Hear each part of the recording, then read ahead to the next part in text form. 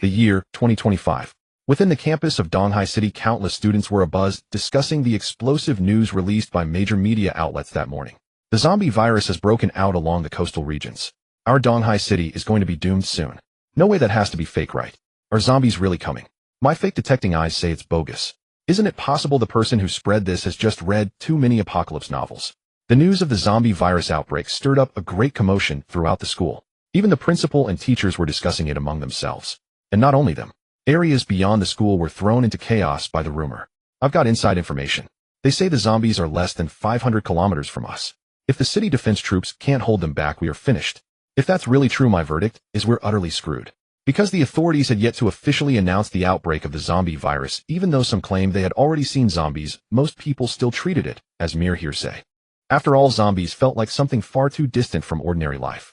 The rumor persisted all the way into then everyone in Donghai City saw all kinds of fighter jets streaking across the sky while armored vehicles and tanks thundered along the roads below. Fully armed soldiers were rushing toward the front lines. Tens of thousands of troops wielding Type 95 rifles were deployed to guard the city's outskirts, forming an exceptionally massive defensive force. The citizens were collectively stunned. The zombie horde was truly coming. At school, no student could still focus on class.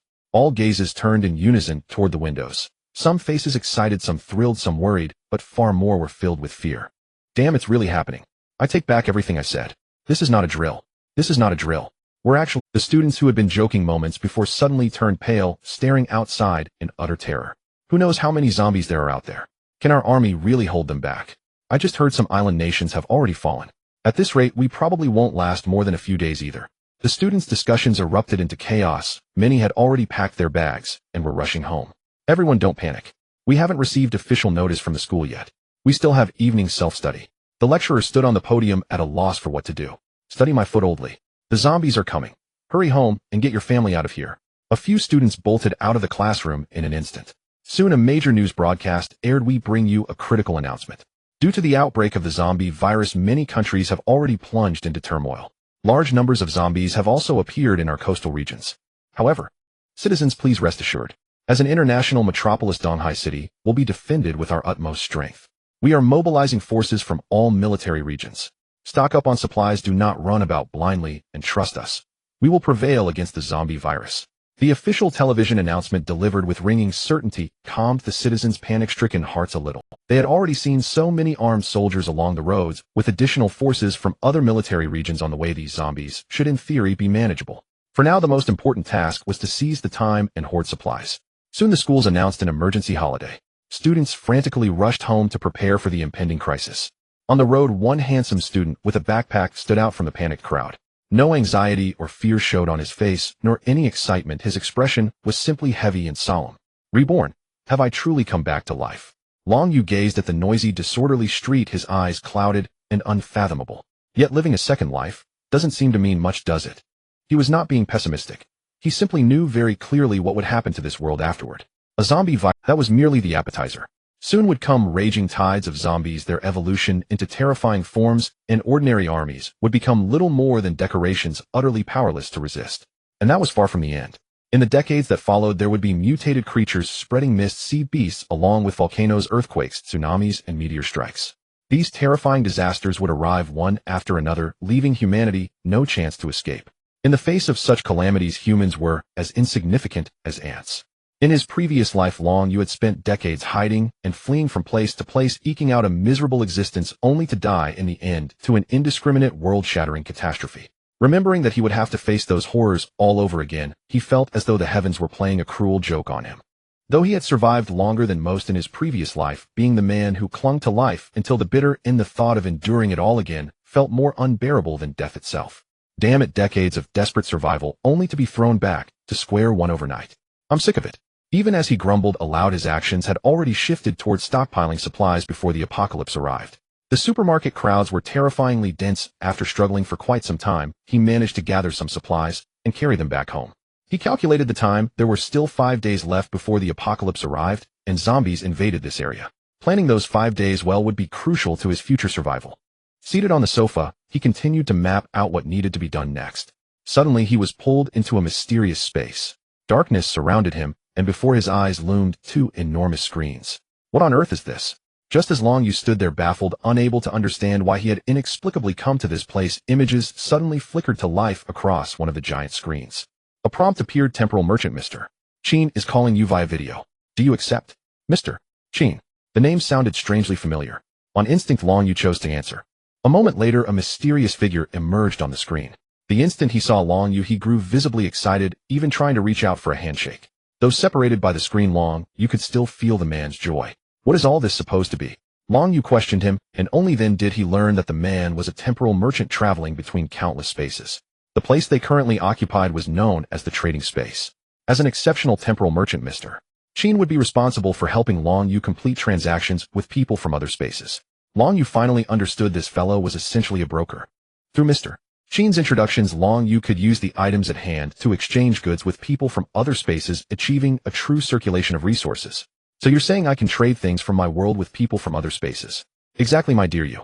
I will help you finalize every single transaction. As they talked, Long Yu began to grasp Mr. Qin's intentions, but he still spoke with some doubt. The apocalypse is about to descend on my world. I don't really have anything worth trading. Is that so? Mr. Qin nodded slowly. I happen to know a big shot named Li Shentong who's looking for something called xiangqi, Chinese chess. I have no idea what it is, but he's quite fond of it. If your world has it, he's willing to trade, and as for what you want in return, you can choose freely. If it's within his power, he will do his utmost to satisfy you. Chess. Traditional Chinese chess or international chess? After asking a few questions, Long Yu realized the other party wanted a set of traditional Chinese chess. Qin continued to explain to Long Yu that the world the other party lived in was already a highly advanced cyberpunk society where many ancient things had long been discarded by its people. The powerful figure, named Li Shentong, happened to be particularly fond of traditional Chinese chess, so he wished to carry out this transaction, and as a time-space merchant, Qin happened to be able to facilitate the deal. Long Yu pondered. As for traditional chess in their world, it was everywhere. You could buy a set in any department store or grocery shop, and the price was cheap. Wait, it seemed there was a set at home. Because it had not been used for a long time, he had been planning to treat it as scrap. He could just use that to trade with the other side. If everything is as you say, I do have a set of chess at home. I can bring it to you in a while. Alright, you. I also need to remind you that after each transaction in this trans-temporal trading space, the system will enter a cooldown period. I just heard that your side is about to enter the apocalypse, so you must ensure your own safety. On the other side, Qin kindly reminded him that once Long Yu lost his life, this trans-temporal trading space would be completely shut down. Thank you for the reminder. Closing the trading space, Long Yu's consciousness returned to his current surroundings. What the time-space merchant Qin had said was very true. With the first disaster about to arrive, the most crucial thing was still safeguarding his own life. Having been reborn and possessing a golden finger this time, he no longer needed to live humbly, bowing and scraping just to survive. In the room, Long Yu sorted through the supplies he had just bought on the way home. After counting everything and doing some calculations, he concluded that these supplies were enough to support his life for a week. Out on the streets, people were frantically looting goods everywhere, and over at the supermarket, the owner, for the sake of his own survival, would soon close the doors. Only Long Yu knew that in 5 days a horde of zombies would sweep across the entire Donghai city, leveling it to the ground. As for why the military soldiers failed to hold the line, he did not know either. Long Yu went to his storage room and began rummaging through boxes and cabinets. Soon he fished out a set of Chinese chess from a pile of clutter. Because it had not been opened for a long time, it was already covered with dust. This chess set was clearly quite old. He found a towel and casually wiped away the dust on it.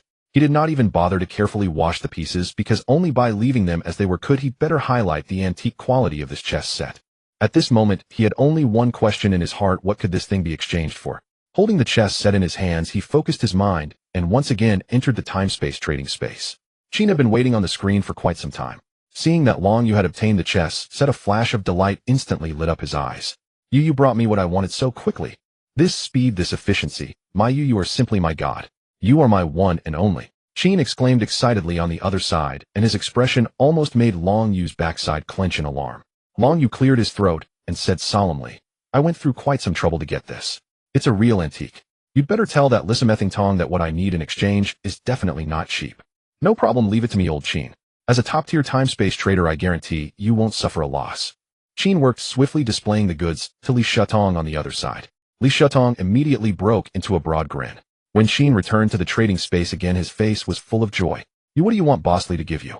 Boss Li was overjoyed when he saw the chess set you provided, and said he owes you a huge favor. Whatever you want, just ask. Long Yu raised an eyebrow. Anything he wanted. Was that for real? He had already made up his mind long ago. In this apocalypse with all sorts of disasters to come, the first priority was to have a reliable shelter. In the apocalypse, safety would always come first. Gene, I want a shelter. That shouldn't be too difficult, right? What? Is it very hard to get? Long Yu asked in confusion. Gene was stunned for a moment, then relaxed into an easy smile. Haha, shelter is really far too simple. Don't worry, I'll talk to Li Shutong and make sure you get an absolutely incredible shelter. Long Yu nodded, half believing, half doubting. After exiting the trading space, he waited for the other party to deliver. In less than 10 minutes, the trading space system immediately sent a notification. The shelter has been placed into the system space. Please check and receive. This time-space transaction has been completed. The time-space trading space will now enter cooldown for 16. It was here. Hearing this voice, Long Yu immediately went to a spacious open area that connected to the basement of his home, where he chose to place the shelter. He needed to see whether this shelter was truly up to the task. When zombies swept through the city, most people were infected because their shelters were not sturdy enough and were breached. The shelter given by that Li Shutong should be decent, right? After all, they came from a cyberpunk world countless times more advanced than this one. At the moment he placed the shelter, the environment before Long Yu began to change. The ground floor barely changed, but the key lay in the basement. Rows of alloy gates rose up before him. The lighting was somewhat dim. Before long, you could see clearly ahead. The alloy doors emitted a crisp sound of pneumatic mechanisms, and the main gate opened. Identity verification successful. Master Long Yu, welcome. Long Yu heard a mechanical voice coming from the ceiling above and looked up. For drone-like metal boxes slowly descended from above, welcoming their master's arrival.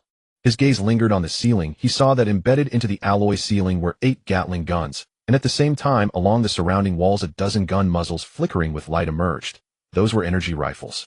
Finally, there was also an energy barrier. Inside the shelter was currently a simple layout of 1 bedroom, 1 living room, 1 kitchen, and 1 bathroom, about 80 square meters in total, all standing empty for now.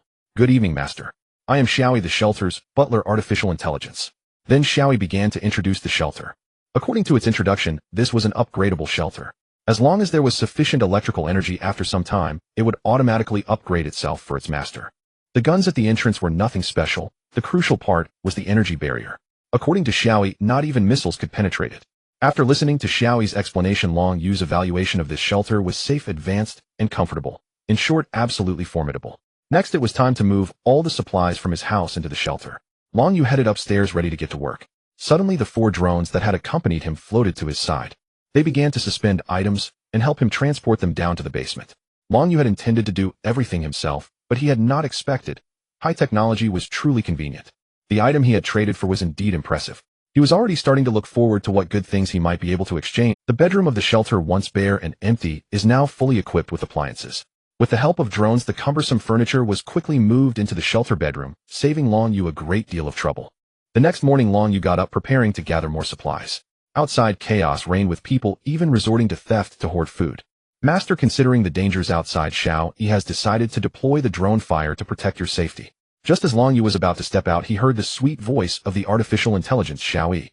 Having a drone beside me would attract too much attention. Let's skip it. Besides, Xiaoyi, I managed to survive to the end in my past life, so don't underestimate me.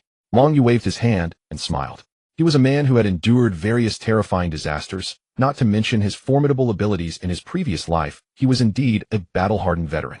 Take the current situation, for instance. If those little rascals dared to come after him, it would be like seeking their own. Master, the drone fire can conceal itself beside you and will not reveal its presence until a crisis arises.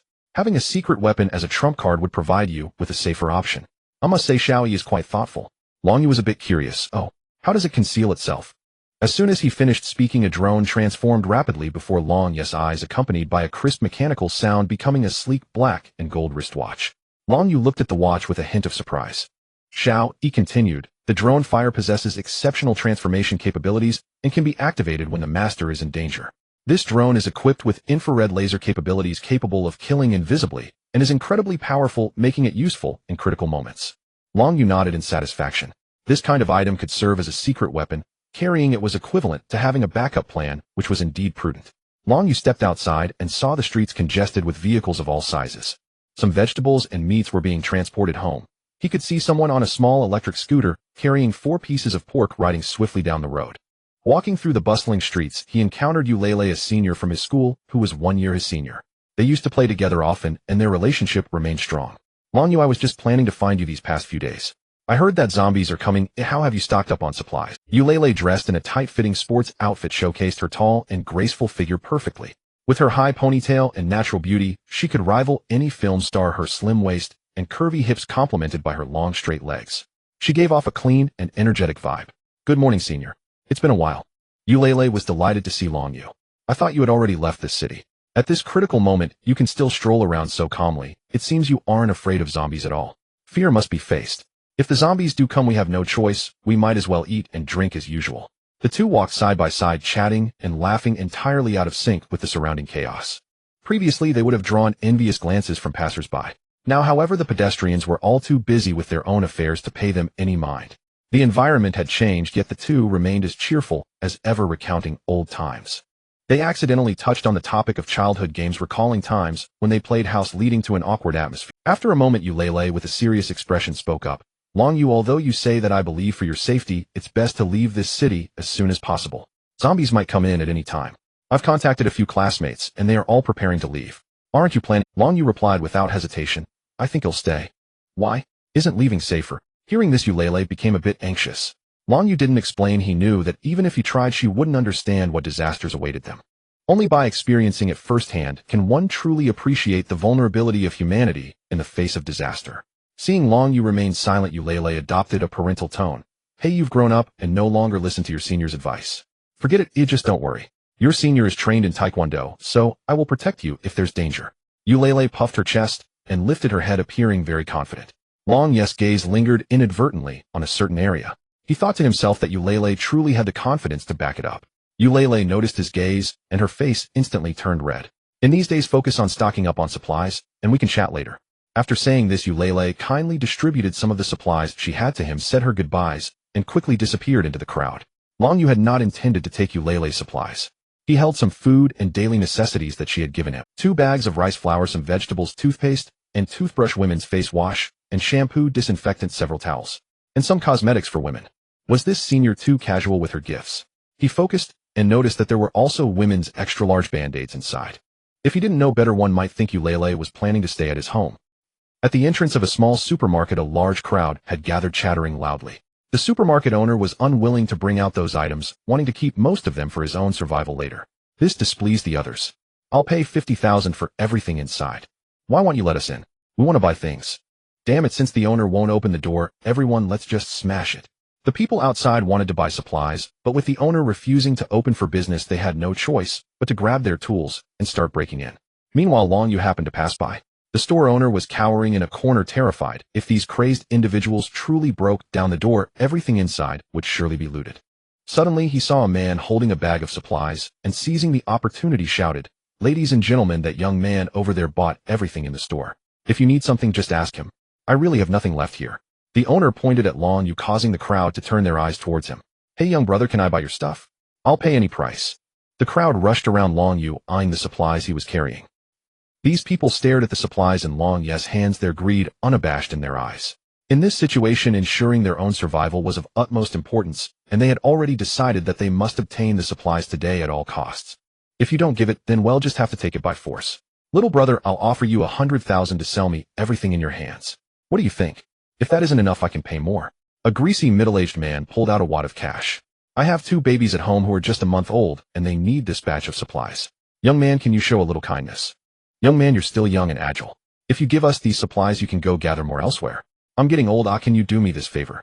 After the middle-aged woman spoke, a hunched old man followed closely behind her. Goodness, they are already starting to morally blackmail him, aren't they? Long Yu looked at them, feeling no ripples in his heart. To be honest, he had lost count of how many times he had encountered similar scenes. I'm sorry, but I need to keep these supplies for myself. He didn't waste any more words on them, and walked forward without looking. Ensuring his own survival was already a stroke of luck. Who would care about the lives of others?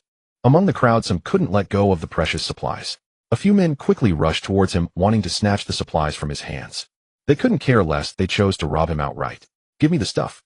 3 burly men each drew out knives and wrenches, their eyes fierce, trying to intimidate him. To their surprise, the other party showed no signs of fear. On the contrary, a terrifying killing intent was hidden in his gaze. The 2 burly men were taken aback. He thought the young man would back down, but unexpectedly the young man remained completely unfazed. What was with him? His eyes were full of indifference and disdain. This was not the kind of look one would expect from a young man. It was as if he were staring at corpses. The 2 men felt a chill run down their spines, as though that gaze could instantly take their lives. And indeed in his previous life Long Yu had witnessed too much life and death. A few ordinary people were insignificant in his eyes, he could easily take them down alone. Of course with the mechanical watch on his wrist, these guys were just asking for death. Could you spare me a little? One of the burly men mustered his courage to speak, but his voice was clearly lacking. Even his hand holding the wrench trembled uncontrollably. Just as Long Yu was about to speak, suddenly a graceful figure appeared behind him, delivering a kick that sent one of the burly men crashing to the ground. Long Yu turned to see it was his senior Eulele. How did she show up again? Eulele was nearby gathering supplies, and seeing the commotion grew curious, and came to check it out. Upon seeing Long Yu surrounded by a few muscular men, her heart jolted, and she immediately chose to intervene. Eulele acted decisively, her long legs delivering swift kicks to the opponents. Oh! The two big men cried out in pain, still wanting to fight back, but Eulele quickly took them down with a series of self-defense moves. Long Yu was momentarily stunned. He had heard of Eulele's training, but didn't expect her to actually have some skill. After dispatching the troublesome men, Eulele confidently shook her arms. Showing off her strength in front of her junior made her a little proud. Good thing I made it in time. Had I come later you would have gotten beaten up pretty badly. Eulele couldn't help but show a smug expression as she bragged to Long Yu about her recent accomplishments. Long Yu responded with a smile, "Senior sister, your skills are indeed impressive, far beyond mine." Hearing Long Yu's praise, Eulele felt even happier. So did you get hurt? She approached Long Yu to check for injury. Finding Long Yu unscathed, she let out a sigh of relief. The two moved to a less crowded area. Today's events are just the beginning. Long Yu, you can stay by my side. I'm about to form a team, and when the zombies truly arrive I can protect you. They sat together, and Eulele looked at him earnestly. I appreciate your kindness, but my suggestion is not to form a team. I plan to survive on my own. Why? Isn't team cooperation better? She genuinely worried about Long Yu's safety. How could one person cope with a sudden zombie attack? Long Yu did not answer her question. Such matters could only be fully understood after one had experienced them. The apocalypse was terrifying for more than just the disasters. The two parted ways somewhat unhappily. Long Yu returned home, entered the shelter, and after counting the supplies sat down on the bed. At that moment, he heard the cooldown time for the time-space transaction had ended. This meant he could enter the trading space for the next transaction. He then concentrated and entered the trading space. This time, he proactively sent a video invite to Chin. After about 5 minutes, Chin finally appeared. He looked somewhat disheveled, beads of sweat on his forehead, lipstick marks on his face and neck, as if he had just been. Chin, you look a bit worn out. Haha, sorry for being late. A girl named Chi-Chi was just too much trouble. After a long pause, Chin finally recalled the purpose of coming today. I have good news for you. I managed to get some nano armor from the Federal Assembly. It's primarily used for military equipment to enhance their strength and hunt a range of monsters. This nano armor can withstand impacts of up to 1,000,000 tons, and it also has an output of 1,000,000 horsepower. Long Yu's eyes lit up upon hearing this. Nano armor. I recall that in this world decades later, in response to the ensuing disasters, research teams formed around the globe to create armor capable of withstanding impacts and combating monsters. Unfortunately, due to limited technology resources and a severe shortage of talent after years of research, they ultimately failed. Could the space Chin mentioned really have such high technology? Hiss. Long Yu deeply marveled. The space Chin was and must be years ahead of his world. To think that 100,000 horsepower could easily lift a weight of 10,000 tons, just imagine how much 1,000,000 horsepower could handle. The high technology of that world was a complete dimensionality reduction strike against Long Yu's world. No doubt it was truly powerful. Seeing Long Yu's astonished expression, Chin continued to explain, compared to the high-tier armor in the hands of federal lawmakers, what I have is still far from enough. However, I can't get those things. Don't be surprised, they have even more advanced technology at their disposal. They'll give you a virtual training pod. You can experience it. If you think it's good, I'll trade it with you. The time travel merchant Chin is quite considerate, allowing for an early trial. First, I will give you a real-time simulation training pod, so you can experience the nano armor. If it doesn't work well for you, you can terminate the transaction at any time. Chin, with a bold demeanor, presented the simulation training pod to him. Immediately after, the artificial intelligence, Xiao, he chimed in, "Master, an external device has been detected connecting to the shelter. Would you like to connect?" Connect. The simulation training pod appeared before Long Yu. After obtaining permission to use the training pod, all information regarding the nano armor simultaneously flooded his mind. Nano armor named Zeus. Weight 1. 75 kilograms, attribute thunder energy supply. The nano beam utilizes electromechanical coupling and electrolytic microstacks to convert energy.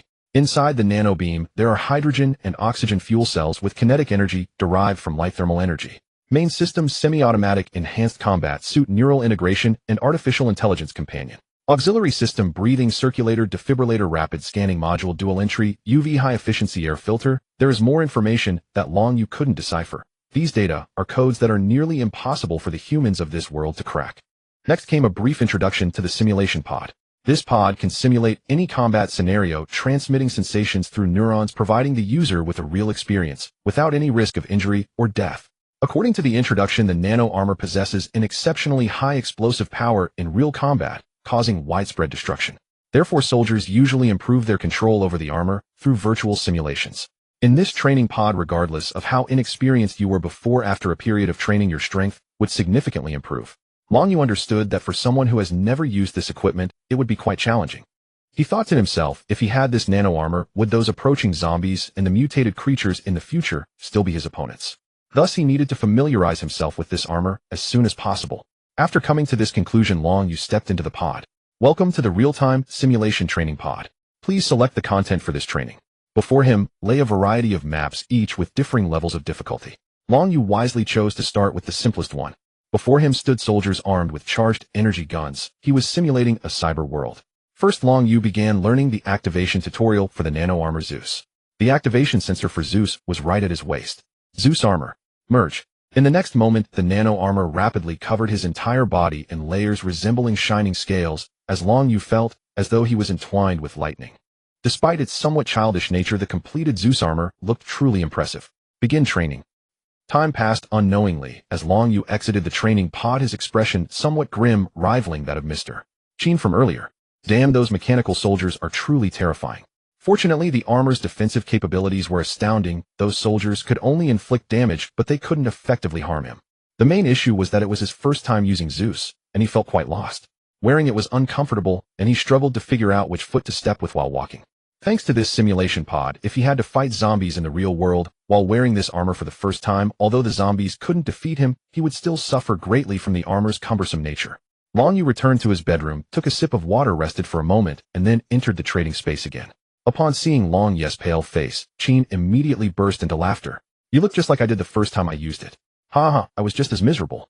It's normal to feel a bit unfamiliar at first. The more you use it, the more adept you'll become. Qin then asked seriously, so how does the armor feel? This was a technology that simply could not be researched in this world. For Long Yu, acquiring this nano armor was essential. However, this time Qin was unsure what he could offer in exchange for the armor. Qin, what are the terms? Just say to you, I have what you need, and it'll satisfy you. Qin showed no hesitation. He had always been a straightforward merchant who disliked beating around the bush. To put it plainly, I acquired this armor from a federal counselor as a favor. That counselor has a good relationship with me and gave it to me for free. This armor is of no use to me. I can give it to you. However, you need to help me with one favor. Oh, what favor? During the next transaction, I need you to download some beautiful songs from your world onto a USB drive. To be honest, my counselor friend loves some old songs with historic significance. Unfortunately, our world has developed too quickly, and many ancient songs have long since disappeared. Qin's expression was serious. In fact, he had a particular fondness for old songs. However, as the people of our world continuously advance in technology and productivity, they have neglected the construction of spiritual civilization, leading to the loss of many forms of entertainment. They have overlooked the preservation of these cultures, such as traditional songs and chess. These things are new. That counselor who is over 80 years old enjoys listening to music that is considered ancient by their standards, but no matter how powerful he is, he cannot obtain that music through any other channels. This is where the time travel merchant Qin comes in. So how about it, my dear you? Help me with this favor, and I would be extremely grateful. I can do that during our next transaction. I will download all the songs onto a USB drive. Really? You? Thank you so much. Moi? I look forward to your next visit, and I will bring you even more useful items then. Believe me. Qin danced with joy. Long Yu made a face of disdain, and then the two ended the call. This time's time travel transaction is complete, entering cooldown period of 3 days. Returning to the real world, Long Yu's first task was to dig out a USB drive he hadn't used in a long time. He plugged it into the computer, paid $10 for a membership to gain download privileges, and downloaded all the songs onto it. Additionally, he included 2 gigabytes of his own learning resources, too lazy to delete them, considering it a gift for Qin. Altogether, Long Yu acquired a set of nano armor for just a USB drive and $10. This was an incredible bargain. In the time that followed, Long Yu decided not to gather supplies just yet. He wanted to continue training in the simulation pod, as practice was essential for mastering the operation of the nano armor. Although the difficulty was high, it ignited Long Yu's fighting spirit even more. That night, Long Yu practically stayed in the training pod until he thoroughly familiarized himself with its usage and combat functions before finally allowing himself to sleep. There are still 48 hours until the first wave of disaster strikes. The stockpiling of supplies was nearly complete, and at this moment he needed to spend time mastering the nano armor. During this time, his beautiful senior sister Long Yu had called him several times, but since he had been in the simulation pod except for meals and restroom breaks, he hadn't had the chance to return her calls. Spending a considerable amount of time deliberately practicing something unfamiliar brought about increasing proficiency. He had already become adept in the operation and combat techniques of the nano armor. As the apocalypse drew closer, he dared not waste a moment. He had gone from stumbling while walking to being able to navigate various rugged terrains with ease. Whether on the ground or in the sky, whether jumping or flying, he could maneuver flexibly. Moreover, in the simulation pod, those DRS soldiers had gradually ceased to be his opponents. It could be said that donning this armor would provide a decisive advantage against the impending horde of zombies. Such is the allure of advanced technology. Congratulations, Master. The basic training for the nano armor is complete. You are now a qualified nano. Long Yu stepped out of the simulation pod, wiped the sweat from his forehead, took a few sips from a cola on the table, and grinned. So, does this mean I can wear the nano armor in real life?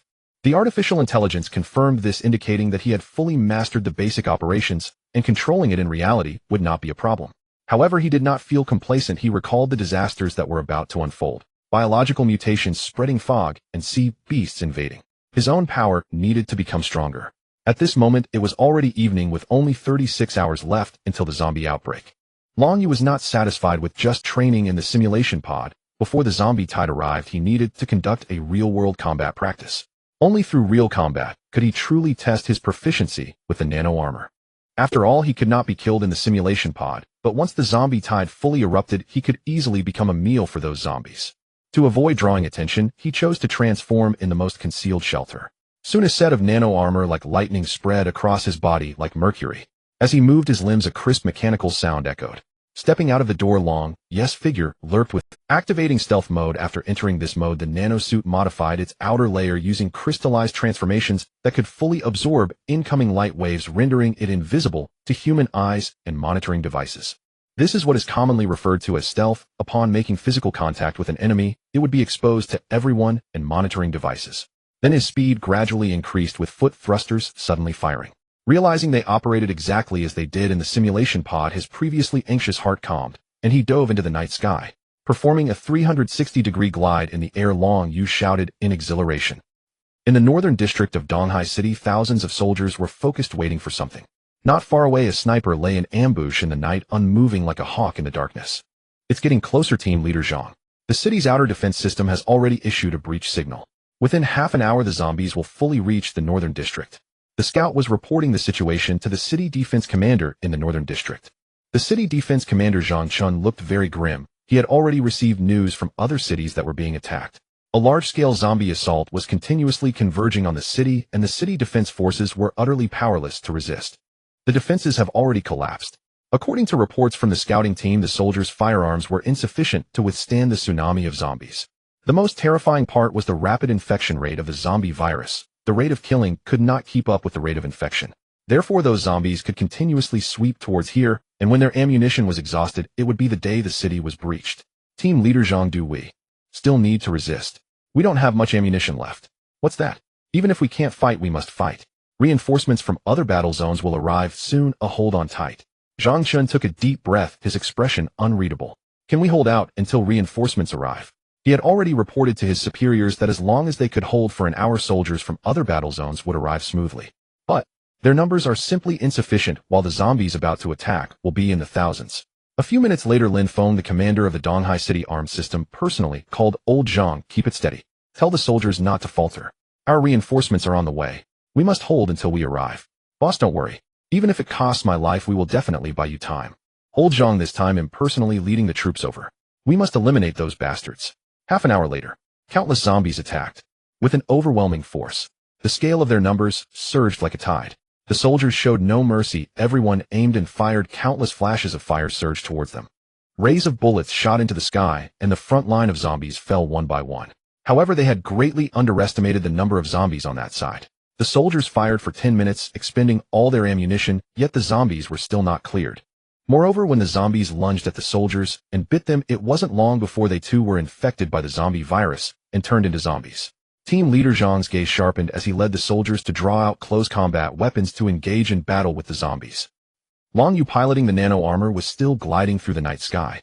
He passed over various water surfaces and detected that most of them had been infected by the zombie virus. This confirmed his thoughts from his past life that the source of the zombie virus outbreak was indeed the water supply. Thinking of this, he decided to turn back and stockpile more clean water. Immediately after, he soared into the sky, casually picking a spot to dive towards. Feeling the refreshing winds hitting his face, he felt particularly delighted and comfortable. After a few minutes, he finally spotted a large group of zombies on the ground. "It's you guys." Aiming at the target. Successfully locked onto the target. The arc pulse cannon was charging. Charging complete. Then Long Yu's armor Zeus dove towards them. In the next moment, Long Yu raised his hand, and the arc pulse cannon fired.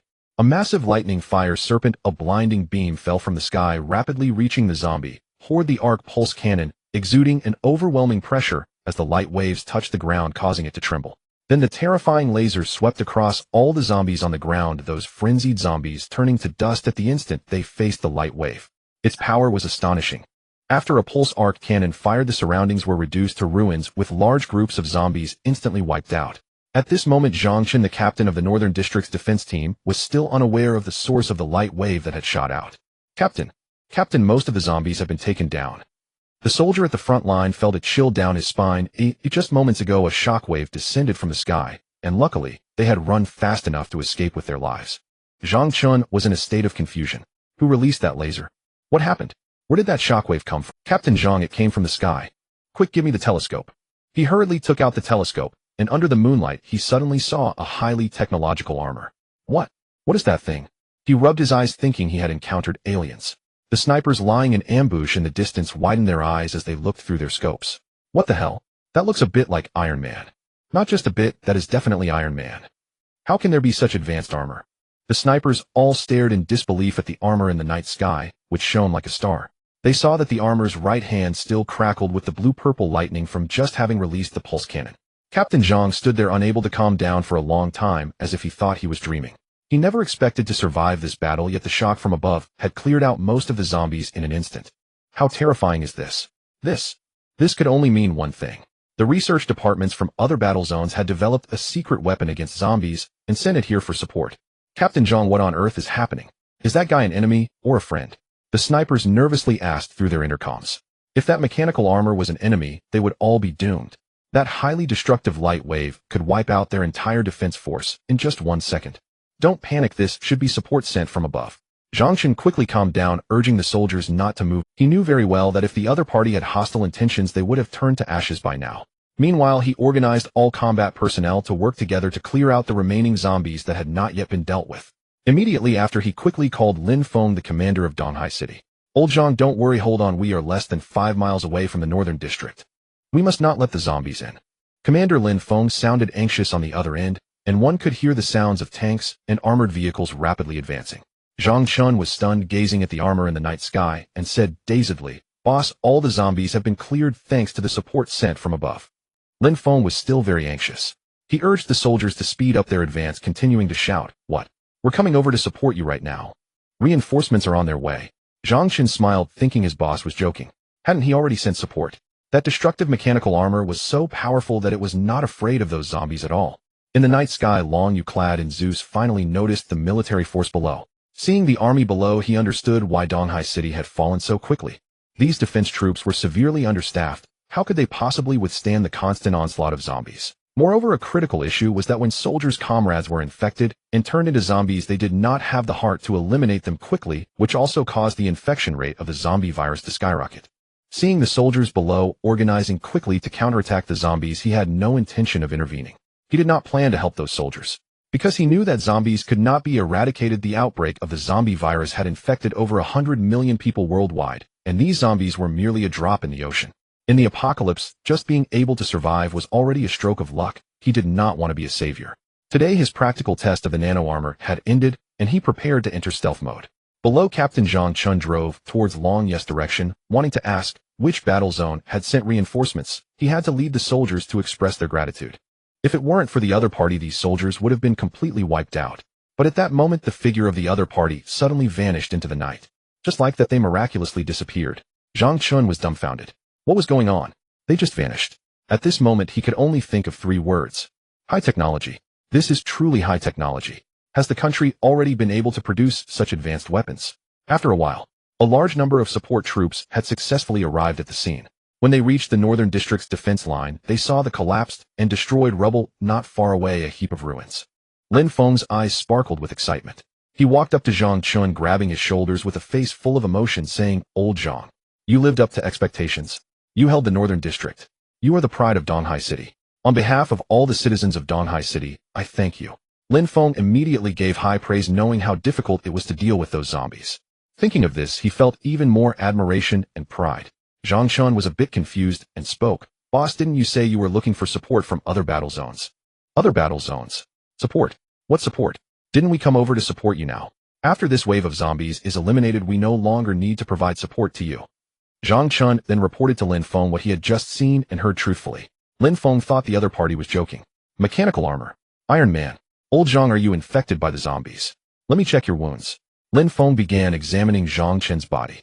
Zhang Chen shook his head and called on his soldiers to describe the scene they had just witnessed to Commander Lin Feng once again. Lin Feng listened carefully for a long time, falling into deep thought. "Boss, my Commander Lin, please don't mess with me, okay? Wasn't this the support you called for? Old Zhang, to be frank, the soldiers from other battle zones have not reached Donghai City." Lin Feng said seriously. "Moreover, I reported the situation in Donghai City to above. They said they were at a loss. Otherwise, I wouldn't have put all my assets on the line to resist the zombie attack." "What secret weapon? If what you said is true, armor technology of that level with current scientific technology, there is no way anyone in the world could produce it. That kind of technology can only appear in science fiction novels or movies." "What?" Zhang Chun was completely frozen in place. But we all saw it." What? The recently unleashed electric arc pulse cannon obliterated that wave of zombies like a flood, vanishing them into nothingness in an instant. It was simply exhilarating. This was even more thrilling than the simulated battles against the doctoral soldiers in the simulation pod. With continued training in the simulation pod, he would definitely be able to tear Iron Man apart. Although the massive horde of zombies in the North District was flattened by Long Yes electric arc pulse cannon, it couldn't halt the subsequent zombie tidal wave. Upon returning to the refuge, what Long Yu needed most was to stockpile supplies. Indeed, he aimed to gather one last wave of supplies before the apocalypse struck. This time his primary focus was on drinkable mineral water, as the water sources in the reservoirs had become undrinkable due to the zombie virus contamination. Before the news broke, he needed to stockpile more drinking water. Meanwhile, Eulele, busy gathering supplies, formed a refuge team with her classmates. She now had a well-organized small team, and they all agreed to leave together for a relatively safe area. What weighed heavily on her mind was still Long Yu. They had grown up together, and their deep bond was not built in a day. Long Yu was all alone, not from a wealthy family, so he surely couldn't stockpile too many supplies. She was determined to bring Long Yu along. Lele, still worrying about that little junior named Long Yu, said her close friend Zhang Tiantian, who was also a member of her team. "We don't know when the zombies might attack, so let's not think about others. We should stick together and first escape to the safe. Besides, our vehicle is already full, we can't take your little junior along," said another team member named Gua Hao, who was the wealthiest in the group and had arranged the vehicle for their escape to the safe zone. "Let him sit next to me. One more person, Long, you should be fine." Eulele appeared quite determined. Gua Hao was somewhat displeased. He had funded most of the escape plan and felt he should be the leader of the team. Adding an outsider might disrupt their escape plan if he turned out to be a burden. He was particularly averse to having unrelated people involved. In truth, he had ulterior motives. When the apocalypse arrived, Gua Hao wanted to leave with several beautiful women in a desolate area. Who knows what kind of indescribable things might happen in the vehicle. "Gua Hao, drive. We're heading to Long Yes house. Hey, I need to take him away right now. Perhaps the zombies would arrive soon, and there was no time to lose. Isn't that a bit inappropriate? If Long Yu doesn't come, I won't go with you." Gua Hao gritted his teeth and chose to drive to Long Yes house. To ensure that he could later take several girls on the run and possibly win over the alluring goddess Eulele, he could only temporarily bring this guy named Long Yu along and later find a grand reason to dispose of him. After all, that guy could never disrupt his plans. Soon an RV arrived at Long Yes' doorstep. Eulele eagerly knocked on the door. Yet no one opened the door. "Where is he? Where did that kid run off to?" Gua Hao honked the horn in frustration. "Lele, if he's not home, let's just leave. Maybe he didn't plan to leave with us at all." Zhang Tiantian was also somewhat displeased, finding that kid Long Yu rather bothersome. Eulele felt a bit disappointed after making dozens of calls, all of which went unanswered. "Let's wait a little longer, half an hour. If no one shows up, we'll leave." Eulele had no idea where Long Yu had gone, and only hoped he wouldn't encounter any danger. Unexpectedly, after a few minutes, Long Yu arrived on a rented electric tricycle, bringing along several boxes of mineral water. Seeing the valuable RV parked in front of his house, he was somewhat puzzled. After a moment, he noticed Eulele anxiously standing at his door, and he finally understood. The senior had come. It seemed that Eulele was still worried about him and wanted to take him away. A warmth inexplicably filled Long Ye's heart. "Senior, you're here." Long Yu greeted her and began carrying the boxes of mineral water from the tricycle into the house. Seeing this, Eulele immediately joined in without a word. Everything was unspoken. She helped Long Yu carry the mineral water boxes into the house, and after a busy half-day, she discovered there was a basement in Long Ye's home. However, the intricacies of the basement were not visible from above. She appeared somewhat surprised.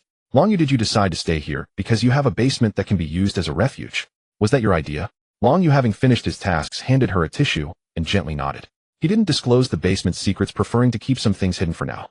After all, behind the senior, there was a group of outsiders with unfriendly gazes fixed on him. Isn't it said that with the zombie tidal wave coming, various places in the city are building refuges? But do you really think a refuge can withstand zombies?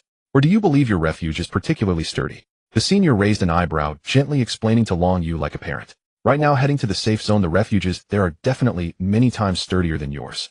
"I know, but I don't plan to leave for the time being," Long Yu replied while continuing his work. After a few minutes, the two people in the vehicle could no longer wait. Gua Hao, showing clear impatience, stormed into Long Ye's house. Hearing the conversation between the two, he realized that the other party actually had a so-called refuge. "Little brother, listen to your brother's advice. Don't bother with the refuge. I once thought about setting up a refuge to hide. You know as well as I do that with our flimsy civilian housing, how sturdy can a refuge be? Can it withstand those zombies? Those zombies could probably collapse your refuge with a gentle push. I can assure you with confidence that civilian refuges are nothing but a trick to fool children. If they could withstand zombies, I'd eat my own excrement upside down." Long Yu looked at him as if he were a fool. What? His refuge could be knocked down by zombies with a push? Long Yu nodded. Yes, you're absolutely correct. If he went down to take a look, he would definitely want to stay here." Thus, Long Yu did not intend for these people to know. He remembered that in his previous life, except for Eulele, the others never escaped Donghai City and were infected by the zombie army along the way. Thinking of this, Long Yu kept silent and continued working. Meanwhile, Gua Hao took the chance to persuade the goddess Eulele to leave. Eulele, unable to do anything, could only hope that Long Yu would remain safe. "We've already tried to persuade him. If the junior isn't willing to leave, there's nothing we can do. Let's go. Get in the car. My RV is super comfortable." Gua Hao wore a look of helplessness, feeling that the other party was truly a fool. In this day and age, could anyone really think they could rely on a self-built refuge to withstand the zombies? However, he was extremely pleased in his heart. He glanced at Eulele, indicating that he had said all he needed to say, and it was this junior who was ungrateful. He felt powerless. As long as Long Yu did not board the vehicle with them and did not disturb him from handling his business thereafter, he did not mind becoming friends with this junior. "Junior, I wish you a smooth survival through the apocalypse. We are heading to the safe zone now," Gua Hao said with a smile, patting the other on the shoulder before returning to the vehicle. Eulele felt a bit reluctant, but since Long Yu was not joining them, she had no choice but to get in the car with Gua Hao. At this moment, there were only 12 hours left until the zombie outbreak. After these people left, Long Yu used a drone to bring back all the boxes of mineral water to the underground refuge. It was still not enough. To ensure he could smoothly evade the first disaster, he needed to stockpile more. Thus, he mounted his electric tricycle again and headed to various stores to haul goods. This time, he returned with 2 boxes of soda, some instant noodles, and his favorite dishes: rice noodles, vegetables, and eggs, and pickled mustard. By nightfall, Long Yu entered the refuge and sat on the sofa, turning on the television. According to international reports, the entire nation of Kimchi has been rapidly infected by the zombie virus. So far, except for Axe Mountain, all other areas have fallen. Now survivors from various regions are flocking to Axe Mountain. Good heavens, this is a real-life Axe Mountain journey.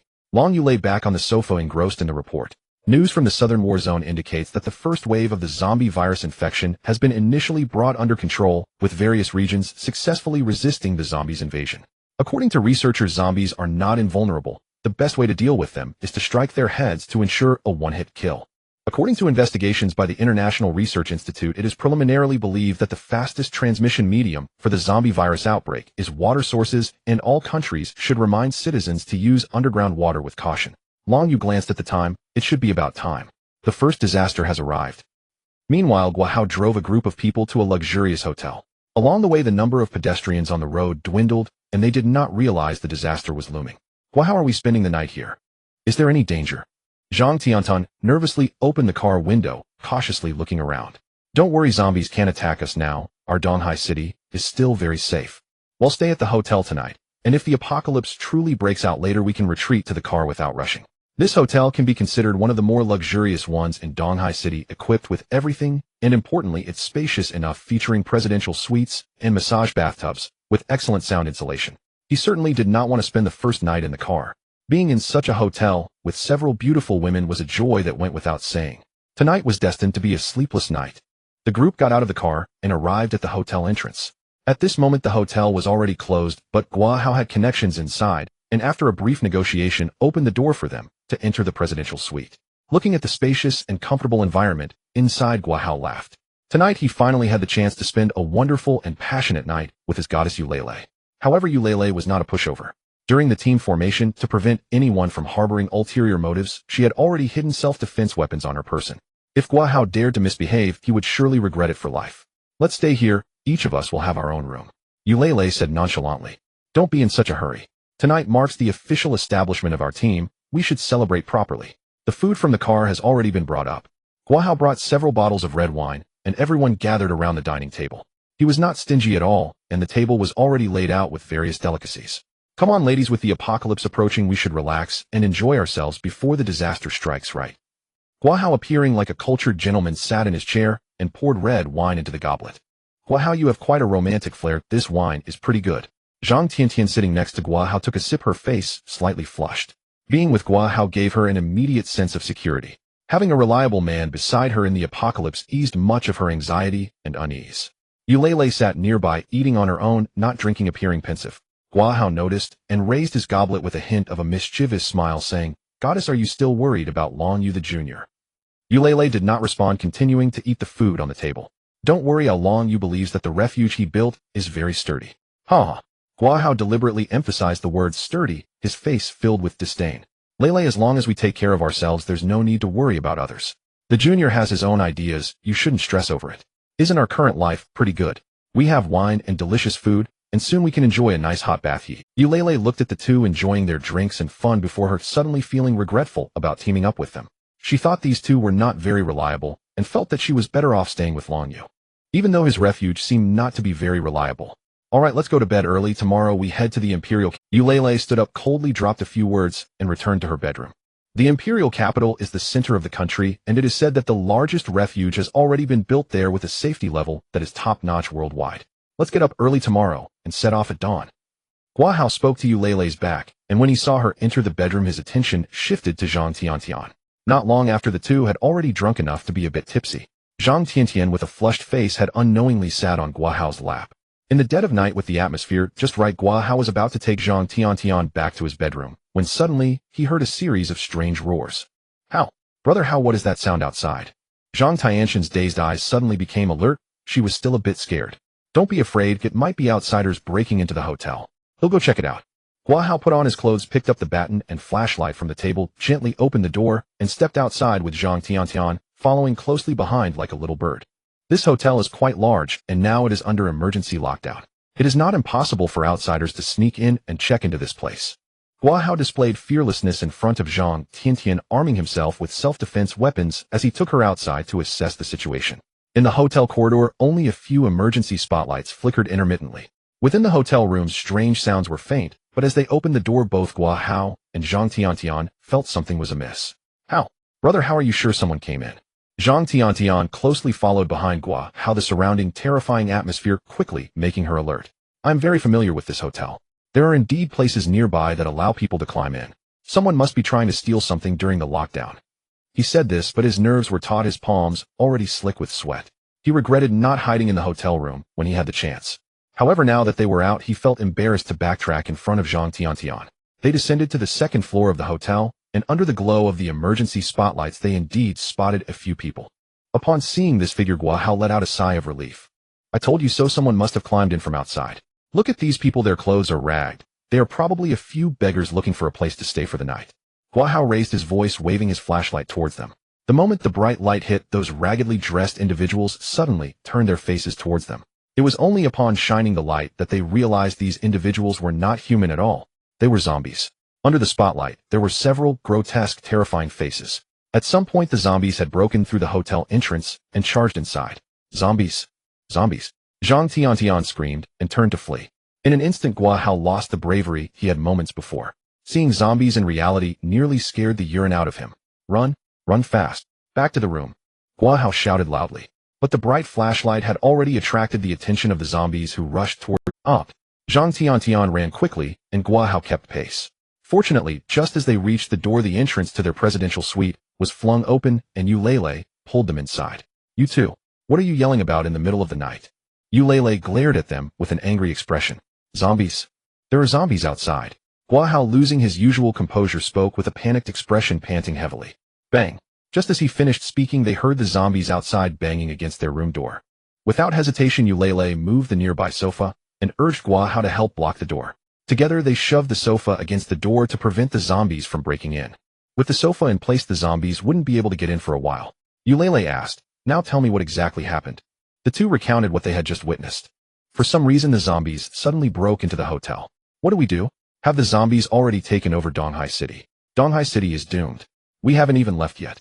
It's all your fault, Guahao. If we hadn't stopped to rest in this hotel, we might have already escaped Donghai City. Zhang Tiantian complained bitterly, pointing fingers at him. How can you blame me? When we entered the hotel, weren't you also quite happy? Who would have thought that zombies would come in now? The two lost their previous flirtation and began to argue. Eulele, witnessing this scene, felt overwhelmed. She suddenly recalled what Long Yu had told her before advising her not to form a team too hastily. Just as disaster struck, her small team was already in discord. After arguing for a while, they finally became aware of the severity of the situation as the sound of zombies banging on the door grew louder. At this moment, they had to find a way to escape the hotel. Outside, there was also their RV. As long as they could flee this hotel and get to their vehicle, they could surely escape from Donghai City. However, it seemed that the zombies had already surrounded the hotel. Eulele opened the window and indeed saw chaos outside, with zombies frantically tearing at citizens. Let's not argue for now. There aren't many people in the hotel to begin with, so the zombies here shouldn't be too numerous. If we can deal with the zombies outside, we should be able to escape from here. Eulele calmly analyzed the situation. Seeing her demeanor, Zhang Tiantian and Guahao realized that Eulele was indeed their leader. Lele, what should we do? Goddess, just tell us what to do and we will follow. Guahao, when we open the door, take your weapon and deal with the zombies in front of the door. Tiantian, you gather the food from the room. Zhang Tiantian's expression turned grim. Lele, what about you? I will be responsible for killing those zombies. After a brief discussion, they decided to open the door. What met their eyes were several zombies with gaping mouths. Guahao shouted and struck at the nearest zombie with a club.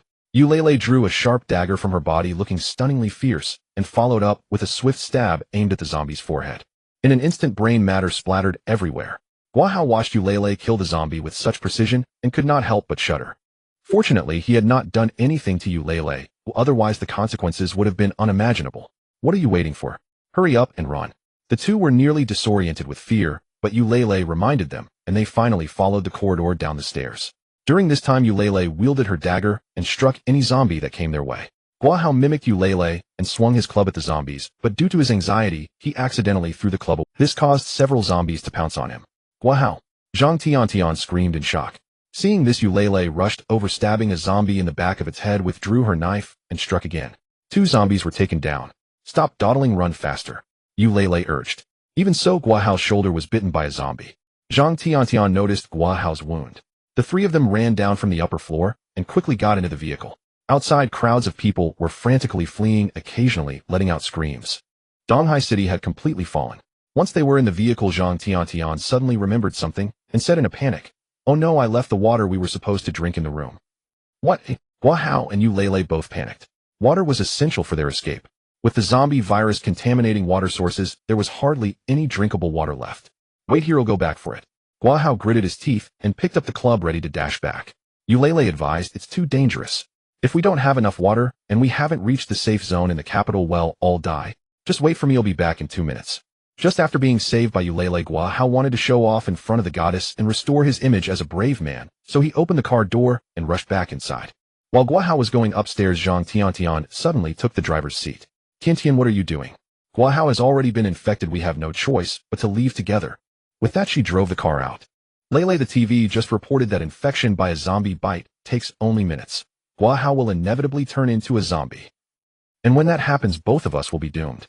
Zhang Tiantian sped the RV recklessly forward, not glancing back as she spoke to Eulele beside her.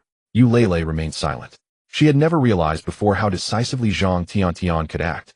After careful deliberation, she said nothing more. What Zhang Tiantian said was utterly correct. Guahao, tragically infected, had no hope of survival. To ensure their own escape, they had no choice but to abandon him without hesitation. Bang! Zhang Tiantian rammed the RV into several zombies ahead, sending them flying.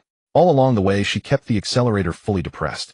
Everywhere along the route, hordes of zombies tore savagely at fleeing humans. Entire buildings had already been overrun by swarming undead. Witnessing this devastation, Eulalie could not help but worry desperately about Longyu.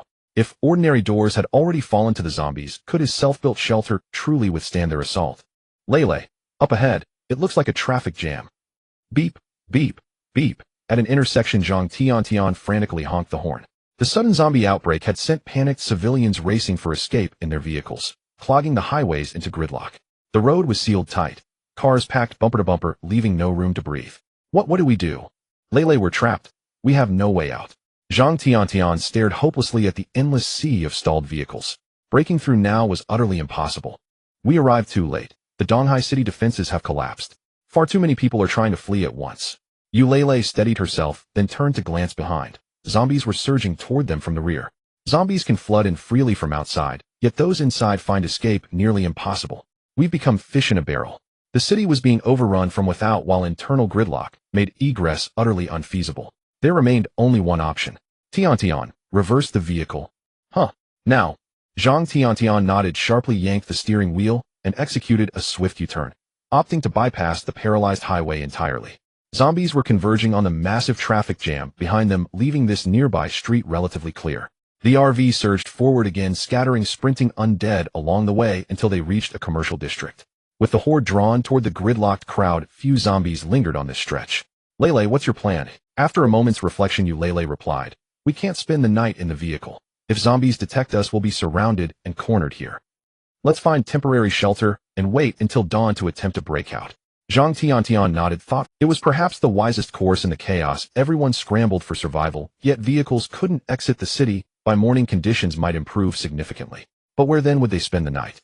Lele, what if we go find your junior classmate? Zhang Tiantian suddenly recalled Longyu, the seemingly naive young man. Granted, he might seem unreliable, but he did possess a shelter. It would at least serve them for one night. Come morning, with fewer vehicles clogging the roads, they could drive straight out. Eulalie shook her head.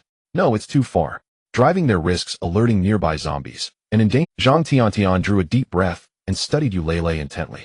Even now, amidst apocalypse, Lele still worried first for her junior's safety. Let's go. While zombies remain sparse here, we'll disembark and search for shelter. They gathered food and weapons before stepping out of the RV. The area lay eerily still, likely evacuated the instant news of Donghai City's fall broke. They entered a villa, not chosen at random, but for its strategic location ideal for tomorrow's escape. Most crucially, the villa's front gate stood wide open, as though someone still dwelled within. Though dim and shadowed, faint sounds echoed from inside. Could there be zombies inside? Zhang Tiantian faltered, voice edged with fear. If so, better to eliminate them. Then claim the place as our refuge. At Eulalie's words, Zhang Tiantian nodded, then instinctively stepped back, letting her friend take the lead. Eulalie said nothing, gripping her dagger tightly as she advanced cautiously inward.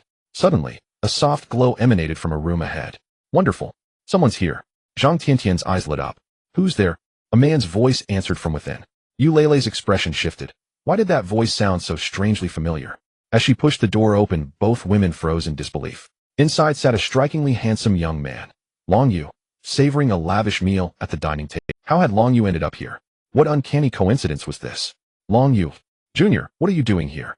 Zhang Tiantian's gaze sparkled upon recognizing him. Longyu blinked in mild surprise. How had they tracked him down? Half an hour earlier, he'd still been at home watching television and eating instant noodles. Finding the noodles unsatisfying, and still hungry, he donned his nanotech armor's sensor belt, strapped on his drone-transforming wristwatch, and pedaled off on his electric tricycle in search of better provisions. His purpose in coming to this villa was simple. It was affluent, its refrigerator brimming with gourmet delicacies, and it even had a functional kitchen. Most importantly, he'd discovered the villa housed a generator, an invaluable asset in the apocalypse. He planned to transport it back to his high-tech shelter, ensuring uninterrupted power for his sophisticated systems. I came here to eat. Have you two eaten yet? Please join me. I'll serve you my cooking. Longyu smiled warmly, gesturing for them to sit. Stunned, Eulalie and Zhang Tiantian blinked rapidly, their expressions a mixture of astonishment and utter bewilderment.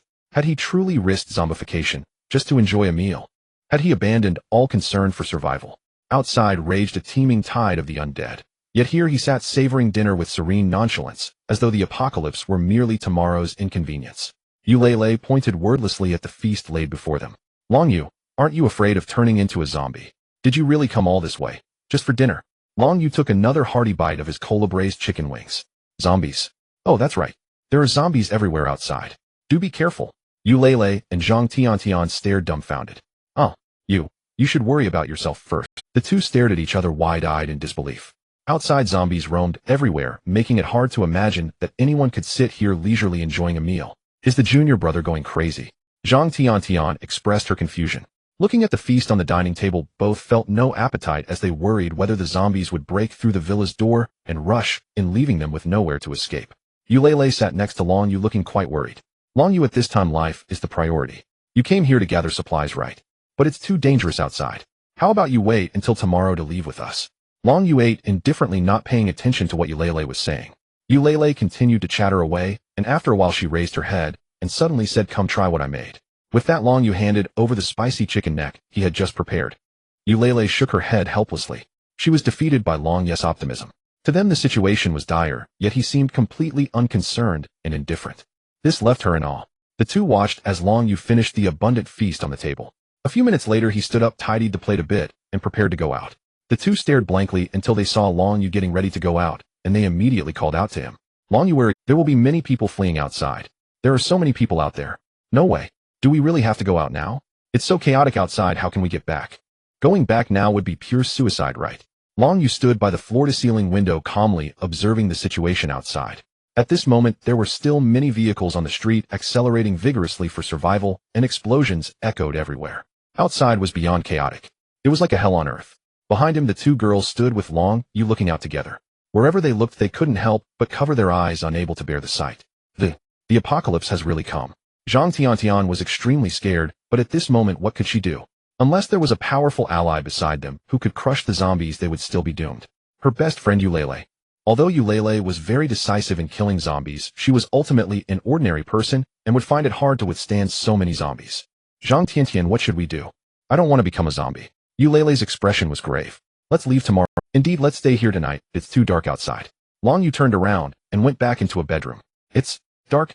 Is it not because there are zombies everywhere down there? Donghai City has fallen, and in the early days of the apocalypse, there hadn't been widespread blackouts yet. After a while, the entire city would be without power, so having a generator at this time was very comforting. Long Yu lay on the soft bed, suddenly hearing a notification sound in his mind. The cooldown time for time-space trading has ended.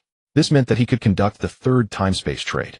Hearing this, he focused his mind and immediately entered the time-space trading space. In front of the huge screen, Mr. Qin's face was already filled with a welcoming smile, as if he had seen his own father upon seeing Long Yu. Long Yu was quite puzzled as to why Mr. Qin was so happy. Seeing Long Yu approach, Qin excitedly spoke, "My Yu, this time it's all on you. The federal counselors on my side have been urging me like crazy these days. He really wants what you have." Long Yu took out the USB drive. "I've downloaded those songs onto the USB drive." Upon seeing the USB drive, Qin looked as if he had found a treasure, his eyes shining. "You are truly my god. Do you know the value of this item?" Seeing Long Yu's curiosity, Qin swallowed hard and continued, "That counselor holds great power in the Federation and is extremely wealthy.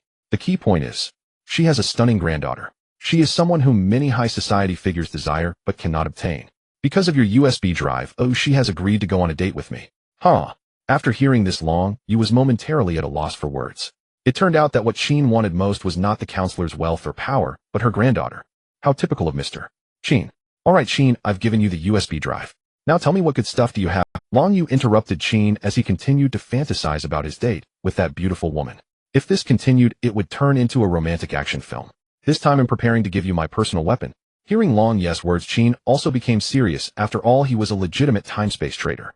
"This item has been with me for over 10 years, and I've used it through various conflicts. Enough with the chit-chat. Since I'm now in a peaceful era, I no longer need it.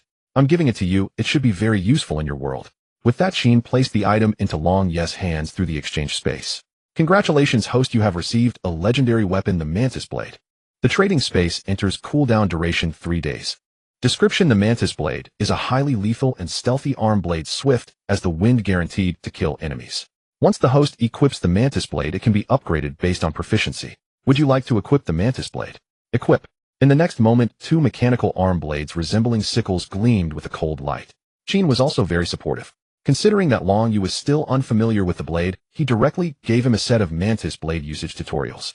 According to the tutorial, Long Yu practiced alone in the bedroom, quickly learning how to use the Mantis Blade. Host proficiency increased successfully. Learn the Mantis Blade technique // Long Yu was pleasantly surprised to see his proficiency increase so quickly. However, he did not stop, continuing to accelerate his proficiency.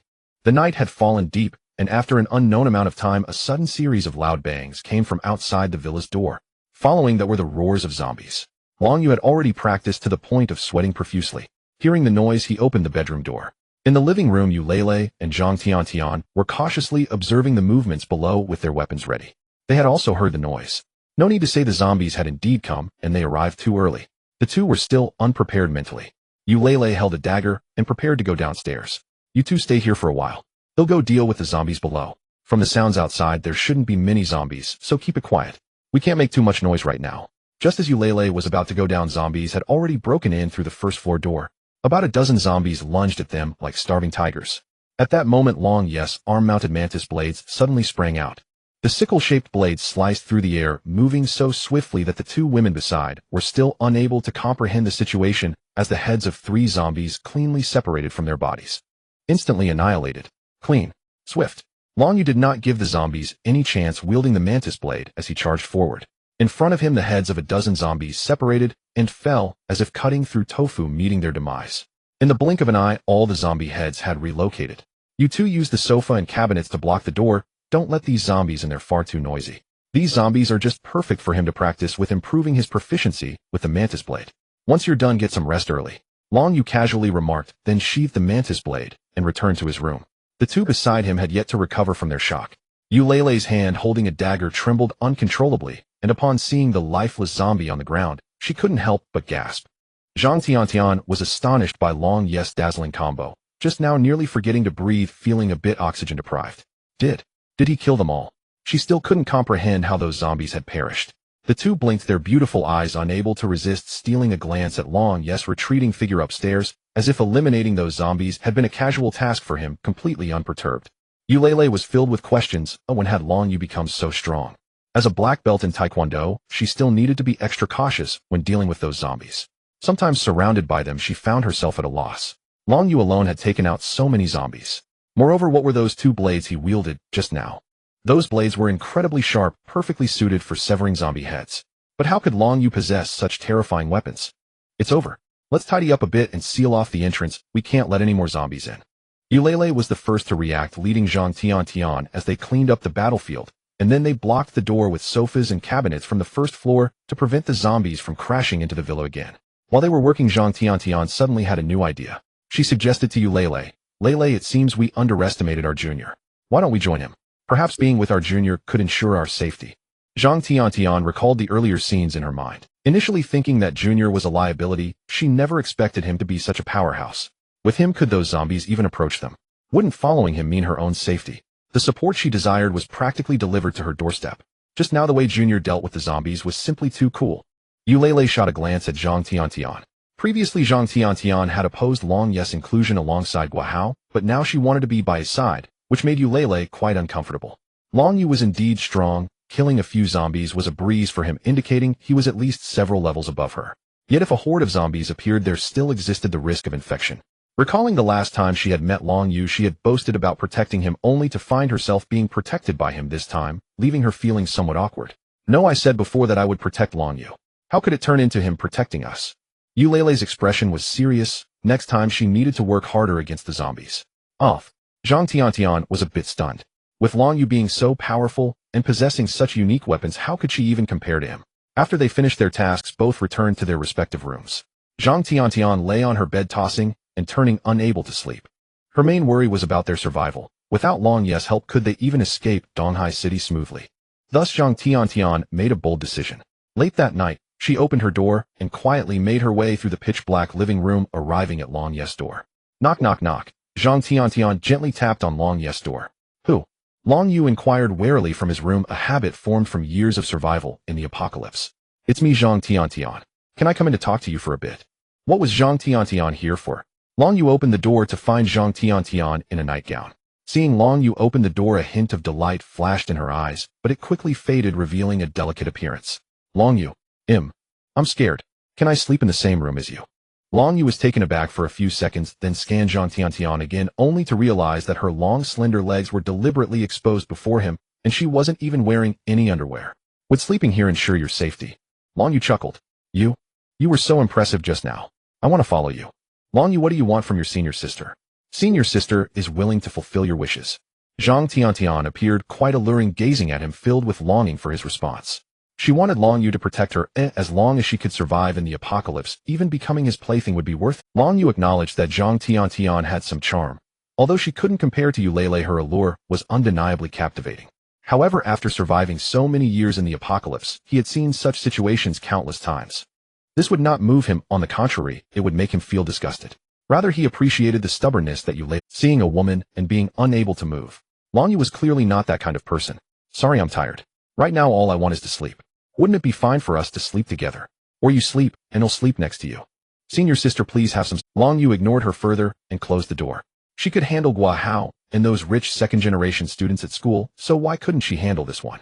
The next morning Long Yu emerged from his room. Eulele wore a grim expression. Last night, she had heard noises outside and had come out to check, noticing Zhang Tiantian's actions.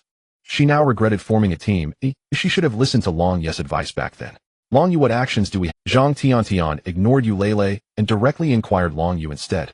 In her eyes, Long Yu was the one most worth latching onto. Us. Senior sister, once I appear and take care of the zombies outside, you can leave.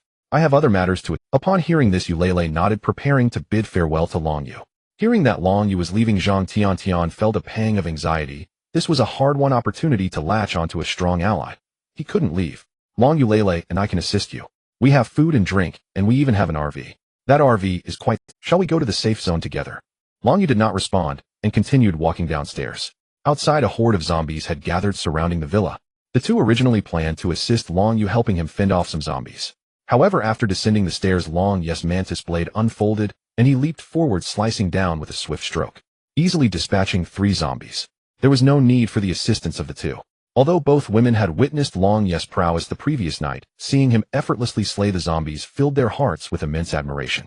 Stop dawdling, Tian. We are responsible for helping Long Yu deal with the zombies coming from behind. After stepping out of the villa, Eulele turned and glanced at the other side of the street, where zombies were rushing towards them. About 20 of them running at a rapid pace. Good. Zhang Tian, eager to prove her worth to Long Yu, sought to demonstrate her usefulness. She had thought about it all night. She realized that to stay by such a person's side, she must prove that she had strength beyond just her beauty.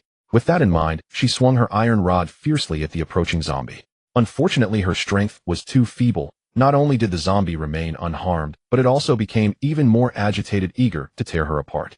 Beside her, Eulele struck with a knife from the side, piercing the zombie's temple, and only then did the zombie fall.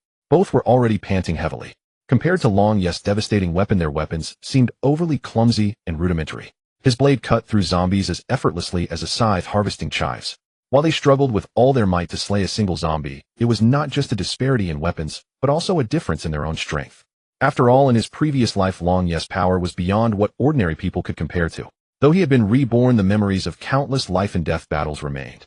The experience and means of dealing with monsters had long since become muscle memory. You two should still be careful, Long Yu reminded as he continued to charge forward, slashing down the zombies that surrounded him.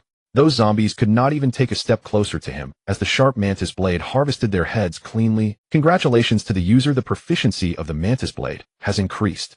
Unlocking mantis blade skill, Flash Strike. The host can use the mantis blade to perform instantaneous movement within 3 meters and launch surprise attacks on enemies. As Long Yu's proficiency with the mantis blade improved, a series of legendary hidden skills were activated. The personal weapon of the time-space trader Qin was indeed impressive. This tactic would be extremely useful against even more terrifying monsters later on. For this reason, Long Yu had no intention of using the mantis blade techniques on these low-level zombies. Soon the zombies in front of him were cleared away. There were still zombies running towards them from 100 meters away, but Long Yu had no intention of delaying any further. These zombies were far too weak for him, and he could no longer improve his proficiency with the mantis blade by dealing with them. Since the zombies were endless, there was no need to waste energy on them. After deciding to leave, he turned to bid farewell. The two had been dealing with the remaining zombies behind them, and only after exhausting themselves to clear them did they catch up. Senior sister, I'm leaving now. We can give you a ride for a bit. Eulele spoke up, feeling a bit reluctant, though she did not show it. Zhang Tian, however, kept her head down in silence. At that moment, Long Yu found it a bit strange.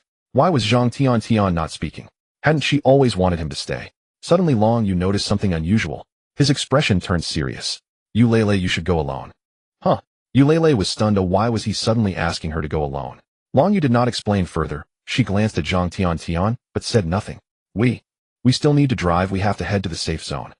Zhang Tiantian's voice began to tremble. Only then did Yulele notice that something was wrong with Zhang Tiantian. She focused her gaze and saw that Zhang Tiantian's arm had been bitten by a zombie at some point. Tiantian, when did this happen? Zhang Tiantian feigned calmness, covering her wound, and quickly defended herself. I'm fine. I really am fine. Lele, let's go. We still need to head to the safe zone. If you get infected, you will become a zombie. Yulele appeared utterly despondent. The last member of her team, her close friend of many years, had actually... She turned around, walked into the RV alone, and closed the door. No. Zhang Tiantian shook her head vigorously. I'm not infected. I just accidentally hurt myself. I really am not infected. Don't leave me behind. Zhang Tiantian shouted desperately at Yulele, and even tried to slam the door. However, Yulele steeled her resolve and ignored her. Long Yu also mounted his small electric tricycle. As Long Yu drove along, he activated the drone on his wrist, allowing it to scout ahead. If there were hordes of zombies, it would use infrared rays to strike them down. Thus the journey was smooth and uninterrupted. At a corner, the drone fire suddenly halted, rapidly descending and transforming back into a mechanical wristwatch that wrapped around Long Yu's wrist. This puzzled Long Yu. Why did the drone stop suddenly? He looked back and saw an RV blocking his path. Where are you headed? The driver of the RV inquired. Long Yu raised his head, smiling. I have other matters to attend to. I want to check out the oil refinery. Does your electric tricycle still have power? If not, you can hop onto my vehicle. The RV driver's voice was exceptionally sweet. Long Yu examined the pure and lovely senior sister Yulele in front of him and broke into a long-lost smile. Sure. This time there were only 2 people in the RV. Long Yu sat in the passenger seat, while Yulele sat in the driver's seat, attentively watching the road. Do you feel guilty abandoning your good friend there? Inside the vehicle, Long Yu suddenly posed such a question. Yulele was silent for a long time before responding. The moment she abandoned Gua, how I knew this was the apocalypse, not just a game of house.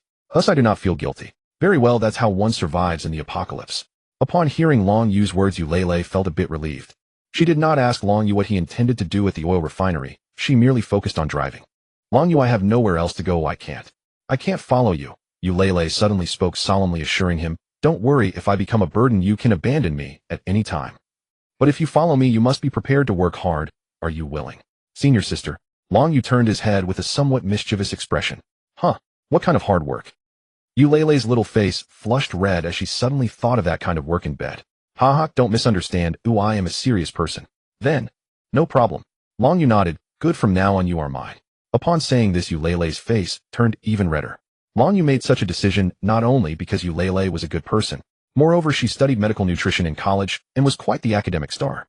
In his previous life, her future self achieved great success in her field, developing energy bars and carbohydrate capsules that could quickly replenish human energy, contributing to humanity's survival.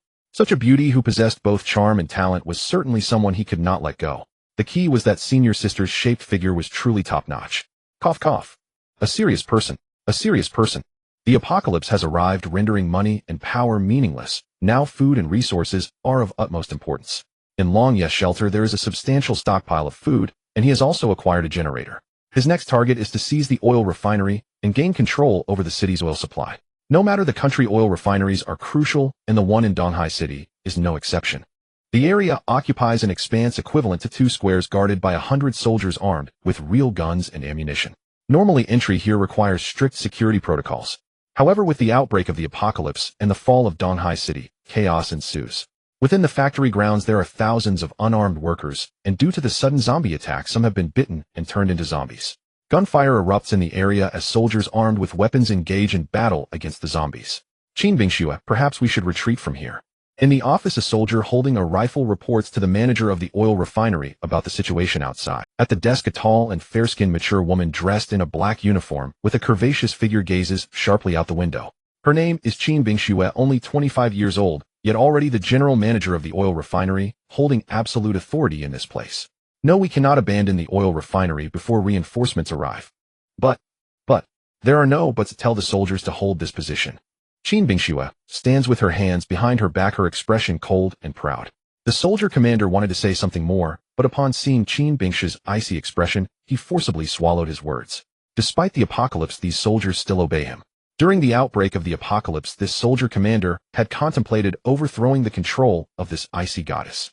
However, he feared the powerful forces behind her. Qin Bingxue is a direct descendant of a high-ranking leader in the capital who commands military power.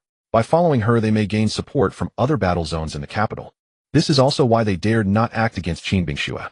Yes, Manager Qin, my brothers, and I will ensure we deal with the zombies below. I will be waiting for you. Once this mission is completed and we return to the capital, I will speak on your behalf to grant you benefits. Hearing this, the soldier commander was instantly overjoyed. He exited the office to lead the soldiers into battle against the zombies. In the blink of an eye, the screams, cries for help, and gunfire in the factory gradually diminished. The zombies here had been cleared out. The remaining 50 or so soldiers smiled, finally able to breathe a sigh of relief. They found that the zombies were not as formidable as they had thought. Brothers, today's performance has been outstanding. As long as we protect Manager Qin well, when we return to the capital, we will have our chance to rise. Really, I can also be promoted. Huh, Manager Qin is amazing. Finally, I won't have to stay in this place anymore. Fortunately, my family is in the capital. We must ensure Manager Qin returns safely. Everyone began to envision their future lives, realizing that their efforts had not been in vain. In such an environment, protecting a second-generation official would surely lead to promotions and wealth in the future. A few minutes later, Qin Bingxue, in high heels and wearing a deep black long dress adorned with pearls and jewelry, coldly surveyed her surroundings. Why are those corpses still here? Upon seeing zombie bodies not far away, she furrowed her brows and pointed. Manager Qin, we will clean up immediately. Why didn't you do this sooner? Don't let me see these disgusting things, all right? Go, burn them all. Her expression was cold and arrogant, clearly not taking the soldiers seriously. She knew that these soldiers were thinking about following her back to the capital for promotions and wealth, so they could only obey her commands. Several soldiers hurriedly set down their rifles and jogged to carry away the corpses, then set them ablaze. After cleaning the battlefield thoroughly, they lined up in 5 rows awaiting Qin Bingxue's inspection. How many brothers did we lose? Report, Manager. We have 47 who were infected by zombies. Qin Bingxue lowered her head, her face cold and silent. In the moment she lowered her head, the assistant manager noticed that her high heels had somehow gotten stained with blood. He quickly took out a tissue, rushed over, and knelt down to wipe her blood-stained heels. Manager Qin, your shoes are dirty. Seeing him wipe her shoes, Qin Bingxue reached out and touched his head. You have good insight. The soldiers in front of her rows felt disdain. This person truly is the epitome of a sycophant. Yet they dared not show it, fearing discovery. While the man was wiping Qin Bingxue's shoes, suddenly the sound of an approaching car echoed from a distance. The soldier commander's eyes lit up, thinking that reinforcements from the Qin family in the capital had arrived so soon. This meant they wouldn't have to stay here and could be taken to the capital's safe zone. They could both rise in rank and survive. This was truly fantastic. However, it was not the reinforcements from the capital, but a camper then speeding toward. Inside the camper, Long Yu sat in the passenger seat, observing the situation ahead. We have arrived. Stop the car at the entrance and get out. Over 50 soldiers immediately became alert, dispersing from their formation and adopting combat stances, waiting for Long Yu and Yu Lele to exit the vehicle. The soldier commander frowned and asked, what are you doing here? Are you survivors? Seeing it was a young couple, and they didn't even have basic firearms, the soldier's vigilance lowered. Long Yu smiled, raising his hands above his head. Don't be nervous, we are students from Donghai University. Yes, I'm a third-year student. Yu Lele quickly echoed. Honestly, she still hadn't figured out what Long Yu was planning. After all, this place was filled with soldiers armed with real weapons. Recklessly entering here was indeed dangerous. Hearing this, the surrounding soldiers let out a sigh of relief and lowered their weapons. Oh, the prodigies of Donghai University. What brings you here? Planning to join us? Qin Bingxue looked at Long Yu and Yu Lele with a playful tone. She crossed her arms, looking down from above. If you want to join us, you too must demonstrate your value. Otherwise, we do not welcome you here. We do not accept useless people here. Saying this, Qin Bingxue kicked the man who was wiping shoes, sending him stumbling. Long Yu smirked. I will take your words to heart. We are here today to take over this oil refinery, and in the future you will provide us with oil. Facing the provocation of the general manager Qin Bingxue, Long Yu responded calmly.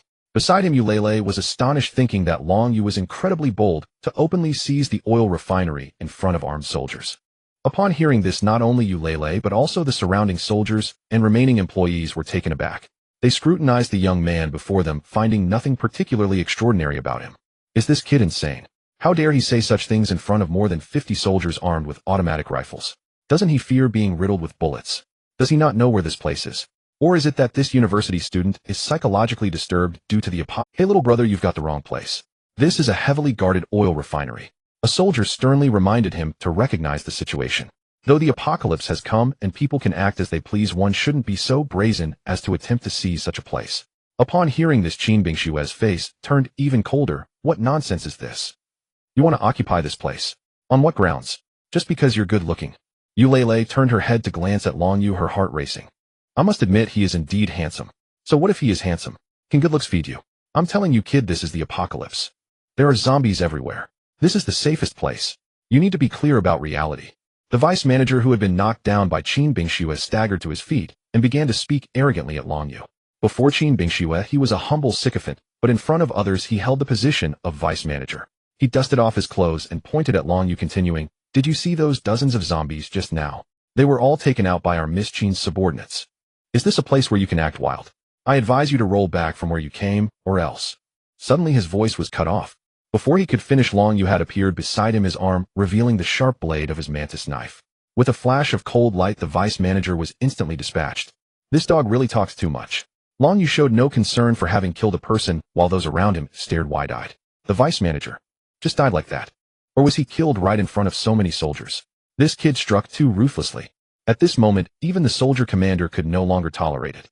Killing openly on their territory in front of so many people, this kid must be made to face reality. The soldiers in the front row prepared to open fire. But just then Long Yu activated his mantis knife skill for a lightning-fast assault, disappearing for half a second before appearing behind Qin Bingxue. One hand wrapped around her from behind while the blade of the mantis knife was pressed against her neck. The whole action was completed in under a second, leaving everyone present with expressions of shock, unable to comprehend how Long Yu accomplished it. Eulele held her breath, staring in awe, thinking to herself, this young hero has remarkable skills. His speed and fluidity of movement far surpassed the self-defense techniques and taekwondo she practiced. Let go of Manager Qin. Several soldiers were sweating profusely. If Qin Bingxue were to die now, their futures would be completely ruined. What was once a promising future would instantly vanish. You all step back. Qin Bingxue struggled to speak, finally realizing that Long Yu was no ordinary person with such agile skills and a blade on his arm that resembled a mantis. It had a mechanical feel. This guy has formidable combat power. Let me go. What are your conditions? Long Yu sneered. Why should I let you go? Wouldn't killing you be better? Qin Bingxue remained aloof. If you kill me, they will open fire. You won't escape. Do you think they can kill me, eh? Long Yu's wrist not only had an unmanned combat drone called Fire, but also sensors from his nanotechnology armor. Whenever he wanted, he could activate Zeus, and at that time those guns would be like toys. Hearing his tone, Qin Bingxue hesitated for a moment. She didn't dare to speak because she truly wasn't sure if her soldiers could take him down. Please don't harm Manager Qin. She is the eldest daughter of the Qin family in the imperial capital. The soldier commander suddenly shouted anxiously, and Long Yu was somewhat moved. Oh, the Qin family. Commander Qin. Her father is a high-ranking commander in the military. Moreover, during the subsequent disasters, he played a crucial role. In his previous life, he had heard that the Qin family had a pair of sisters renowned for their beauty. In that life, he had only cared about surviving and had never seen them in person, having only heard descriptions from others. He never expected to encounter one of them so soon here. The cold goddess Qin Bingxue is quite interesting. Long Yu chuckled. Qin Bingxue was puzzled, wondering how they had been at a standoff for quite some time. With Long Yu holding her neck like this, Qin Bingxue's breathing grew heavier. Suddenly Long Yu released her. At that moment the soldiers also aimed their guns elsewhere, because the ground surrounding the oil refinery was shaking violently. An earthquake. Is it an earthquake? The employees of the refinery panicked and fled. What's going on? Xiao Tian, go check up top. A soldier ascended the lookout tower, but the moment he got up he froze. What's going on? The soldier named Xiao Tian turned pale. Zombies. A zombie tide. What did you say? The scene the soldier witnessed was too horrific, causing his scalp to tingle. All around, countless zombies were piled up in layers, rushing this way in a frenzy. The area had already formed a zombie tide. The first wave of the zombie tide formed by the invasion of zombies into Donghai City. The zombies at the back pushed those in front, countless heads moving rapidly towards them with no end in sight, only a sea of black. Eulele quickly climbed onto the roof of the RV and witnessed the scene. Normally composed, she was now too frightened to speak. The zombie tide. The zombies are rushing towards us. Everyone went on high alert again, and this time all the soldiers uniformly took out all the bullets from the warehouse. The coldness on Qin Bingxue's face diminished slightly, and even the alluring beauty felt a sense of dread. Could over 50 soldiers handle countless zombies? Eulele brought Long Yu to the top of the RV, anxiously asking, Long Yu, what should we do? Long Yu gazed into the distance. We will eliminate all these zombies. Eulele gasped, looking towards the approaching zombies. How could they possibly eliminate all of them? The sudden onslaught of zombies forced the two opposing groups to swiftly change their direction. All the soldiers' gazes were fixed on the violent tremors surrounding them. They realized that the zombies, surging like a tide, had completely surrounded them, making escape seem impossible. As the zombie wave drew closer, the panic on everyone's faces became increasingly apparent. In order to survive, everyone had to fight desperately against the zombies. Brothers, protect Manager Qin and follow me out to kill. The commanding officer gritted his teeth and prepared to charge out with his comrades. Long Yu, what should we do? Eulalie felt a bit tense, yet she saw Long Yu's calm demeanor. She felt slightly more at ease. A delicate white hand tightly gripped a dagger, wanting to carve a bloody path alongside Long Yu. At this moment, even trying to escape in an RV would be futile. They would instead be trapped by countless zombies. Thus, the only solution was to fight their way out. Long Yu was no stranger to zombie waves. In his previous life, he often felt distressed encountering such situations as zombies surged one after another like a stack of blocks, making it quite troublesome to deal with. Fortunately this time, he possessed the nano armor exchanged from Mr. Qin in the trading space, which made the previously troublesome zombie waves much more manageable. Don't rush, follow me, let's practice with our knives together. Long Yu casually mentioned practicing with knives, completely bewildering Eulalie. Even at this moment, he was treating the zombie wave like a practice target. Eulalie couldn't help but think that Long Yu was incredibly reckless. Even if he had the combat power to slay zombies, a single pair of fists could not withstand a multitude of legs. This wave of zombies must be in the thousands. Just cutting them down would take ages, not to mention the risk of being caught or bitten by the zombies. Seeing Eulalie's concern, Long Yu explained, "Are you worried that I might get overwhelmed and attacked by the zombies?" "Rest assured, senior sister, my stamina is excellent." Eulalie shook her head, saying, "I've never seen it. How do I know what your stamina is like?" "Haha, you'll see in the future." While there was a cheerful atmosphere between Long Yu and Eulalie, neither of them felt overly anxious or tense due to the zombie wave.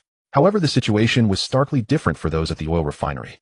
Upon seeing the wave of zombies rushing towards them, most of the workers lost their composure. Even the well-trained soldiers had never encountered such a situation. Moreover, the employees here were terrified and fled in all directions. The oil refinery's layout was not too complex, surrounded by an iron fence within a kilometer, with many areas featuring chimneys, towers, factories, and pipelines, all crucial spots where they could hide temporarily to evade the zombie attacks. The workers who had narrowly survived earlier chose to hide in such locations again. "Hey, don't run. There are guns in the warehouse. Grab a gun and help us fend off the zombies." The commanding officer shouted at the fleeing workers. "There's no hope left. The zombie tide is here. We'll all die. What's the use of blocking them? I want to live." A few workers frantically climbed up the chimney. It was crowded at the top, and those above kicked downwards, forcing the others to find another way. Seeing this, the commanding officer sighed helplessly and reported to Qin Bingxue. "Manager Qin, the zombies are almost at the iron fence. When will our reinforcements arrive?" "There's no escape." Qin Bingxue looked around in despair. "My father needs at least 5 more days. We have no way out." A few soldiers took a deep breath, knowing their dreams of rising to power in the imperial capital were about to turn to dust. How could this group of about 50 withstand the attack of tens of thousands of zombies?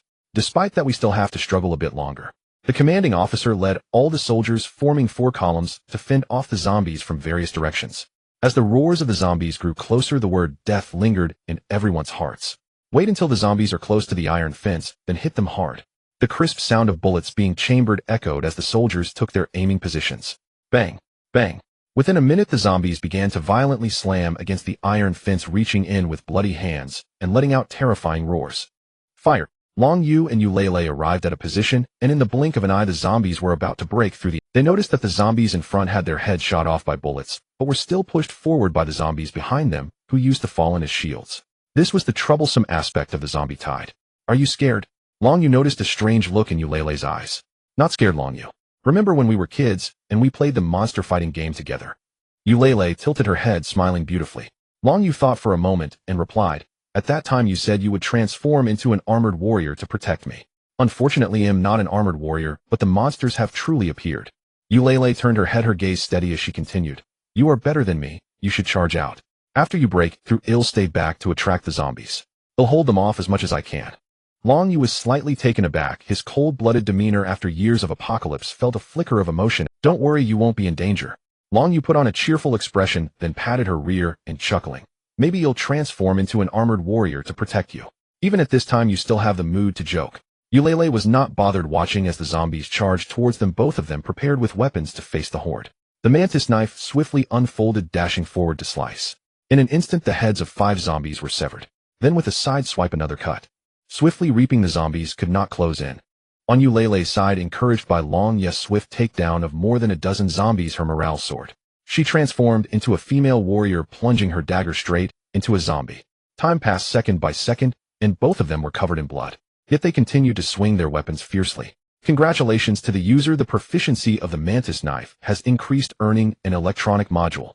Equipping the electronic module, the mantis knife will inflict electric damage on enemies. In the next moment, lightning instantly wrapped around Long Yes' mantis knife. Then he swung again, and the blade crackled with electricity. This time, dozens of zombies were knocked down by the lightning from the mantis knife. Finally, he had improved his proficiency, which counted as completing a small task he had set for himself.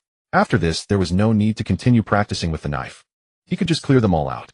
Soon Eulele arrived by Long Yes' side, already out of breath, feeling utterly dry. I can't go on, Long Yu, you must break through and leave me behind. Eulele gasped heavily. Long Yu stood before Eulele unmoving. Seeing this, Eulele pointed and shouted, what are you standing there for? Hurry and go. Senior sister, do you believe me when I say I'm really an armored warrior? I believe you. Just hurry and escape. You'll die. Nano armor, Zeus. Fusion. Eulele. Eulele still did not understand what Long Yu was being so dramatic about at this moment. With the situation so dire, they were about to become food for the zombies and Long Yu. Suddenly, Eulele's beautiful eyes widened, and her little mouth couldn't help but open in surprise, as if she had seen something extraordinary. The energy transmission is normal. The power device is operating normally, and the neural conduction device is functioning properly. All functions are normal.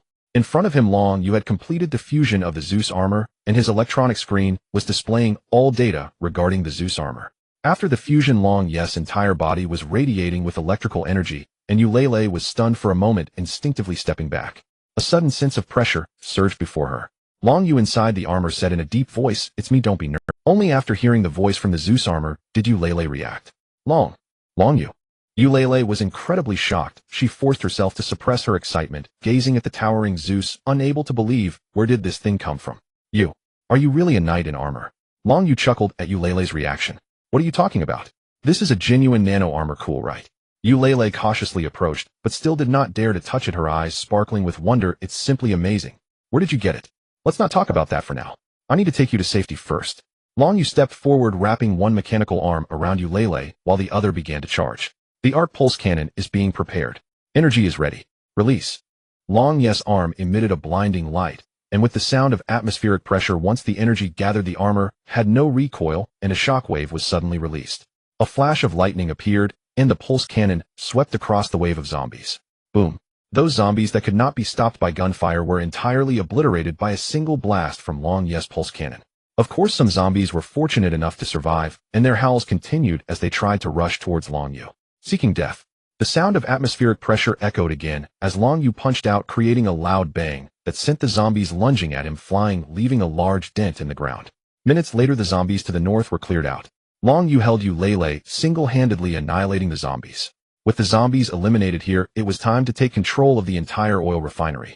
Zombies from other directions continued to swarm the oil refinery. The soldiers had run out of bullets for their automatic rifles and could only fight the zombies in close combat. Out of bullets. We're going to die here. The group exchanged glances, feeling powerless in the face of such a catastrophe, quietly awaiting the arrival of death.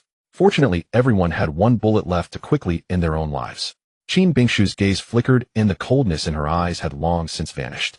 The once bossy girl now spoke somewhat gently. Remember to give me a shot too. I don't want to become one of those things. This was her last display of pride. Manager Qin. As the zombies drew closer, everyone prepared to load their bullets and end their lives. At that moment, an unidentified flying object suddenly descended from the sky. Long Yu fell from the sky, propelled by the plasma thruster, moving at an incredible speed. In his arms, Eulele's hair was blown into disarray, looking quite disheveled. The others stared at the mechanical armor in disbelief. No one knew where this guy had come from. The oil refinery is now mine. Upon hearing this voice and seeing Eulele, everyone seemed to realize something. What is this thing? The commanding officer of the soldiers wanted to say more. Long Yu turned around, focusing on the approaching wave of zombies. The tracking missiles have been loaded. A mechanical voice came from the armor. Launch. At this moment, dozens of missiles appeared on Zeus, striking the center of the zombie wave with an eerie trajectory and incredible precision. The next second, explosions erupted, shattering the air. Flames erupted from the ground, sending up thick black smoke. Among the black smoke, it seemed as if countless souls found liberation, drifting away with the wind. Everyone witnessed this scene, and each person was left speechless in shock. Armor. Missiles. Has humanity truly developed such advanced technology? This can't be a dream, right? Such things typically seen in sci-fi movies were now appearing in reality, leaving everyone momentarily unable to accept it. Once the black smoke dissipated, the wave of zombies had already collapsed, leaving only those on the fringes who had survived, some still rolling on the ground, showcasing the tenacity of zombie life. However, they had lost their attacking ability, The missiles had leveled the area, and the densely packed zombies had vanished, leaving only the weak and sickly. How terrifying was the strength of this unknown university student. Qin Bingxue was deeply shaken. In the past, when in the imperial capital, she had never heard her father mention such technologically advanced battle armor existed in the world today. No, it can't be. Where did you get this? Qin Bingshue's mouth was agape. This set of armor had far exceeded her understanding. She had never been so shocked, and was thoroughly impressed by the battle armor. Its power was astonishing, and it looked so cool. To be honest, I am a mechanical engineering student from Donghai University. I actually invented this through relentless hard work. Long Yu shed the armor and briefly explained to everyone. However, no one would believe such an explanation. You're telling me that a still-graduated student could invent something like this? Are you joking? I believe it. I can only say 2 words: awesome. Wow. Wow.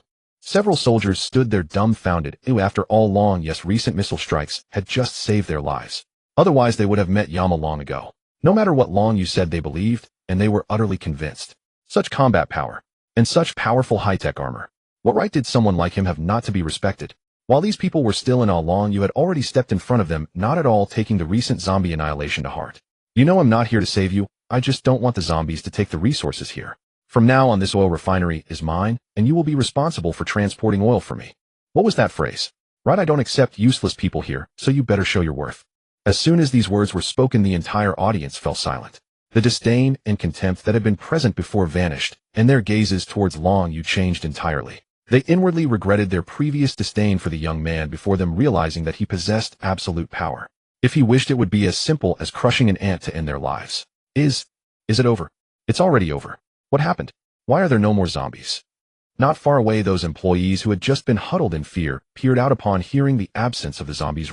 To their astonishment, they discovered that the tide of corpses had receded and the zombies had vanished without a trace. The man who had been crouching on the chimney quietly reminded the nearby workers, "Be careful, did you see that young man who just spoke? I saw him. What's wrong? You don't understand, just now he annihilated all the zombies with his own strength." "What? Is that true? Why would I lie to you? Do you know Iron Man? That young man has a kind of black technology similar to Iron Man's armor." The employee explained softly, and suddenly all the surviving workers realized. "Mr. Long, we are all employees of the oil refinery. We are technicians. We have value. I have skills. Please don't abandon us. We can do anything. As long as we can stay here, please keep us." The employees anxiously wanted to kneel before Long Yu. Long Yu's expression was calm. He glanced at Qin Bingxue and chuckled. "Manager Qin, these are your people. Please manage them well. Starting today, you will be responsible for guarding this oil refinery. Periodically, I will send drones to collect oil resources, so I hope everyone will cooperate." Everyone listened very seriously, silently memorizing each word he said. Cooperate, they must cooperate. The terrifying armor he possessed meant that if he wished to destroy this place, it would be as easy as firing a missile.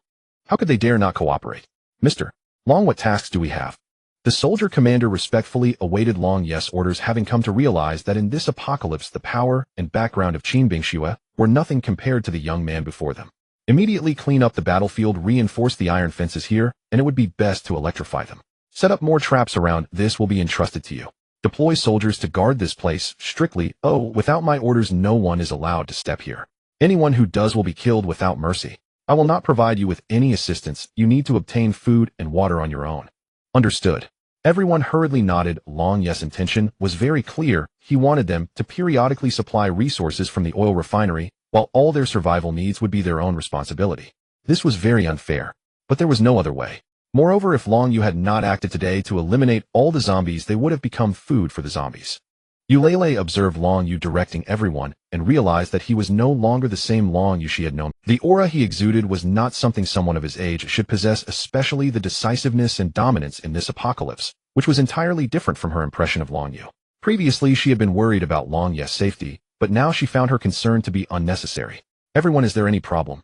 Qin Bingxue bit her lip, lightly noticing that Long Yu seemed inclined to leave. She quickly spoke up. Long Yu, it's getting late. We have plenty of food here. Would you like to stay and have dinner with us?"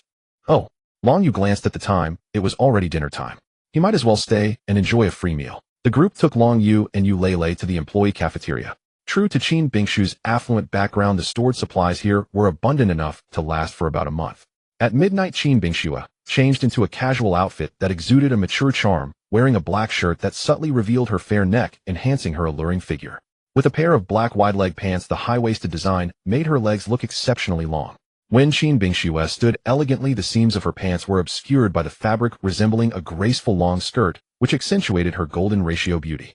Long Yu was puzzled about why Qin Bingxue had suddenly changed into this attire in the evening. However, her expression remained strikingly cold, like a rose that could only be admired from afar. Tonight's dinner at the employee cafeteria was sumptuous thanks to Long Yu's presence. Everyone was joyful, experiencing a sense of rebirth after a calamity. After dinner, Qin Bingxue suddenly invited Long Yu to her office with a cold expression, as if she had something to say. "What does Manager Qin want with you?" "Long Yu, you need to be careful," Yu Lei reminded him. "Don't worry, you go back and rest. He'll see what she wants to do." The place had arranged for rooms. Long Yu asked Yu Lei to go back first while he proceeded alone to Qin Bingshue's office. Upon opening the door illuminated by the cunning moonlight, he could see Qin Bingshue's alluring figure. She wore a cold expression and said blandly, "You expect us to provide you with resources for free without any effort on your part." Long Yu sat on the sofa and replied, "What's wrong? Is Manager Qin unhappy? If I hadn't acted, all of you would be gone. I know that, and I can provide you with resources, but what?" She stepped closer to him. "But you need to keep me company." Her body kept advancing. "I really liked how you locked someone by the neck earlier." Qin Bingshue's voice suddenly changed, her previous aloofness vanishing in an instant. What is happening with Qin Bingxue? Does she have a second personality? In the next moment, she was already sitting beside Long Yu. Such a huge contrast. Seeing Long Yu calm, she leaned closer to his ear. "Is this really the kind of person Qin Bingxue is behind this? Let me tell you, I only behave this way in front of you." Qin Bingxue playfully stuck out her tongue at Long Yu. "You didn't know, did you?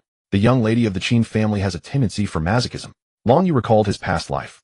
He had heard some rumors, but the contrast still surprised him. Long Yu helped her roll up her sleeves, revealing her delicate arms covered in bruises. These were the results of her indulging in self-harm at night for pleasure. This feeling brought her joy. Now, with the apocalypse upon them and life uncertain, she found a safe man and wanted to fully experience this feeling. Fortunately, Long Yu had heard whispers of Qin Bingshue's peculiarities in his previous life. Today, as Qin Bingxue summoned him, Long Yu was eager to witness this cold goddess' hidden side. That night, Long Yu allowed Qin Bingxue to indulge in her special preferences. The next morning, the first rays of sunlight streamed in. Long Yu, neatly dressed, leaned against the balcony, gazing down at the panoramic view of the oil refinery. He then glanced at the beautiful ice goddess still peacefully asleep in bed with a trace of fresh crimson on the sheets. She was not like this last night. This Qin Bingxue really startled me. I thought she was formidable. She is nothing special. Faced with Long Yu's teasing, Qin Bingxue felt powerless. She was utterly exhausted, and at that moment battered and weak. After Yu Lei finished breakfast in the staff cafeteria and loaded several boxes of oil from the refinery, the two of them climbed into the RV. "Where are we headed next?" Yu Lei had become Long Yu's dedicated driver and was curious about his next plan. "There are too many zombies outside. Let's return to the shelter." Yu Lei teased, "Aren't you afraid of zombies?" In Yu Lei's eyes, Long Yu was already invincible. "Oh, at least at this stage no one could harm him. Let's head back to the shelter first, and then we'll gather more supplies." The two of them fought their way back, driving for about 10 kilometers before finally arriving at Long Yu's residence. Despite Yu Lei's efforts to minimize noise along the way, they still attracted several zombies. After stopping the vehicle and getting out, they noticed a few zombies running towards them from hundreds of meters away. Yu Lei drew her weapon and glanced back, saying, "The zombies are still following us. Should we deal with them? If we don't resolve this quickly, I'm worried they might break into Long Yu's shelter." "Don't worry if they can't get in." Off. Seeing Long Yu carrying a generator into the house, Yu Lei had no choice but to follow with several boxes of supplies. She was curious. Really, they want Russian? Before Long Yu could answer, Yu Lei followed him into the basement. A mechanical female voice rang out, "Identity verification successful. Welcome, Master Long Yu." The voice of Xiao Yi came through, and then several alloy gates slowly opened.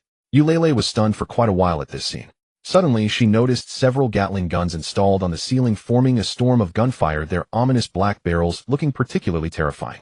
Yu Lei couldn't help but shiver, her eyes wide with astonishment. She suddenly recalled how she and Guo Hao had previously questioned the sturdiness of Long Yu's shelter. Now it seemed she was the fool. From the outside it appeared so plain, yet inside it was a different world. These alloy gates, even against cannon fire, would likely remain unscathed. The first impression Yu Lei had was safety, and the second was high technology.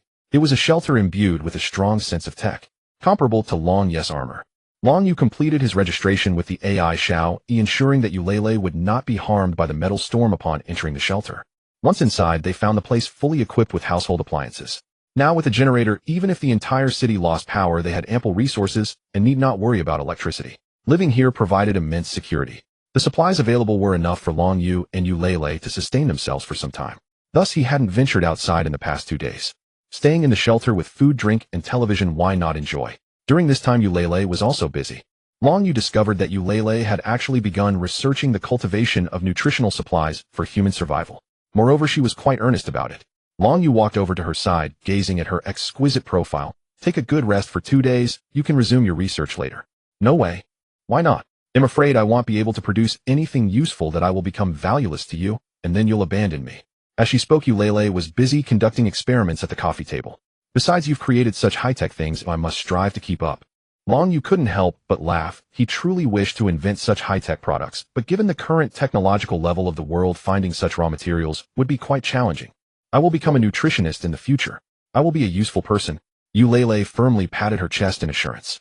Seeing her serious demeanor, Long Yu felt satisfied knowing she would indeed achieve it. It's important to note that in the future, apocalyptic landscape scientists, inventors, botanists, and medical experts would hold immense value. This was also Long Yu's primary reason for wanting Eulele to join him. As the days passed, the next round of zombie evolution was approaching, and the combat capabilities of the zombies would become extraordinarily terrifying. Therefore, for a while, Long Yu would still need to gather supplies, while continuing to enjoy the comforts of the shelter. After spending 2 days in the shelter, the cooldown time for the time-space trading space ended. In the trading space, Mr. Chin had been waiting for quite a while. Upon meeting, he expressed his gratitude to Long Yu, spouting a torrent of appreciative words for about 10 minutes. The elderly senator from the Federation, who was over 80, shed tears upon hearing the classic old songs from the USB drive. She insisted repeatedly that Chin must express her gratitude to the young man named Long Yu. This time I brought a batch of imported high-tech sports cars, which are definitely among the best luxury cars there. I would like to trade a batch of items with you this time. Mr. Chin proactively proposed the items for trade, indicating that he had new needs on his side. Sports cars from Chin's side. Long Yu's eyes lit up. Having a powerful mode of transportation during the apocalypse would greatly assist him in gathering supplies later. Speak, what items do you need? Chin wasted no time and straightforwardly stated his needs. I have a friend who wants to open an antique firearms exhibition hall and needs a batch of outdated firearms for people to admire. You should have quite a few old era firearms, right? Just give me a few, I will take them to fill the hall. Long Yu thought for a moment. As for firearms, it wasn't difficult. He could easily acquire them from a gun factory in Donghai City. Thus Long Yu readily agreed. Mr. Chin appeared very pleased and took out an exquisite box from his pocket, presenting it to Long Yu. You are in an apocalypse, my dear Yu. You can't afford to lose your life. After much thought, I specially sent you a gift for self-defense. This is a small personal gift from me. Opening the exquisite box before Long Yu, he discovered it was a power source. To be honest, Long Yu had only seen this kind of thing in movies, a cube-like object, crystal clear, seemingly containing infinite energy. Name: energy source. Function: can be used to activate objects, bestowing them with vitality. Mr. Chin, fearing that Long Yu might be bitten by a zombie, specially sent out the energy source from the high-tech products of that planet for his protection. What was said in the movies was all true. He had only seen this thing in the Transformers movie. This object, when bestowed upon a static object, could create mechanical life forms. Chin, don't worry, I won't die so easily. Isn't that because I'm worried you might? Haha, consider this thing a deposit. When you bring me the goods, I'll give you my sports car. Long Yu gladly accepted and prepared to set off. This time let Eulele stay home and study the item in her. Long Yu didn't invite her. Although Eulele really wanted to go, she realized she wouldn't be of much help, so she began to work harder on her own tasks. Be quick and be careful on the way. Eulele's cheeks flushed slightly as she saw Long Yu preparing to leave, feeling a sense of reluctance. Don't worry, I've got this. Long Yu walked out of the shelter with the energy source, and his eyes lit up upon seeing the RV at the entrance. He had just been wondering where to put this thing. This GMC RV, once equipped with the energy source, should be able to transform into a mechanical life form, which would be very useful. Thus Long Yu took out the energy source, and without hesitation placed it into the RV at the entrance. As the technology-laden energy source touched the GMC RV, it immediately began to transform. In a bizarre form, the RV started to morph. Clank, clank, clank. The sound of machinery echoed. In less than a minute, the RV completed its transformation, standing before Long Yu as a formidable figure about 5 to 6 meters tall, looking somewhat like Optimus Prime. Upon seeing Long Yu, it knelt on one knee, displaying utmost respect. This kind of entity only obeys the master who activated it. Boss. Long Yu then noticed the data displayed. Name: GMC Business Star. Level 1. Speed 8. Agility 10. Stamina 10. Function: possesses immense strength with an internal storage space, capable of equipping any weapon. Long Yu pondered that if he could exchange for high-tech weapons later, he could equip it with some high-tech arms for easy transport. From now on, I'll call you Big Guy. Let's go. Our target is the armory in Donghai City. Alright, boss, please get in. Big Guy then transformed back into an RV, taking Long Yu to their destination.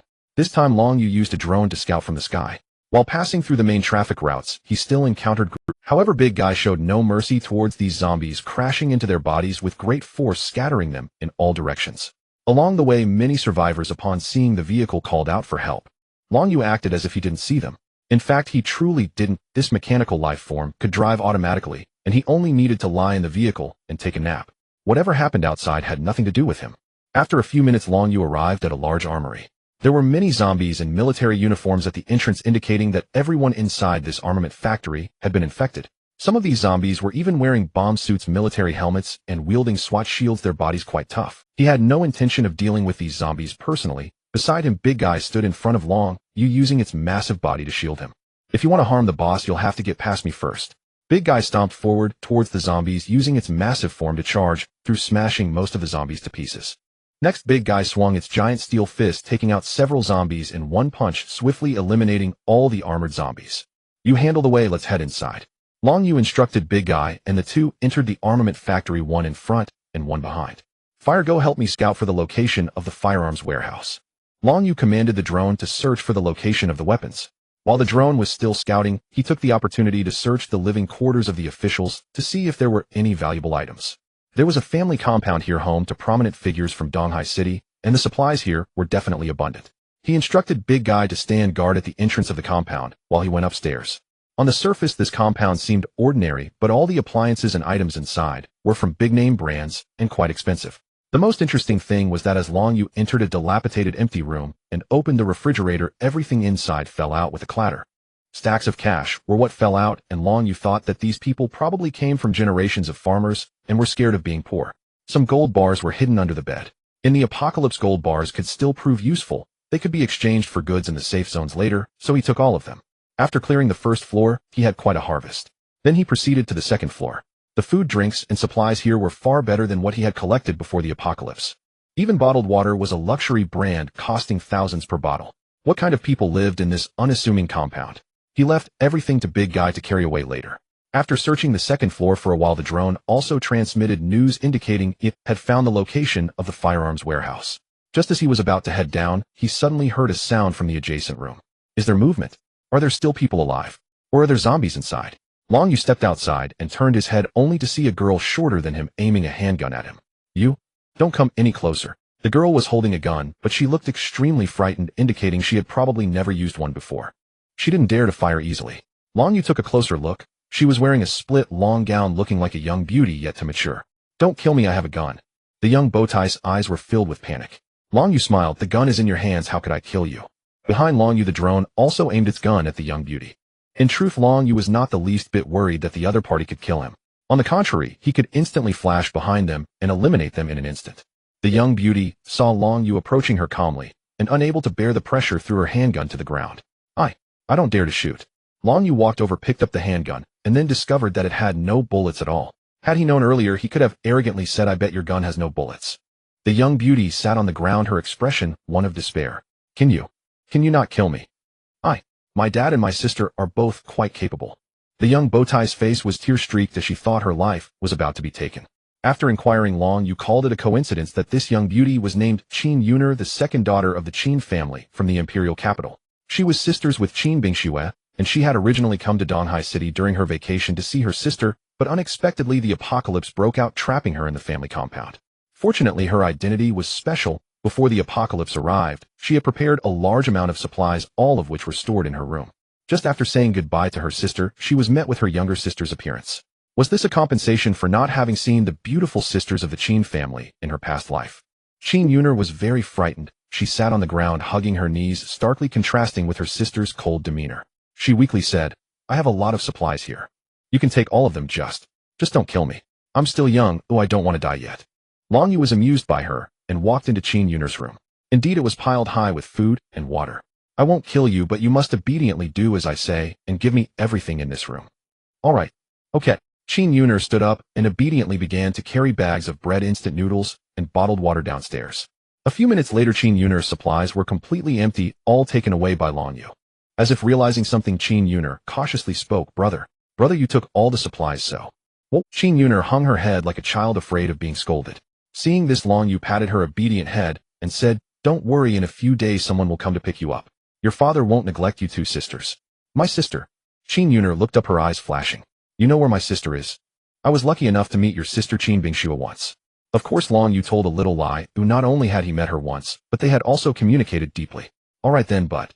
Qin Yuner lowered her head again, still somewhat anxious. She told Long Yu that a few days ago there were hundreds of soldiers in this area, but after encountering a zombie attack, they had all been infected. Last time she had hidden under the bed and managed to escape by relying on her petite body. After that she was unsure whether she could survive these few days. Long Yu stated that he needed to stay here for a day, primarily to transport the firearms from a nearby armory. Knowing Long Yu was there, Qin Yuner seemed less panicked. In her view, having a man around was far better than being alone. Thus Qin Yuner followed him, helping him transport supplies, while Long Yu cleared out all the supplies from the entire family compound. Large quantities of supplies were all moved into the big truck by Long Yu. Moreover, the quality of these supplies was excellent. He found over a dozen boxes of bottled water worth thousands.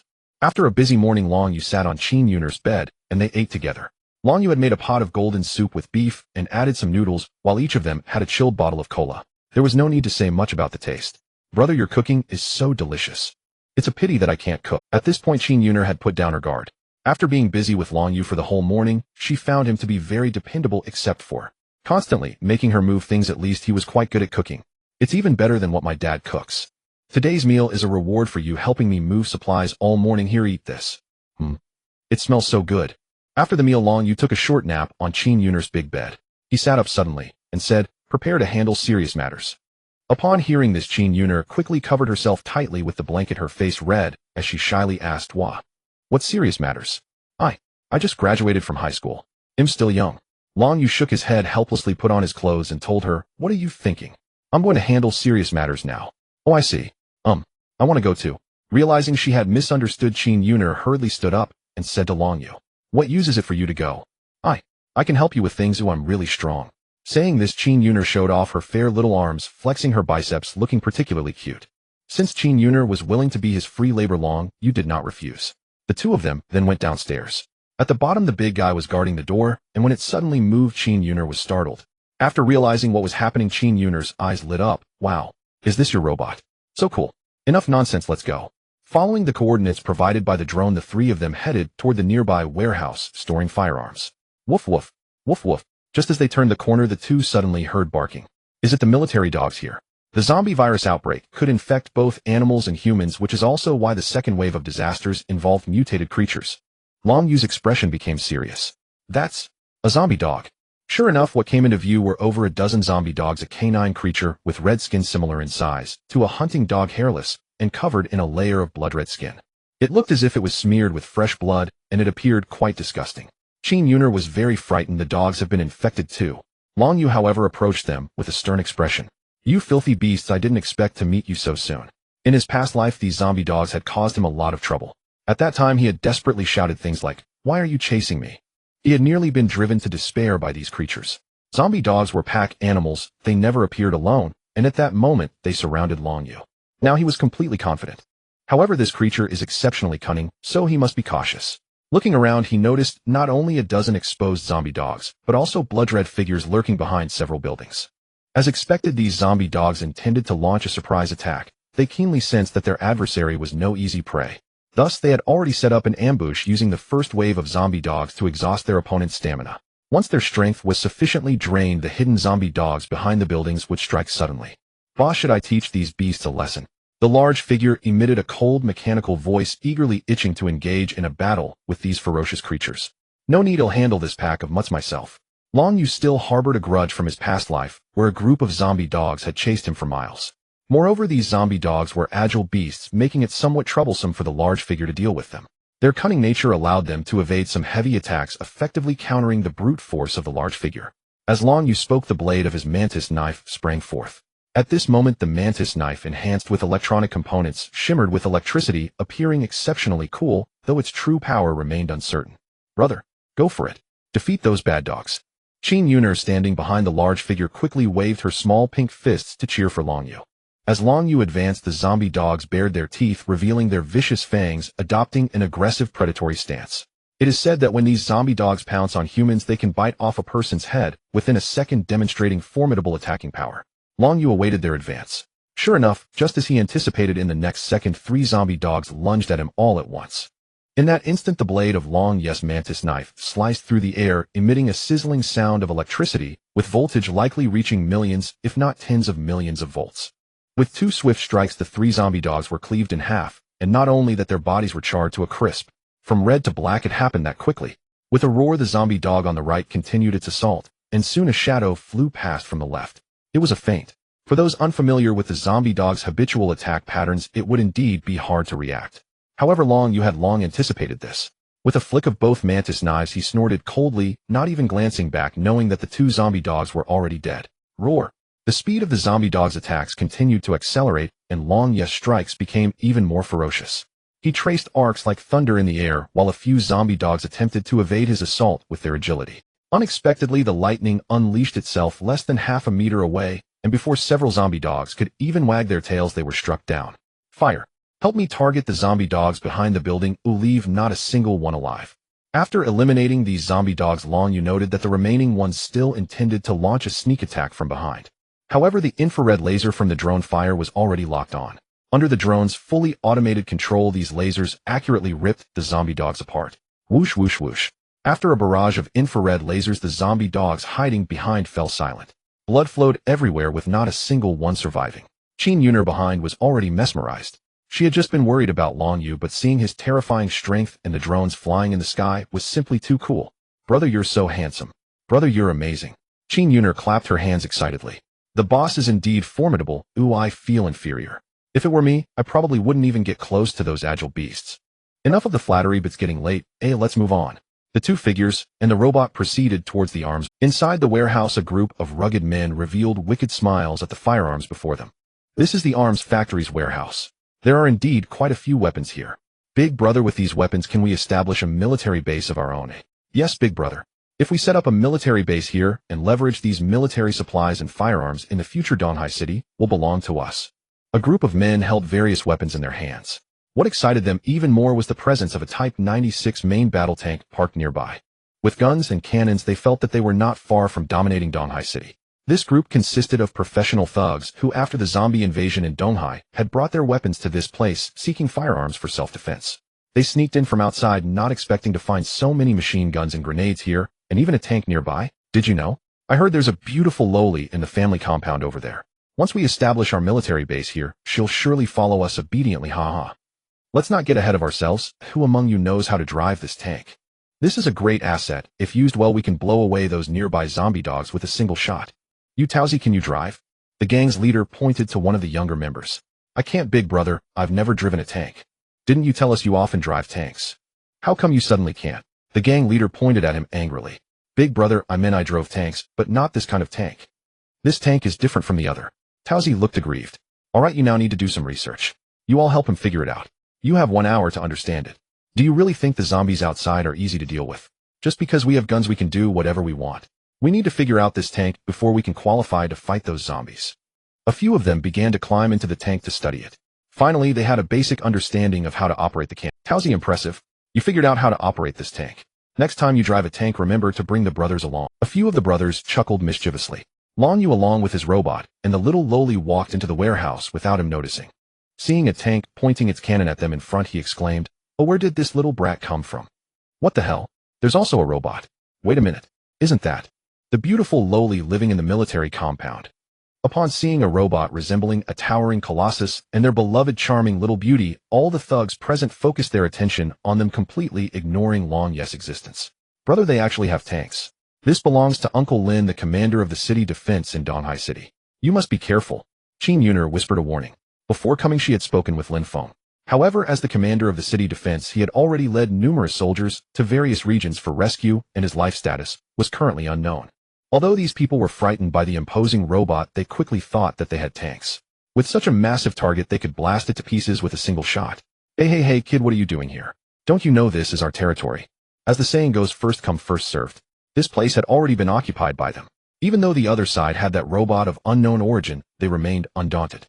There were dozens of boxes of grenades, military rocket launchers, Type 95 automatic rifles, M16 automatic rifles, and more. With over 20 people in a tank, this was their confidence. Long Yu felt somewhat impatient with this rabble. Leave the firearms here, and I'll let you leave. The group did not take Long Yes' words to heart. No, no, no, brother, considering you have a robot and a beautiful little girl with you, we are willing to let you join us. But afterwards, the big guy beside you and the little girl must belong to us. You should see the situation clearly.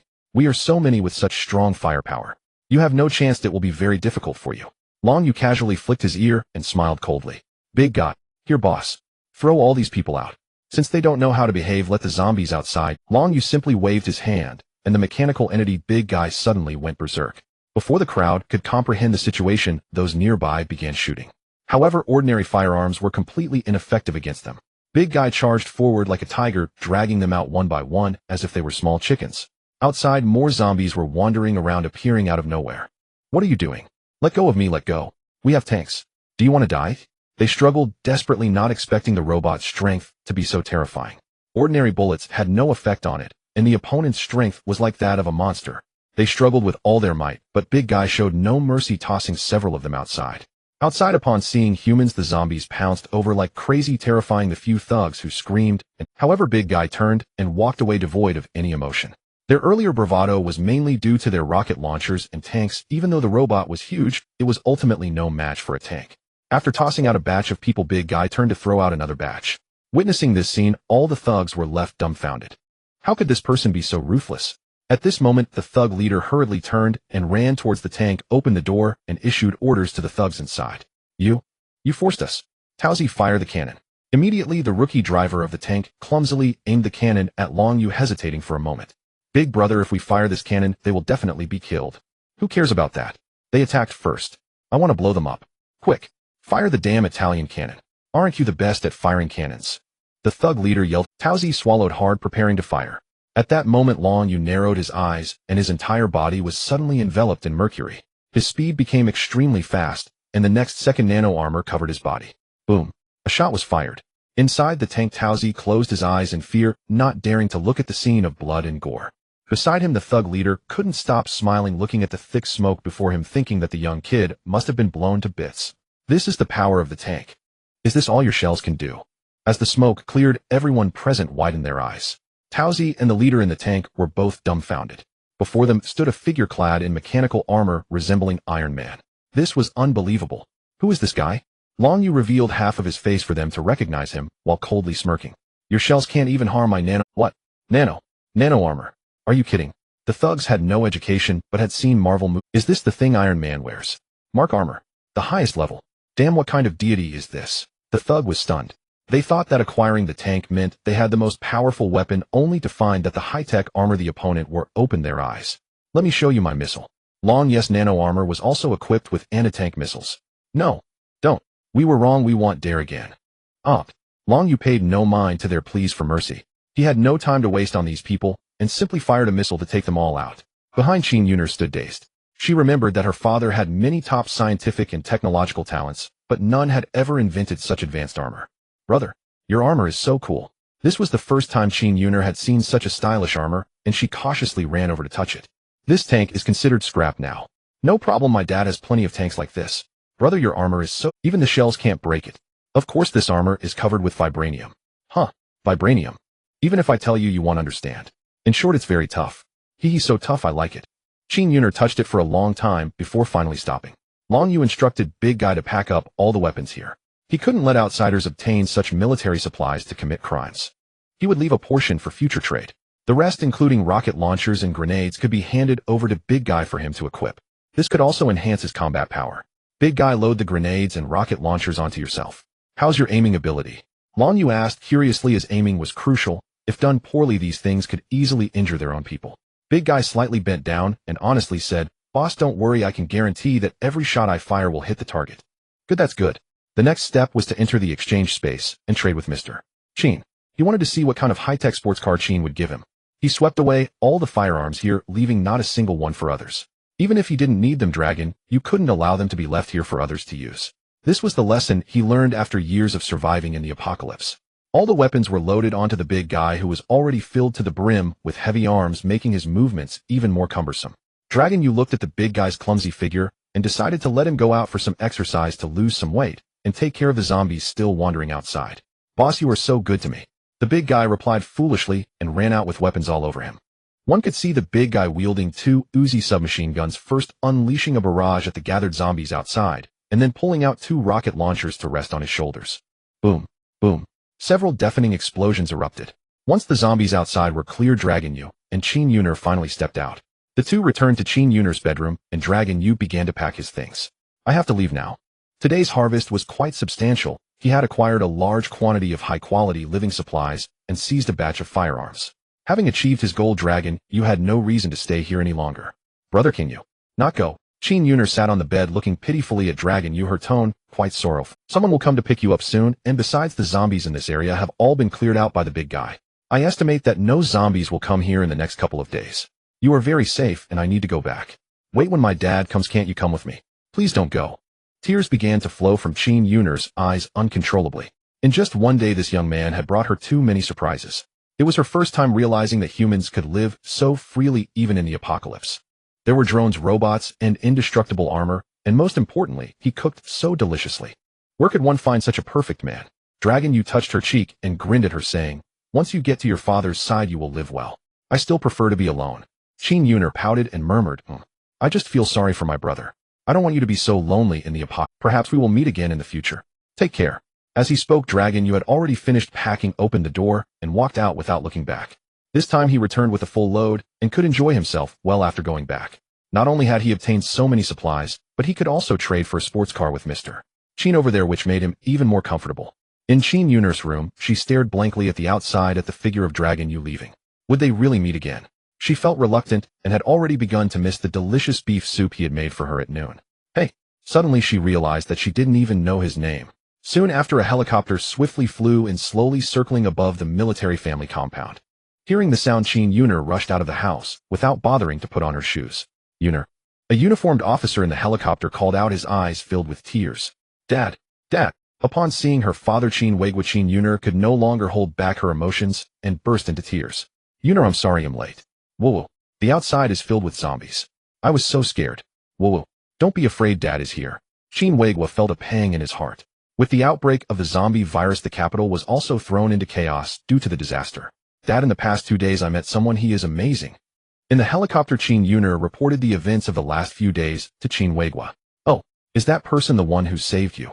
Yes, he is incredibly powerful. Qin Weigua was a bit stunned. Was this a coincidence?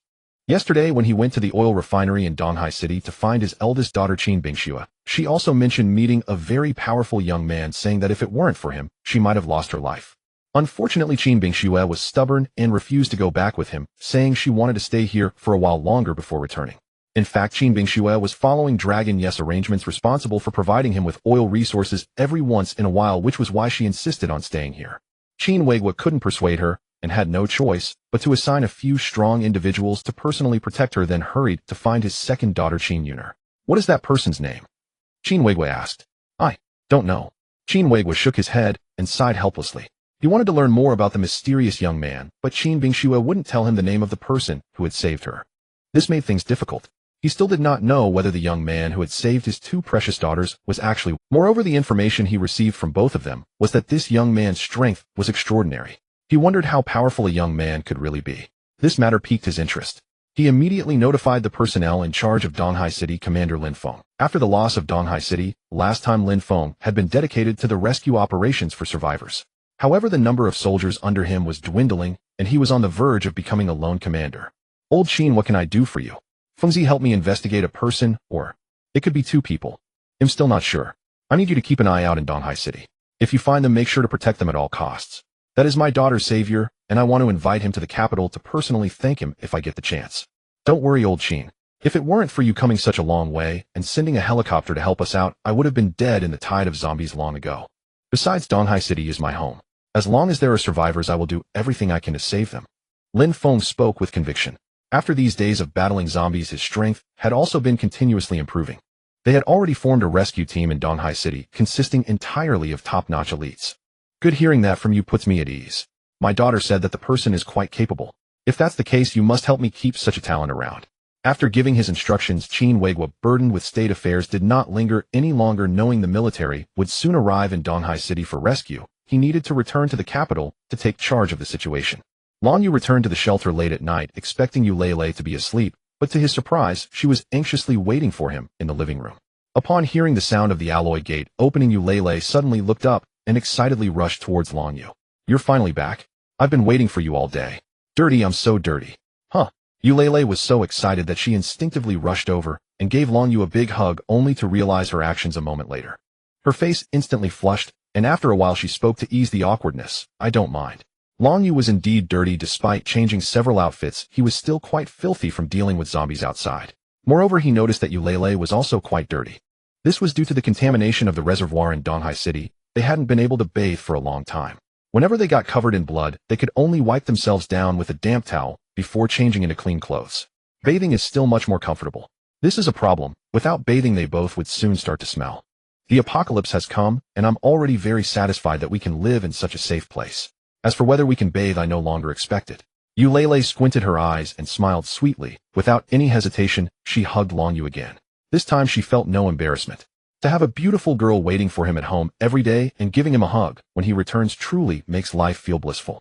Although Long Yu said nothing, he still kept the thought of bathing in mind. He returned to the bedroom and immediately entered the time-space trading space. Old Chin, old Chin. Long Yu had already brought the items he wanted to exchange and called out to him in the space. Chin quickly connected, and upon seeing Long Yu return safely, he was overjoyed. "You're finally back. I've been waiting for you all day," Chin said cheerfully. "Huh. Just a few minutes ago Eulele had said the same thing to him." Chin also said the same words. "Oh, why did it feel a bit off? Seeing you safe and sound puts me at ease. The energy source I gave you is still useful, right? To be honest, that thing was given to you by a federal counselor as a token of gratitude for your help." Long Yu listened to Chin for a while before responding. "That energy source is incredible, no doubt about it. I want to know what exactly you brought me this time. Is it the sports car you mentioned?" Chin nodded and began to introduce. "Yes, a while ago I procured a batch of sports cars called the Ryefield Stone Sword. It's a nice supercar here. I want to exchange this car for the firearms you have. What do you think?" As he spoke, he placed the car beside Long Yu. "As usual, you can use it in the simulation chamber to experience it. If you're not satisfied, you can return it any time." Chin was as straightforward as ever. Before him, a fully black supercar appeared. Name: Ryefield Stone Sword. Production year 2077. Powertrain: all-wheel drive. Horsepower 1660. Net weight 3682. Information: the insane engine makes it the most powerful legal vehicle on the streets of Night City, and it may be the coolest. With a fire-spewing engine and aerodynamic body combined with a sporty soul, its speed is unmatched. Manufacturer: Ryefield. Long Yu activated the simulation chamber and quickly entered the simulated environment, which was an endless open plain road. The stone sword parked beside him, quietly waiting for its owner to take it for a test drive.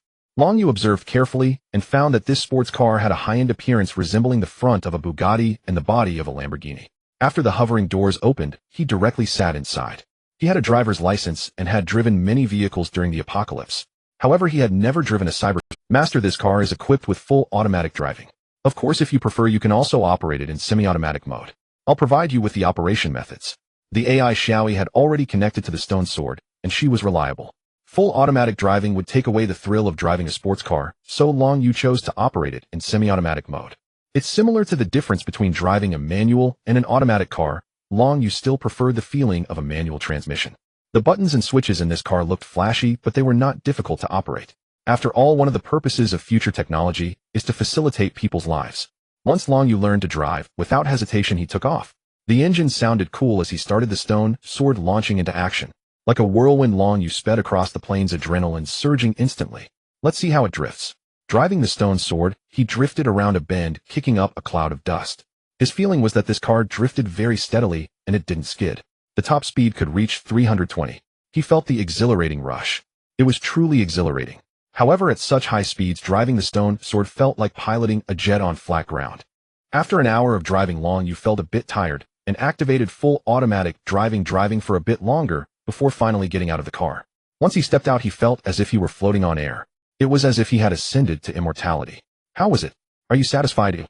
If you feel it's not good enough, I can exchange it for you another day. I have many cars here, but the stone sword is quite a stylish one and suits your temperament well, Chin said with a smile. The car is great, I'll take it. However, I have a small request. What is it? If there's anything you need, just tell me, old Chin. If I can help, I definitely will. Long Yu was straightforward, expressing his thoughts directly. I'm in the apocalypse here, and the water source in my area is contaminated by zombie viruses. I haven't been able to bathe for a while. I want to ask if you have any black technology that can purify water sources. Chin was stunned for a moment, but quickly understood Long Yu's need and grinned. Oh, is that all? This is no big deal. Just wait a moment, I'll go get my water purifier for you. Mine is a quantum mechanics water purifier. Even water contaminated by nuclear radiation can be purified. Less than a minute later, Chin came over holding a small machine. This thing has been sitting at my home for a long time and used. Since you've helped me so much this time, I'll send this along with the car. That's generous of him. Long Yu took the quantum water purifier provided by Chin and said, thanks Lao Chin. No need to be so polite, you. Who are we to each other? I have some matters to attend to, so I'll take my leave first. When the trading space opens next time, I'll bring something useful. Long Yu nodded, sure, let me know if you need anything, and I'll try my best to help you find it. Mutual benefit is the principle both parties have always adhered to in their transactions. If one side were to provide unconditional help, Long Yu would feel uneasy. You help me, and I'll do my best to help you. This is Long Yu's way of dealing with people. Congratulations, host. You have obtained the Ryefield stone sword and the quantum water purifier. The time-space transaction ends, and the space enters a cooling period of 5 days. Now he looked forward to what valuable items Chin could procure for him next time. After closing the trading space, Long Yu parked his vehicle above, leaving the burly guy to guard it. Currently his shelter was still somewhat cramped and did not have a proper parking lot, which posed a problem. He would have to ask the artificial intelligence, Xiao-E, how to expand the shelter. With the quantum water purifier, he could finally take a shower in the bathroom. Long Yu followed the instructions to install the purifier and turned on the faucet. Fresh water gushed out. The previous water source was thick and murky with a nauseating stench. Now seeing this clear and clean water, Long Yu revealed a satisfied smile. He walked out of the bathroom and saw Eulalie lying on the living room sofa, already prepared to sleep. For the past few days she had been sleeping on the living room sofa at night and waking up early to study the nutrients at her disposal. Sister, come over and take a shower. Long Yu called out to the living room. Upon hearing the word shower, Eulalie's heart, she hurried over to look. Long Yu, you're not going to use the mineral water we drink to take a shower, are you? No way, that's too. We can't use our drinking water just to take a shower. Eulalie was somewhat anxious. Water is the source of life, and in this apocalyptic world water was even more precious. Yeah, and the water I'm using is from this morning, over $1,000 a bottle. Long Yu said with a grin. Oh, how can you do this? That's way too wasteful, no way. Where's the water? Let me pour it into my cup, you're being too wasteful. Eulalie anxiously rushed into the bathroom and found that the bathtub was already filled with water. She was dumbfounded. You used all the mineral water. Eulalie pointed at the bathtub in a daze. Seeing Eulalie's frugal demeanor, Long Yu couldn't help but laugh. He walked over and turned on the faucet for her to see. Silly, do you think I don't know the importance of mineral water? This water is from the faucet, it's just that now it's clean. I've purified it with the water purifier. Eulalie was quite confused as she walked over and gently touched the warm water in the bathtub. It was very clean without any impurities. She was taken aback. What kind of water purifier is this? It's better than mine at home, which costs several thousand, and can't even purify water infected by the zombie virus. Long Yu thought to himself that Chin's water purifier must be at least 50 years ahead of theirs. My water purifier is quite advanced. Now there's an endless supply of clean water. Hurry and take a shower. Alright, this purifier can purify 8 cubic meters of water in 1 hour. Long Yu remembered that each time the water truck brought water to the bathhouse, it was exactly 8 cubic meters, which was equivalent to a day's worth of water for the bathhouse. The purifier only needs to run for 1 hour, and there will be more than enough water. After Long Yu left the bathroom, he heard the sound of the shower running inside. Girls typically take longer showers than boys, and Long Yu was starting to feel a bit drowsy sitting on the sofa. Suddenly, he heard the bathroom door open. Eulalie had already changed her clothes in the bathroom and was drying her hair with a hairdryer. At this moment, she was wearing a loose t-shirt paired with high-waisted denim shorts, accentuating her curves. Her hair was tied up in a simple bun with a rubber band showcasing her youthful beauty. Long Yu took a deep breath. Her figure was simply stunning.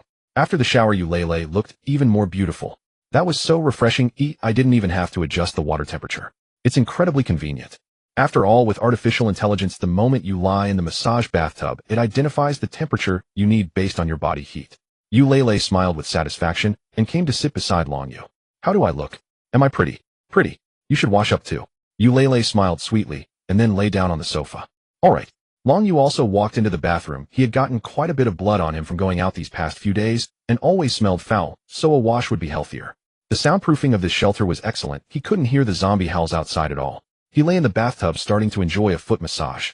Waking up his body and clearing his meridians, he felt as though he was on top of the world.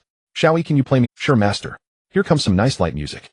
With soothing light music in the background, Long Yu soaked in the bathtub for half an hour and his body was already very clean. After putting on his clothes and walking out of the bathroom, he found Eulalie had already fallen asleep on the living room sofa. Her sleeping position resembled that of a playful little cat.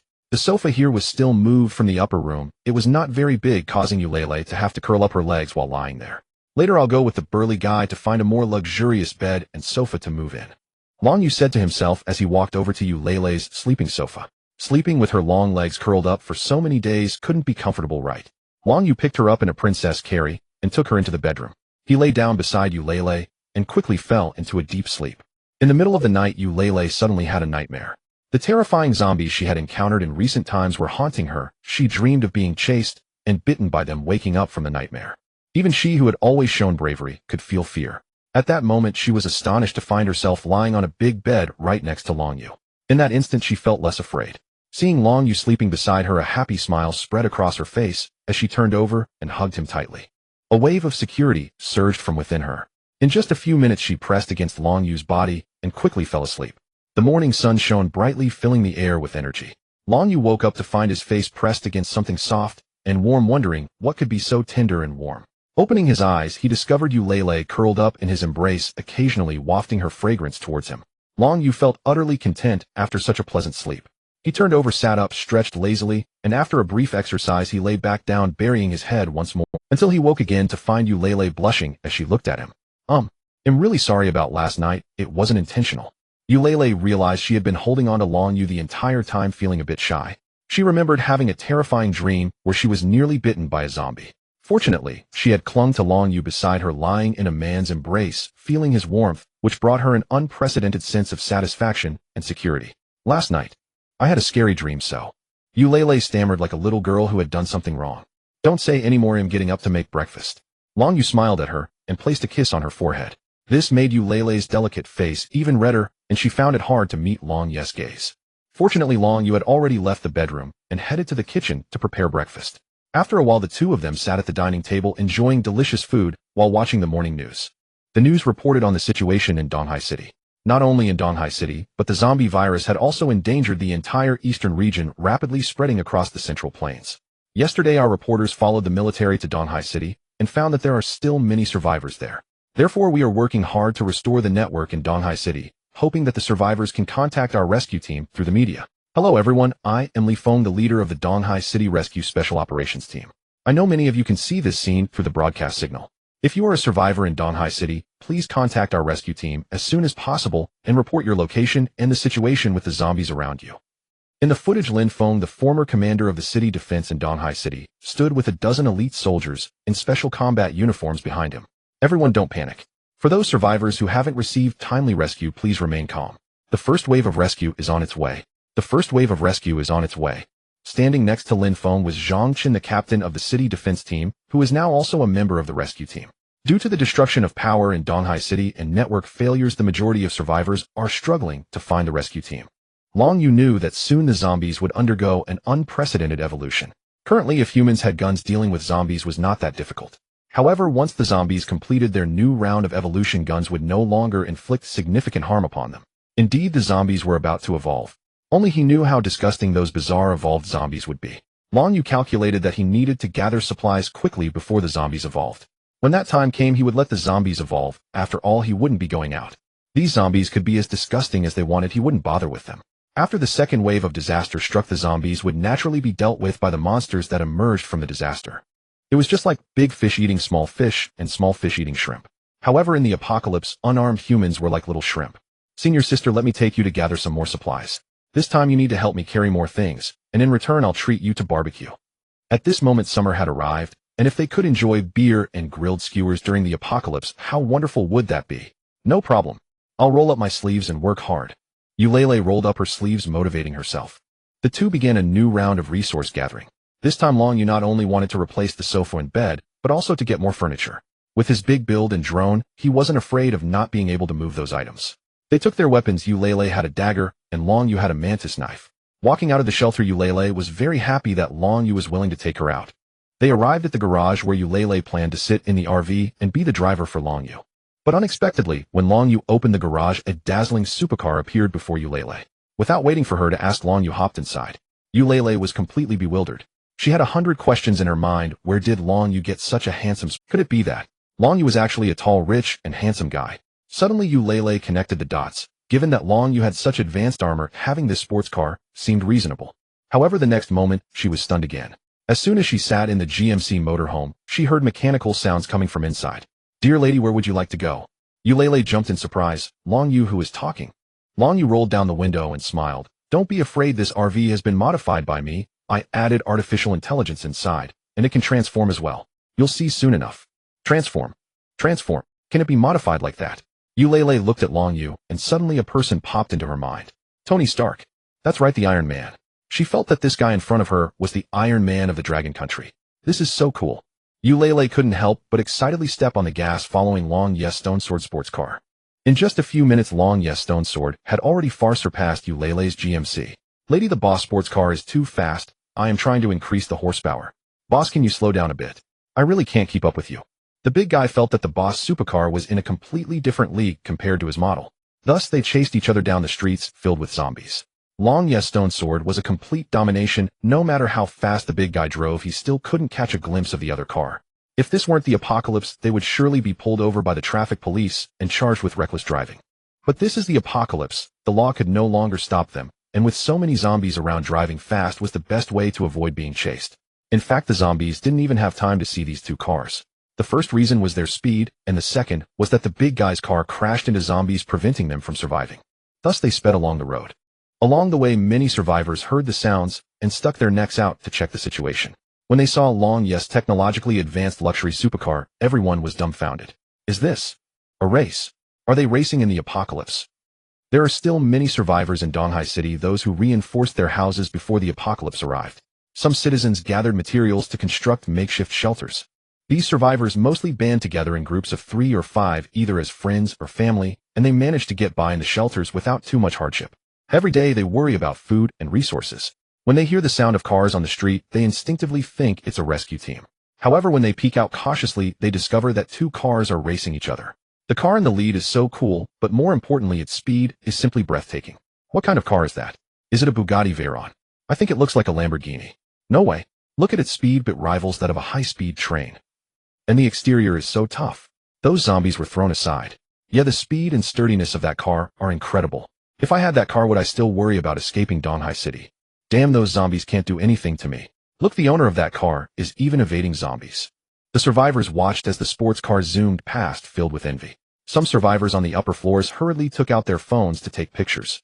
What are you taking pictures of? When the network is restored, we still need to call for rescue. You don't understand, I want to take pictures now. When the network is fixed, I can post online and see if I can contact the owner of that sports car. Did you not see? The zombies on the road are avoiding that driver. Their strength must rival that of a rescue team. If we get to know the driver, maybe they can take us away. If that sports car can take us along, we could easily escape, even if a horde of zombies comes. The survivors behind thought about it carefully and agreed. Currently, the rescue team has no idea when they will arrive, and even if they do come, they cannot guarantee everyone's safety. After all, there are too many survivors to protect. That car owner must be a big shot. We have to contact him. Hurry, take more pictures. Damn it, the car is too fast, I can't get a clear shot. What kind of trash phone do you have? Let me try, my phone has 100 million pixels. The survivors upstairs snapped pictures frantically. Unfortunately, the car was moving too quickly, like a phantom gliding past. Even after several shots from their high floor, not a single clear picture was captured. Long Yu drove the Sword in Stone while Eulele was in the GMC, and the 2 cars had been racing each other for quite some time before finally stopping. Long Yu, you're too fast. When the car came to a stop, Eulele got out her long legs trembling. You two, you knew you couldn't catch up, yet still chased after it. Eulele was speechless at the big guy as the car had maintained its limit speed, feeling like it was about to fall apart. The big guy still wore an unyielding expression. Sorry, I just can't accept that. Why should that car be faster than me? Long Yu approached to inform them of today's plans.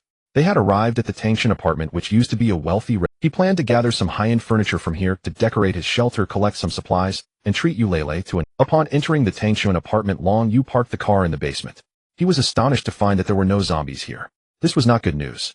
There were no signs of zombies around, even though it should have been a gathering place for them, which meant there were more terrifying creatures. Something must be keeping the zombies away. Boss, there's a killing intent nearby. I see it. After walking a bit further, Long Yu found that the doors on the first floor of the wealthy residential building were covered in claw marks. These claw marks obviously did not belong to zombies. He deployed a drone to scout the area. There were no results. The creature was very good at hiding. Eulele held a dagger, carefully observing the surroundings. Suddenly, the 3 of them heard a noise and quickly turned their attention to the entrance of a building. In the shadow of the doorway, a creature resembling a fierce tiger was slowly approaching them. This tiger was 3 meters long, with blood and flesh around its mouth, and its fur was completely gone, revealing its muscular form. What kind of creature is this? Eulele had never seen such a strange being. Only Long Yu recognized it as a sign of the second wave of disaster, a precursor to biological mutation. It was similar to the zombie dogs they encountered before, but this creature was even more aggressive than zombies. To be accurate, this creature should be a cat. A cat? You call this a cat? Long Yu chuckled. If this were a tiger, it would be much larger than this. This is a result of a cat infected by the zombie virus mutated as a result. If the second wave of disaster arrives, all creatures will mutate, and the appearance of a mutated tiger would be far more terrifying than this. The drone, through scanning and data comparison, identified the creature as an orange cat that had mutated into a zombie cat after consuming contaminated water. Boss, let me handle this cat. The big guy was eager to give it a try. No, you mustn't go near it. That creature can jump into your mechanical body and cause havoc. At that point, the parts on your body won't be protected. So terrifying. Boss, then it's better for you to handle it. Upon hearing Long Yu's warning, the big guy couldn't help. Despite its long body, this cat was incredibly agile. Long Yu had witnessed in his previous life how a zombie cat slipped through the gaps of a makeshift shelter built by people and killed everyone. Long Yu didn't even know how it got in. You all step back and let me deal with this cat. Roar. As if understanding Long Yu's words, the zombie cat let out a low growl, and its speed became incredibly fast, darting towards Long Yu's neck to bite. Long Yu drew his mantis blade and swiftly struck at the same speed. It had dodged. The zombie cat slipped between Long Yu's legs. At that moment, the cat's eyes were filled with fear. Long Yu noticed the zombie cat had become timid. He didn't hold back and activated the mantis blade skill for a swift strike. The zombie cat was completely numb. Its speed was like a shadow. But Long Yu was even faster, flashing past. Stab. With an electric shock effect, he delivered a decisive blow. It was done. This cat once believed that its speed was unmatched, having relied on it to kill countless foes. In the blink of an eye, it could strike down any human before they even had a chance to see it. Yet the human before it was nothing like a human at all. This speed was beyond comprehension. The cat was left dumbfounded. It was instantaneously annihilated, while the burly man and Eulele marveled at Long Yu's elegant slashing technique. Boss, when can you teach me how to blink? My speed feels a bit too slow. Long Yu sheathed his mantis blade and replied with a smirk. You're just born this way, there's no saving you. Well, okay. The burly man fell into a moment of, don't be disheartened, big guy. I just noticed that you have plenty of firearms on you. If you can wield your weapons well, you can still turn the tide. Eulele encouraged him. The burly man glanced at his garage filled with firearms and perked up again. Hee, it's still great to have you, sister-in-law. Eulele froze for a few seconds, her cheeks flushing red. Who is your sister-in-law? He's just a clueless oaf, ignore him. Long Yu chuckled along, and the atmosphere was joyful, completely unaffected by the earlier murderous cat. He led them toward a particularly bustling villa area where all the buildings were small villas. At the entrance of one villa, a Rolls-Royce Phantom stood out conspicuously, making the burly man feel a, let's go in here. This area has the most wealthy residents. It is said that the chairman of Tang Chun, the owner of this Rolls-Royce Phantom, also lives here. As usual, due to the burly man's size, he couldn't enter the building and had to stand guard at the door while Long Yu and Eulele went inside. Fire, help me check this building. There were a total of 36 floors here, each one very lavish. In the past, Long Yu would have never been able to live here even after working his whole life, but with the outbreak of the apocalypse, most of the people had either fled or perished. What good is having a lot of money? In the end, it would just fall into someone else's hands. Long Yu was the one gathering. He forcefully opened the exquisite door with his mantis blade, then the two entered the house, taking everything useful they could find. One advantage of scavenging in the rich area was that everything here was highly intelligent, designed to provide comfort and convenience for the wealthy. Long Yu enjoyed moving these items back to the shelter. Eulele was also happily gathering supplies. She opened the refrigerator and found many ingredients, all high in meats. Long Yu, there are hot pot utensils here. It seemed the owner of this place enjoyed hot pot. Let's take some for now and see if there's electricity around here later. The two of them searched from the first floor all the way to the 20-something floor, taking everything they could. $1 million sofas, beds, cabinets, tables, and chairs. Long Yu made sure Eulele tried them out, taking whichever was the most comfortable. He also discovered many luxury watches in several boxes. The Rolex Submariner was the most basic among them. Audemars Piguet, Richard Mille, Patek Philippe. Some valuable mechanical watches were still useful. These luxury items, once obtained after a lifetime of struggle, were treated like trash by Long Yu, who discarded anything he deemed worthless. They scavenged until nightfall as darkness descended and the surroundings grew quiet. After a fruitful day of gathering, the two had been busy all day and needed a moment to rest. He brought Eulele to the balcony to enjoy the night view outside. The night sky was beautiful, dotted with countless. What was even more exciting was that when Long Yu reached the 20th floor, he found many solar panels that had stored a considerable amount of electricity on the balcony. Using them, Long Yu lit up the entire building. The The 36-story luxury building shone brilliantly in the darkness, standing out as the brightest star in the night, seemingly capable of illuminating Donghai City, which was engulfed in darkness. Is it really okay to have all these lights on? Eulele observed the situation outside, turning on the lights now would surely attract attention. The burly man at the bottom of the building noticed that the entire building was illuminated and shouted towards Long Yu, "Boss, lighting up the whole building might attract zombies, right?" Long Yu stood on the balcony and responded from above, "It's fine, you're down there. If zombies come, you just take care of them. I'm ready." The burly man was fully prepared to fight any zombies that might show up. However, he only heard shadows moving around, but saw no zombies. This was strange. Just now he had indeed heard the growls of zombies. "Boss, what's going on? I heard zombies. Where are the zombies? Could it be that they know him on guard here and are too scared to come?" "Ha ha." The burly man laughed heartily. Long Yu was speechless. He wasn't foolish enough to attract zombies and create unnecessary trouble. The reason he turned on all the lights was that many evolved zombies, night demons, had appeared around the building. Thanks to drone reconnaissance, he had discovered these creatures early on. These zombies lived only in darkness and generally appeared only at night. Compared to ordinary zombies, their explosive power was astounding, and they were intelligent as well. By illuminating the entire building, Long Yu deterred the night demons from approaching easily, thus avoiding a lot of trouble. When the tallest building in the rich area suddenly lit up, it didn't just catch the attention of the night demons below. More importantly, it astonished the surrounding survivors, who were left bewildered at the sight of the brightly lit building, unsure of what was happening inside. However, they were certain that it was the result of human action, which meant there were people inside still living in the small village. This was quite absurd, because these survivors had also tried to enter that area. However, there was a terrifying monster guarding that area, the zombie cat, which had massacred everyone who ventured in to gather supplies. The remaining survivors fled desperately, never daring to step foot there again. Unexpectedly, someone had gone in. Could it be that the monster guarding that area has been dealt with? Meanwhile, the Donghai City rescue team had already completed the preliminary restoration of the city's network signals. This meant that survivors could seek help through various media outlets. Soon, a survivor uploaded a photo of Long Yu driving the stone sword to the Donghai City forum. The rescue team in Donghai City, commanded entirely by Lin Feng, dispatched network maintenance technicians to tirelessly repair the network day and night. With a network signal, they could track the whereabouts of the survivors. Some survivors hoped to find out the owner of the sports car by posting photos on the online forum. That night, several images appeared on the Donghai City forum. The title read, "Is there someone racing under the apocalypse? A man who even the zombies fear." Once the images were published, all survivors in Donghai City could see them. "Are you crazy? There are zombies everywhere on the streets. Are you trying to live too long? Didn't you see? The zombies on the road dare not approach the sports car owner." Some people realized that it was the vehicle they had seen in the morning, but it was moving too fast for them to get a clear look. "That car is so cool. I've never seen a model like it.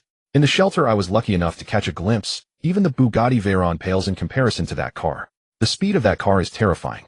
If I could drive that kind of vehicle, I would have already rushed out of Donghai City." The vast majority of people were skeptical. First, the image was too blurry for them to discern what the car actually looked like, and moreover, what the netizens claimed was too unbelievable. Zombies would avoid it. Is that even possible? The zombies in Donghai City, those who are still alive here, have witnessed their terror. Not only are they fast, but they excel at smashing through iron doors. Not to mention that car. Even an armored vehicle surrounded by a horde of zombies would find it hard to escape. What exactly was that vehicle? I have witnessed the horror of zombies firsthand. Does the car owner not fear them? What nonsense. Exactly, the more we talk, the more absurd it gets. If he had that car, he would have long since escaped this hellhole of Donghai City. It was precisely because ordinary cars could not break through the encirclement of zombies that most people remained trapped in Donghai City. However, Long Yu's car, the stone sword, was incredibly fast. It was like a sharp sword, a zombie encirclement. The body, made from special materials, could shatter through it in an instant. Moreover, with a massive figure behind it that enjoyed crashing into zombies, those zombies, sensing the terrifying momentum, naturally dared not approach recklessly. However, these survivors had never seen it, and most did not believe it. "Do you really not know who the car owner is? Does anyone recognize him? I will offer 10 million. Can he take me for a ride? I am certain that if I get on his car, I can definitely escape Donghai City." The person who uploaded the photo to the forum was eagerly trying to find the owner's whereabouts. After witnessing the terror of that car, they held great hope for the owner. "Are you dreaming big? It's the apocalypse. What use is so much money? Don't pin your hopes on unrealistic people. Maybe the car owner himself can't even ensure his own safety. Instead, let's find a way to send our location to the rescue team and have them come quickly. The rescue team has to save so many people. When will it be our turn? I've already seen the zombies outside getting stronger. If we don't leave Donghai City quickly, we're all doomed." Is that true? Rescue team, please come save me. Don't worry, the rescue team will arrive at the latest by tomorrow. I'm so hungry. Does anyone have food? I want to exchange my body for some. What? Miss, send me a photo and your location. If you're close, I can come over right now. Everyone was chatting away on the forum, which was the only source of entertainment under the apocalypse. The vast majority were still skeptical about the strength of the car owner mentioned in the post. At the Donghai City Rescue Command Center, after repairing the city's network, Lin Feng was also able to check the locations of the survivors through the forum's back-end data. This was very beneficial for their rescue efforts. Commander Lin, we have checked, there are approximately over 90,000 survivors in Donghai City. Lin Feng took a deep breath. It was quite a significant number. Given their manpower, they could hardly manage the survivors. It was unavoidable, and they also noticed that the strength of the zombies was evolving day by day. The rescue work was extremely challenging. The warriors all displayed resolute expressions. Boss, what should we do? The brothers are all listening to you. We still need to complete the rescue mission and wait for reinforcements from the main force. At that moment, a reporter suddenly saw something on the online forum. Commander Lin quickly looked at the forum. Someone posted a photo, and it's strange. Photo. Is it a photo of the survivors? Lin Feng hurriedly opened his computer to check. Upon seeing the title, he was also thrown into confusion. Racing in Donghai City, which is filled with zombies. How is that possible? Shall we help me verify the authenticity of this photo? A few minutes later, the technicians came to report. This photo was taken at 9:32 a.m. on Binhai Road. Aside from being a bit blurry, there are no signs of photo. Lin Feng was momentarily taken aback, carefully examining it for a long time before asking, what kind of car is that in front? All the technicians and warriors fell silent. I recognize the vehicle behind. It's a GMC Savannah worth around $1 million. However, I have truly never seen the blurry car in front. I haven't either. It looks a bit like a Bugatti and also a bit like a Lamborghini. The key point is, can he really drive that car rampantly on a zombie-infested road? One technician voiced the thoughts in his mind. The photo is real, but the title is somewhat exaggerated. Perhaps there aren't many zombies on that road, or he simply didn't plan to survive. Lin Feng pondered for a moment and slowly spoke. But I would very much like to meet the owner of that car. It indeed takes quite a bit of courage to race in this place. Boss, where are we preparing to go for the next rescue? Asked a few warriors beside him. First, let's go to Donghai University. There were tens of thousands of students there now. There should still be quite a few students who remained because they were staying on campus. Lin Feng led a few hundred brothers, dividing into several small teams, fully armed, and continued the search and rescue mission. Meanwhile, the protagonist of those photos, Long Yu, remained in the luxury apartment. That evening, he and Eulele were in the living room enjoying the air conditioning while eating hot pot. The table was filled with delicious ingredients. Regardless of the discussions outside, Long Yu indulged in food and drink, living quite comfortably. The beef and lamb were placed in the pot, accompanied by a fragrant and spicy broth filling the entire living room with a delicious aroma. The beef and lamb that these wealthy people consumed were incomparably better than what they usually ate. Despite being in the pot for quite some time, the flavors remained tender and delightful. Eulele picked up a piece of meat with her chopsticks and placed it in Long Yu's bowl, saying, after a long day you should replenish your energy. Long Yu looked at her with mischief in his eyes and replied, who knows, I might still be busy tonight. Huh, what else could be busy tonight? Eulele realized something and shyly lowered her head, unable to meet Long Yu's gaze. Tonight we'll go over the inventory. We leave tomorrow. What were you thinking? Oh, I was thinking the same thing. Eulele's face turned red, and she could only cover the awkwardness from earlier with her meal. Illuminating the entire building to prevent the entry of night demons spared them considerable trouble, and that night Long Yu slept soundly. The two of them slept in separate rooms, but Eulele tossed and turned, unable to fall asleep. She kept imagining the scene with Long Yu sleeping beside her. Now, looking at the empty space next to her bed, she felt a loss of safety and satisfaction. Knowing Long Yu was in the next room left her feeling somewhat despondent. The next morning, Long Yu entered Eulele's room, finding her still fast asleep. Long Yu called out a few times but received no response. It seemed she hadn't slept well the night before and was catching up on rest. The sun is shining on your backside.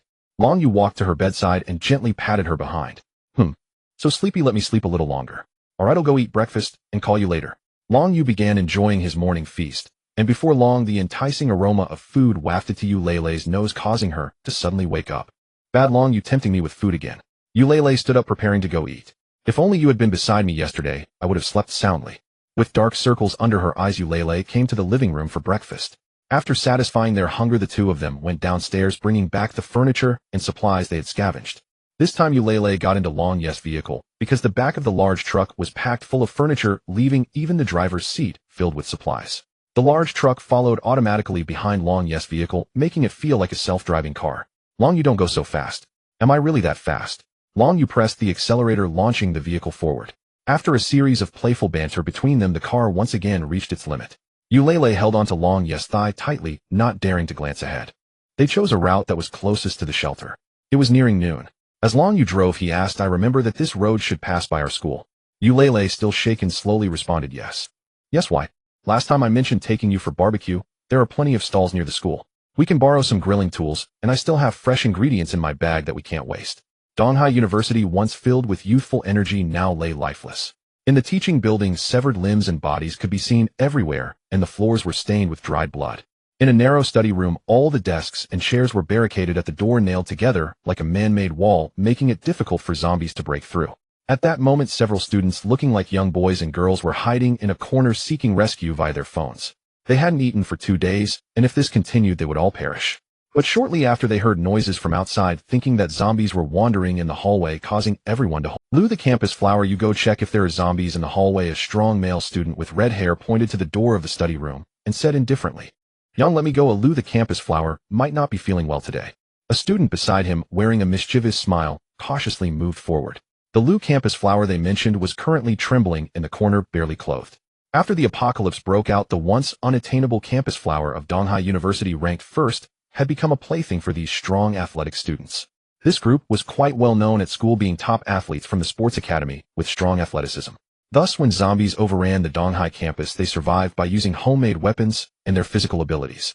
The Lu campus flower they spoke of was named Lucia. They encountered her on their escape route, helping her evade the threat of zombies, hiding her away until they ended up in this inconspicuous study room. Lucia initially thought she had found hope, but unexpectedly, within 2 days of living with this group, their true colors were revealed, treating her as a tool for their desires. However, to survive, she had to endure. Young, there's no one in the hallway. It's not the sound of zombies. Suddenly, they heard the distant sound of a vehicle outside. What's all the noise? Who the hell is driving? If I find out who made that noise nearby, I'll make him pay. Such sounds could easily attract zombies. The group pulled back the curtains to look outside. They saw 2 cars speeding down the road, brazenly racing past, while the zombies on the street dared not block their path. When they saw the cars with their own eyes, everyone widened their eyes in surprise. Hey, no way, isn't that the car from last night's forum? Can you see clearly? Yes, it's definitely it. That picture went viral on the forum, and many people couldn't believe someone would dare to speed down a zombie-infested road. I didn't believe it either. No way, I didn't expect it to be real. Young, what do we do? They all knew about the uproar caused on the forum last night, and none believed anyone could be so audacious in the apocalypse. Seeing this scene in person left everyone both thrilled and shocked. This is real. There really are big shots. Look, all the zombies nearby have been crushed by that RV behind. That car is amazing.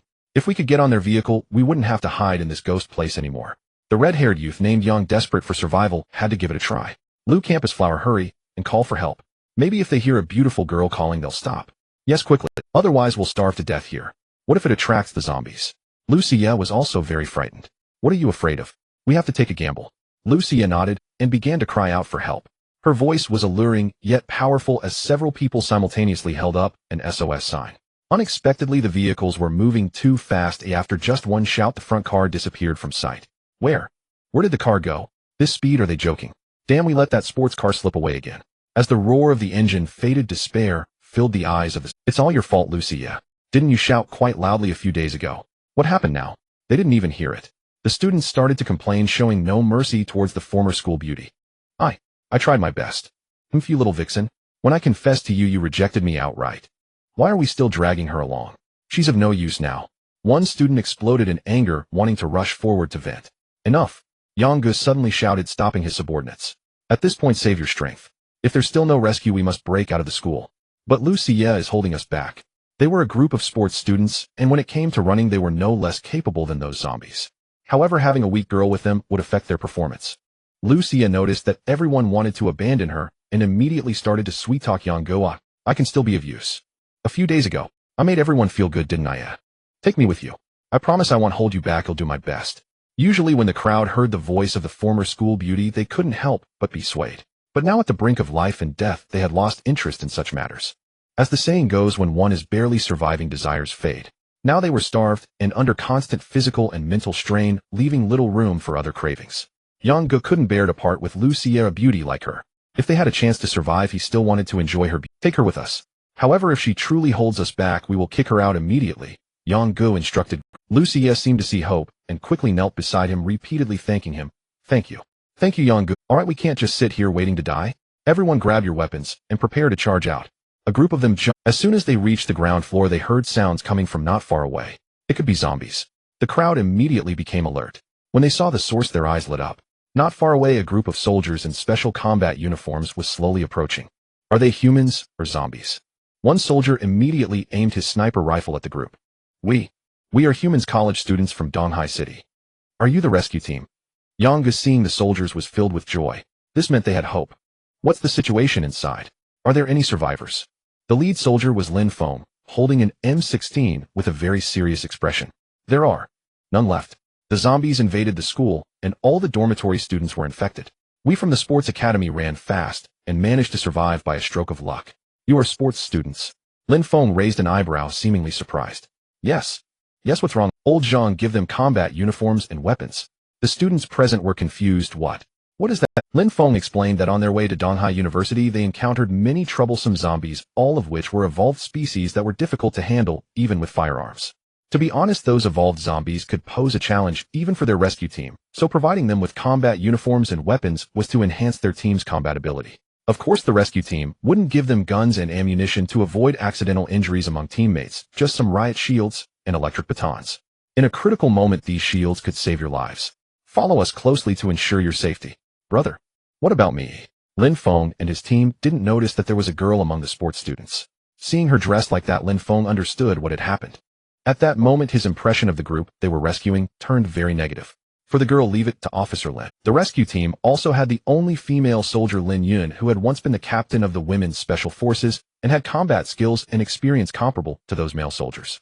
Seeing Lucia dressed scantily, Lin Yun frowned and glared fiercely at the surviving males before taking her to change clothes. After Lucia changed clothes, the group was finally ready to leave Donghai University. On the way, those sports students suddenly remembered what they saw outside the window and immediately reported to Lin Feng and the others. Officer, did you see the forum about our Donghai City last night? Lin Feng didn't want to deal with them, but still replied, I saw it. What's the matter? This morning we saw those two cars again on the teaching building. Moreover, they were driving swaggeringly on the street, completely ignoring those evolved zombies you mentioned.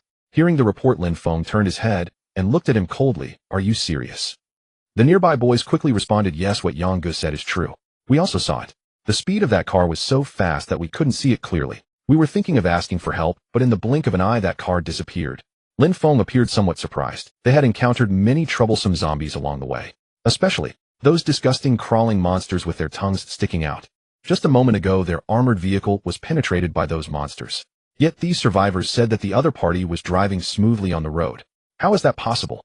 Officer, I think it might be that the speed of their car was too fast for the zombies to catch up. Lin Feng pondered, realizing there might be some truth to it, but those crawling monsters were also quite fast. Be careful and hold up the riot shields tightly as we go. We may encounter those monsters again. The student survivors nodded eagerly like little chicks pecking at rice, wondering what kind of creature could instill such fear in the rescue team. According to the official statement from the Donghai City Rescue Team, these teams are composed entirely of the most elite special warriors locally. If even they cannot deal with those monsters, how can they survive? Thinking of this, the owner of the speeding supercar they had just seen seemed completely unafraid of those creatures. The rescue team prepared to temporarily return to their base. Since the armored vehicle had been destroyed by the crawling monsters, they had no choice but to walk, needing to choose the most concealed route, or they would never get back. Meanwhile, near Donghai University, due to the earlier roar of vehicles, a horde of zombies had gathered. Lin Feng and the others chose to scale the sidewall. Surrounded by iron railings, the university is a place where students often order takeout. These railings are not very high and can be easily climbed over. Lin Feng used binoculars to find a place where zombies were temporarily unseen. However, he overlooked a crucial rule of the apocalypse. That is, an area where no zombies are visible may not be a coincidence, but rather that the zombies dare not stay in, because that area has something even more terrifying. This fact was very clear to Long Yu, who had been in the apocalypse for many years. Lin Feng and the others were unaware of this, saying they assumed that zombies just happened not to be there and thus intended to scale over. Under Lin Feng's lead, they climbed over the iron railings, surrounded by vast open space with many abandoned vehicles parked around. This area was familiar to the students as it was full of couple hotels that college students frequented. Further ahead, the next intersection led to a snack street filled with many food stalls and barbecue stands, a popular choice for university night markets. Lin Feng was still unfamiliar with this place and did not hesitate to have the students lead the way. Once a bustling street filled with people and laughter, it was now silent. Now it lay in eerie silence. A few students held their shields in front as they cautiously moved forward. Many vehicles were still parked beside the hotels, haphazardly arranged. Some were overturned, with several corpses falling out of the vehicles looking quite gruesome. They all appeared to be young people. These students must have tried to escape from here, but ended up meeting their demise. Lin Feng's tone was heavy as they continued forward. Until they saw the corpses piled up on the ground again, Lin Feng raised a hand signaling everyone to stop. It was too quiet here. Moreover, he noticed that the corpses were severely damaged and had not turned into zombies, indicating they had not been infected, but had suffered some immense impact. You all check around, and be careful not to make any noise. Several Special Forces members cautiously moved to survey the surroundings with their firearms. There were many strange markings around these vehicles with handprints and footprints chaotically stacked together. At that moment, a college student screamed in terror. More than 20 Special Forces members immediately turned around. 3 of the crawling monsters they had encountered earlier appeared not far away. These monsters were hairless with degenerated eyes and fingers twisted in a bizarre manner, looking sharp. Their brains were directly exposed, lacking skin, and their bodies were all flesh and blood with extremely long appendages in their mouths that could no longer be called tongues. They crawled atop various hotels, seemingly treating the survivors as food. Don't come closer. One of the monsters crawled over a survivor. As a physical education student, he instinctively ran away. Don't run. Thud. The speed of the monster's appendage was faster than his running. It pierced through his brain. Brain matter splattered. Open fire. Protect the survivors. Lin Feng organized the team to launch an attack. The crawling monsters were too fast, able to swiftly dodge fatal attacks, and using automatic rifles to shoot at its head would only knock it down, but not kill it. Bang! Bang! Zhang Chun and Lin Yun, both sharpshooters, fired several shots at the monster with their sniper rifles. They saw one monster topple over, but quickly got back up and charged towards them. One of the monsters extended its appendage towards Zhang Chun's head. Lin Feng held his explosive shield to block it, then surged forward, smashing the monster fiercely with his shield. The two fought the monster while the others dealt with the other two. Among them, 2 Special Forces members had their hearts pierced directly by the sharp appendages of the monsters. Damn it, we can't kill this thing. Do these evolved zombies have no weaknesses? More than 20 Special Forces members continued battling, and the 3 monsters seemed to show signs of retreat. Finally, seeing that the Special Forces provided too much firepower, the crawling monsters temporarily withdrew. Everyone finally breathed a sigh of relief. Is this a zombie? It's almost indistinguishable from a monster now. The student called Yang Gu was severely frightened, and the remaining survivors, including Lu Xie, were all stunned. They witnessed firsthand that even the Special Forces were powerless against these monsters. What to do? They were lucky to encounter only 3. If they came across more, they would surely be pierced through by those creatures. Just thinking about it was terrifying. Stop thinking. Hold the explosive shields high. They are made of special materials that these monsters cannot easily penetrate. As they spoke, everyone continued moving forward. Ahead were several food stalls and barbecue stands. It appeared that there were no zombies here. However, Lin Feng also realized that in places where there were no zombies, there might be something even more formidable. Quite troublesome. Everyone lower your voices and quickly pass through this area. They would rather face a horde of ordinary zombies than these evolved monsters. Thus, under Lin Feng's command, everyone jogged forward quietly. The campus belle Lu Xie glanced around while passing through. Suddenly, her gaze landed on a familiar car. That. Lu Xie's eyes widened in surprise. What is it, Xiao Lu? A nearby Special Forces member, Lin Yun, turned to look over with his gun. That's the sports car we saw this morning. What? Upon hearing this, the few survivors in front were all stunned. During lunchtime, the two were not inclined to return to the shelter. Long Yu took Eulele to a barbecue restaurant next to the school, using the grilling tools there to skewer the beef and lamb he had scavenged from the affluent district. Boss, there should still be a lot of cases of beer over there. The burly man pointed to the warehouse behind the barbecue restaurant.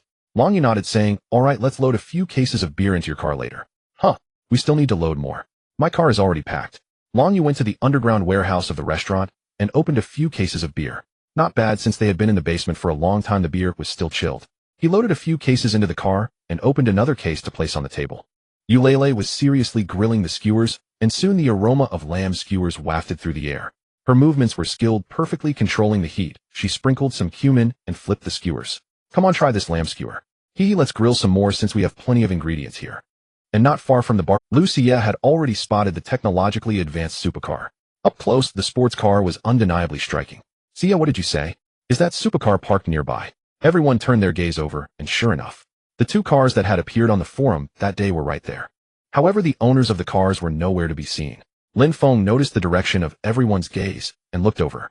It was indeed that car, one they had never seen before, a sports car with a futuristic design, one that had never been on the market. That's a survivor's car, but where is the owner? Zhang Chun beside him asked, puzzled. They all wanted to see the actual owner. The rescue team believed that since it was a survivor, they had an obligation to help. Meanwhile, the nearby college student survivors began to set their sights on the cool supercar. Because they had witnessed the speed of that car firsthand. It was so fast that it felt like it was flying in the air, and those zombies didn't even dare to come close.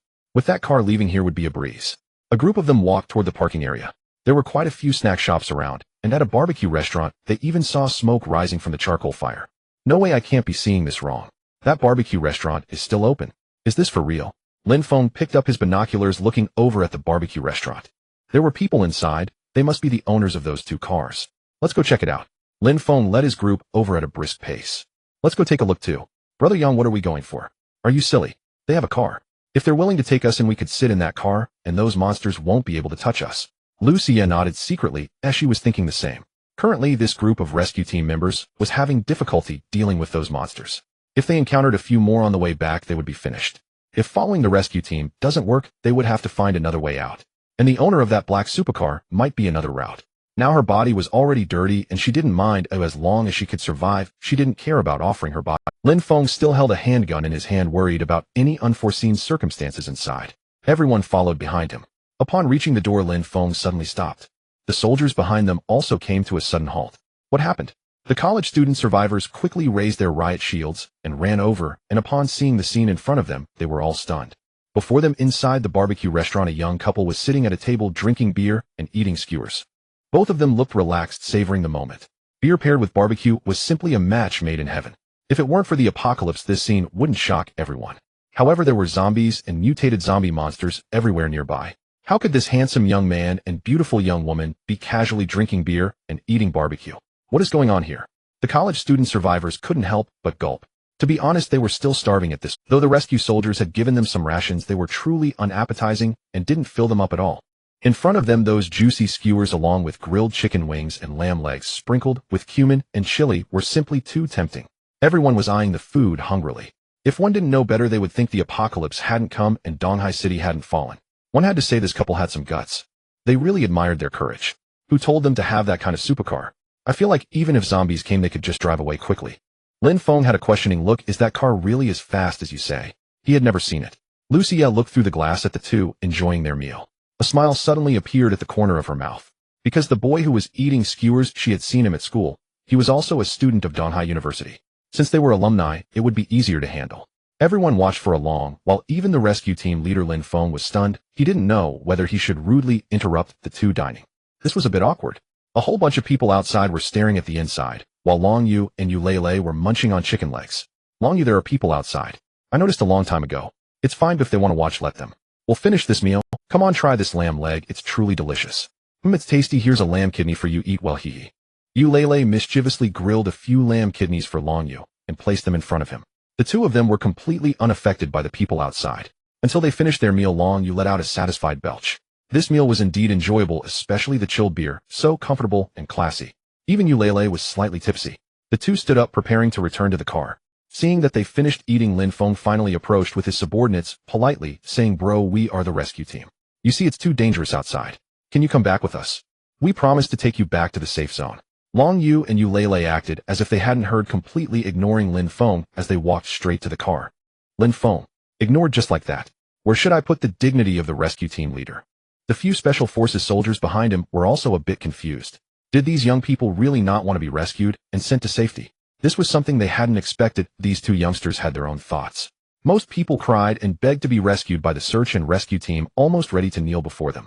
However, this young couple acted as if they were seeing air when they spotted the rescue team, showing no desire for their assistance. Seeing the other party about to leave, Zhang Chun hurriedly approached to persuade them. "Brother, it's very dangerous outside, even though you have this car we've never seen before. But what you don't know is that the zombies have evolved now far stronger than before. If you follow us, we will take you to..." Zhang Chun patted his chest, wearing a confident expression. Although he appeared self-assured in front of Long Yu, he knew that whether they could return from this rescue operation was still uncertain. "I appreciate your kindness, but I have my own place and won't be going with you." Long Yu did not even look up as he approached his car Shizhongjian and lightly touched the fingerprint scanner, causing the car door to slowly rise. "You're really just leaving like this? So casually? I don't understand." Zhang Chun was puzzled. Surely sticking with them would be safer. After all, they were elites among fighters. Perhaps the young man has his own ideas. Lin Feng lit a cigarette, calmly taking a puff while observing Long Yu, who was getting into the car with interest. This guy, amidst the apocalypse, not relying on them and having his own thoughts, was indeed an interesting man. Their rescue team had saved quite a number of survivors, But to be honest, many of them were not worth saving. Because in this apocalypse their hearts had already turned dark. They would assault women, indiscriminately kill innocents, and even the elderly and children were not spared.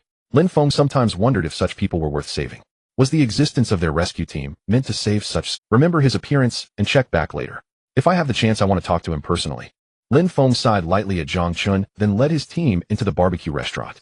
Seeing that the table was completely cleared, he grabbed a few unopened bottles of beer from under the table and quickly distributed them to his brothers, as drinking beer was a great way to stave off hunger. Damn, this is good, especially chilled. Zhang Chun found a cup and poured himself a drink. I haven't had this in ages. I really envy that young couple with barbecue and beer. They're simply winners in life. The soldiers took a few sips, leaving a bit for the surviving college students. Everyone drank heartily. If only we could have some grilled skewers, that would be perfect. Dream on. If you had a car like theirs that ran fast enough, you might be able to gather food, but unfortunately we can't. Just having a few sips of beer is already pretty good. Hey, where's Lu Daxiua? Outside the car, Long Yu was about to start Shizhongjian with Eulele, when suddenly someone knocked hurriedly on the driver's window. Long Yu made the window transparent, revealing a stunning beauty outside. Hi classmate, long time no see. I think we've seen each other on campus before. Lu Xie smiled and waved at the driver's seat where Long Yu was. Long Yu glanced and asked, do you need something? Classmate, I want to get in your car, do you mind? I can pay, of course, whatever you want I can provide. Lu Xie adjusted her alluring assets deliberately, letting Long Yu smile playfully. Oh, what value do you have? Lu Xie was taken aback, not expecting him to ask such value. She stood there pondering for quite a while. Just as Long Yu was about to start Shizhongjian and leave, she quickly snapped back to reality. She hurriedly knocked on the window. Classmate. Handsome guy brother. I can do anything, I can serve you. Make you enjoy, my skills are top-notch. Long Yu began to reverse while Lu Xie continued to call out in a flirtatious tone. Long Yu waved his hand. No, my car is already full. Lu Xie didn't mind the girl in the passenger seat. She continued, I can sit in the back. But there are a few boxes of beer in the back, it's already full. Huh. Lu Xie was completely dumbfounded. Was she really less valuable than a few boxes of beer? Aren't you going to consider me? Please, brother. Lu Xie began to act cute. Sorry Lu Daxiua, I don't take vases here, haha. With that casually dropped remark, Long Yu turned the car around and accelerated away, leaving Lu Xie standing there in shock like a clown. He knows me. But why? Why is he still abandoning me? Is it because I'm not good looking or my figure isn't right? Lu Xie began to question her life. In the past, countless boys pursued her, and to exaggerate, she could have filled the dormitory of Donghai University with them. Lu Xie had rejected one after another. She toyed with those boys like clowns. Whenever a boy confessed to her, she often hit them with lines like, did I give you the wrong impression? Never did she expect that today, in front of that young man, she would become the clown. Long Yu drove away, and Eulele, sitting in the passenger seat, suddenly spoke up. Long Yu, your attitude towards the school beauty just now was really cool. A real man. Long Yu set the car to autopilot, turned his head, and pretended to be deep as he looked at her. So you won't even call me Brother Yu? Eulele laughed at Long Yu's line. Brother Yu. Brother Yu is forever a god. Brother Yu is my idol. Long Yu also smiled. To be honest, Lele, with your looks and figure, you're not any less than that school beauty, right? Eulele thought for a moment, shook her head, then nodded, appearing somewhat conflicted. How could I compare with her? She's so flirtatious. Oh, I never participate in beauty contests. Participating only gets you some sycophants. It's meaningless. Long Yu agreed with Lele's words, as she didn't want to participate in the so-called beauty contest. Otherwise, the #1 spot on the beauty rankings might not actually be Lu Xie. He knew that school beauty personally, but her reputation was not good. She often toyed with boys' feelings for fun, treating them like sycophants. Moreover, in the apocalypse, what use is someone like that? Apart from being slightly good-looking, they hold no value. His evaluation was that she was not as good as Eulele, both beautiful and practical. Upon returning to the refuge, Long Yu's first task was to completely replace the old furniture. He thoroughly cleaned the items brought in, restoring them to a brand new appearance before arranging them in his sanctuary. Of course, all of this did not require his personal effort. He entrusted it to his intelligent housekeeper Xiaoyi. He and Eulele only needed to enjoy themselves. After returning home, Eulele naturally changed into her pajamas and sat cross-legged on a chair, scrolling through messages on her phone. Brother Yu, the internet in Donghai City has been restored. Really? Then check online to see if there is any important information. Eulele flicked through the official forum of Donghai City with her fingers. Before long, a photo caught her attention. Wasn't this the picture of them racing on the road? When did another survivor manage? She opened the post and found that most people were mocking the owner of the car in the photo, questioning why someone would want to risk their life outside in a zombie-infested world. Even now, many survivors were replying, asking whether the car's owner had truly died. After all, the majority of zombies had evolved, and who would dare to play on the road like that?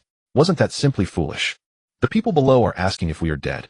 Some are even offering supplies to see our corpses. Eulalie pouted her jade hand, waving dismissively in the air, condemning the remarks of those speakers. Don't pay them any mind. They are not wrong. The zombies are about to fully evolve. However, we will not die. The first to perish should be them. Long Yu took off his clothes and headed into the bathroom for a shower. After 2 busy days, he wanted to relax in a hot. Seeing that Eulalie was still fixated on her phone, Long Yu casually stripped off his t-shirt and pants, slipped on his slippers, and prepared to enter the bathroom. Eulalie looked up and accidentally caught sight of Long Yu's strong and muscular back, causing her to glance a few more times involuntarily. Whatever it is, we can talk later. I'm going to take a shower first. Oh, okay.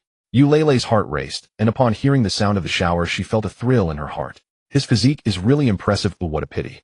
I can't see his front. Eulalie sighed inwardly, resting her chin on her hand, continuing to glance down at her phone. Long Yu entered the bathroom, soaking in the bathtub and activating the foot massage feature. The fatigue in his muscles was instantly alleviated. Xiaoyi, what other functions do you have?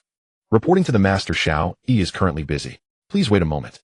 At that moment, the artificial intelligence Xiao Yi was connecting to multiple washing devices, working alongside a large machine to clean the furniture they had brought from the affluent district. The large machine had also become a laborer, diligently using disinfectants and cleaning tools to make the furniture look brand new. After a few minutes, Xiao Yi finally spoke. Master, there are multiple modes available in the refuge. Xiao Yi began to explain verbally. Previously, Long Yu had not had the chance to thoroughly explore the functions of this high-tech refuge while collecting supplies during the apocalypse. Activate bathing mode. Long Yu issued the command. At that moment, warm lights illuminated the ceiling of the bathroom and numerous crystal-clear bubbles appeared around him. Suddenly, bath salts were added to the warm water he was soaking in, and accompanied by soothing music, the entire bathroom transformed into a dreamy oasis. Not only that, but the surrounding walls had altered their former appearance. The originally pristine white walls now resembled a massive multidimensional holographic screen, displaying a forest filled with lush greenery, making him feel as if he were in a hot spring nestled within dense woods. Xiao Yi explained that all the displayed scenes utilized 5D technology, allowing bathers to fully relax their bodies and minds. Coupled with the massage from the bathtub, it would relieve physical and mental fatigue, promoting health. As Long Yu beheld this scene, the tension that had gripped him during the apocalypse, the nausea from constantly encountering repulsive monsters, vanished instantly, replaced by an unprecedented sense of comfort and satisfaction.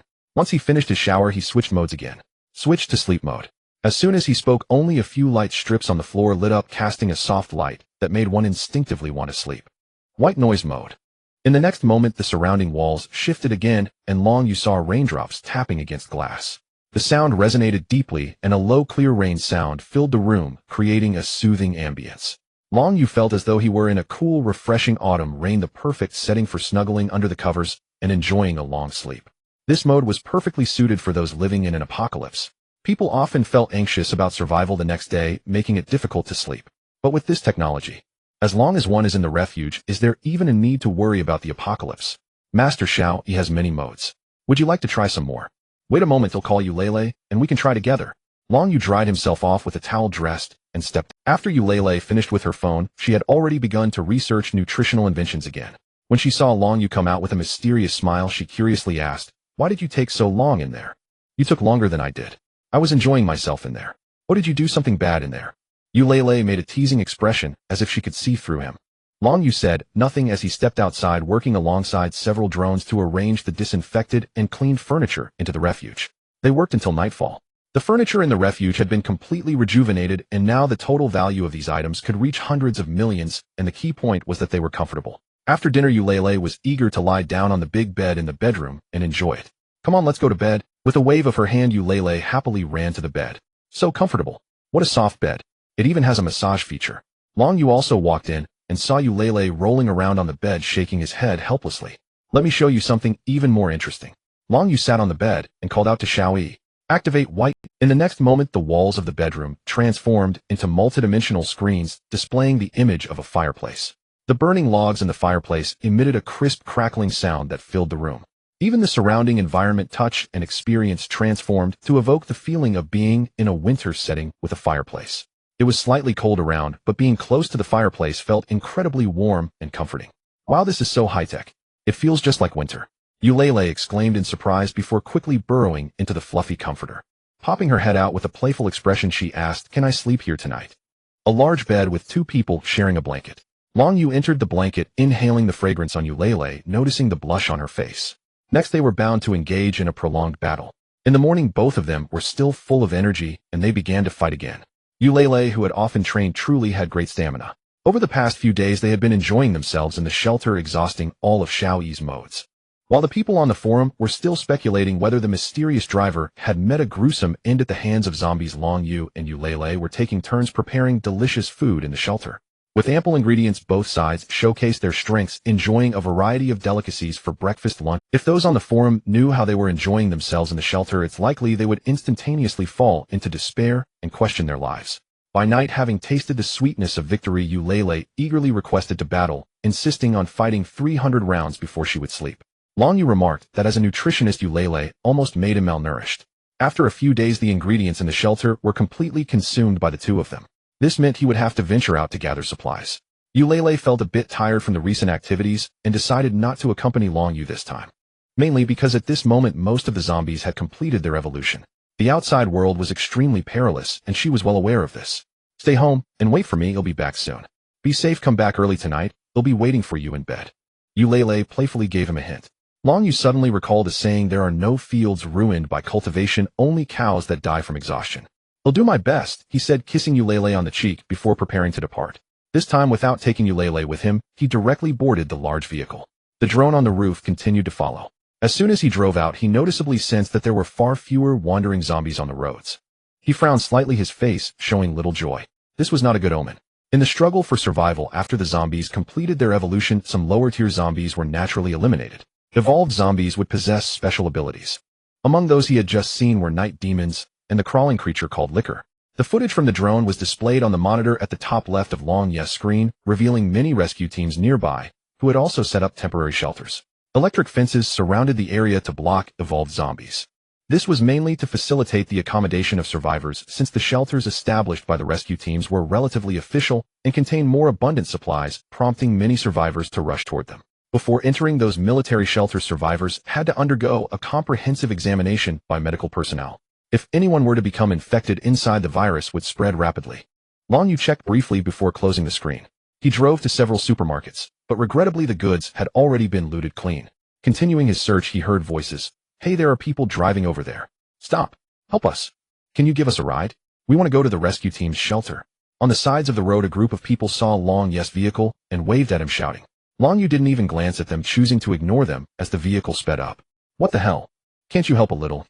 Haha, I wish him to be bitten by a monster soon. Let's go to the rescue team's shelter. I heard Commander Lin's shelter is impenetrable by monsters. The group, seeing Long Yu's indifference, immediately began to curse. Long Yu had already moved far away. As for their claim that he would be bitten by monsters, that was impossible. Two lost liquors appeared before his vehicle. They blocked Long Yu's path. These zombies are old acquaintances. Long Yu stopped the vehicle, sitting back and leisurely watching them. They opened their gaping mouths, sticking out sharp tongues, watching him with hungry eyes. Big guy, let me see if your cannon is accurate or not. Long Yu crossed his arms, a playful smile on his lips. Boss, leave it to me. The big guy, after finishing his words, spun in the air, his entire body quickly transforming, and then two strong arms pulled out, setting up the rocket launcher on himself. With two thunderous booms, the Liquor's body was instantly blown to pieces, blood splattering everywhere. After completing this spectacular maneuver, the big guy transformed back into vehicle form and continued forward. Well done. Hee hee, you flatter me, boss. The vehicle continued on its way and finally stopped beside a small... This was a commercial street that used to be bustling with people, with a variety of foods available nearby. After the apocalypse broke out, most of the items here had been looted, but this inconspicuous little supermarket still had plenty of supplies to collect. However, no matter how inconspicuous it was, with so many survivors around, the supplies here shouldn't have gone unnoticed. This was indeed strange. Long Yu got out of the vehicle and opened the supermarket door. He nodded to himself. This place was good and food was abundant. Collecting all these items would last them a week. Long Yu specifically brought several sacks, this time filling them with food and taking along some daily necessities as well. This time the harvest was quite rich. Just after collecting and finishing packing, a sudden sound emerged from the dark little supermarket. Long Yu's eyes flashed as he activated his mantis knife. Now I understand why this supermarket hasn't been looted. It turns out you creatures are hiding here. The basement of the supermarket was pitch black, not a hand's breadth visible, though ordinary people could not see what kind of creatures were lurking there. Some had previously come here to gather supplies, but as soon as they stepped inside, they heard sounds coming from the basement. They were armed with weapons and homemade firearms. Yet in less than 3 seconds, all those people were dragged into the basement and infected, turning into mutants. Thus the number of monsters in the basement continued to grow. These monsters were none other than the night demons that thrived in darkness. In front of Long Yu there were about 8 night demons lurking in the shadows, their faces twisted as they stared at him. Possessing intelligence, they had devised a plan to lurk in the basement, using these supplies to lure in humans. As soon as someone approached, they would leap out and drag them into the basement. And now another human had taken the bait. However, this human was far beyond their expectations. The night demons lurked nearby, watching him from the shadows. Their eerie howls echoed in the dark, chilling to the bone. Any ordinary person who heard them would surely be paralyzed with fear. However, Long Yu felt no fear at all. On the contrary, he was eager to engage the night demons in battle. In his previous life, dealing with such creatures usually involved devising traps and using ultraviolet flashlights to drive them back. Long Yu had never truly dispatched a night demon, as their bodies recovered rapidly and were incredibly agile, making it difficult to strike their vital points. Let's practice on you then. Long Yu opened his mantis blade, its edge crackling with electricity, looking particularly sharp in the dark. He noticed 4 or 5 night demons charging towards him, their shadowy forms revealing his long limbs. Quickly 2 night demons leapt forward, one in front and one behind, intending to subdue Long Yu together. With a swift motion, Long Yu slashed, causing the front night demon to stumble back half a step. The night demon behind attempted a surprise attack, but Long Yu kicked it aside, swiftly following up with a hook of his mantis blade in midair. In an instant, the head of the night demon fell away. Its body continued to tremble, a result of the electric shock it had sustained. The remaining night demon widened its eyes in rage and lunged at Long Yu. Another slash went through its waist, delivering a decisive cut. The lightning-infused damage instantly reduced the 2 night demons to charred remains. After dispatching them, Long Yu leaped forward, swinging his mantis blade in the air twice. The few night demons in front were unable to dodge in time and had their heads severed by the sharp mantis blade. Sparks of electricity danced around the blade, crackling in the air, illuminating the pitch-black basement. 3 night demons remained now in a state of panic. Since their ambush here, they had never encountered such a powerful human. Otherwise, they might have chosen a more cautious approach and set traps. But it was all too late. Long Yu charged at them, slashing one after another, leaving gaping fissures in the basement. The entire basement shook as if it were about to be cleaved in two. The remaining night demons, with nowhere to flee, met the same fate as their companions. Congratulations to the user. The proficiency of the mantis blade has increased, and you have obtained the mantis blade attachment, flame module. After equipping the flame module, the blade will gain fire attribute damage. During the battle with the mantis blade, you can freely switch its attachments. Successfully switched to the flame module. At this moment, Long Yu's mantis blade ignited with roaring flames. Flame mantis blade. With this, the entire basement was illuminated by the blade's fiery edge. Long Yu slashed at the wall of the basement once more.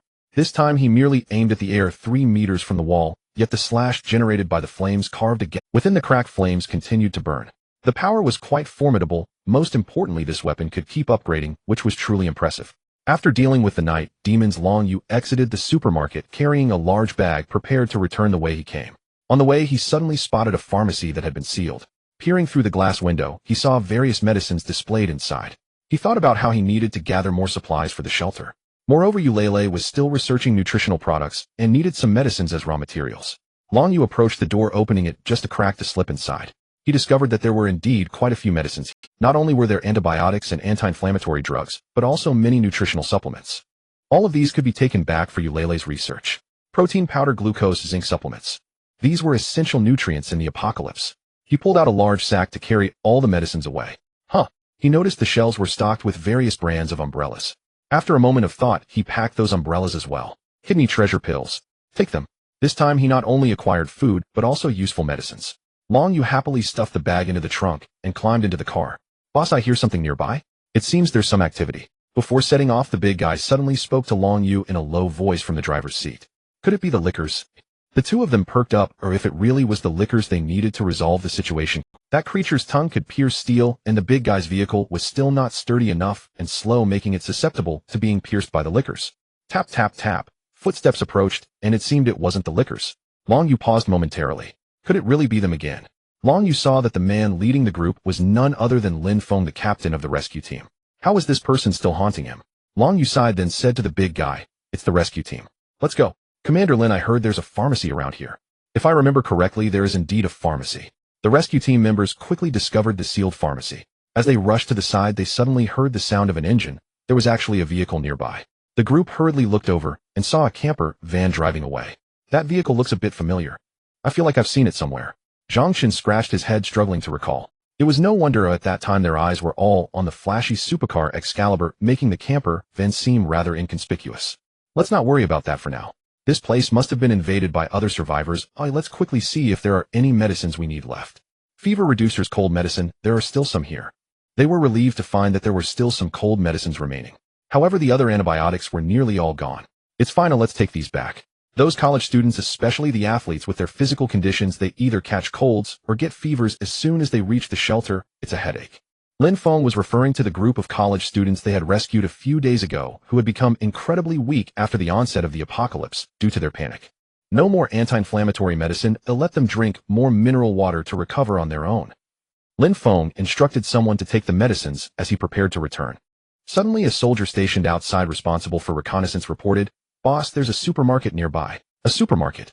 I just wonder if the items inside have been looted." Zhang Chun expressed his concerns.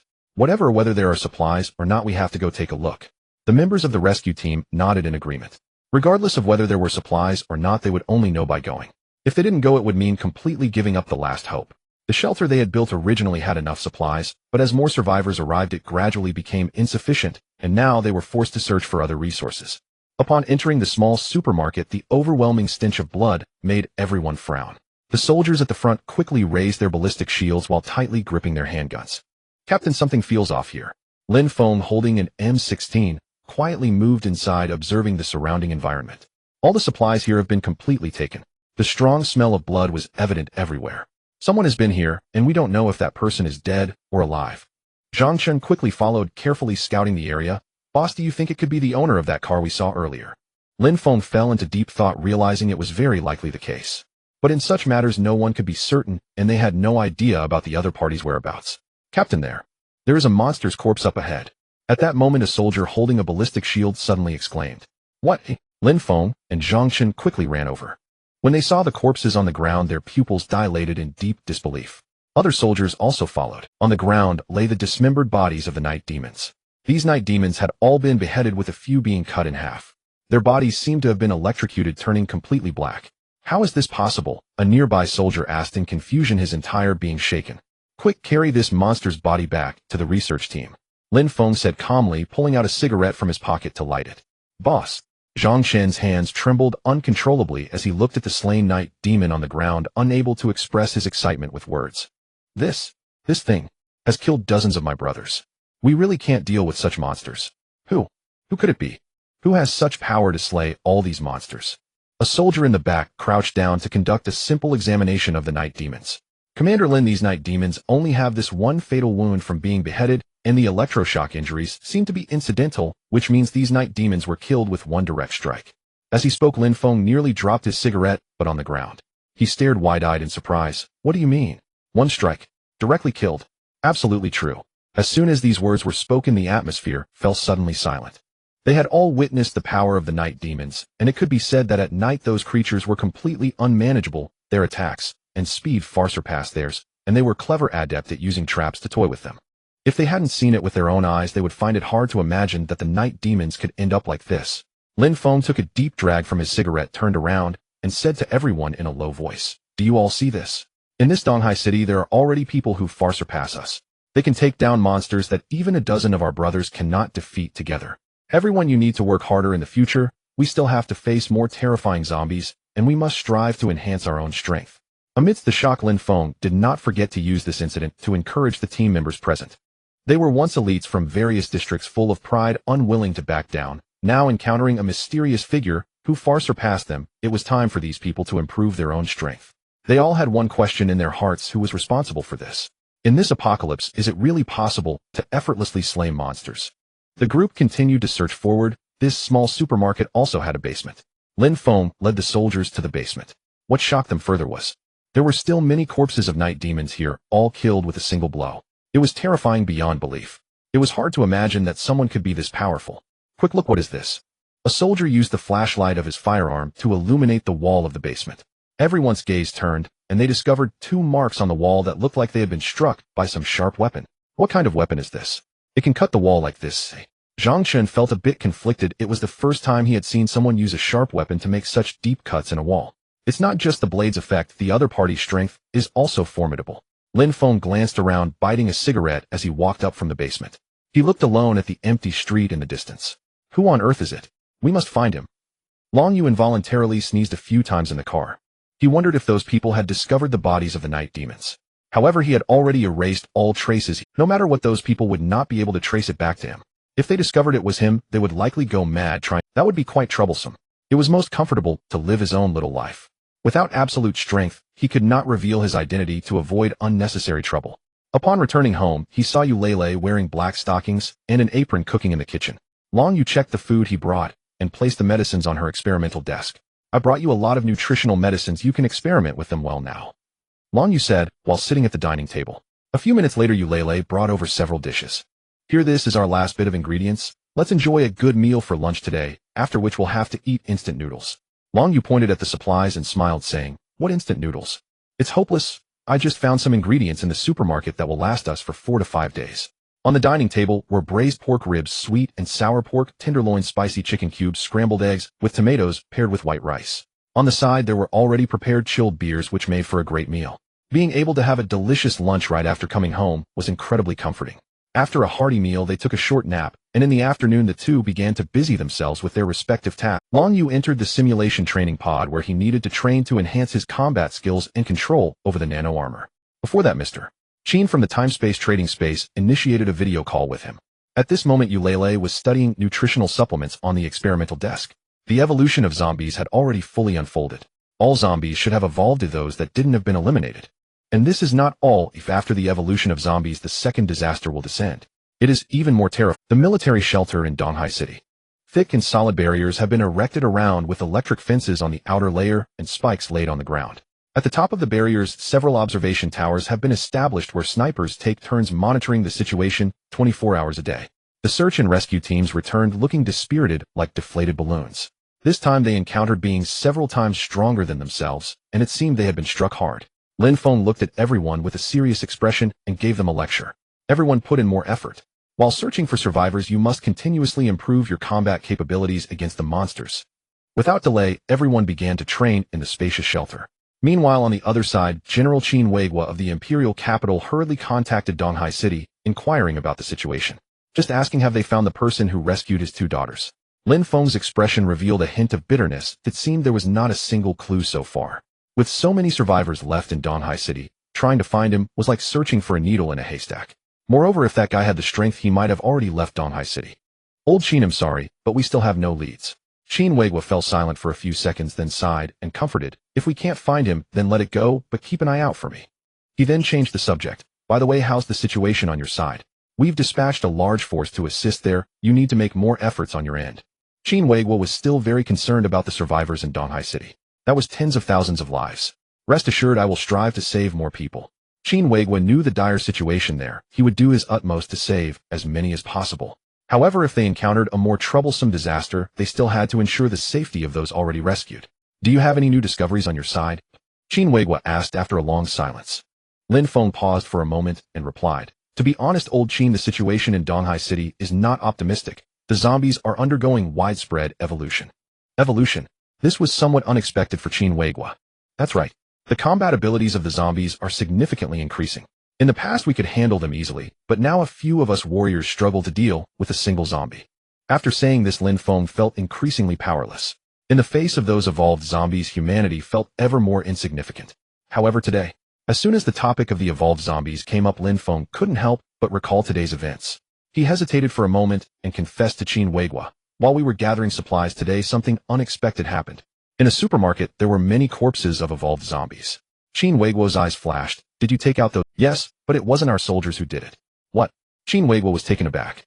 Lin Feng continued to explain, "What shocked us the most was that those corpses were all slain by someone with a single strike.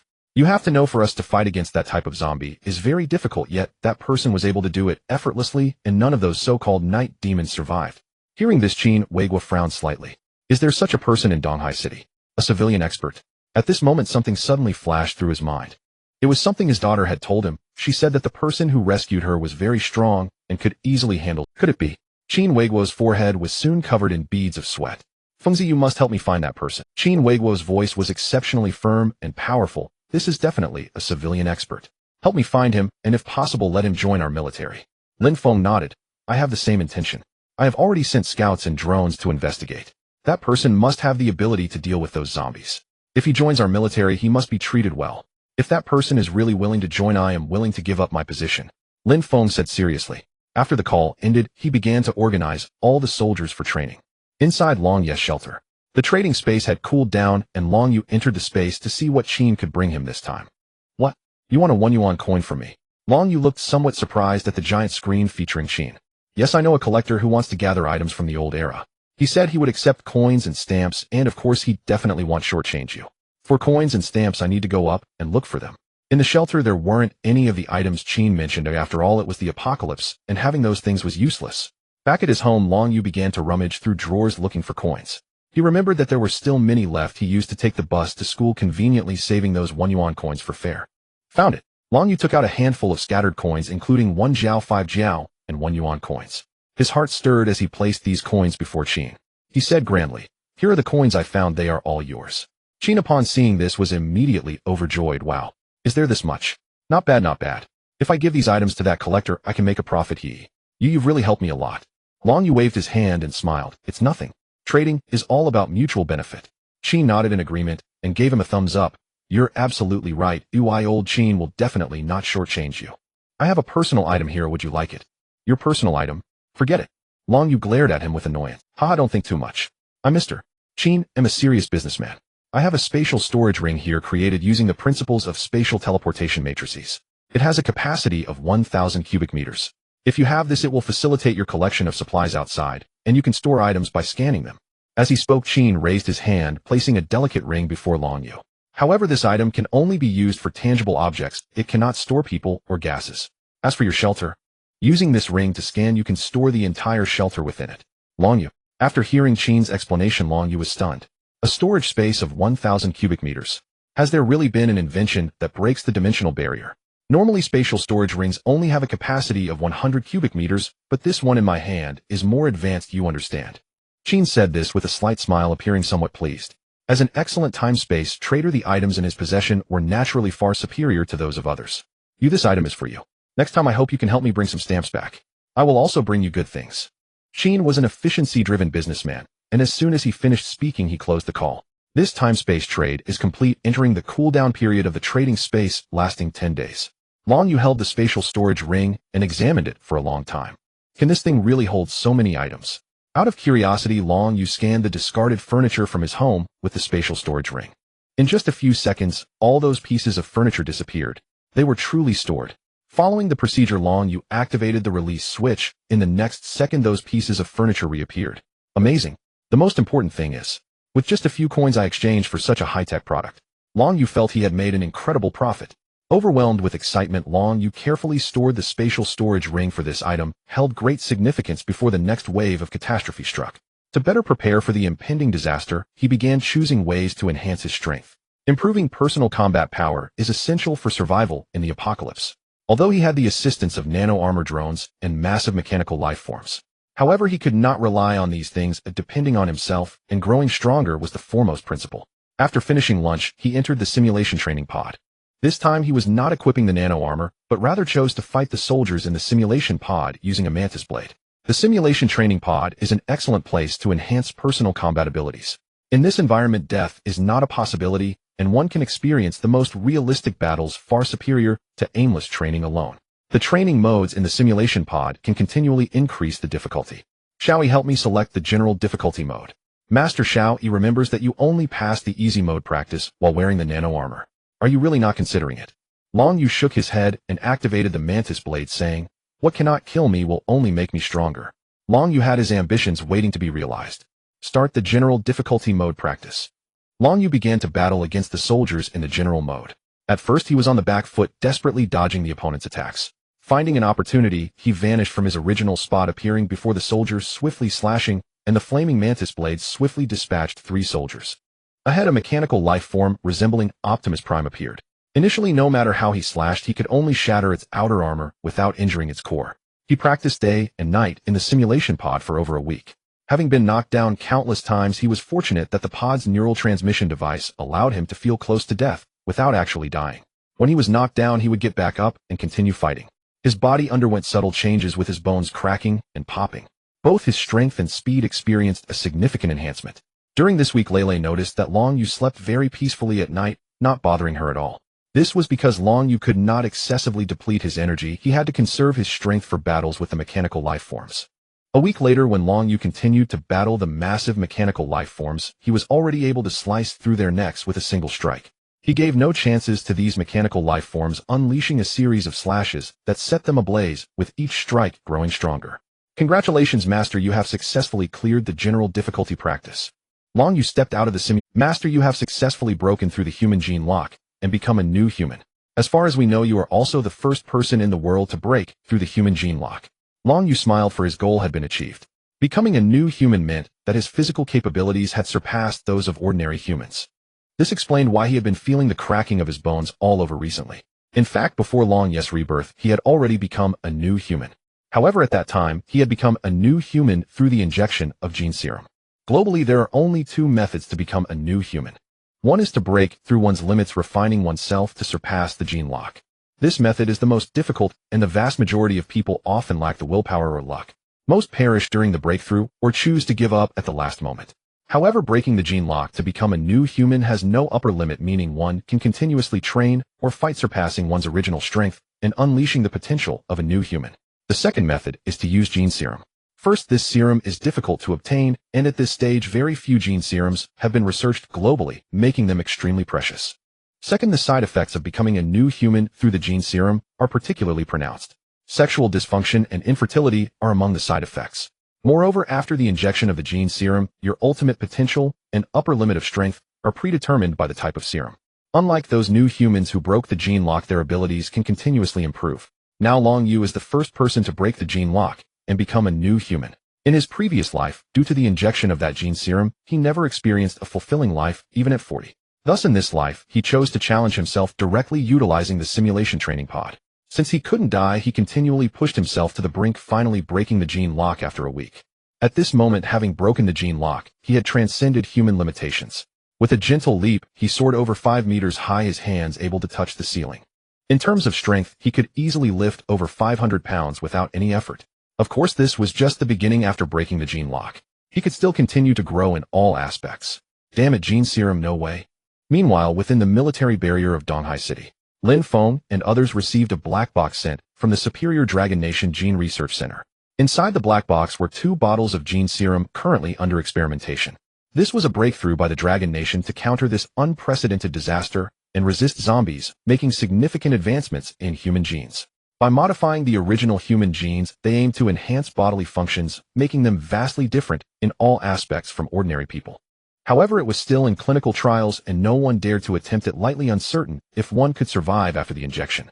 It is said that this serum could amplify human bodily functions several times. Combat abilities would be significantly enhanced. Boss, if worse comes to worst, let me inject it. To kill those damn zombies, I'm all in. Zhang Chun gritted his teeth and opened a bottle of gene serum, injecting it into his arm. Team Zhang. Everyone looked on with concern. Zhang Chun had already collapsed on the ground, rolling his eyes. Minutes later, Zhang Chun's body began to tremble violently. Pain beyond his bodily limits assailed him. Even as a veteran, the pain made him grit his teeth and sweat profusely. Trust Team Zhang. With his willpower, he will surely pull through. Hold on, stay strong. You are the first new human among us. As it stands, our country is the first to develop this batch of gene serum. This means you are the first new human of the Dragon Nation. The soldiers beside him clenched their fists, cheering for Zhang Chun. In the shelter where Long Yu was, he sat on the sofa using a drone to survey the surroundings. He knew that the zombies had fully evolved. Having stayed in the shelter for over a week, their supplies were nearly depleted. Daily necessities aside, they at least needed enough to last 2 or 3 months. However, food consumption was the greatest of fruits, vegetables, and meat were essential for people to replenish vitamins and proteins. These supplies were quickly exhausted. Long Yu, someone just said on the forum that the outside is now filled with disgusting monsters. Eulele couldn't help but feel worried. I know. Those zombies are hard to deal with. I know too. Then why are you still going out? Eulele tightly pressed her lips together, her expression showing anxiety. I've recently developed a carbohydrate supplement. You should come try it. Eulele took out several paper-like objects from her lab table, which could replenish carbohydrates. The items were very useful and low-cost, extracting useful parts from the waste. However, Long Yu didn't want to eat them. They were simply hard to swallow. I still want to go out to gather supplies. Long Yu turned around and gently wrapped his arms around Eulele's waist. Don't worry, I'll be back soon. Don't forget, I have nanotech armor. Upon hearing nanotech armor, Eulele's eyes brightened at the thought of Long Yu transforming into the armored warrior. Right then, it's all good. I almost forgot you have nanotech armor. My Iron Man of Long Kingdom. Eulele playfully spun around, pushing Long Yu onto the table. Before you go out, let me check your ammo supply. 1 hour later, Long Yu walked up from the basement of the shelter. He suddenly felt tricked by Eulele. Should he still be worried about the evolved zombies outside? Not to mention, he had nanotech armor for survival. With his current strength as a new human, he could easily eliminate those zombies. However, this time, he activated his nanotech armor to move faster. After merging with Zeus, he used the thrusters to fly in the sky, collecting supplies quickly and conveniently avoiding entanglements with the evolved zombies underground. After Long Yu left, unbeknownst to him, the evolved zombies known as Licklers had already mobilized in a 5-kilometer radius of his location. The purpose of these Licklers gathering was simple. They had discovered a shelter that could not be breached no matter how. In fact, their relentless attacks had resulted in mass casualties among their companions. The Licklers had long harbored resentment toward that area, ignorant of how many comrades had perished there. This time, the Licklers' collective action was aimed at flattening the area where Long Yu was located. No matter what was there, everything would be slaughtered, wiped out completely. Meanwhile, 3 kilometers away from Long Yu, many survivors remained. This was a construction site that had been transformed into a temporary shelter. A tattooed woman in her arms, still charming, dropped the cigarette she was holding in disbelief and exclaimed, "Is what Xiao Tian reported true? Are over 1,000 Licklers going to attack us? How is that possible? Damn it. Why does it always have to be me?" The woman's face twisted with rage as she pulled out a handgun from her pocket and fired several shots into the sky, venting her long-suppressed emotions. "Hong Jia, what should we do?" A few workers wearing hard hats showed panic on their faces. Yeah, that group of monsters is really hard to deal with. Everyone turned their gaze to the woman named Hong Jia. It was evident that she held a high position here. Moreover, Hong Jia had 3 or 4 different kinds of handguns in her pocket. Originally, Hong Jia had been smuggling arms and ammunition with her husband, and she had a stash of weapons from various Western countries.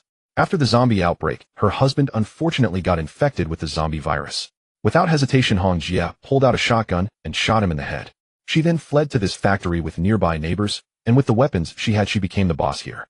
Hong Jia was usually clever and decisive, commanding a lot of respect from everyone. At this moment, behind her stood over 100 survivors, the youngest barely a month old, and the oldest over 70. "Yeah, I heard those Licklers are terrifying. Even a shot to the head won't kill them." "Nonsense with that shotgun in Hong Jia's hands, 1 shot per Lickler, right? Even if my weapons are powerful, we are not trained soldiers. What use is having guns? With over 1,000 monsters outside, who could contend with them? Can you all handle it?" As she spoke, everyone fell silent. Right now, there was only one solution to escape. As the leader of this group, she had to remain calm and think carefully about a strategy. After a moment, she commanded, "Call Xiao Tian back quickly. Big Dog Erwa, go get the factory bus." "Okay, sure." 3 shrewd and capable men in the crowd promptly took action. "You go get the factory bulldozer. And you stop just watching, take some workers, and bring all the steel here, modify those. We must ensure that the Licklers' tongues cannot penetrate the vehicles." Hong Jia's tone left no room for doubt, and everyone acted without hesitation.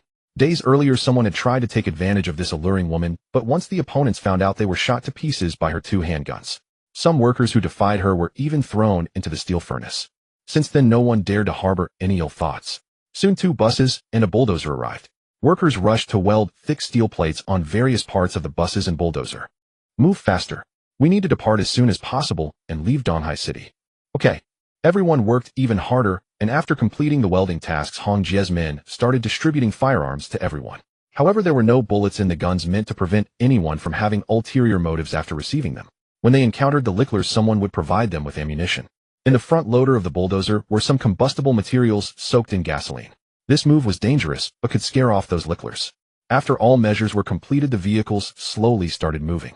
But not long after they set off, the rear bus suddenly came to a stop. "What's happening?" "Hong Jia, that bus has a flat tire." Hong Jia and her team immediately got out to check the situation. Just then, they heard a commotion approaching them quickly from a distance. At this moment, the tire burst, and those monsters were coming right away. The roar of zombies echoed in everyone's ears, fear lingering in their hearts. The surrounding buildings trembled violently, the sound caused by the Lickers crawling on the walls. "They're here. No time to waste, get in the car first." The vehicle behind moved slowly, and it was impossible to change the tire now, it would be equivalent to seeking death. The Lickers on the adjacent street sensed the presence of humans and quickly approached. They moved swiftly with extraordinary jumping ability. One Licker jumped atop the bus, attempting to tear off the roof with its sharp claws. Fortunately, the steel welded by the workers was 10 centimeters thick, and the Licker's claws couldn't tear it apart. However, the brother driving the bulldozer was in a different situation. Being at the front, he was besieged by the Lickers. Their tongues suddenly pierced through the shield glass. Damn it. The bulldozer driver shouted angrily, gritted his teeth, and accelerated, setting the lickers in front ablaze. The lickers were not foolish. Upon seeing the flaming bulldozer charging towards them, they quickly scattered in all directions. The truck bed was filled with gasoline, and once the lickers got splashed with it, the flames would incinerate them thoroughly. It's working. Old Zhao continued pushing forward. Sitting beside the bus driver, Hong Jia fixed her intense gaze on the situation ahead. At this moment, her trusted subordinate had begun distributing bullets to the workers, ensuring that everyone was armed with submachine guns, shotguns, and ample ammunition. The vehicle continued to push forward. They noticed that the lickers ahead were still scattering in all directions. They did not climb onto the roof of their bus, which was quite strange. Why? Why are the lickers all afraid now? Xiao Tian, filled with curiosity, held binoculars and peeked through the front window to observe the situation on both sides. Bang! At that moment, the bus jolted violently. Xiao Tian's binoculars fell to the ground. The bulldozer in front suddenly came to a halt. Old Zhao, what's going on over there? Hong Jia shouted into the walkie-talkie towards the bulldozer driver. Suddenly, Old Zhao screamed, his voice heart-wrenching, and then it cut off abruptly. Old Zhao. Hong Jia had a foreboding feeling. Hong Jia, I'm getting out to see what happened to Old Zhao. Be careful. Xiao Tian, a scout under Hong Jia, though small in stature, was exceptionally agile. The bulldozer at the forefront was key to scaring off the zombies, so it absolutely couldn't stop. After getting out, Xiao Tian quickly walked forward. The next scene made him collapse to the ground. He saw that the driver, Old Zhao, had been dismembered, blood flowing from the shield glass in front had been completely shattered. How could this happen? This glass was specially processed akin to bulletproof glass, extremely sturdy. How could this be possible? Step by step. At that moment, the footsteps behind him suddenly quickened. Xiao Tian reacted swiftly, dashing into Old Zhao's cockpit. As the eerie footsteps grew closer, he could see a terrifying monster composed of countless human limbs suddenly appear beside him. Xiao Tian's pupils dilated as he drew out his shotgun from below and fired a shot. Damn you! The shotgun's power was immense, blood splattering as the creature lost half of its body. But soon one of its massive hands swatted at him. It felt like an earthquake. With a loud crash, Xiao Tian's orifices bled, and he died instantly. There was no response from Xiao Tian on the walkie-talkie either. Hong Jia knew they must have encountered misfortune. Keep moving forward.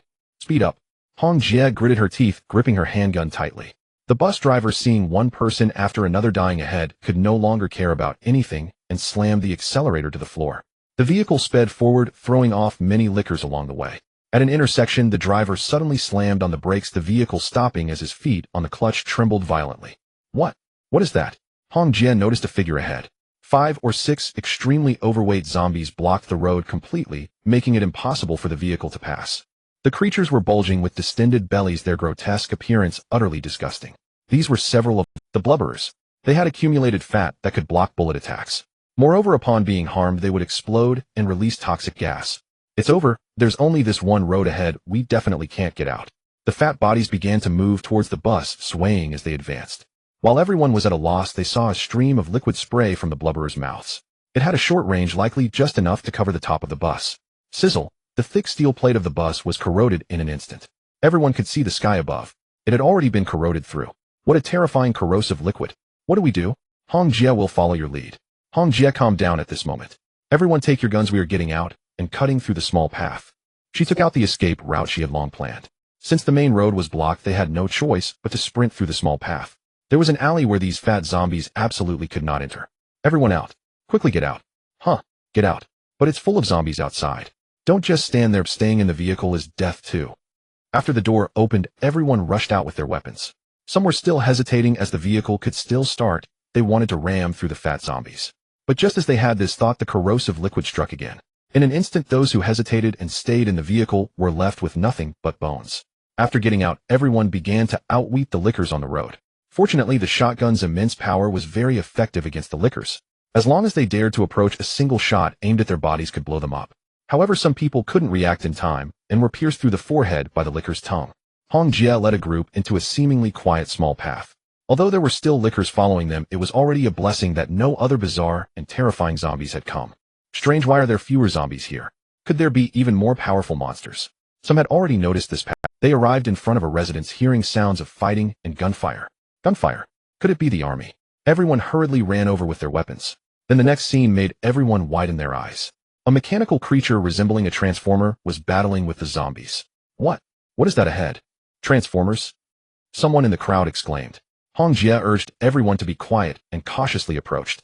Before them, the mechanical creature swung its massive iron fist, striking down a few lickers.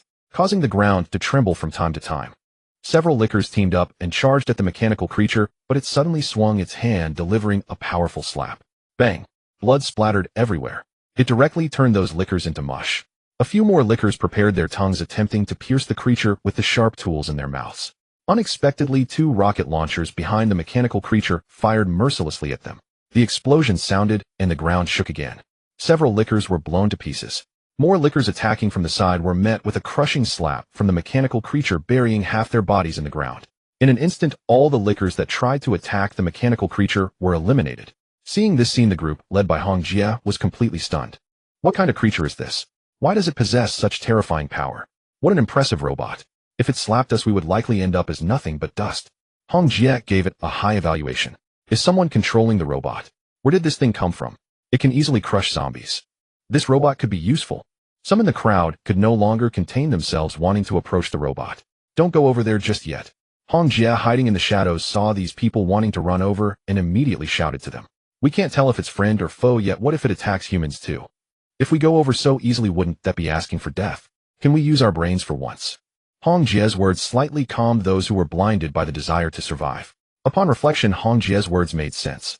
They couldn't distinguish friend from foe. If the other side suddenly went berserk and wiped them out, all their previous escapes would have been in vain. Let's observe for a while. This robot is as powerful as a monster. If we approach and it gets displeased, we might not survive. Why don't we take a detour? How can we detour? Zombies are everywhere. The crowd was in constant debate, each adding their opinions. They were discussing none other than Long Yes' subordinate, the mechanical behemoth. At the entrance of Long Yes' residence, the behemoth had already dealt with all the invading lickers. It was aware that more and more lickers were gathering, estimating the number of evolved zombies to be terrifyingly large. However, it was not afraid, ready to face whatever came its way. Long Yu was already in nano-armor, scouring the area for supplies from the sky. Its boss had not brought it along this time, probably wanting it to stay at the entrance and hone its skills against the evolved zombies. My boss is so good to me. After this battle, I feel my strength has increased significantly. While the behemoth was still speaking, it suddenly noticed someone nearby, about 500 meters away, watching it secretly. It turned out to be humans. If the humans were merely passing by, it would not bother them. But if they sought its help, that would be another matter. Helping others was not something its boss would do, nor would it. Considering the time, the boss should be back soon, right? The behemoth was gazing up at the sky. Suddenly, the radio communication device in the vehicle connected successfully. It thought it was a warning from Long Yu. Unexpectedly, it was Yu Lei from the shelter. Is that you, sister-in-law? What's the matter? I'm out here dealing with zombies. Big guy, according to the drone reconnaissance, there are zombies all around you within a kilometer. The numbers are frightening. Yu Lei was sitting cross-legged on the sofa in the shelter, using a laptop to monitor Long Yes' every move. Seeing the drone footage on the screen, she broke out in a cold sweat. Huh? How many zombies are there? I'm not afraid. Bring as many as you want, I'll kill them all. The behemoth confidently replied. There are probably over 10,000 zombies, and they are all evolved. They come in various shapes and types, and I've never seen them before. After Yu Lei finished speaking, the behemoth was a bit stunned. Wah. What? Over 10,000 evolved zombies? Are you kidding me? So there are over 10,000 of those disgusting creatures like lickers. The behemoth never expected there would be so many. It wasn't scared, just felt that fighting so many monsters would indeed be time-consuming and exhausting. Bombing with shells and grenades. The key was it didn't have enough weapons and ammunition in its garage. How long would it take to punch each one? In fact, the behemoth didn't realize that some zombies were vulnerable to it. A few minutes later, as the tremors of the earth drew ever closer, a heavy wall in a narrow alley suddenly exploded open. The path Hong Jie and the others took was flanked by walls that had been forcibly broken through by the zombies. What came into view were 4 or 5 bloated zombies, the swellers, and the zombie that had killed the bulldozer driver and Xiao Tian the amputator. The corrosive liquid within the sweller could erode the walls. The amputator's terrifying strength could smash the walls to pieces. These 2 evolved zombies were indeed difficult to deal with. Moreover, the army of lickers behind them had already arrived. Along with them were zombie dogs and zombie cats, these mutant zombies. The behemoth looked slightly dazed. When did this place become a nest for evolved zombies? Not only that, but those observing from the shadows, led by Hong Jie, were all dumbfounded. The number of evolved zombies was simply too much. The numbers are overwhelming. They looked at the deformed zombies, dark and densely packed, each emitting a hair-raising growl. Now there really is no way out. Hong Jie despaired as she looked on. The feeling of helplessness made her kneel on the ground. Just at that moment, boom, a thunderous blast suddenly echoed from the clear sky. Following that, sonic booms erupted from all directions in the air. Above the sky, 3 fighter jets suddenly approached from afar. Lin Feng was aboard one of the jets. An hour earlier, the military shelter in Donghai City received reports from the reconnaissance team. They discovered a large number of mutated zombies appearing in a specific area. As the captain of the rescue team and the overall commander of Donghai City, Lin Feng requested approval from superiors to deploy fighter jets to eliminate the horde of zombies. This mission was codenamed Operation Annihilation. The batch of fighter jets was the F-22 Raptors recently dispatched from other battle zones for support. With super high speed, equipped with air radar evasion capabilities, and armed with nuclear missiles and bombs. However, considering that there might still be survivors in the vicinity, they did not deploy the nuclear missiles. Damn it, the fighter jets are here. Let's see if you dogs are alive or dead. Inside the cabin, Zhang Chen couldn't help but curse at the zombies below. Captain Lin, we have arrived at the target location. Should we engage in bombing? Please instruct. A pilot from another jet reported. Lin Feng, holding binoculars, observed from above. When he saw several figures below, his expression hardened. No, there are still survivors down there. Zhang Chen's eyes widened, his heart shook. Below were all monstrous zombies, yet there were survivors still alive. Lin Feng's voice was low. Those survivors seemed to be at a dead end. Zhang Chen suddenly stood up. They'll go evacuate those survivors. Zhang Chen. Everyone knew how dangerous it was outside. Zhang Chen patted his chest, his face full of confidence. Boss, since I have become a new human, I must contribute to the military. Let those beasts below taste the might. Lin Feng pondered for a moment and realized it had to be this way. The survivors below could not be fully evacuated, and they could not conduct carpet bombing. Without a word, Zhang Chen jumped out of the plane, brandishing a Type 95 rifle, repelling the zombies on the ground. After landing, he no longer used his firearm. He placed the Type 95 behind him and took out two Type 56 Trident military daggers from his backpack. Holding the unusually sharp Trident daggers, Zhang Chen made a dash, rolling to evade an attacker, then drove the daggers viciously into the heads and chests of the zombies. The zombie bled profusely and fell to the ground, never to rise again. Nearby, several other zombies attempted to attack Zhang Chen. Their tongues shot out towards him. Unexpectedly, Zhang Chen was quick on his feet, slicing off their tongues with ease. You must still want to stab me. Zhang Chen took a swift step forward, moving faster than the agile zombies. In just a few moves, he dispatched them all. This was the enhanced capability of new humans after injecting the gene. Looking around, Zhang Chen locked onto the location of the survivors and ran towards them. Along the way, he had to constantly fend off the attacking horde of zombies. Boom. A loud explosion sounded nearby. Zhang Chen glanced at a residential area where a robot was battling a zombie dog. A robot. Zhang Chen was bewildered, doubting whether he was hallucinating from the genetic serum injection. Surrounded by zombies, he couldn't afford to think too much and prioritized rescuing the survivors. In less than a minute, he reached the survivors. Hong Jie and her group saw the soldier jumping down from the fighter jet and immediately felt a glimmer of hope. Our military is preparing for carpet bombing of this area, so please maintain a safe distance. I will lead everyone to evacuate. Zhang Chen declared decisively, and after noticing the weapons in the hands of the group, he suddenly understood how they had survived for so long amidst the horde of zombies. They had firearms. It was still produced by the beautiful country. TSK. Seeing Zhang Chen looking at their weapons, Hong Jie immediately said, Sir, if you need weapons and ammunition, you can use ours. Saying that, she handed Zhang Chen a shotgun. Zhang Chen did not take it, still holding on to his trident daggers, leading them to evacuate. You can keep that kind of gun for yourselves. Soon Zhang Chen led the group to evacuate. Along the way, everyone cooperated remarkably, their gunfire never ceasing as they aimed at the zombies. Boss, the mission is complete. We can proceed with the bombing. A bulky figure nearby also received instructions from the shelter to ensure a swift evacuation of the scene. As an intelligent machine, the bulky figure was not foolish. It had roughly guessed what the fighter jets circling above were planning to do. Thus it turned around, grabbed the Stone Sword sports car parked in the garage, and immediately evacuated the scene. Before long, dozens of missiles were launched at the horde of zombies. The sound of explosions was incessant. In an instant, flames soared towards the sky. Once the explosions dissipated, smoke lingered, taking a long time to clear. That should have taken care of them. One of the pilots flying the fighter jet wanted to lower the altitude to investigate. Seeing his comrade's action, Lin Feng immediately stopped him. Maintain altitude. However, it was too late. Suddenly, several streams of green liquid shot up from the ground, striking the fighter jet. In an instant, the jet's control systems failed completely. The zombies are still not dealt with. The pilot yelled, plummeting into the smoke. Following that, there were horrific. A portion of the zombies had not been thoroughly eliminated, to be precise, a vast majority. Because zombies were still rushing in from all directions. Zhang Chen heard his comrade's screams and was still thinking of going to rescue them. However, it was too late. He was already surrounded by zombies. Why are there still so many zombies? Not good. Team Zhang is surrounded. Another jet spotted Zhang Chen's predicament. Surrounding him were vicious zombie dogs and zombie cats.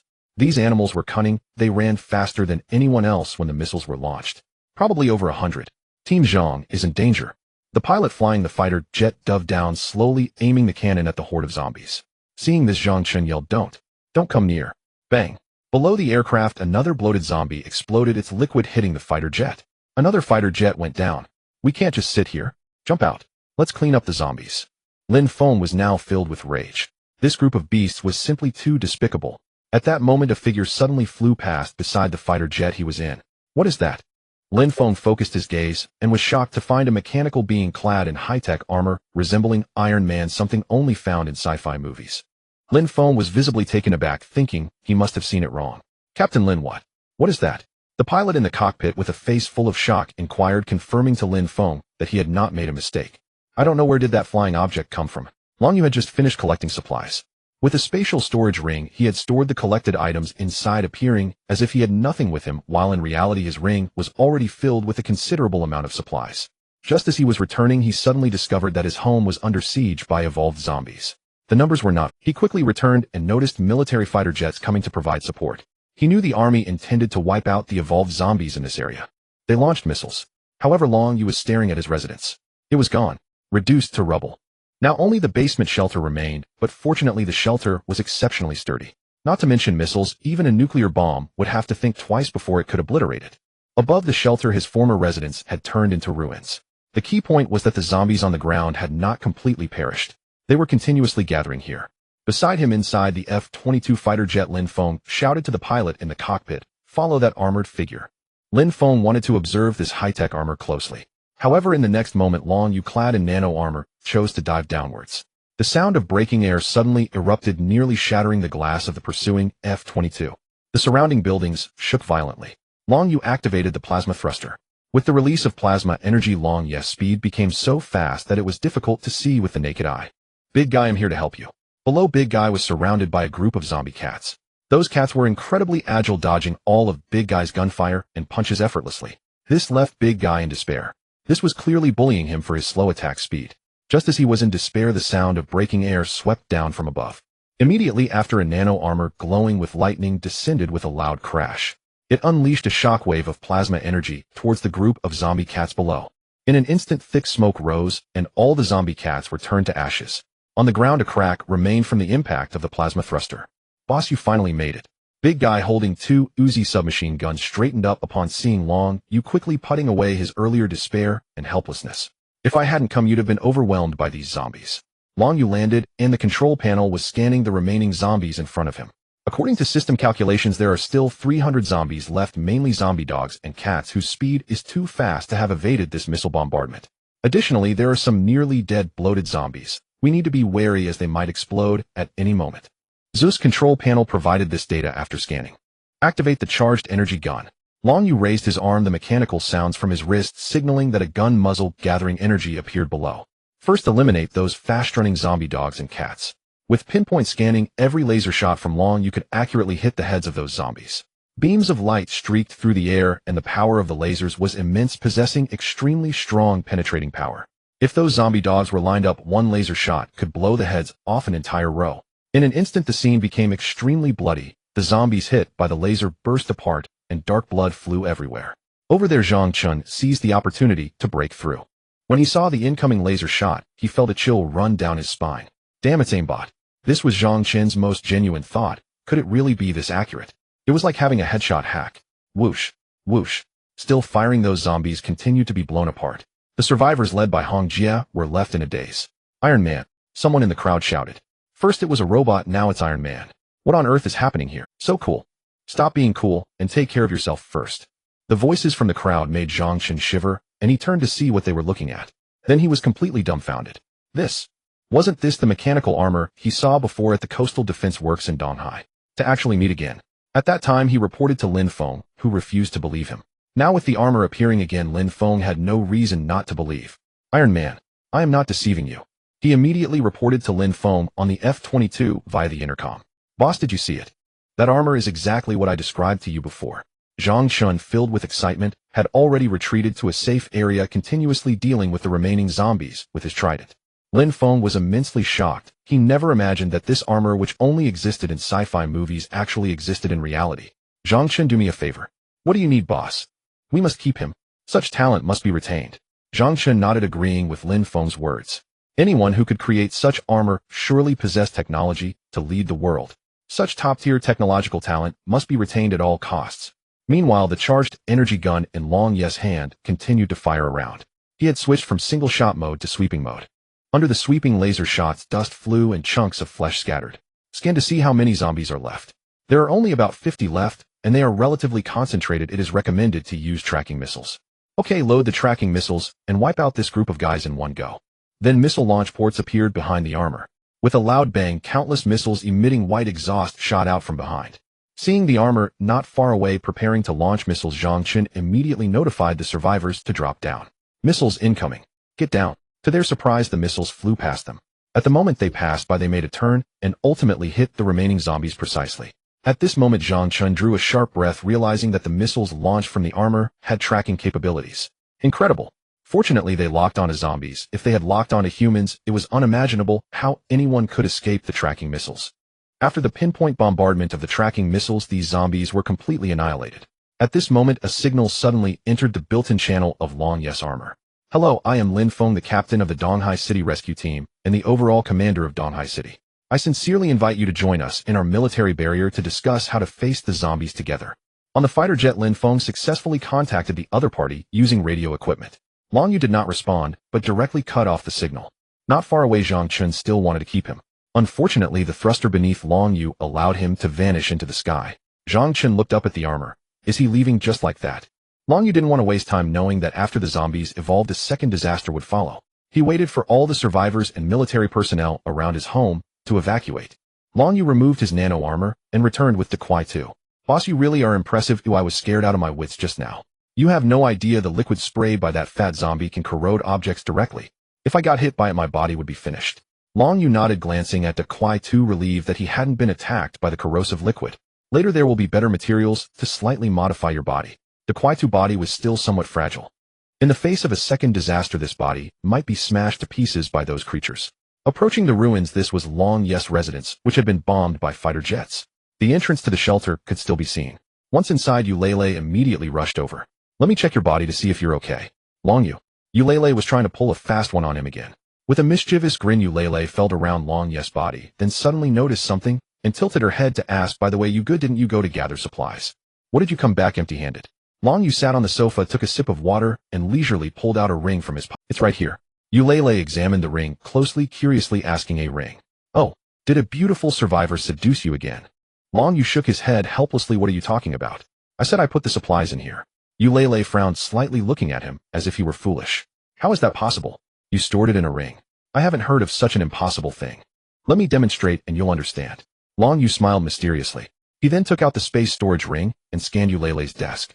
In the next moment, something magical happened. Eulele's desk instantly vanished into thin air. Along with Eulele's mouth dropped open in disbelief as she stared at the scene. Do you understand now? Eulele exclaimed in shock. It really disappeared. It's like a magic trick. Just click to release and the items will come out. Soon Long Yu took out the desk along with the supplies he had collected earlier. Eulele was left speechless by her astonishment. How can there be such advanced technology? This is incredible. Eulele stared at the space storage ring in Long Ye's hand. Yugo, I found that you really are becoming more mysterious. Eulele was extremely excited, her beautiful eyes filled with admiration, and without realizing it, she sat on Long Ye's lap.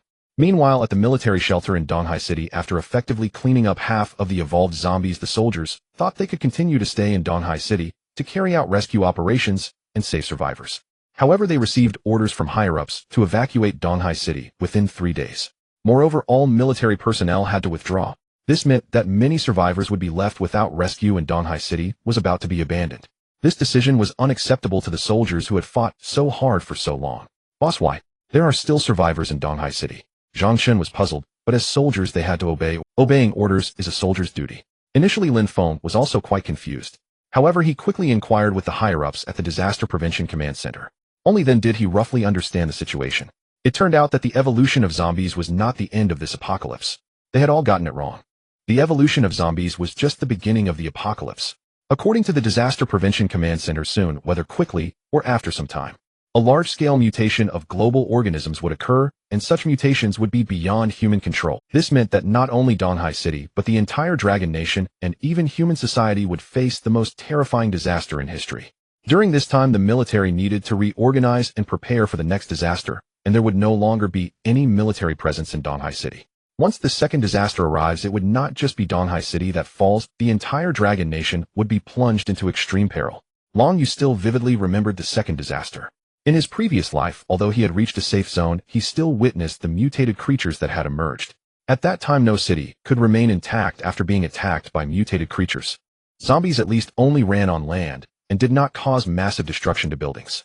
However, the mutated creatures of the second disaster were different. Those ferocious beasts could attack aircraft from the sky and dive down to bite humans. Some large mutated creatures, when enraged, could destroy an entire building. Humanity would completely descend to the lowest rung of the biological chain. Long Yu had seen many mutated creatures in his previous life, and their strength far exceeded that of evolved zombies. Currently, his plan was to gather the remaining supplies in Donghai City, just in case. Then he would continue to enhance his own strength to ensure his safety. Once there were no more supplies to gather in Donghai City, when the second wave of disaster strikes, he and Yulele would take the shelter and relocate to another city. The more supplies, the better. The more supplies there are, the longer they can stay in the shelter. Early in the morning, Long Yu began to pack up his things and prepare to set off. This time he chose to go to the area with the most evolved zombies, the city center. There were many zombies there, and correspondingly no one dared to risk their lives to gather supplies there. Long Yu would drive the Shizhong sword there. Killing zombies would improve his proficiency with the mantis knife, enhance his combat power, and gather supplies from that area. It was truly a win-win situation. Dequaitu, you don't need to go this time, it's my turn to perform solo now. Understood, boss. Long Yu got into the Shizhong sword, stepped on the gas, and with the roar of the engine headed towards the city center. Along the way, there were still many survivors who had not been rescued or were waiting for rescue. When they saw that supercar that had just made headlines on the Donghai City forum, everyone was taken aback. Wasn't it said on the forum that the owner of that car was already dead? Holy crap. The owner is actually racing down the road. Who spread that rumor? The owner is perfectly fine. And he's heading straight for the city center. What? He dares to go to the city center. Is he crazy?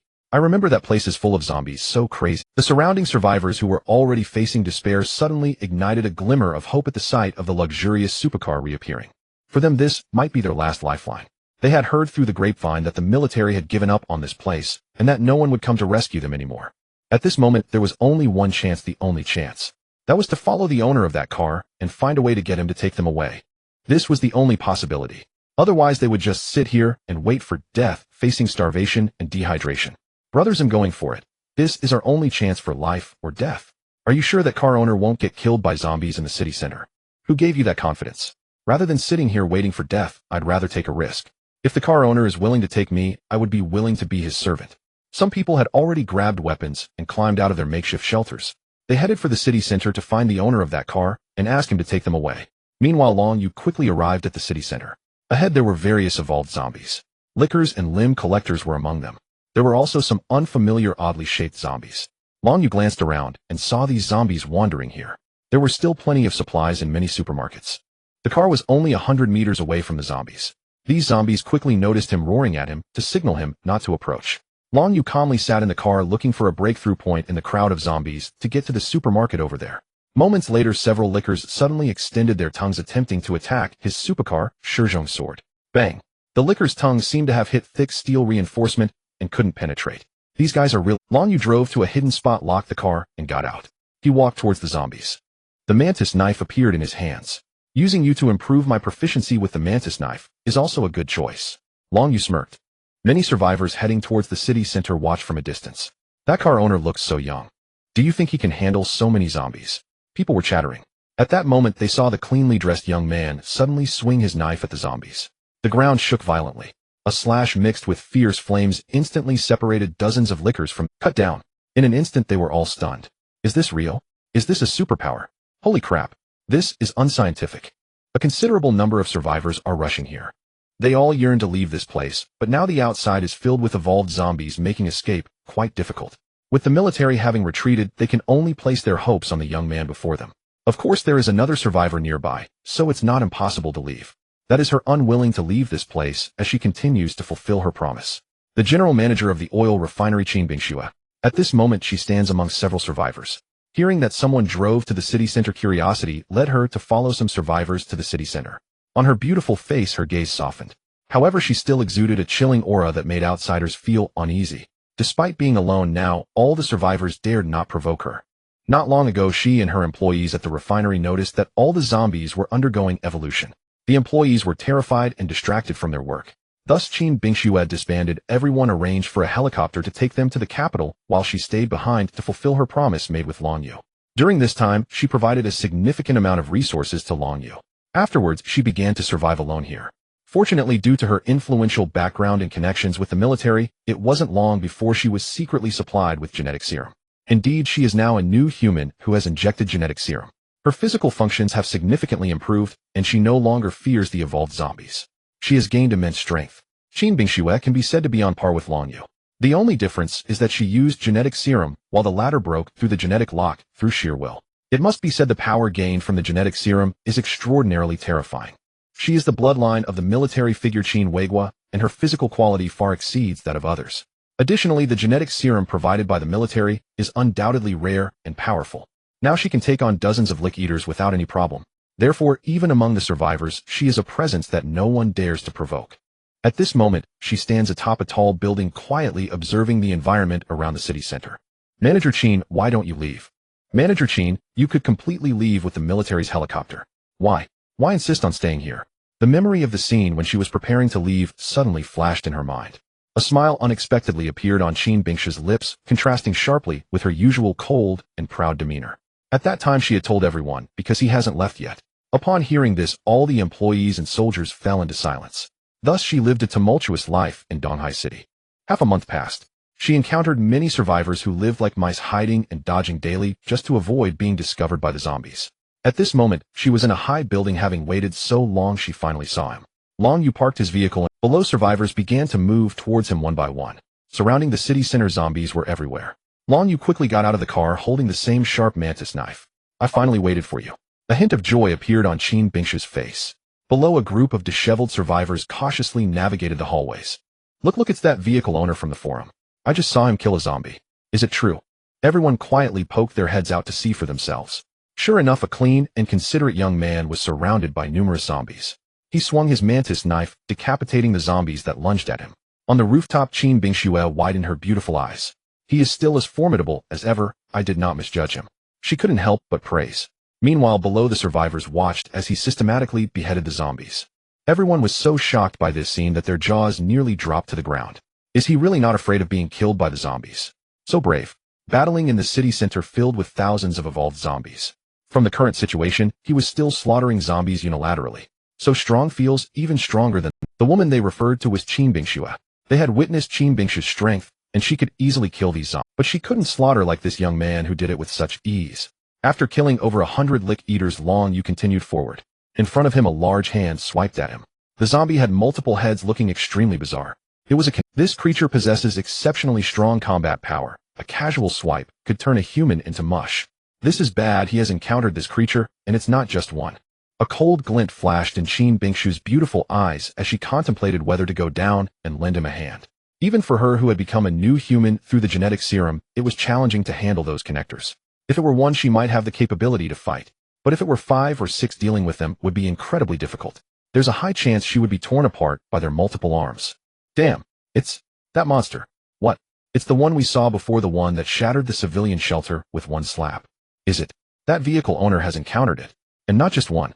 Hearing this, everyone felt a sudden chill. It's over, it's all over. I was still hoping to escape this hellhole in that big shot's vehicle. I didn't expect him to encounter such a high-level monster. Can we deal with so many? Everyone felt that their last glimmer of hope was about to be extinguished. Perhaps there's still a way. After that big shot is killed by the monster, we can rush in and snatch his car keys. And then slip away. Hey, good idea. But it's a bit risky. Does anyone dare to do it? When someone asked in the crowd, there was an immediate silence. No one dared to go, even if the keys were there. Running into a horde of zombies would be tantamount to seeking death with no return possible. Still, let's pray that the big shot doesn't get killed by the monster. Everyone's faces turned pale as they began to hope he could survive and take them away. The next second, Long Yu made his move. He teleported using the skills of the mantis knife, appearing behind the connector, causing its attack to miss. With a fierce swing of the fiery mantis knife, he cleaved the connector in half. Without hesitation, he struck again, eliminating the nearby connectors that wanted to attack. With a leap, he soared over 6 meters high, and Long Yu struck down. Once again, he cleaved one apart. In a short time, the connectors lay in halves, neatly arranged on the ground. The 3-headed 6-armed connectors were no match for Long Yu's strikes. Qin Bingxue on the rooftop was stunned. He is so much stronger than herself. Is this a craving for slaughter? At this moment, 5 limb collectors lay on the ground, their limbs severed and scattered around. He was focused on dealing with the zombies, using them to practice his blade skills. One person was facing off against approximately 500 zombies. No one could imagine that a single human could achieve this, and Qin Bingxue dared not even attempt it. How is this possible? Could it be because of the knife in his hand? No, that can't be right. She knew the knife was incredibly sharp, but even so it would be difficult to take down so many large and robust limb collectors if she had tried. Because she had a knife that was just as sharp. It was custom-made for her by someone her father knew for self-defense. Could he have used a genetic serum? Absolutely impossible. As far as genetic serums go, they are incredibly rare worldwide. Without her family's connections, she would never have obtained one. It was hard to imagine what it would be like if she charged in with that knife. She widened her eyes, full of curiosity, intently watching Long Yu's every move, afraid of missing any small detail. Long Yu held his mantis knife in both hands and stepped forward. As he approached the horde of zombies, he suddenly accelerated every movement, several times faster, his mantis knife slicing through the air like the sides of death, reaping one evolved zombie after another. The Lick Eaters were also fast, but compared to Long Yu they were like heaven and earth. He easily dodged their attacks, seizing the opportunity to strike with inhuman speed. It could be seen that every movement of Long Yu was almost perfect. Not too much, not too little, with not a single extraneous motion, even adding an aesthetic quality, as if he were dancing. It was as if. No, it was simply art. Who would call him a college student? Were these the movements of a typical college student? This was even cooler than military operations against zombies. Qin Bingxue was completely captivated, her gaze fixed on Long Yu, her heart filled with admiration. How wonderful it would be to be like Long Yu. At the same time, a thought flashed through her mind, following him. To become stronger. She deeply understood that in the apocalypse the only way to avoid death was to grow stronger. After reaping dozens of Lick Eaters, Long Yu's figure surged forward, charging at the next wave of zombies. Every action he took was a fatal strike, leaving no room for the zombies to survive. This was a habit he had developed in the apocalypse. In the city center square, the number of zombies was rapidly decreasing, and Long Yu could slay 7 or 8 zombies every second. In less than a minute, the entire group of zombies fell to the ground. Long Yu's clean clothes were stained with the filthy blood of those Lick Eaters. To the onlooking survivors, he looked like a demon just crawled out of hell. Is this still a human? This is terrifying. With one knife strike after another, he dodged the Lick Eater's tongue, striking again, raising his elbow, using his shoulder for power, executing a horizontal slash that decapitated 2 Lick Eaters. Simultaneously, he delivered an elbow strike that broke the neck of the Lick Eater behind him. In the next moment, he leaped up, using a limb collector's head as a stepping stone, slashing in midair. The fiery slash swept through the zombies below. High above, Qin Bingxue was entranced. She didn't even notice that the survivors below were gaping in astonishment. One person killed over 500 zombies. I remember back when people on the forum said this driver was dangerously testing death, but now it seems like it was those zombies that were courting death. Amidst the shock, they were engulfed in deep fear. This man before them could take their lives as easily as squat. After about half an hour, all the zombies were cleared away. Long Yu adjusted his breath, surprisingly feeling a sense of unfulfilled desire. To know when he broke through the genetic lock to become a new human, he fought against mechanical soldiers in the simulation training chamber for 7 or 8 hours. Congratulations to the user, the proficiency of the mantis knife has increased, unlocking the hidden skill of the mantis knife. Ability to enter an invisible state for 10 seconds. From previously being able to blink within 3 meters to now being able to become invisible for 10 seconds, it seems that the user of the mantis knife occupies the role of an assassin. This is very good. If wearing nano armor, Zeus could be a long-range shooter, then taking off the nano armor and wielding the mantis knife, Long Yu is a stealthy killer. Soon these evolved zombies could no longer satisfy his need to improve his proficiency with the mantis knife. Long Yu did not want to continue the entanglement. The zombies were endless and would not cease. Now he needed to carve a bloody path to a few supermarkets over there to gather supplies. The square beside him appeared eerily silent. That young man, how does he compare to that cold woman? One of the survivors watching from the dark corners suddenly asked. Many people looked up at Qin Bingxue, standing atop the tall building. I think the young man is stronger than her. Both are freaks, but the young man is a freak of a different magnitude. Their voices were low, but Qin Bingxue still heard them. Everyone shuddered, looking at her in terror. Faced with this doubt, Qin Bingxue merely shook her head coldly, saying, I can't compare to him. Long Yu is many times more powerful than I am. The crowd dared not speak up. Fear aside, they still placed their hopes on the terrifyingly powerful young man. With strength and an astonishingly fast car following him would surely allow them to escape this place. After an unknown amount of time passed, Long Yu had also cleared out the last batch of supplies from Donghai City. He stored everything in his spatial storage ring and walked out of the supermarket. At that moment someone was already jogging up to keep a distance from Long Yu, tremblingly saying, "Brother, please save us. We are survivors here, trapped for a long time. Can you take us along?" As soon as these words were spoken, everyone clenched their fists ready to take a chance and rushed forward. "Big brother, please save me. Handsome guy, I beg you. He'll give you anything you want." "Young man, I am the chairman of the Tangshan apartment in Donghai City. I have hundreds of millions in liquid assets. If you take me away, I can give you everything." A middle-aged man in a suit, though dirty, spoke in a flustered manner. Finally, Long Yu reacted slightly upon hearing this. At this time, all the supplies in Donghai City were gone, but there was still gold in the jewelry store. Paper money had become useless, but gold could still be used for trade in safe zones around the world. As a person who has been reborn, Long Yu knew that in the later stages gold would still be a currency that could be used for. Firstly, gold is a rare commodity, and secondly, it can be used for many scientific research materials. Therefore, countries advocate for trading with gold. Currently, the vast majority of people are still unaware of the important status of gold. People mainly want to collect resources, neglecting the value of gold. As a result, many gold shops and banks now see no one coming to collect gold. Now that you mention it, there's something important I need to take care of. I have to go first. Long Yu turned and walked towards his car. "Hey young man, don't go. What do you want? I can give you anything. Take me with you, please. My home apartment, one of Tangshan, my Rolls-Royce Phantom. I'll give it to you. Shall we go get?" "Okay. I beg you, brother. I'll recognize you as my big brother." This young lady, who is the chairman of a publicly listed company, how could she instantly recognize someone as her big brother? Long Yu ignored her and continued walking towards the car. At that moment, several female survivors hurriedly approached, trying to stop Long Yu. "Dad, Daddy, can you take us with you?" This call left Long Yu somewhat bewildered. In front of him was an exceptionally beautiful woman, pouting her lips and shouting at Long Yu. "They'll do anything you want. They'll call you Dad. Is that okay?" The beauty pleaded, nearly wanting to rush forward and hug Long Yu's thigh. In fact, she was still afraid of the young man in front of her, terrified of provoking him. After all, he had just killed nearly 1,000 zombies. Long Yu sized her up as if he recognized her. You're that female internet celebrity from Shark." The bowtie's face brightened at Long Yu's words. She lowered her head, wiped the mud off her body, and although she looked quite disheveled, it couldn't hide the fact that she was a beauty. "Yes, I'm the internet celebrity from Shark Live. You know me, car owner Daddy. That's great. Please take me with you. I will serve you well. Not only am I an internet celebrity, but I'm also a college student. College life is wonderful." The beauty tried every possible way to keep Long Yu. College life is indeed good. Long Yu had experienced it and didn't need to elaborate. This beauty is an internet celebrity and holds no value for him. Long Yu opened the car door, sat in the driver's seat, and thought for a moment before asking her, "What value do you have that makes me want to keep you in the car?"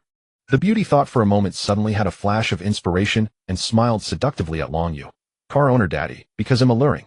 So can I get in your car?" Long Yu smiled slightly and shook his head. "What you said is of no use in the apocalypse. Also, don't call me that. Am I that old?" After saying that, Long Yu stepped on the accelerator and chose to leave, leaving the beauty standing dumbfounded. Just like that, he ran away. While they were speaking, nearby zombies attacked again. This time, they seemed to have learned their lesson and did not provoke Long Yu, the plague god. Attacking him would be akin to seeking death. They noticed that there were survivors hiding nearby and shifted their target to these survivors. When the zombies' growls echoed in the ears of these people, their expressions changed drastically. "Oh no, we've been discovered by the zombies. That young man didn't take us with him. Should we still go?" "Go where? Didn't you see those zombies coming towards us?" "Off." Just then a tongue lunged towards the crowd, piercing the head of a survivor. Everyone was terrified and began to flee. However, their speed couldn't compare to those four-legged crawling lickers. Another long tongue. Another person was pierced and fell into a pool of blood. "The zombies are coming towards us. Run. Let's get back to the shelter." A group of people ran for their lives. At the critical moment, their speed was quite impressive. Those left behind were killed, while a group quickly returned to the shelter. When they returned to the shelter, they thought they were... But who would have thought that the zombies began to launch a group attack, all crashing towards the shelter. "So many zombies. It's all your fault. You brought the zombies here. Did you bring the zombies here? Damn it." The people who had just returned to the shelter were immediately beaten up by the original occupants. "Oh no, get ready for defense. The zombies are about to break into the shelter." Hearing the increasingly loud crashing sounds outside, they lost interest in internal conflict and decided to unite against the outside threat. Otherwise, everyone would die here. "Quick, lock the main door. Get everything out." Everyone in the shelter scrambled to grab tables, cabinets, and even wooden stakes to try to stop the zombies' charge. But because those people attracted all the zombies from the city center, here the number of zombies gathered here kept increasing. The shelter was gradually unable to hold up. Boom. The doors of the shelter, built with several layers of steel plates, were broken through. Behind the steel plates were faces twisted in rage, letting out furious roars. "Run!" The licker kicked off its hind legs and lunged directly at the crowd. These people couldn't even escape, becoming sitting ducks. The scene descended into chaos, with some people even pushing those around them towards the zombies to save their own lives. Are you really that stupid?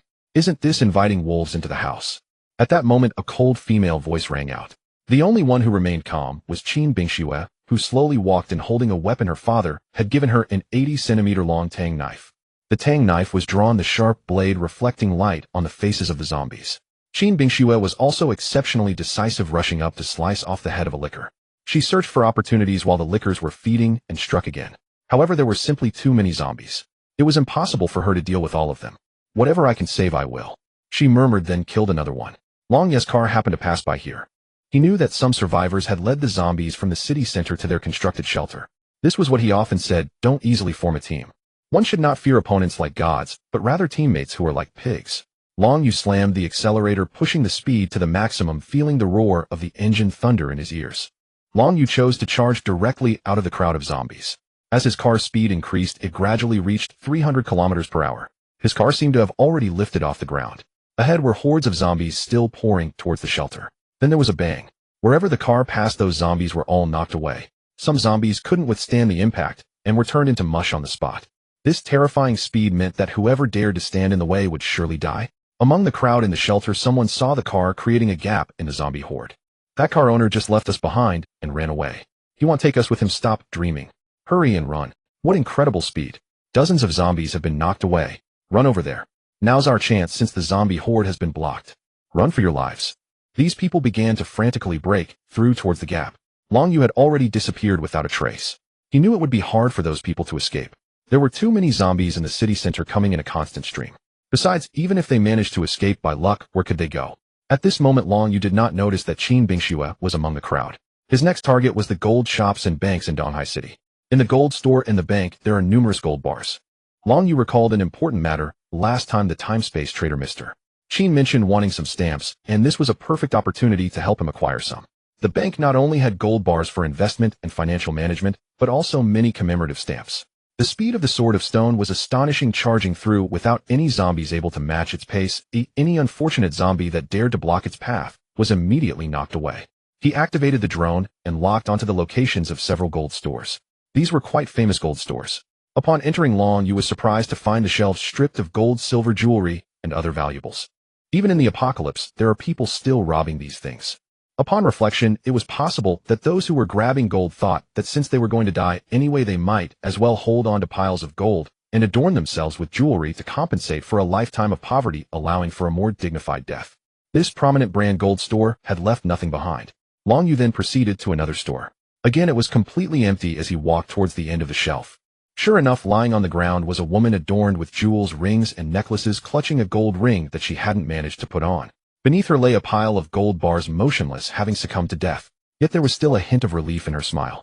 Long Yu couldn't help but chuckle. This way of dying looked as if she had been too wealthy, having died rich. All the gold, silver, jewelry, and gold bars were on that corpse, but Long Yu refrained from touching anything. After all, the person was dead, and he had no desire to take the possessions of the deceased. After searching several gold stores in the vicinity, only one shelf had a few diamonds. Any rare items would have the opportunity to be exchanged later. Thus, Long Yu placed the diamonds into his spatial storage ring. If this area yielded no results, he would move. He got into the car and drove to another street. The drone provided him with precise locations, and soon he entered this gold store. Inside the counter, there were many gold and silver ornaments along with gold bars. Long Yu felt a surge of joy and quickly packed all these items into his storage ring. The space in the ring was ample, and for him, having more gold was a blessing. Having something was far better than having nothing. Before, he had focused solely on survival supplies. Now that his supplies were abundant, he had cleaned out all the resources in the city center of Donghai, and he intended to take away the currency that could be exchanged in the apocalypse. Whether in terms of resources or capital, he was now quite affluent. On the counter, there were dazzling gold-crafted artifacts. He opened all the counters, taking everything from each one. Holding the gold felt immensely satisfying. The thrill of casually grabbing tray after tray of golden jewelry was indeed exhilarating. Moreover, there was no one around. No, wait, how could this be called robbing? This is a legitimate collection, preventing waste and protecting these items from being left to rot. Right.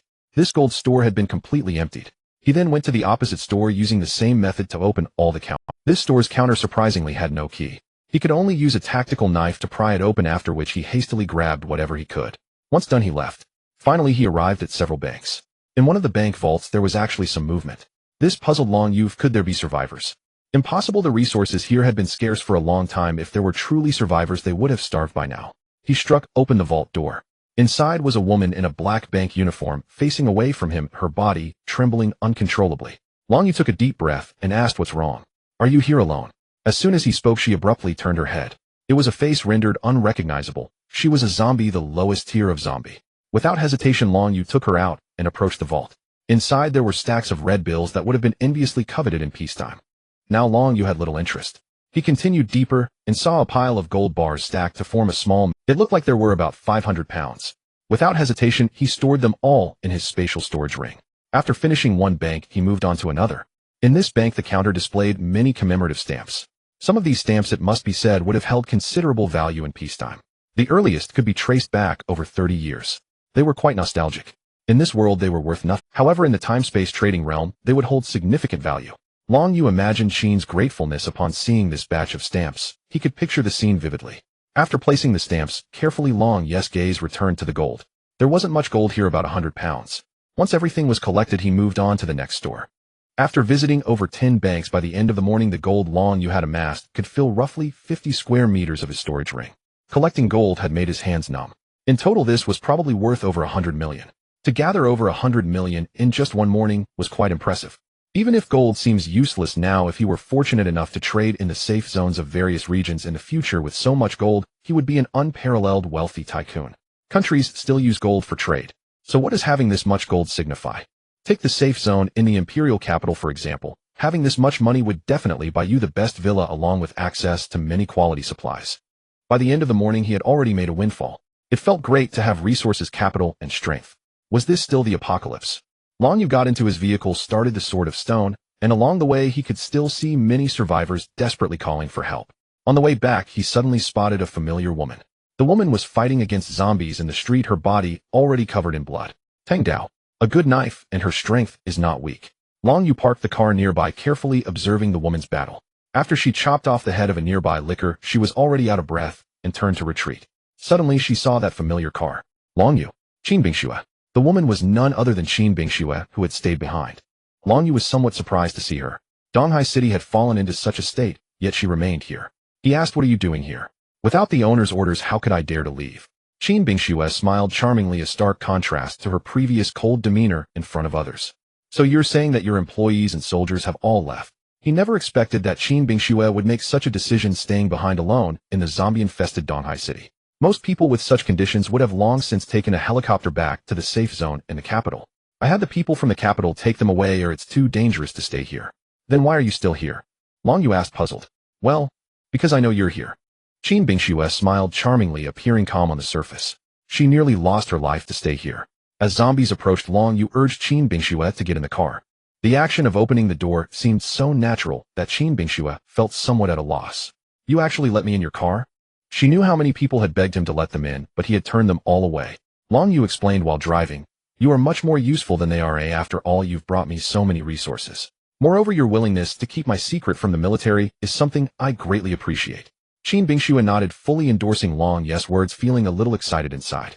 The military personnel, especially those big shots from the capital's Qinwei country, still hadn't figured out Long Yu's true identity and whereabouts, simply because Qin Bingxue hadn't informed Qinwei country.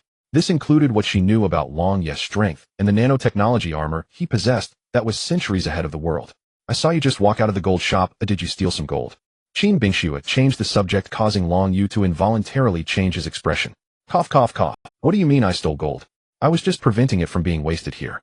Besides, this is the apocalypse. That gold doesn't belong to anyone now. First come, first served. If I took it, then it's mine." Long Yu said seriously. Qin Bingxue looked at Long Yu with admiration in her eyes. This man, he understands the ways of survival in the apocalypse too well. First, he gathered all the supplies in the city center, then plundered the gold shop and banks controlling the capital. With resources and capital along with an incredibly powerful personal strength. It's hard to imagine what such a person will become in the future. Qin Bingxue never expected that she would follow this man before her, risking her life for him. Of course, that's a story for later. Inside the car, the atmosphere gradually became tense. After driving for a while, Long Yu felt a bit tired and simply activated the fully automatic driving mode. After closing his eyes to rest, Qin Bingxue suddenly asked beside him, "So what are your plans next? With so many zombies outside, can the shelter hold up?" Long Yu didn't give her much of an explanation. After a while, Qin Bingxue explained to Long Yu again. Long Yu, actually, when you were fighting those zombies just now, I was watching from— Oh. Long Yu rested his head on his arm and turned his face with some amusement. I'm very curious about why you are so strong. I mean, you wiped out so many zombies in less than an hour. Your strength is completely beyond that of a human. Are you a new type of human? Long Yu smiled mysteriously at her. What do you think? Qin Bingxue thought for a long time before seriously replying. I think you seem like a new type of human, but I don't know how you became one. Could there be other ways to become a new type of human? The fact that humans can break through their genetic locks to become new types of humans is something that no one knows yet. Qin Bingxue told Long Yu that she had already injected the genetic serum and had become a new type of human. When Qin Bingxue said this, Long Yu was not surprised. This made Qin Bingxue feel very strange. Shouldn't Long Yu be curious?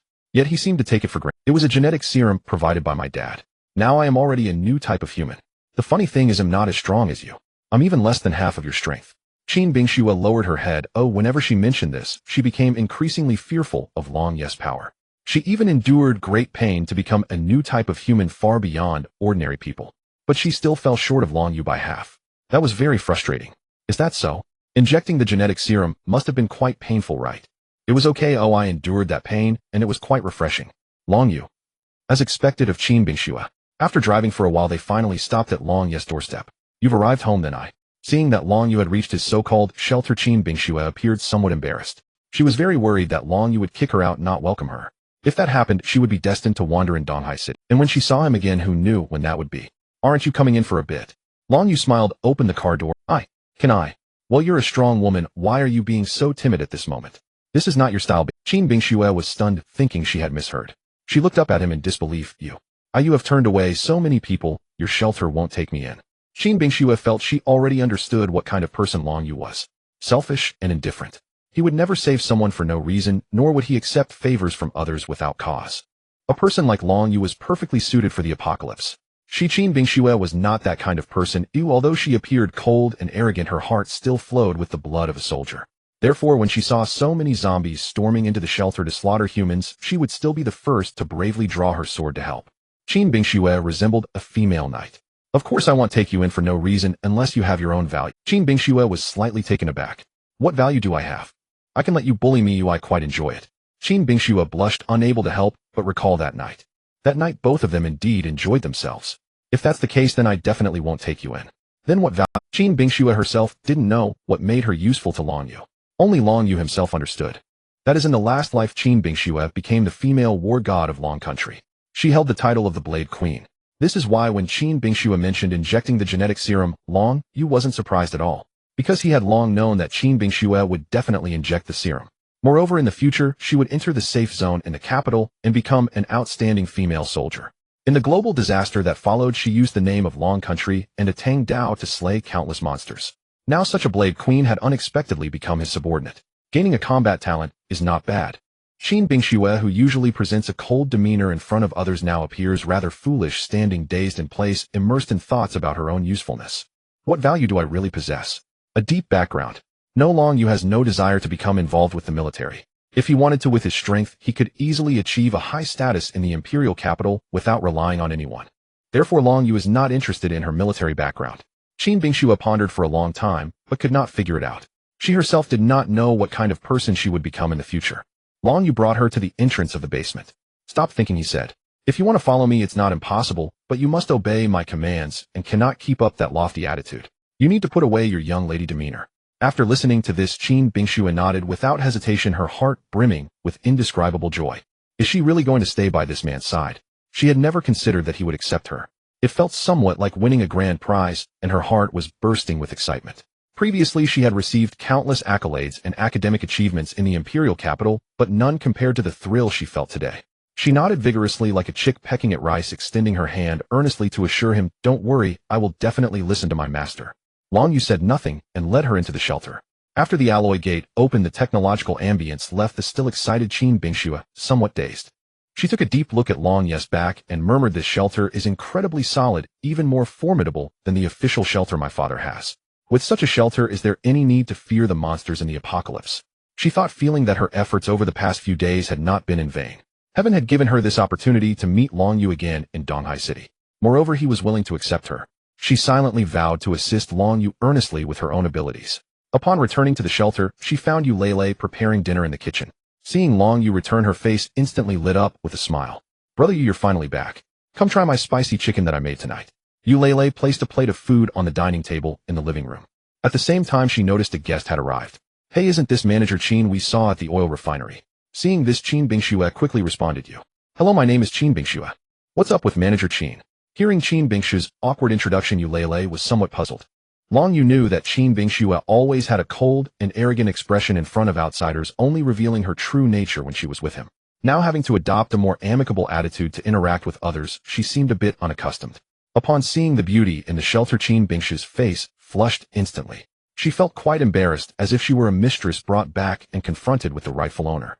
However, Eulele didn't mind at all. She firmly believed in Long Yu. In this apocalypse, if someone could be brought back by Long Yu, it meant that the person was recognized by him. Otherwise, even if someone cried for help, he wouldn't spare them a glance. Moreover, having someone to keep her company in this shelter was something she welcomed. Sister Bingxue, I'm Eulele, also someone brought back by Long Yu. Oh. Qin Bingxue surprisingly averted her gaze from Eulele, lowering her head and nervously fidgeting with the skin of her hands. What's wrong with Sister Bingxue? Eulele asked Long Yu in confusion. Long Yu thought for a moment and replied, she's probably just not used to being in our shelter for the first time, and she'll get used to it gradually. First, go take a shower, dinner will be ready soon.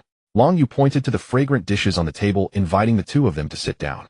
Qin Bingxue noticed that her body was also covered in blood. Can I also take a shower? Eulele smiled beside her. Of course, there's plenty of water here. Eulele walked into the kitchen to continue preparing the remaining dishes. Since the shelter had gained another member, there should be a bit of a ceremonial feeling. She decided to showcase her signature dish. Qin Bingxue stepped into the bathroom feeling a bit curious. Can one really take a shower here? Since the water sources had been contaminated, bathing had become quite a challenge.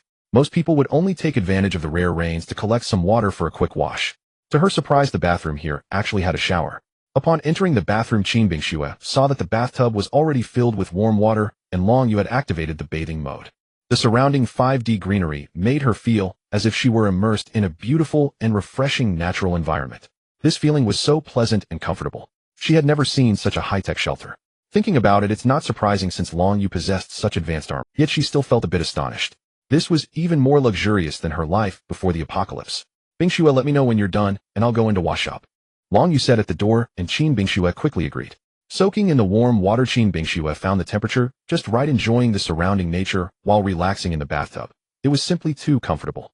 She suddenly felt a dreamy sensation, her mind drifting away, a stark contrast to the disgusting zombies she had faced earlier. Above was purgatory, and here was a wonderful paradise. She even began to doubt whether she was dreaming.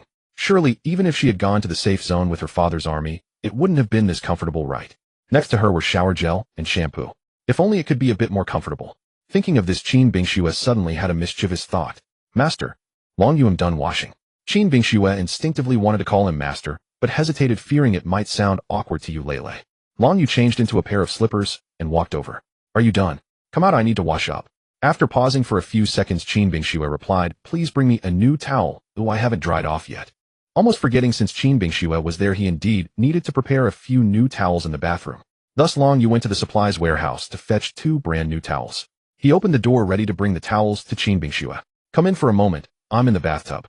Alright then. Long Yu walked in. Suddenly Qin Bingxue emerged from the water, her perfect figure on display before Long Yu. There really is a lot of water here. The two of them took a couple's bath in the bathroom. Qin Bingxue expressed her satisfaction, claiming this was the true happiness in life. Compared to the disasters experienced outside, this was pure enjoyment, extremely comfortable. After the bath, Qin Bingxue changed into a black dress, paired with black shorts and knee-high boots, revealing her exquisitely proportioned long legs between the shorts and boots.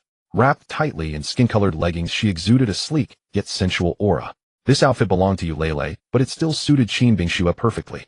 Both women had a mature charm, and were of similar height and weight, making the outfit a perfect fit. Once dressed, Qin Bingshue's noble and elegant demeanor was immediately evident. However, in front of Eulele and Long Yu, she made an effort to appear gentle and actively fit into the group. Sister Bingxue, in this outfit you look just like a 17 or 18-year-old girl. Eulele sat observing Qin Bingxue from her seat. Qin Bingxue felt a bit shy, though in the past, no matter how others praised her, she always maintained an aloof demeanor and never responded. This time she pondered how to reply to Eulele's words. After a long moment, she softly said, not at all, Lele, you look beautiful too. Long Yu, sitting at the head of the table, couldn't help but smile at the sight of the two. This Qin Bingxue was truly making an effort to blend in. She had never been this eager to integrate into any group before, always fearing that she might say something wrong. You two stop flattering each other and hurry up and eat. If you keep complimenting each other, the food will get cold. While saying this, Long Yu served himself some dishes, devouring them eagerly. Eulele said, Sister Bingxue, hurry up. Qin Bingxue replied, Lele, you eat too. Eulele insisted, you go ahead and start. Qin Bingxue offered, they'll get you some food. Huh, where's the dish? After a lengthy exchange of pleasantries, a plate of sweet and sour ribs was almost finished by Long Yu.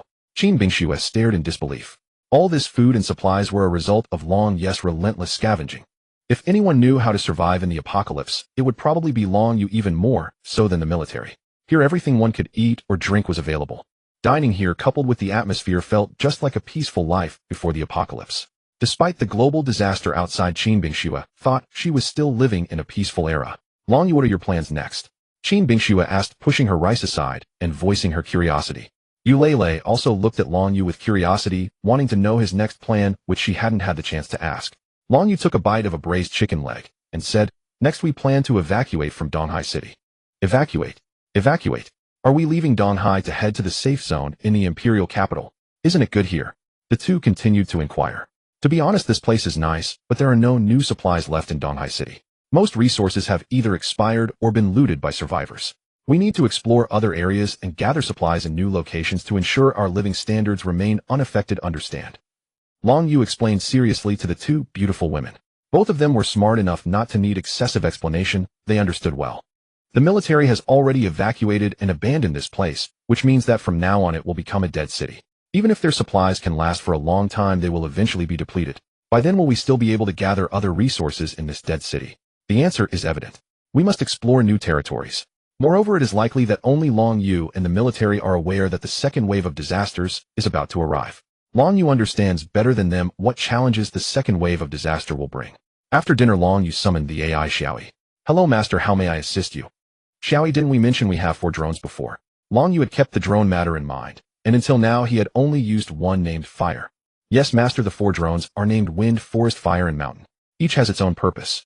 After hearing Xiaoyi's introduction, Long Yu expressed his understanding. Now dispatch Wind, with the target being the global light wave signal in the sky. Can the drone Wind accomplish this? The drone Wind is an exceptional monitoring device. It can receive broadcast information from around the world high above the sky. He needs to monitor global movements through the drone Wind, including a series of secret operations. In Long Yu's previous life, various countries often engaged in unexpected operations. They not only acted for their own nations, but also targeted other countries. At that time, some countries even wanted to take the opportunity of this disaster to wage war worldwide, with different decisions resulting in all sorts of bizarre actions. Thus, understanding their movements became especially crucial. The drone Wind not only has the capability for monitoring and surveillance, but also employs stealth measures that are centuries ahead of this world. With current technology, one wouldn't be able to detect Wind's reconnaissance activities. After dispatching the drone, Wind messages from other countries quickly arrived. Long Yu discovered that some nations were already experiencing frequent biological mutations. Not only cats and dogs, but also some wild animals have mutated, all turning into fierce beasts. Fierce beasts, as the name suggests, are brutal and ferocious monsters. Indeed, those mutated creatures have bodies that are nearly comparable to monsters. Tigers, lions, and elephants on the grasslands have increased in size nearly hundreds of times. Fierce beast hordes can easily destroy several towns without issue. The drone Wind reported that fierce beasts were frequently erupting, and various countries had begun researching new high-tech weapons. The purpose is to eliminate those fierce beasts. Some countries even considered using nuclear weapons, but faced nationwide protests, which unanimously rejected the idea. Nuclear weapons have immense destructive power. Although the effects are quite impressive, the dangers are too terrifying. A few nuclear warheads dropped would result in severe radiation, leaving those areas and surrounding regions lifeless for hundreds of years. For human civilization, such weapons of mass destruction are a calamity. According to the monitoring from drone Wind, certain countries in the southern hemisphere have been completely devastated by fierce beasts, and the human armies are utterly powerless to resist. Long Yu took a deep breath upon hearing this. Before the second wave of disaster strikes, he must find a resource-rich place in advance to set up a shelter. As night fell, the cooling time for the time-space trading space finally ended. Qin was eager to contact Long Yu regarding his stamp issue. Long Yu also had important matters to discuss with him. Entering the time-space trading space, Long Yu spoke straightforwardly. Qin, this time, I need protective gear that can ensure my safety. It must have strong defensive capabilities. Do you have anything like that? As for protective gear, after pondering for a moment, Qin replied, indeed, considering the disasters on your side, you definitely need life-saving equipment. If you were to perish, we wouldn't be able to open this space again. Hearing this, Long Yu was left speechless. How could I die so easily? Ha ha ha, just joking you. I happen to have a personal protective shield. If you don't mind, I can give it to you. A personal protective shield. That's right. I haven't used this shield in a long time. Now I have cancelled my personal mental link, so you can bind it to yourself at any time. Long Yu continued to inquire, how do I bind it? Just a moment, I'll operate it now and bind it to you. After transferring the personal protective shield to Long Yu, Qin explained the shield was invented by the highest security department of the Federation and can help the user withstand a portion of the damage. How should I put it? Its principle is a kind of anti-gravity energy. If the user were to be placed on a battlefield with real guns and ammunition surrounded by hundreds of soldiers shooting at you, this shield would still help you block it. Moreover, if faced with high-intensity attacks, this shield can help you withstand up to 800 kilograms of force. After a few minutes, Qin successfully bound the shield to Long Yu. In the next moment, Long Yu felt a slight tremor in his body, sensing an invisible force field enveloping him, providing a strong sense of security. Controlling it with his spiritual power, he realized that this force could disappear at any moment. When it appeared, a layer of transparent protective shield wrapped around him completely. Long Yu secretly marveled this was indeed a good item. With this he could avoid a lot of troubles. This shield could prevent anyone from sneaking up on him. After packing up his things, Long Yu took out all the stamps he had recently collected. Qin, you've helped me out, so I will give you all these stamps I collected. The collector on Qin's side was very interested in ancient artifacts, and they planned to open an ancient artifact collection museum. With these artifacts, they would surely attract many customers. At that time, their profits would certainly not be lower than the value of the protective shield Qin provided. However, these stamps had no value in Long Yu's current world. They could be considered completely useless. But for Qin, they were equivalent to piles of real gold and silver. Looking at these stamps, Qin expressed his joy without holding back. Thank you so much, my Yu. It was a pleasure collaborating. After so many transactions, the two had developed a mutual understanding. Once the deal was completed, Long Yu began to prepare to leave Donghai City. First, he checked the supplies in the spatial storage ring. Approximately 100 boxes of mineral water, rice flour, and snacks. With this amount of supplies, they could last for several months. Therefore, there was no need to worry about running out of supplies on the road. Tomorrow morning, he would pack the shelter into the spatial storage ring and prepare to leave. Brother, you hurry up and come to sleep. As Long Yu walked into the bedroom, he froze in place. On his large bed, on the left lay Yu Lei, and on the right lay Qin Bingxue, both watching Long Yu with mischievous eyes. What was going on? The look in their eyes seemed as if they wanted to devour him. It was like raising two hungry wolves. It's time to rest, it's getting late. Qin Bingxue winked at him. You too. What is this? We've already discussed it. Since the bed is big, you can lie right in the middle between us, hee. Don't worry, we won't do anything to you, the two said in unison. Long Yu was slightly stunned. Damn, such a good thing exists. Long Yu was not one to back down, or if he was going to lie down, then let it be. That night became particularly exciting. The next morning, Long Yu woke up from the soft bed and found that the two beauties were no longer in the bedroom. Both were wearing little aprons, cooking in the kitchen. The eldest lady of the Qin family can cook. This piqued Long Yu's curiosity as he walked over to take a look. He discovered that Qin Bingxue was asking Yu Lei for cooking advice. Lei, I want to learn your cooking skills. Can you teach me? Yu Lei replied, sure, but I have a prerequisite. What prerequisite? Qin Bingxue asked. Yu Lei said, I heard you're really good at dealing with those zombies outside. You should teach me too. I don't want to hold brother you back. Oh, I see. You're worried about holding me back. I'm the one worried about dragging you down. Right now I only have a bit of combat ability. Oh, I can't do anything else, alas. Yu Lei comforted her sister Bingxue. You're much stronger than I am. I used to think I was quite strong because I practiced taekwondo, but in front of brother Yu I realized I'm nothing. Long Yu stood at the kitchen door listening to the two girls talk, his face revealing a hint of a satisfied smile. It was commendable that both were actively working to improve their shortcomings. After a hearty breakfast, Long Yu proposed a decision to pack up their personal belongings and prepare to leave Donghai City. So fast are we leaving already? It's time to go, there's nothing worth staying for here. Okay, we understand. Upon hearing Long Yu's words, the two began to pack their belongings. Just take the essentials with you, I'll leave the rest to me, and he'll take it all with me. Qin Bingxue looked a bit confused. Huh? How do we take the shelter with us? Yu Lei smiled mysteriously beside her. Is there anything, brother, you can't take? Huh? Is that for real? Qin Bingxue stared blankly at the two, thinking that they would dismantle the shelter and take the materials with them to build it again elsewhere. Long Yu didn't explain much and directly demonstrated how to take the 80 square meter shelter with him. After removing the spatial storage ring, he scanned the shelter. In the next second, the entire shelter was placed into the spatial storage ring. This is too magical. Qin Bingshue's beautiful eyes sparkled with disbelief. Let's go, sister Bingxue.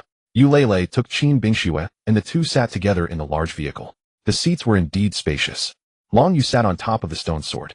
Boss, we are finally saying goodbye to this place.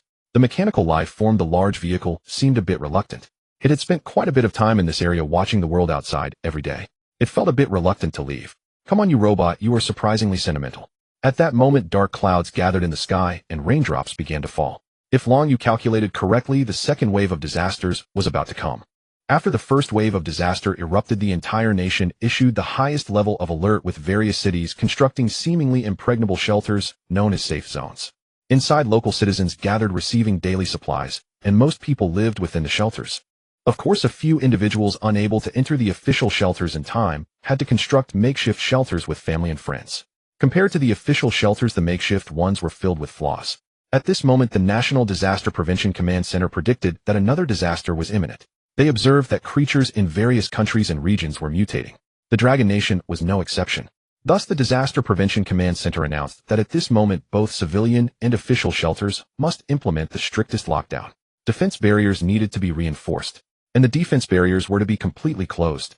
No more survivors were to be accepted temporarily. This decision was made to prepare for the second disaster. Not accepting outside refugees seemed very inhumane, but there was no choice. The barriers had to be foolproof and must remain closed. The entire nation entered a state of alert again. Sioux City was the only route for survivors from Donghai City to reach the safe zone in the imperial capital. Their official shelters were also constructed alongside scattered makeshift shelters throughout Sioux City. Within the official military barrier, the captain of the Women's Special Operations Team from Donghai City, Lin Yun, was among them. After evacuating from Donghai City, she was reassigned to Sioux City, becoming the captain of a rescue team once again. Meanwhile, Lin Feng and Zhang Chun were scattered across various official shelters where they were tasked with command, and the upper echelons of Sioux City were holding a meeting in the conference room. Captain Lin, we know you were transferred from Donghai City and have experience in disaster response, but you cannot defy orders from above. What we need to do now is to completely lock down Sioux City, prohibiting anyone from entering. This way, the number of survivors outside our military barrier will be significantly reduced. Otherwise, the concentration of survivors outside the military barrier will attract the attention of those monsters, making it even harder for us to handle. Li Tianyi, the overall commander of Sioux City's defense, analyzed seriously in front of the large screen on the wall. But Sioux City is the only route for the survivors of Donghai City to reach the imperial capital. Once the city is sealed, the survivors outside will have no chance of survival. I believe we should only lock down our shelters and not seal the city. Lin Yun argued to the leaders present. Her views were inconsistent with those of Sioux City's upper echelons. Their opinion was to close the city to prevent survivors from entering, thus ensuring the safety of the shelters. With Lin Yun's suggestion was to close the shelters and reinforce the surrounding defenses without sealing the city. Otherwise, those wanting to enter from outside would completely lose their chance of survival. Both approaches had their own rationale. The former aimed to better protect those within Sioux City's shelters, while the latter sought to save more survivors. After all, Lin Yun was a member of the Donghai City rescue team. Her thoughts were understandable to these leaders. Commander Li Tianyi and the leaders discussed for half a day. In the end, they decided to still seal the city. However, they could temporarily build a makeshift shelter outside for the survivors, providing them a place to stay. Once the disaster was under control, they would allow them to enter the city. Thus, Sioux City dispatched 5,000 elite soldiers to begin constructing makeshift shelters outside the city, providing ample supplies enough for over a month of food. Of course, if the number of survivors outside was too great, the food here would not suffice for a month. The construction of such shelters was quite simple. One could say there was basically no construction involved. They just arranged over 100 military vehicles enclosed with tempered steel and wire mesh. Lin Yun led all the soldiers in neatly arranging the vehicles. Captain Lin, hey, do you think these steel vehicles can withstand the monsters? Let's see, shall we? Lin Yun held a Type 95 rifle and fired several rounds at the steel vehicle. The vehicle remained solid and unmoved. Not bad, it's quite sturdy. Captain Lin, I think you're really cool for voicing such ideas during the meeting with those leaders. How is that cool? I just don't want to see more people lose their lives. If my Captain Lindo was here, he would support me too. Lin Yun couldn't help but think of Lin Feng. The two were busy arranging supplies inside the vehicles when suddenly soldiers outside noticed the sky darkening. A sharp cawing of crows echoed nearby. What is happening? What is that? A soldier noticed a dark mass in the sky rapidly approaching them. Through binoculars, they saw those creatures. Crows. A swarm of crows flew in unison like a cloud of black mist. Why are there crows coming over? They mean no good, be on guard. 5,000 soldiers immediately loaded their firearms, aiming at the crows soaring toward them. Soon everyone understood the intentions of these crows. They were swooping down. Their target was clear, these humans. Fire! Lin Yun immediately issued the order. Bullets were fired into the sky, igniting a blaze. The number of crows was alarmingly large, and they moved swiftly. The soldiers managed to shoot down large groups of crows, but many still dove down towards them. When they swooped past, in less than a minute the soldiers all became mere skeletons. Captain Lin, these crows are terrifyingly fast in devouring their prey. We must retreat quickly. Lin Yun hesitated not at all. Get in the vehicles. Get away from here. A soldier dashed toward the vehicles with great speed. The moment he opened the door, the crows charged at him. In the next second, one of his arms was instantly reduced to a bone. All flesh was gone. He hurriedly closed the door using the intercom. Make sure those crows don't catch you. They will take your life in an instant. Lin Yun had no choice. They were too far from the vehicles and could only temporarily hide inside the already prepared shelter vehicles. These crows have all mutated. Lin Yun spoke into the intercom. Everyone get inside these shelter vehicles and do not go out. Little did they expect the second wave of disaster had already erupted so quickly. 5,000 soldiers concentrated their firepower, but before they could eliminate those mutated crows, they had already lost more than half of their forces. And it had only been a matter of minutes. This was enough to witness how terrifying the second wave of disaster was. All the soldiers hurriedly took shelter in the makeshift refuge. They had just set up those refuge vehicles constructed from iron sheets wrapped in iron mesh, which saved them from death. Lin Yun held a walkie-talkie, observing the situation outside through the thick iron mesh. Count off. Also report your positions. The soldiers began to count off and state which refuge vehicle they were in. After tallying up, there were still 2,321 soldiers remaining. In less than 10 minutes since the disaster struck, over 2,000 brothers had already perished.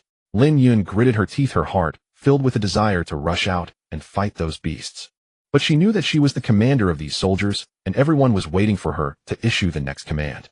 Having been through countless battles in Donghai City, Lin Yun was unsure how to respond at this moment. At present, these mutated crows showed no sign of leaving.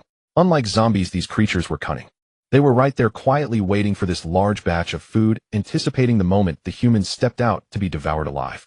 Compared to the previous zombies, they were more ferocious, brutal, and sly. For now, she could only notify the soldiers at the Sioux City defense to wait for their rescue. Furthermore, she needed to quickly inform the information department of Sioux City to spread the news that survivors must not come to this place. This place was now filled with bloodthirsty mutated crows. If someone accidentally arrived here, they would surely meet their end. Only bones would remain. Brothers, I owe you all an apology. If I had not sought permission for this operation, you wouldn't be trapped here. Lin Yun's expression showed some pain as she spoke into the walkie-talkie, gazing at the bones lying on the ground, her heart aching. Captain Lin, we don't regret coming out with you. That's right, when have we ever been afraid? Captain Lin, don't worry, Commander Lee will definitely send a rescue team to support. The soldiers spoke passionately into the walkie-talkie. Their voices were strong and powerful, giving Lin Yun immense confidence. Xiao Bei, can you see the roads around from your vehicle? Lin Yun asked the soldier named Xiao Bei who had just helped her arrange supplies. In the earlier chaos, he had taken refuge in a vehicle that offered a clear view of the surrounding roads. Yes, Captain Lin, just give the orders. Lin Yun paused for a moment and replied, pay attention to the situation on both sides of the road. If any survivors appear, remember to use the vehicle's loudspeaker to warn them to stay away from here. They could easily lose their lives here. She earnestly reminded. Indeed, even though there were iron refuge vehicles, survivors could not board them right now and would be torn apart by the mutated crows halfway. Don't worry, you'll keep a close watch on this area. Xiao Bai's voice was resolute. He had great admiration for strong women like Lin Yun. Moreover, she dared to save people from danger in such perilous conditions. Such a powerful and courageous woman was his role model. Captain Lin, I know the purpose of our mission here is to save more survivors. Please rest assured I will keep watch and find a way to help any survivors that come to this dangerous place escape. Until the mutated crows completely left the area, anyone who came here would die. Donghai City. Ahead, a Shizhongjian sports car led the way, followed by a GMC motorhome. Light rain fell from the sky, and along the way a strong smell of blood was carried by the wind, causing Yulele and Qin Bingxue in the larger vehicle to shudder and gag. The streets were littered with numerous corpses. The entire street was drenched in blood red. Ugh. Elder sister-in-law, second sister-in-law, if the smell outside is unbearable, I can close the window right now. Yulele rested her chin in her hand, staring intently outside. Let's keep it open for now, just one last look at Donghai City. Qin Bingxue nodded. The once vibrant city had now turned into a silent, dead city. Just one more glance. Inside the Shizhongjian car, Long Yu glanced at the map. Their next target was Sioux City. Sioux City has always been renowned as the city of paradise, and there are still plenty of supplies available there. It would be excellent to find a favorable piece of land there to establish a refuge. The two vehicles sped through the deserted streets. Occasionally a few scavengers would try to pounce over, but their speed was too fast for them to catch up. Just when they thought the journey would be safe and sound, a deafening explosion suddenly erupted not far ahead. The sound created shockwaves in the distance, causing pain to their eardrums. The larger vehicle's keen observation quickly closed the windows. However, in an instant the surrounding glass rattled violently. It nearly shattered. The vehicle's emergency alarm was blaring incessantly. In the lead Shizhanjian sports car, Long Yu remained unscathed and spoke into the walkie-talkie. Are you two okay? Are you alright? We are fine, just felt like the windows were about to shatter. Don't worry, elder sister-in-law and second sister-in-law, the glass in my car is very sturdy. The larger one was still making excuses, even though it had just felt like the glass was about to break.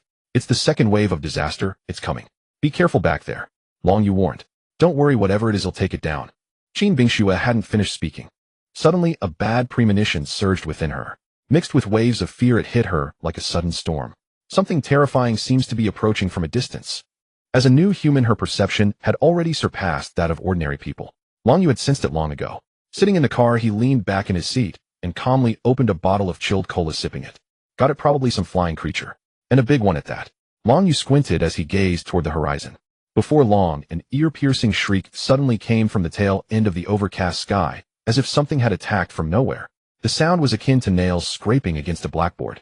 From the dark clouds, several hawks with enormous wings suddenly swooped down towards them.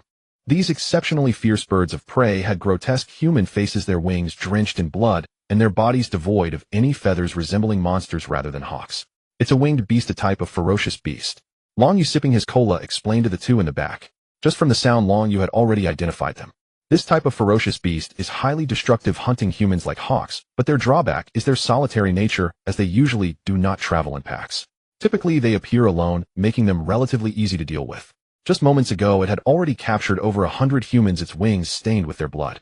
Circling in the air for a moment, the fierce gaze immediately locked onto the two vehicles below. Then it let out a piercing screech, excited as if it had spotted its prey. It seems it has taken us for prey. Long Yu sneered. On this empty, desolate highway, only these two vehicles are racing. The target of the winged beast is obvious. Before spotting Long Yu, it had already hunted many survivors elsewhere. Yet it remains unsatisfied. To it, humans are like ants in the presence of these ferocious beasts. The survivors are lifted high into the air by its sharp claws, toyed with as they cry out and struggle desperately. By doing so, it emits an excited, piercing screech, displaying its pride and satisfaction in tormenting humans after capturing them. As those captured struggle in complete despair, it begins to peel away their skin, savoring its meal.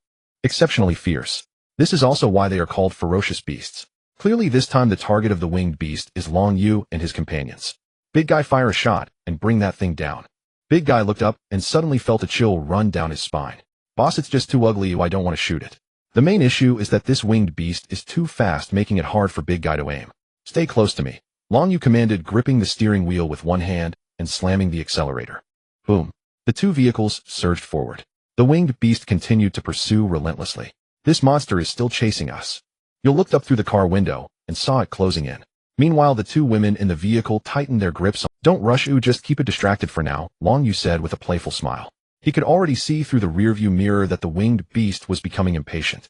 Long Yu, let's stop and take it down. Qin Bingxue gripped her tang knife, her expression turning cold and fear. Long Yu leisurely finished his drink before replying. The young lady from the Qin family is ready to unleash her fury. This creature treats us as prey, how despicable, and it's making such a racket, it's driving me crazy. For such a little creature, stopping the car would only delay our journey. It's not worth it, Long Yu said, already shifting the car to autopilot. Opening the sunroof, he effortlessly leapt onto the roof of the car. What he didn't expect was that behind Big Guy's vehicle, another winged beast was in pursuit. It was strange that the typically solitary winged beasts were now attacking them together. After a moment, he observed that the two winged beasts were competing with each other. One aimed to capture Long Yu's vehicle, while the other targeted Yule and Qin Bingxue. Were they treating humans as part of their game? They likely found it quite entertaining. Then let this game come to a decisive. As the winged beast dove at high speed, it drew closer and closer. Big Guy, you handle the one behind, and he'll take care of the one in front. Understood, boss. Long Yu activated his mantis blade, flames roaring on the blade, as if expressing his anger towards these winged beasts. Hearing the sound of wings slicing through the air, Long Yu swung his blade down heavily. With a whoosh, it sliced through like cutting meat. Half of the winged beast's body plummeted straight to the ground. Its massive form was cleaved in two, and under the influence of the flames it was entirely consumed, turning to ashes. Meanwhile, Big Guy transformed in the next moment. Boom. The mechanized Big Guy delivered a punch to the winged beast. Blood sprayed from the creature's mouth. The impact struck its entire abdomen violently, nearly piercing through its flesh. The winged beast was knocked into near unconsciousness, crashing onto Big Guy. What a disgusting monster. Big Guy tried to shake it off. The winged beast let out a pained roar, then its claws tore through the metal of Big Guy's vehicle, ripping off a piece of the body. Die. Big Guy became even more enraged, leaping up and forcefully pinning it down, unleashing a flurry of stomps until the winged beast was reduced to a pulpy mess before he finally relaxed. The commotion with the winged beasts quickly subsided. The two winged beasts were easily dealt with by Long Yu and his mechanical companion with absolutely no pressure. Yet, boss, Big Guy transformed back into his original RV form. It was then he realized that a piece of metal was missing from the roof of his vehicle, leaving it looking like a half-convertible. Boss, I'm done for. I've become a convertible. Long Yu glanced at Big Guy in the rearview mirror. With a missing piece of metal, even in his robotic form, the mechanical head lacked a decorative shell. It looked as if he had a bald head. Long Yu comforted him, saying, "It's okay, Big Guy, you're bald now, but you've also grown stronger." A few minutes later, another voice came from inside Big Guy's vehicle. "Along, Long Yu. I'm done for." "What happened now?" Long Yu asked, puzzled. "The blood from that monster just now seemed to have splattered into my mouth." "Ugh, I'm done for." Qin Bingshu's anxious voice came from the side. Just moments ago, she had raised her tang knife inside the vehicle, wanting to take on the winged beast. However, Big Guy acted first. That sudden attack had made the winged beast spit blood. At that moment but when the winged beast tore off the metal roof, the blood splattered right onto her face. And it seemed she had her mouth. Oh no. Realizing this, she froze. Despite her deep background and extraordinary strength, she felt overwhelmed. Yet, she had been infected by that blood. Thinking of this, she lifted her tang knife, a hint of despair on. "I can't drag Long Yu down. Long Yu, you'll dad family." Though she usually exuded an air of cold elegance, at this moment her heart was filled with reluctance for this world. "You'll stab me with a dagger. I'm turning into a monster." Qin Bingxue was reluctant to accept this reality. However, she didn't want to hinder Long Yu. Yu also looked at her with great hesitation. "You go, what should we do?" "Sister Bingxue." Long Yu remained silent for a few seconds. Those were long seconds, with both hovering on the edge of life and death. One hesitated, the other waited for death. Unexpectedly, Long Yu nearly laughed out loud. He struggled to hold back his laughter, finding Qin Bingxue simply too amusing. She was ready to make sacrifices for them. Long Yu said over the intercom, trying not to laugh, "What are you guys talking about? How could you be infected?" "You mean this winged beast? It doesn't have any viruses, not to mention its blood. Even if you roast it, nothing would happen." Suddenly, there was a feeling of rebirth after a catastrophe. Qin Bingxue appeared quite excited, but amidst her exhilaration, she felt a bit embarrassed about her previous desperate antics. Now her aloof image had completely crumbled. Even Eulele thought she was quite adorable. "Sister Bingxue, it's all right, everyone acts like this when facing death." Qin Bingxue quickly released her embrace of Eulele and wiped the unshed tears from the corners of her eyes. Actually, I was just pretending to act for you guys." "Well then, how about we stew that winged beast for soup?" "Ugh, even dogs wouldn't eat that." As they were about to reach the outer defenses of Sioux City, night had already fallen. The roads and highways were devoid of light, plunging the entire environment into darkness. Given the heavy rain, they decided to find a spot nearby to open the shelter and temporarily spend the night there. Long Yu deployed the drone fire to search for nearby accommodations. Soon the drone reported that there was an abandoned car factory 3 kilometers north of their location, which would be a good place to stay. Upon hearing about the car factory, the big guy immediately suggested, "Boss, I think that car factory is just perfect." Eulele laughed from the car. "Big guy, are you looking for some metal to fix your roof?" The big guy replied innocently, "I just wanted to find a wig to wear." It was getting late, and they had yet to eat anything while staying in the car. "Then let's head to that abandoned car factory, and first thing tomorrow we can go straight into the city. By the way, big guy, if there are other survivors, you should avoid transforming into your mechanical form for now, to prevent unnecessary attention and trouble." Long Yu suddenly thought of something, and said to the big guy, "Understood." Now not only was there Long Yu, but also the likes of Qin Bingxue, a new human, to handle those mutated creatures without any problem. They sped along the way. The Shizhong Sword supercar came to a halt at the entrance of the abandoned car factory. The big guy followed closely behind. This time it simply parked its RV steadily, and remained still, as it was Long Yu's command, which it must obey. The car factory covered a vast area surrounded by a solar-powered light, flickering intermittently. Will there be those ferocious beasts inside? Several of them switched on their searchlights and walked inside. Qin Bingxue tightly gripped her tang knife, vigilantly surveying her surroundings. Long Yu led the way, still using the drone to scout ahead. A few minutes later, the drone reported that there were no ferocious beasts in the abandoned car factory, but there were a dozen people in an underground garage. Survivors. If he guessed correctly, these survivors should have escaped from Donghai City. Indeed, as they walked through the car factory, the people in the underground garage seemed to have noticed an intrusion. One of the burly men, armed with a gun, lay in wait in the shadows, aiming the dark muzzle at Long Yu. "Report Hong Jie, it's humans." The burly man relaxed slightly upon discovering they were human, wiped the sweat from his forehead, and continued, "Hong Jie, they seem to mean no harm. They are all quite young, and should also be survivors escaped from Donghai City." "All right, let them in." A mature female voice came from the other side. Long Yu walked in and found that the security measures here were quite good. Surrounding them was a network of iron bars and several heavy trucks blocking all exits. Most importantly, the place where the survivors were located was very concealed. Without the drones scouting, they wouldn't have known there were people here. At that moment, a man stepped out of the darkness holding a shotgun. You are the survivors from Donghai City, right? We Hong Jie want to meet you. The man spoke coldly to Long Yu and the others in front of him. A few minutes later, in a workshop, Hong Jie sat in the boss chair, a cigarette in her mouth, sizing up Long Yu and his group. You all managed to escape from Donghai City. You must have some skills. Hong Jie revealed an approving gaze. They all knew how much effort it took to escape from Donghai City, only they understood the hardships involved. Their group had dwindled from several hundred to just over a dozen. To be able to come here and still be alive, it was all thanks to the brothers who risked their lives. One could say they crawled out from a pile of corpses.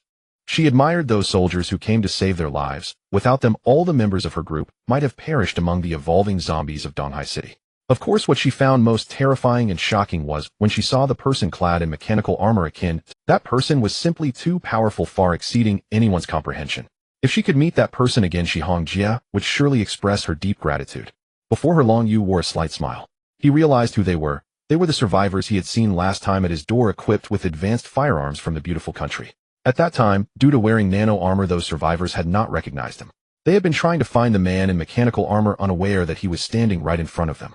However, they had no idea. Long Yu also did not wish to reveal this identity, and he felt there was no need to thank them. At that moment, he was merely trying to save his subordinate, the big guy. As for Hong Jie and her group, they had just stumbled upon the situation and inadvertently helped them out. Long Yu replied, Donghai City is already a dead city. We had to get out no matter what. Hong Jie took a puff of her cigarette, her gaze curious toward the calm young man before her. He seemed to think that extricating themselves from Donghai City was a very easy task. Are you here to take a short rest? Hong Jie asked, showing no hostility. She was simply curious. Since the number of people left in their survivor group was already very few, they were eager to welcome a few fresh. Only with more people could they work together to kill those monsters. Moreover, they currently had quite a few firearms and bullets, but unfortunately, they were severely understaffed. I see there's another garage next door. Let's head over there. Sure, little brother. After resting, where are you planning to go? Long Yu prepared to go with you, Lele and Qin Bingxue, to the next garage. Suddenly, Hong Jie recalled something and called out to them. By the way, little brother, I must tell you, you absolutely must not go to Sioux City now. The faces of everyone present were far from pleasant, for Sioux City was originally the place they most wished to go. The official announcement stated that a swarm of mutated crows had appeared on the outskirts of Sioux City, trapping over 2,000 city defense soldiers, and it was rumored that the captain of the former EC City Women's Special Forces was among them. With one hand propped on her elbow, Hong Jie exhaled a puff of smoke and leisurely addressed Long Yu and the burly man beside her who had been holding a shotgun, added, Hong Jie is kindly reminding you that Sioux City is extremely dangerous right now. You cannot go there. Even if you want to leave, you must wait until that group of crows departs. Long Yu scanned the crowd, his expression still as calm as water. Thank you for the warning, but the environment here is indeed quite poor. We still wish to settle in Sioux City. Hong Jie nodded. The other party was not wrong. In a radius of 10 miles around here, there were no supplies whatsoever. If they hadn't brought enough food and water before coming, they probably wouldn't have made it to this place. This place won't do. It's isolated with no village in front and no store behind. It's only suitable for a temporary rest. But the situation is different now, little brother. Even starving here for a few days isn't worth risking a journey to Sioux City. Everyone knew that rushing towards monsters that even the military couldn't handle would be pure folly. Seeing Long Yu remain unmoved, Hong Jie pointed to a few containers over there. Little brother, since you managed to get here from EC City, you must be quite capable. Why not join my team? I can provide you with the most advanced firearms and some supplies. These would be sufficient for you to live well for several days.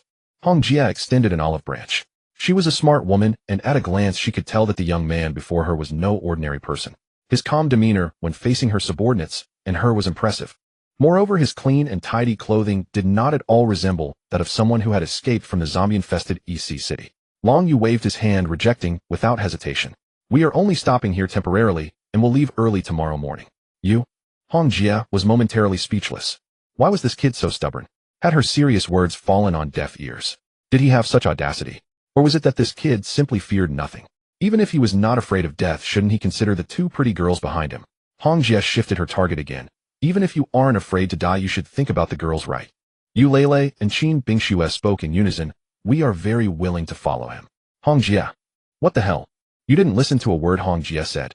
All right, then we won't stop you. You should hurry and leave early tomorrow. If you become a pile of bones in Sioux City, don't blame us for not warning you. The burly man appeared somewhat anxious. This kid is really stubborn. The authorities have issued a ban clearly stating that whoever goes will die, yet he still insists on going. Sigh. Hong Jia was unaware of Long Ye's true strength. If she had known that this person was the one they had seen last time in mechanical armor, she would likely have been so shocked that she couldn't speak and would certainly not have tried to stop him. We'll head back first. This auto factory had various types of cars displayed, and one sloped ramp led. If they had not brought a shelter, they probably wouldn't even have a decent place to stay. The garage was already quite old with spider webs everywhere, and there was nowhere to sleep. Lying on the ground, one might become a buffet for mosquitoes by night. Meanwhile, Hong Jia and her group were living in such a difficult place. Compared to the mosquitoes, the ferocious beasts outside were 100 times more terrifying. Such a place could hardly be considered a shelter. At most, it was a temporary hiding spot. If discovered by ferocious beasts, these people would still be without a burial place. For Hong Jia and her group, unless they chose to join some official shelter, they would face certain death, unless they possessed self-defense capabilities like Long Yu. The first night after the second wave of disaster has descended, Long Yu muttered. Entering the garage, he looked around at the environment. Calculating there was a full 200 square meters of space here. He took out the spatial storage ring and released the shelter within. Soon the high-tech shelter covering 80 square meters reappeared in the garage. The remaining space was reserved for concealment. When the shelter reappeared before the two women, their faces were filled with astonishment. Although they knew about the wonders of the spatial storage ring, seeing the shelter materialize out of thin air was truly hard to believe. Is this the power of technology? Brother, you have a good rest tonight. I will cook with Sister Bingshu, said Eulele. Thus Long Yu returned to the bedroom. He did not idle either. Connecting to the virtual training pod, he quickly warmed up his body. He then entered a moderately difficult instance and fought against the combat robots to ensure his strength had not declined. In the apocalypse, one must maintain a spirit of progress. He was surprised to find that these combat robots were becoming easier to defeat. Especially those robots resembling Gundams, they fell apart after just a few strikes. After practicing for about an hour, Eulele finished the meal and gently knocked on the door. Brother Yu, it's time to eat. Okay. The three sat around the dining table. On the table, Eulele had prepared braised lamb, dry pot tofu, and stir-fried chicken. Accompanied by fluffy white rice, the two meat dishes and one vegetable dish were quite lavish in such an environment. We still have plenty of food thanks to Brother Ye's collection in the city center last time. Eulele flashed a sweet smile, prompting everyone to start eating. There was enough food for several months. In the adjacent garage, Hong Jia also began distributing supplies, though most were instant noodles, rice crackers, and compressed biscuits, one bottle of mineral water per person. They considered this a divine-level treatment in the apocalypse. With some food available, at least people wouldn't feel hunger or thirst. Hong Jia, that kid is ungrateful, we don't need to remind him anymore.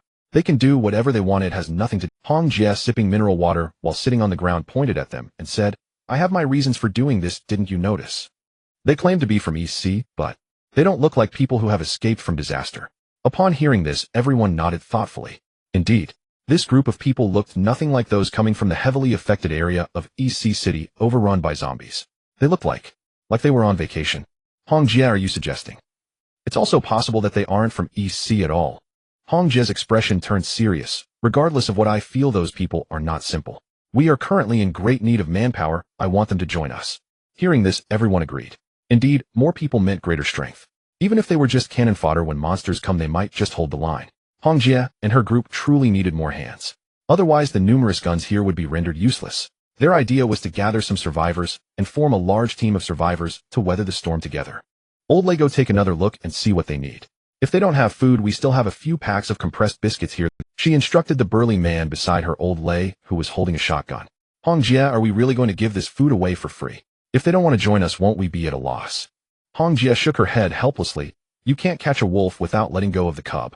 If we can exchange this food and water for their allegiance, it would be quite worth it.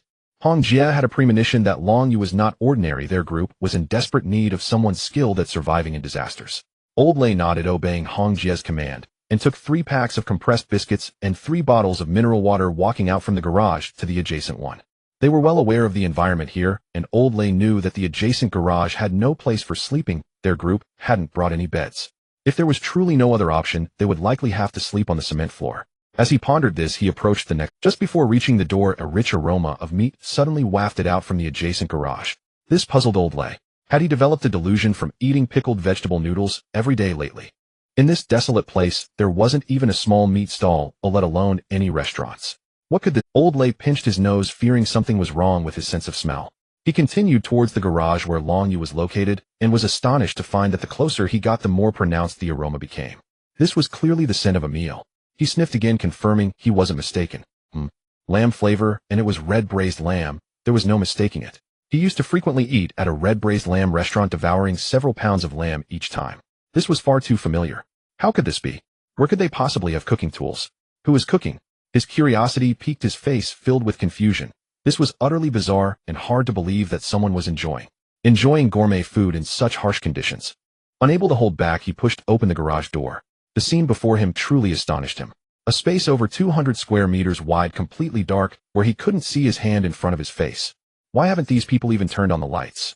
Old Lay was somewhat dazed, turning on his flashlight and slowly stepping forward. As he continued deeper, he suddenly noticed something unusual. Shining the flashlight over, he saw a metal wall made of alloy. In one corner of the garage was a barrier made of alloy metal. This bizarre sight caused Old Lay's hand holding the flashlight to tremble. What's going on here? He had been in this place a few days ago and distinctly remembered that this barrier hadn't existed before. The aroma of food wafting from within the alloy barrier left Old Lay completely stunned. For a moment he thought he had hit a wall of ghosts. This was simply miraculous. A four-sided barrier appearing out of nowhere. But what exactly was inside the alloy barrier? He had no idea. He also did not find any traces of the one man and two women survivors. Master, an unidentified intruder has been detected approaching. Should we take defensive measures? Just then a mechanical voice suddenly came from inside the alloy gate. At this point Old Lay could no longer stay. He grabbed the food and water and ran. He hurriedly exited the strange garage. Once back, he quickly explained to Hong Jie and the others what he had seen in the adjacent garage. How could Hong Jie and the others believe what Old Lay said? Old Lay, are you seeing things because you're hungry? I've heard that people can hallucinate when extremely dehydrated or hungry. Exactly what metal barrier? We searched this underground garage thoroughly. If there really was a metal fortress or something, wouldn't we know? Damn, if there really was such a thing, we wouldn't be hiding here. We would have gone in to take shelter. Old Lay was drenched in sweat, desperately explaining to everyone. No one believed Old Lay's words. After all, this seemingly unscientific phenomenon was completely beyond their understanding. They would rather believe that Old Lay was hallucinating due to hunger or had encountered something bizarre like hitting a wall of ghosts than accept that what he described was objectively real. Everyone unanimously believed that Old Lay was unwilling to share his food and water with outsiders, so he fabricated such a lie. Everyone understood this tacitly. People are inherently selfish, especially in an apocalypse. Hong Jie tossed a bottle of mineral water to Old Lay. Here, drink more water and get some rest, Old Lay. Hong Jie remained the strategist of the group, noticing that most of her subordinates were also unwilling to share their food with an outsider. Old Lay sat on his bed, wiping the sweat from his forehead. Okay. Could it really be that I was hallucinating? No one believed him, which made him doubt himself. It's getting late, everyone should rest. Hong Jie said to the crowd, and the lights in the garage were turned off. In the darkness, Hong Jie couldn't fall asleep for a long time. She lit a cigarette and pondered. She felt that the three survivors who arrived today were becoming increasingly mysterious. The next day, Long Yu woke up early from his bed. After a somewhat tiring day yesterday, he had a very comfortable wake up. We need to head into the city. The early bird catches the worm. Long Yu stretched and put on his clothes. The two beauties in bed woke up simultaneously, knowing the plan for today. They didn't dare to be slack. They hurriedly changed clothes and started making breakfast. Once everything was packed up, Long Yu used his spatial storage ring to retrieve the shelter into the ring's storage space. Then this place turned back into a patch of old cement ground. Meanwhile, Hong Jie also brought people to open the garage door, coming over to ask how Long Yu and his group slept last night. When they saw the bare cement floor, they finally felt relieved, and everyone glanced at Old Lay beside them, as if mocking the fact that he had hallucinated last night. Old Lay also noticed that the ground had no trace of the alloy metal barrier he had seen last night. There was nothing. It seems that I really saw it wrong. Hong Jie patted Old Lay on the shoulder and walked up front with him. Hong Jie, we plan to leave in the morning and head to Sioux City. Hong Jie knew she couldn't persuade these young and passionate survivors any longer, so she could only nod. I wish you all the best. We'll wait until the outskirts of Sioux City are a bit safer before entering. Hopefully, we can meet again then. Long Yu smiled. That depends on fate. After that, he took Eulele and Qin Bingxue and walked up. Hong Jie let out a heavy sigh. Would they really be able to see each other again? She had originally wanted Long Yu to, if he could enter Sioux City and happen to encounter that person in mechanical armor, to thank him on her behalf. But upon further thought, with the mutated crows appearing on the outskirts of Sioux City, this journey was likely to be one with no return. Long Yu led the two women upstairs, and before leaving, did not forget to grab a few cars and take off some iron sheets to equip the burly man still waiting outside. Otherwise, it would remain a half-open vehicle, which is not safe. After getting in the car, Long Yu started the Shiz Hongjian supercar and said to Eulele and Qin Bingxue behind him, I heard that the outskirts of Sioux City have been surrounded by those mutated crows. You need to be cautious, those crows can eat people very quickly. Eulele took the driver's seat and instinctively asked how fast. In less than 10 seconds a living person can turn into a bloodless skeleton. Long Yu said seriously. As soon as these words were spoken, the two women in the back shivered. No wonder the survivors at the abandoned car factory dared not go near Sioux City. It turned out to be a group of such terrifying beings. Long Yu knew this was just the beginning. There were countless mutated creatures among which were undoubtedly more horrifying monsters. However, there was no need to worry too much. As long as they could successfully enter Sioux City, find a safe place, and set up the shelter, they would be safe. Those monsters would absolutely have no chance of breaching such a shelter.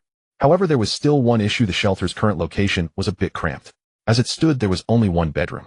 Although there was a soft, big bed, he couldn't possibly lie between two beauties, could he? While it would be fine to embrace them occasionally, doing so every day would be a bit overwhelming. Lying alone on the big bed would be much more comfortable. Once they reached Sioux City and found a suitable place to set up the shelter, he would ask the AI Xiaoyi if there was any way to expand the shelter a bit. Previously, Xiaoyi had mentioned that the shelter could upgrade automatically, but it had been some time and the upgrade had yet to be completed, which Long Yu found unacceptable. Now he was too busy to pay attention to it. Once they reached their destination, he needed to inquire thoroughly. With the roaring engine of the Shizhongjian, Long Yu drove rapidly through the wilderness. On this journey, they had taken the highway and were about to arrive at Sioux City, known as the City of Paradise. At the highway exit, hundreds of cars were still parked. Some of the cars were emitting thick smoke, and there were several zombies wandering around. Even though the second wave of disasters had already struck, some zombies could still be seen roaming the deserted roads.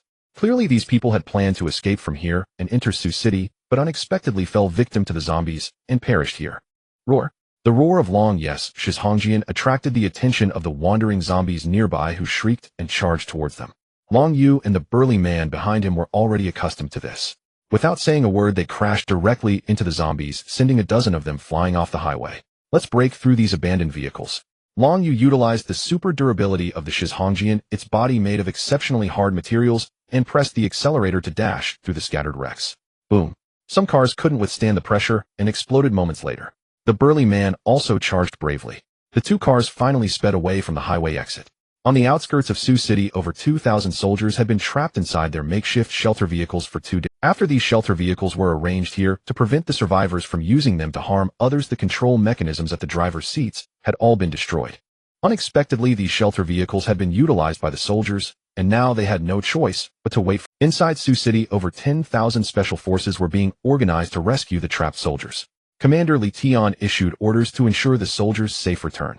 The outskirts were swarming with mutated crows. Once humans were exposed, they would be devoured by these crows. Therefore, Commander Li Tian decided to dispatch a large number of armored vehicles and tanks, ordering the soldiers to retaliate against the mutated crows from within the vehicles. They did not believe that those mutated crows could tear apart a tank. Inside the shelter vehicle, Lin Yun used the intercom every day to have the soldiers report their numbers, to ensure that all remaining soldiers were safe. Xiao Bei, how's it going over there? Has anyone fled this way? Report Captain Lin, there are currently none. Good, continue observing. Xiao Bei leaned against the vehicle, eating the dry rations he carried to replenish his energy. Before he finished eating, he suddenly heard the sound of a vehicle speeding from afar. He jolted up quickly, setting the loudspeaker beside him and using the binoculars to check. Indeed, there were 2 vehicles rapidly approaching on the road. Oh no, someone really came. He quickly reported to Lin Yun. Then he hurriedly used the loudspeaker to shout towards them, leave this place. It's very dangerous. I repeat, quickly leave here. Do not advance any further. Retreat, retreat, retreat, retreat. Feeling that there was no response from that side, Xiao Bei pulled out his pistol and fired several shots at the iron net.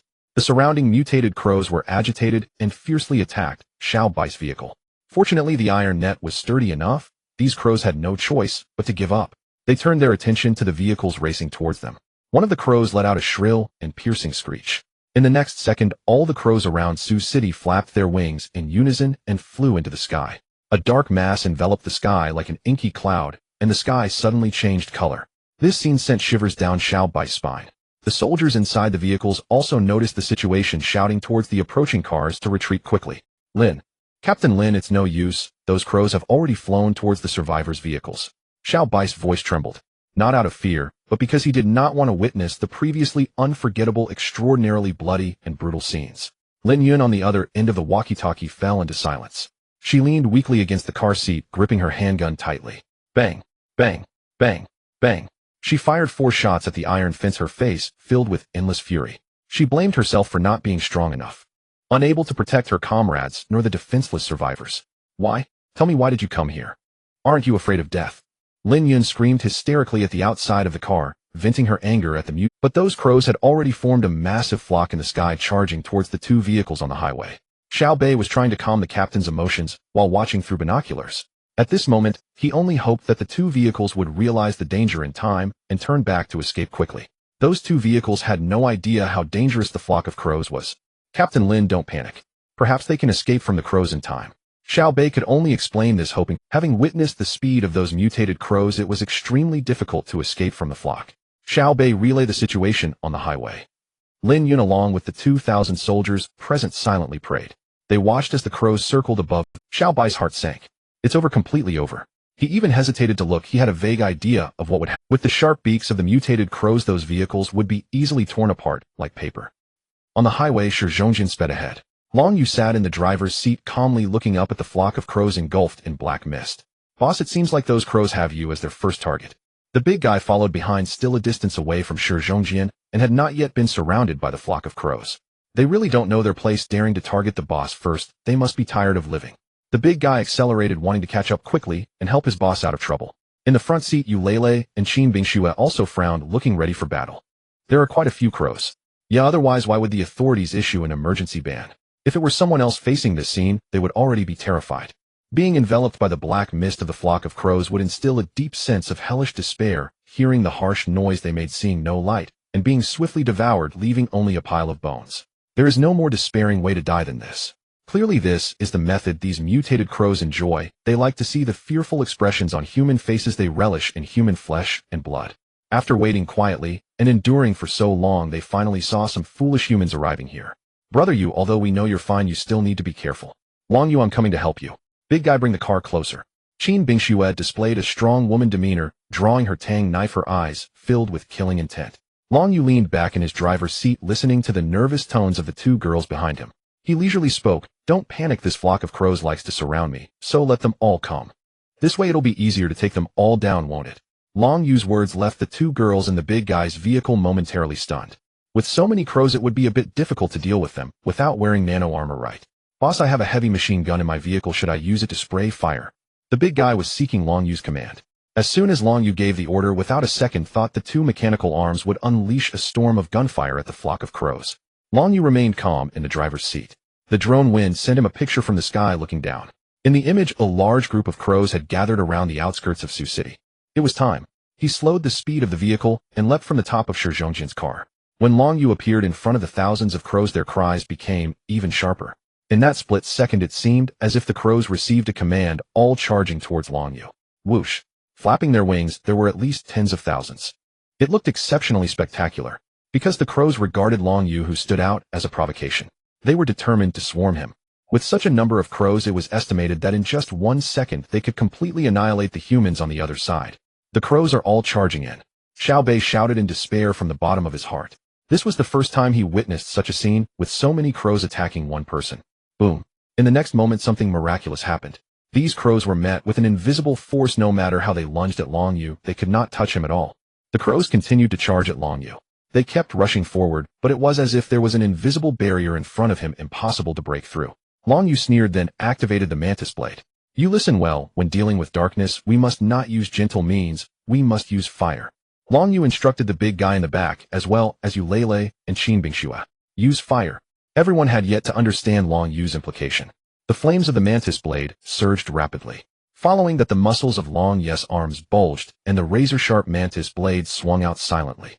With a single strike engulfed in overwhelming flames, it charged towards the flock of crows, accompanied by the sound of the air being sliced. Boom! The flames scattered among the crows. Tens of thousands of mutated crows gathered together were instantly ignited, and the darkness formed by the crows transformed into a roaring flame in an instant. The flames emitted a low hum in the air as the encroaching flock of crows turned into a sea of fire. They burned in the air for an unknown amount of time. In the end, these crows slowly fell to the ground. All of them were perfectly roasted. This scene was particularly shocking.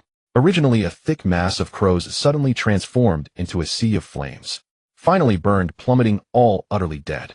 Xiao Bei, who was observing from the evacuation vehicle, took a deep breath, internally shouting, what the hell? However, holding the walkie-talkie, Lin Yun and the brothers on the other side forced themselves to remain silent. This spectacle would astonish him for 100 years. The mutated crows that killed so many of their brothers were completely annihilated by the survivors in the vehicle in less than 5 minutes. All turned to charcoal, which was truly unbelievable. Lin Yun anxiously awaited his response. Xiao Bei, how's the situation? Did the survivors' vehicle escape? Xiao Bei blankly picked up the walkie-talkie. The survivors' vehicle didn't escape. Lin Yun fell silent. Xiao Bei swallowed, then slowly spoke. However, the crows all died. Lin Yun fell silent again. The over 2,000 soldiers present fell into a collective silence. Xiao Bei, what did you say? After a moment, Lin Yun incredulously continued to ask through the intercom. All those crows, are they all dead? How is that possible? There were at least 10,000 of them. How could it be? Xiao Bei, you're not lying to us, are you? The soldiers in the shelter vehicle, their faces filled with shock, directed their questions at Xiao Bei. Xiao Bei was still contemplating how to explain this to them, as this was too overwhelming even for him. He never expected that the swarm of crows, which over 5,000 elite soldiers couldn't handle, would be effortlessly dealt with by the owner of that vehicle. Xiao Bei is right, I can see it from here. The owner of the vehicle ahead used fire. Used fire. Did they burn all the crows? Yes, over 10,000 crows were all burned, not a single one left. Hiss, everyone gasped. They had considered using fire to incinerate the crows on a large scale. The key point was that these mutated crows were extremely fast. Before they could even release their flames, they might be devoured by the rushing crows, leaving nothing but bones. How did he avoid the attack from the crows? This was Lin Yun's question. I'm not sure. I only saw that after the crows charged towards that vehicle, they were all burned shortly after. Those crows, in fact, had already launched an attack. One of the team members explained that from his angle, he could clearly see all the movements of the crows. He maintained a serious expression and continued. However, the crows' attacks seemed to have no effect on him. No effect? Are you joking? Once this was said, the soldiers in the shelter vehicles couldn't help but express their doubts. This sounded too absurd. They were very clear about the attack power of that swarm of crows. If the shelter vehicle hadn't been reinforced with layer upon layer of iron mesh, the vehicle would have likely been destroyed. After pondering for a moment, Lin Yun asked again, Xiao Bei, did you see clearly? What kind of vehicle was that? The vehicle ahead, I don't recognize it. It's one I've never seen before, and it looks very high-tech. The one behind, however, I recognize. It's a GMC RV worth over $1 million. All the soldiers were puzzled as to why Lin Yun wanted to know about the vehicle. It shouldn't have anything to do with the vehicle, right? Just as all the soldiers fell silent, Lin Yun at the intercom suddenly burst into a realization. It's him. Xiao Bei didn't understand. What's wrong? Captain Lin, do you know the owner of that vehicle? No, I don't know him. He was quite popular on the forums in Donghai City. At that time, he was racing down streets filled with zombies. Our boss Lin Feng believed that he was definitely not an ordinary person. Later we saw him near Donghai University, but he declined our invitation. I didn't expect that man to come to With Lin Yun's statement, everyone was confused. They had no idea what Lin Yun was talking about. Only Lin Yun herself understood. It was that man. Lin Yun didn't know his true strength. They had only met once. At that time, she just felt that the man could refuse the official invitation in the apocalypse, indicating he had his own ideas. She never imagined he was still alive. Moreover, he not only came to Sioux City, but also arrived here while the official ban was announced, and dealt with the mutated crows. Captain Lin, what should we do next? Lin Yun's eyes changed as she hurriedly opened the car door with a key, shouting into the intercom, Quick, don't let that man get away. Stop his vehicle. Xiao Bei, stop him. Xiao Bei quickly rushed out, sprinting towards the road. However, after running just a few meters, he suddenly realized the two vehicles had completely vanished. Captain, the person has already left. Lin Yun sighed. That man's strength is unfathomable. Last time our boss warned me that if I see him again, I must do everything I can to bring him into the military. It's too late. Captain Lin, that vehicle was too fast, we couldn't catch up at all. Using fire to deal with those crows was a method Long Yu had used in his previous life, and it worked every time. Especially against those mutated creatures in groups. As long as one found the right opportunity, a great fire would ensure those creatures were incinerated completely. This time, because Long Yu had the personal protective shield given by Mr. Qin, he could take out all these crows in one. On Long Yu's side, the passenger seat of the Shizhongjian sports car was stacked with small translucent blue crystals, each about the size of a palm. They seemed to contain infinite energy. In his previous life, after the second disaster broke out, Long Yu had seen quite a few of these things. However, he did not know their purpose. After all, he was not a person in the scientific field. He was just a refugee struggling to survive in the apocalypse. After dealing with those crows, chunks of such things fell from their brains. Some crows did not have them while others did. Long Yu held one in his hand, carefully observing the crystal energy body. Since this condition exists in this life, I need to figure out what this thing is for. He placed it back in the passenger seat and returned to notify the two women behind him. It seems the front is sealed off, but the drone has already found a small road for us. Big guy, follow closely, or we'll enter from there. Understood. The vehicle sped away. Through a narrow path, they quickly entered Sioux City. Next, they needed to find a suitable place to settle down. Phone, give me an overview map of Sioux City. The drone phone responsible for reconnaissance from the sky immediately zoomed in 1,000,000 times and monitored all the wireless networks in Sioux City. Thus, he obtained a general overview of the situation in Sioux City. Sioux City currently had 14 officially established shelters. Among them, there is one underground military shelter where the city government officials reside, and 3 other large air raid shelters converted into shelters. The rest are birdcage-style shelters built with iron mesh and open park-style shelters. There are countless civilian shelters with 23 large civilian shelters. Most of them are private shelters built by local tycoons. There are also some inconspicuous small shelters, but we won't mention those. Long Yu sat in the car, carefully observing the overall situation of Sioux City. He ultimately discovered a good location, a garden villa 10 kilometers away from them. It was a famous garden. Due to numerous evolved zombies, there were not many survivors left. Most importantly, it was rich in supplies. There were a dozen supermarkets, large and small, nearby, as well as a slaughterhouse and a recently abandoned cold storage. These were all abandoned due to the sudden evolution of zombies, which the military couldn't cope with at the moment. That's it. The Royal Garden of Sioux City. Along the way, to avoid drawing attention, they chose relatively hidden mountain paths. Passing by a prison, they encountered horrifying monsters. Long Yu, what is that? A giant axe butcher. A hulking figure with a head wrapped in burlap, wielding a massive axe weighing over 100 pounds. Long Yu knew that this was a mutation caused by death row inmates infected with a virus. This guy is incredibly strong. He can easily cleave through an iron door. Long Yu explained. At that moment, 3 giant axe butchers were beside the prison, swinging their massive axes at the heavy iron door. Inside, the guards hurriedly drew their guns and opened fire. However, it was futile. The giant axe butchers stood unyielding, continuing to strike the door with a resounding clang. The stone sword and the big guy's 2 sports cars sped past them. The speed of these monsters was simply too slow. The 2 cars had no time to react. In a flash, they vanished before their eyes. Just as they were about to reach their designated location, the sky had darkened. Under the setting sun, everything appeared blood red. Upon arriving at the royal garden, the roar of the engines immediately alerted the nearby evolved zombies. Bing Shui, big guy, you 2 come out with me and clear these zombies. Yu Lei commanded. Activate the drone to scout the situation inside the garden villa. Yes. With clear divisions of labor, everyone swiftly began their actions. Qin Bingshui appeared very happy. After joining Long Yu, it was her first time fighting alongside him.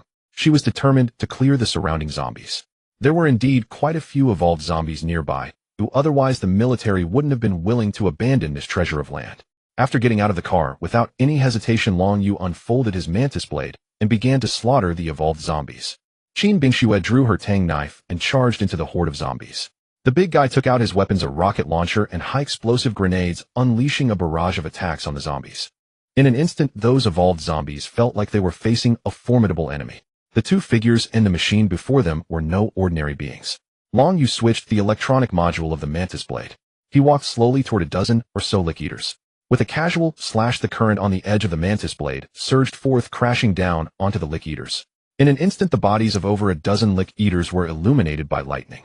A strong smell of charred flesh from the electric shock filled the air, and those lick eaters were instantly dispatched. After half an hour, all the evolved zombies were cleared out. The group entered the garden and arrived at the villa. Yu Lei somehow found an air freshener and sprayed it all over the corpses beside the villa. This won't help, but once the shelter is released, the stench from these corpses will definitely be undetectable. The shelter already had an air purification system set up. The odors emanating from around the villa could all be purified. Entering the villa, they found that it was quite spacious. The ground floor had 3 levels covering an area of about 300 square meters. There were 2 underground levels. The first basement was originally the villa's leisure area, featuring a KTV, a bar, and a private cinema. The second basement was quite spacious and housed various sports courts. Long Yu took a quick look around and used his spatial storage ring to place the shelter in the first basement. After the shelter was opened, the 3 of them first took a shower. Then they began to busy themselves with their respective tasks. Yu Lei continued her research experiments while Qin Bingshui practiced the military combat skills and physical training that Qin Weigua had taught her. After a while, Yu Lei ran over to Qin Bingshui's side and started practicing with her. Sister Bingshui, come teach me. Ooh, I want to become stronger too. Then let's have a little match. Oh, I heard you're a black belt in Taekwondo. Yu Lei stuck out her tongue and nodded. All right, Sister Bingshui, but you have to go easy on me. Long Yu watched the 2 girls in black, tight-fitting outfits sparring in the living room, shaking his head helplessly.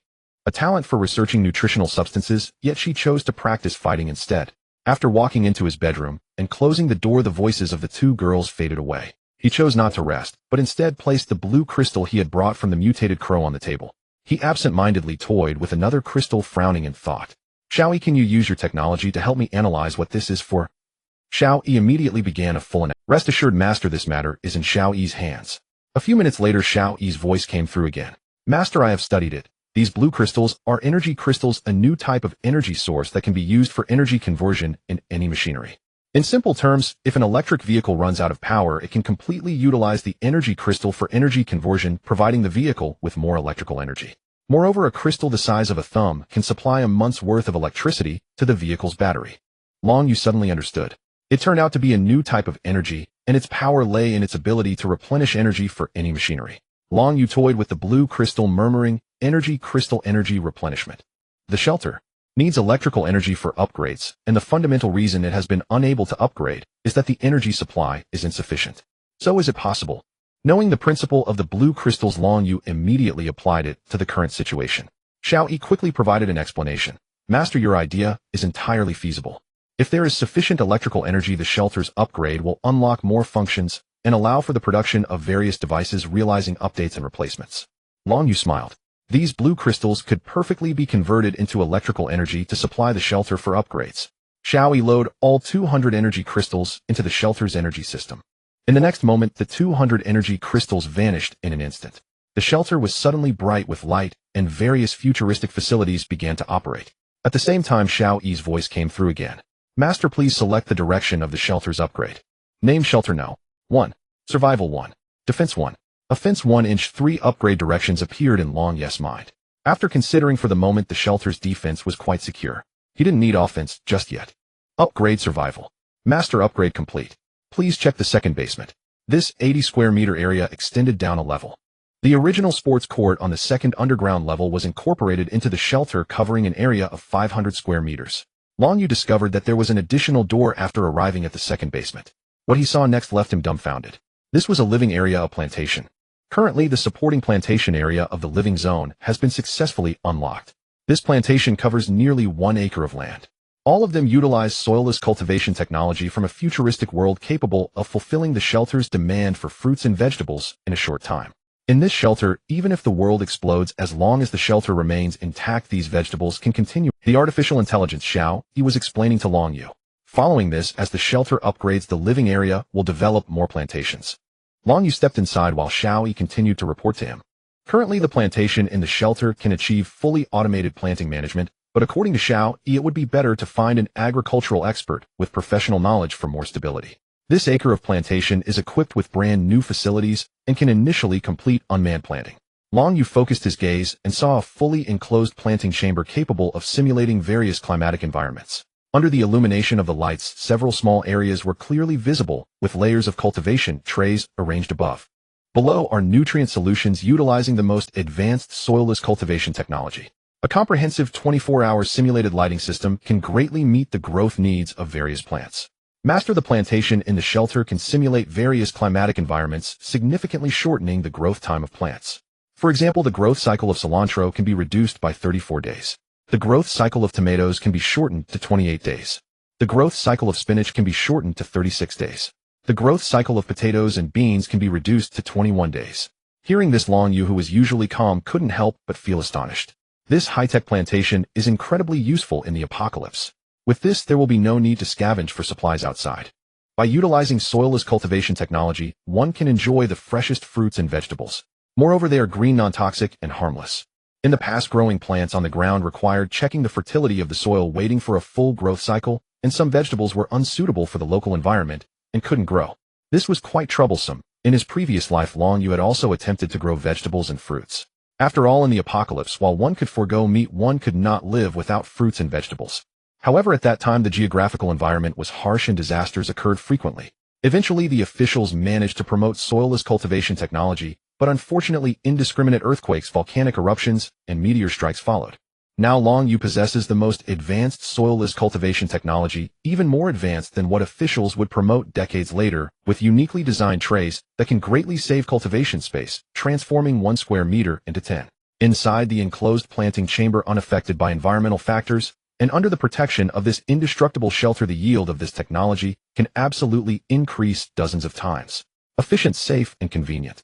According to Xiao Yi, as the shelter upgrades and the living garden expands, his plantation could reach tens of thousands of square meters with a yield equivalent to thousands of acres of land, and various types of plantations will be developed. With this plantation, there will be no more worries about food in the future. Of course, there is also the breeding area, which will require further upgrades to the shelter. Indeed, it seems I need to hurry and collect energy crystals to upgrade the shelter. Long Yu thought, realizing that even at just one level higher, such impressive functions have been unlocked. With upgrades in other areas, what else will this shelter transform into? He was also very curious. Now he had two clear goals in mind. First, to extract blue energy crystals from mutated creatures. Second, to find an expert in agriculture. Not necessarily many, but sufficient expertise is crucial.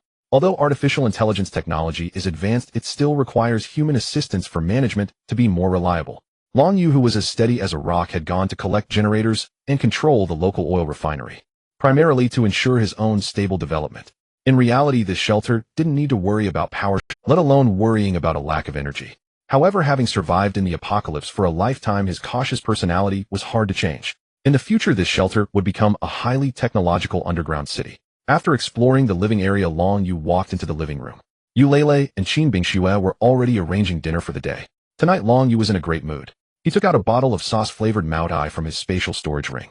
With a few side dishes, he enjoyed a comfortable evening with the two beautiful women. After drinking a little wine, Long Yu took a shower and lay on the sofa to relive a classic old movie. After a while, feeling somewhat tired, he finally couldn't resist and gradually fell asleep. Seeing Long Yu asleep, Yu Lele, worried that the air conditioning would make him cold, covered him with a blanket.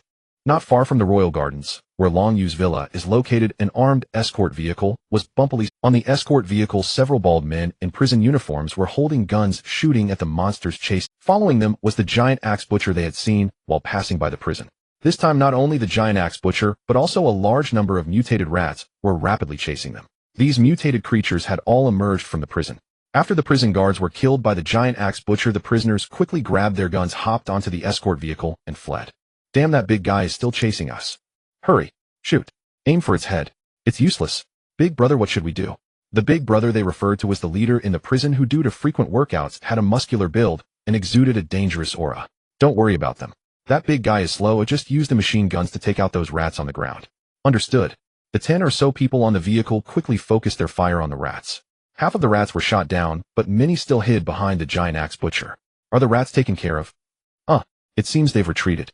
As they watched the monsters gradually distance themselves from them, everyone breathed a sigh of relief. But unexpectedly, a mutated rat suddenly jumped out from somewhere. It pounced directly onto a bald man's head and began to gnaw. Help! Help me! Big brother! Bang! Bang bang! The prisoner's leader fired a barrage of bullets at the rat. Only then did he manage to kill it. However, the prisoner that was attacked by the rat was already dead. Speed up. Prevent those damn rats from suddenly coming up. Big brother, we're almost there. Good, stop right there. He remembered that there was a villa in that garden. They could hide in the basement, which was relatively concealed, and they could establish a private shelter there. In the early morning, Long Yu awoke from his dreams. He had slept so soundly. Thinking about the tasks for the day, he quickly washed up and went to prepare breakfast. You're up so early.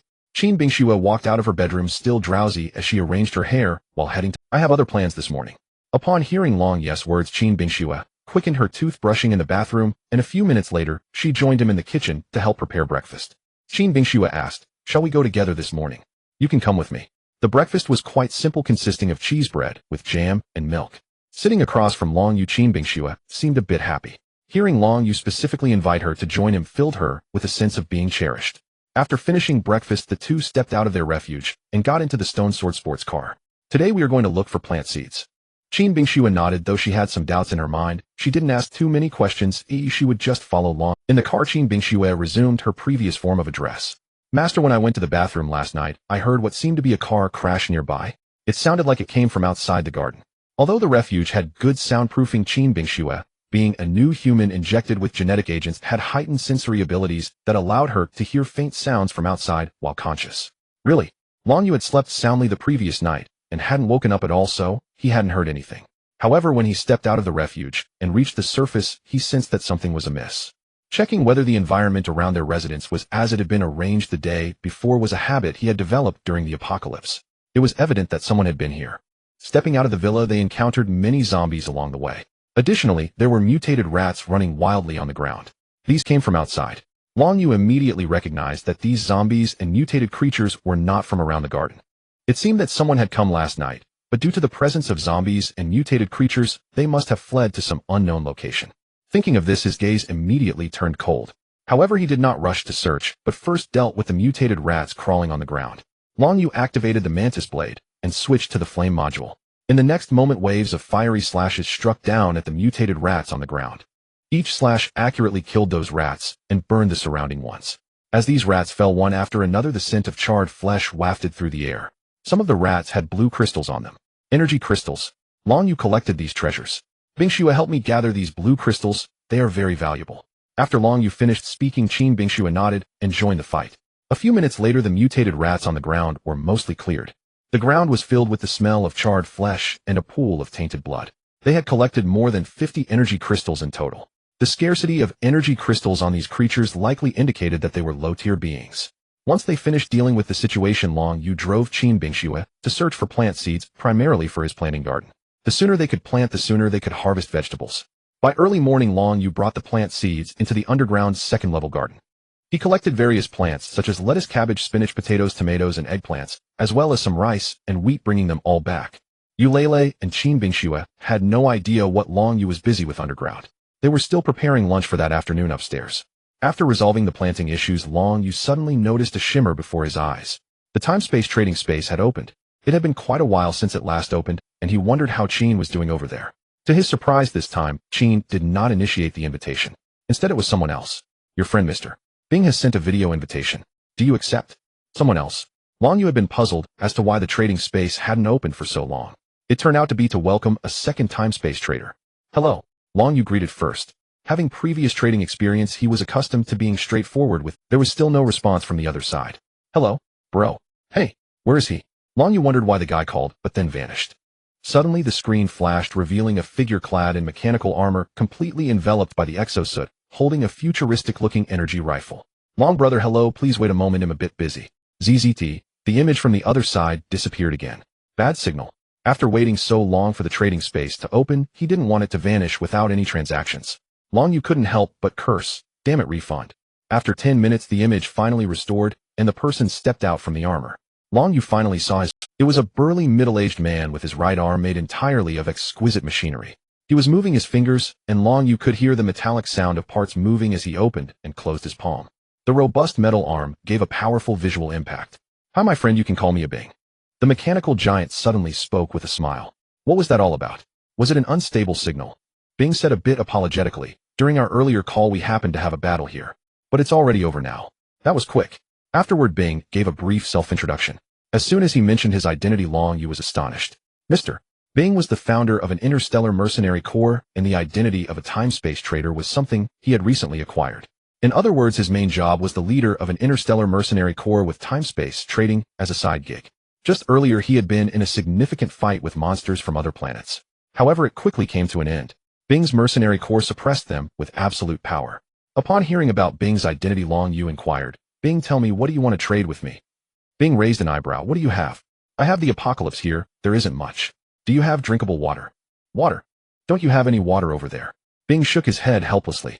He told Long Yu about the level of technology and interstellar travel on his planet. Most humans had migrated to other planets, living in survival bases. And as the leader of the mercenaries, Bing fought against other creatures on different planets. Unfortunately, they had not found a planet with a water source similar to their home planet. All surviving humans were extracting nutrient fluids from killing monsters to sustain themselves. Brother Long, to be honest, I haven't had quality water in a long time. Recently, we're about to engage in a large battle with monsters from other planets, so I want to offer my men some motivation to let them experience natural water. So I'm counting on you. In return, I can send my mercenaries over to you. Long Yu wondered, why is there such a vast difference in the world of the future, even though both Bing and he exist in the same temporal realm? In Bing's location, humanity has undergone large-scale migration, and those living on the newly settled planet can only rely on artificially synthesized nutrients to sustain their lives. That planet lacks even a water source to support human life. Even a quantum water purifier is nothing but a decoration. Back in reality, Long Yu helped him find several buckets and used the water purifier provided by Qin to filter the tap water, filling all the buckets. With 20 liters of water ready, Long Yu re-entered the trading space. Meanwhile, Bing had been waiting for Long Yu for quite. He initially held little hope, as he had recently matched with several friends in the space. However, they were all from alien races, and those fellows did not need water at all. There were also some who claimed to be higher dimensional beings who immediately began to ridicule him. It was a challenge to finally match with someone of the same race as himself. When fellow villagers meet, their eyes brim with tears. However, he could not fully consider himself human as his body had undergone special modifications aside from his brain and heart. Most of him was mechanically constructed. Bing inquired, "Brother Long, are you ready over there?" Long Yu placed several buckets of water in front of the large screen and said, "I have this water, can we trade?" Bing's mechanical eyes suddenly brightened with a red glow. He became visibly excited. Despite being an interstellar mercenary leader, seeing the pure water on the ground which he hadn't seen in decades filled him with uncontrollable excitement. "Yes, this is water, the source of life. I haven't seen it in so long." Bing's voice was somewhat hoarse. When they had not yet migrated from their home planet, they could see the vast and endless ocean with an inexhaustible supply of water. But since the sun decayed and their home planet was destroyed, humanity was relocated to adapt to other star systems and embarked on interstellar civilization. "I haven't had a decent drink of water since. Brother Long, before this I also tried to trade for water through the trading space, but none of the beings I encountered were normal until I met you." A middle-aged man full of machinery spoke these heartfelt words, making Long Yu feel a chill run down his spine. "Ahem. Bing, don't be so excited. Since we have the fate to meet in the trading space, we are friends. Even though my side is apocalyptic, there is still a water source here. If you need anything in the future, feel free to come to me. Of course, you also need to give me something valuable from your side." After his previous transaction with Qin Long, Yu had become quite familiar with the process. The essence of trading is mutual benefit, so he did not hold back at all. Bing appreciated the other party's character, and a long-lost joy appeared on his face. "Rest assured, I know your situation is apocalyptic. Just right, I have an abundance of mercenaries on my end. I will send you a few mercenaries right now to help you get through the apocalypse." Saying this, Bing waved his hand, and in the next moment rows of mechanical soldiers appeared before Long Yu. They were clad in mechanical armor equipped with thermal imaging goggles, and each had mechanical limbs with a heavy pulse rifle in their hands. There were a total of 50 individuals. Among them, the soldier captain at the forefront wore a blue alloy combat suit without a mechanical helmet, only donning tactical goggles that radiated red light, with a powerful mechanical arm, holding a nearly 1 meter long heavy pulse rifle. The appearance of the soldier captain and his firearm resembled Soldier 76 from Overwatch. However, most of this captain's body had already become mechanical. Bing explained the number of mercenaries is not as important as their elite status. "Brother Long, these are elite soldiers from the Legion. I will send you the smart chips shortly, and after implanting them, they will obey your every command without question." The reason Bing's mercenaries are so formidable is not only due to their advanced military technology. These soldiers are implanted with a chip that only responds to the orders of a single leader. When fighting enemies, they exhibit a high level of discipline and obedience. Unless a retreat command is issued, they will fight to the death without retreating a single step. Moreover, these mechanical soldiers are essentially robots requiring no food for sustenance. Long Yu nodded. These mechanical soldiers would be perfect in an apocalyptic setting. "Brother Long, you are my benefactor, and since we are both from the same hometown, I will never let you face life-threatening dangers in your world." After chatting for a while, Bing had to go organize his troops and engage in fierce battles with alien monsters, so they had to end the conversation there. "Next time, I will bring the technology from our world to you." Bing patted his chest, speaking decisively before closing the screen. The current time-space transaction is complete, entering a cooldown period of 48 hours. Noticing the cooldown time shortening, Long Yu guessed it was due to the appearance of a second time-space trader. Before him, the 50 mechanical soldiers saluted Long Yu in unison at the command of their captain. "Greetings, leader." Long Yu looked at the captain of the mechanical soldiers and said, "From now on your name will be 76. He arranged the mechanical soldiers in the living area on the second underground level. Long Yu only brought Soldier 76 to the living room. The two people who were cooking suddenly turned around. Yu Lele and Xin Bingxue were shocked to see the technologically advanced mechanical soldier. "Long Yu, is this another of your inventions?" Long Yu smiled faintly. "His name is 76. He is a robot, and you can take him along for battles in the future." Xin Bingxue noticed the pulse rifle in his hand and exclaimed, "This weapon is too powerful. With this soldier, their combat power would increase. They already had a bulky robot, and now they had mechanicals. Follow me. If anyone dares to come to our territory, well, deal with them." The two stared blankly at Long Yu's retreating figure. He was going to build an army in the apocalypse. "Brother Tiger, there's no one upstairs, or we can build a shelter here." In the living room of the villa, two bald men dressed as prisoners rubbed their shiny heads, finally revealing joy on their faces. Originally, they wanted to hide in the basement of the villa, but they were afraid that the dark and damp place below might harbor unknown mutated creatures which would spell their doom. After fleeing for half a day and making several detours in the vicinity, they almost became food for a pack of rats. Fortunately, they made it to the villa in time and locked all the doors and windows. "This place is not bad. I remember there's a supermarket not far away. Once those rats leave, we can go gather supplies. The burly man named Brother Tiger decided to build a simple shelter on the upper floor of the villa for their survival. Brother Tiger, I can't shake the feeling that something is off. A younger brother recalled that when they arrived here, they hadn't seen any zombies at all. Didn't they hear that there were many evolved zombies here? At this moment, only the area near the garden was piled with zombie corpses, and there wasn't a single zombie in sight. Don't think too much. Maybe the military has come and taken care of all these zombies. A bald man nearby excitedly lay on the soft bed. If only a girl would come here, that would be great. Brother Tiger's expression darkened as he shot a cold glance at the younger brother and then took out a cigarette to smoke. The advantage of this villa is its good location. We can see the entire landscape below, making it easy to defend against attacks. Don't rush to enjoy yourselves. You take a few brothers and have someone stationed at each window to prevent any intrusions by people or monsters. As the leader of the prisoners, Brother Tiger's words were absolute. Upon hearing this, everyone immediately took their weapons and went to their designated positions. However, Xiangzi, you made a good point earlier. If you see any women, be sure to let me know. Haha, a female survivor could be brought back for some fun. The man named Xiangzi immediately laughed lewdly upon hearing this. No problem, I'll find a pretty girl for you. Let the big brother relieve some stress. These labor reform prisoners had been in the prison for an unknown length of time, and some hadn't tasted meat for decades. If it weren't for the apocalypse, they would have to wait until they were old and frail to have a chance of being released. On the roof of the villa, Xiangzi and a few brothers were on lookout duty. Before long, someone appeared in their line of sight. A man and a woman. Quick, tell Brother Tiger there are Are you serious? Xiangzi became excited and grabbed a companion's sniper rifle, looking through the scope. Upon seeing Qin Bingshu, Xiangzi was overwhelmed with excitement. Holy crap, there's a girl. And she's a beauty. How lucky can we get? Just escaped and already stumbled upon a stunning beauty. On the other end of the radio, Brother Tiger immediately inquired, what does the girl look like? She's a beauty, definitely a beauty. Brother Tiger, we're truly lucky. You kid are just lucky. Whatever you say seems to come true. Not bad, not bad. A female survivor is definitely worth saving. We have to bring her into our shelter. However, Brother Tiger remained cautious. He did not immediately send his men over, fearing that something dangerous might happen. Xiangzi, you and the brothers need to keep a close eye. Brother Tiger, aren't we going over? That girl is right below us, so close. Plus there are no zombies near. Brother Tiger's face darkened, frustration boiling over. What the hell are you panicking for? Don't be careless. Observe first, be cautious of any ill intentions from them.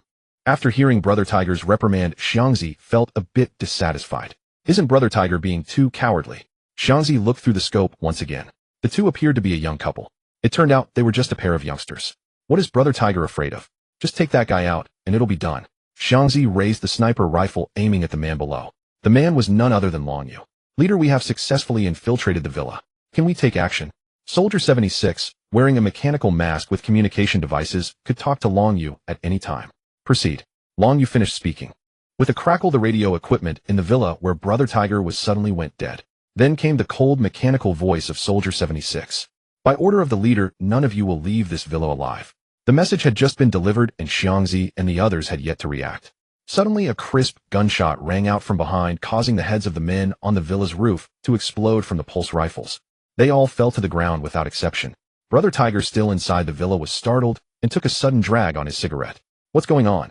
Where's Xiangzi? He quickly stood up, grabbed a hunting rifle from the table, and went outside with his brothers. Where did that sound come from? Was the radio signal hacked? This is impossible. The bald men nearby were frightened and confused about what had happened. Brother Tiger shouted into the intercom, who are you? Where's Xiangzi? Xiangzi is my little brother. Please, for the sake of my face, can you let him go? The other party still did not grasp the seriousness of the situation. Suddenly, a figure as ghostly as a specter flashed out from the villa's corridor. In the blink of an eye, a precise Brother Tiger's head exploded as if it had been struck by a watermelon, brain matter splattering everywhere. A pool of blood spilled onto the living room floor. He never understood what had happened until his death. The brothers nearby were so frightened that they dropped to the ground. They saw a figure clad in mechanical armor, wielding an unfamiliar firearm and wearing tactical goggles, standing before them. Who are you?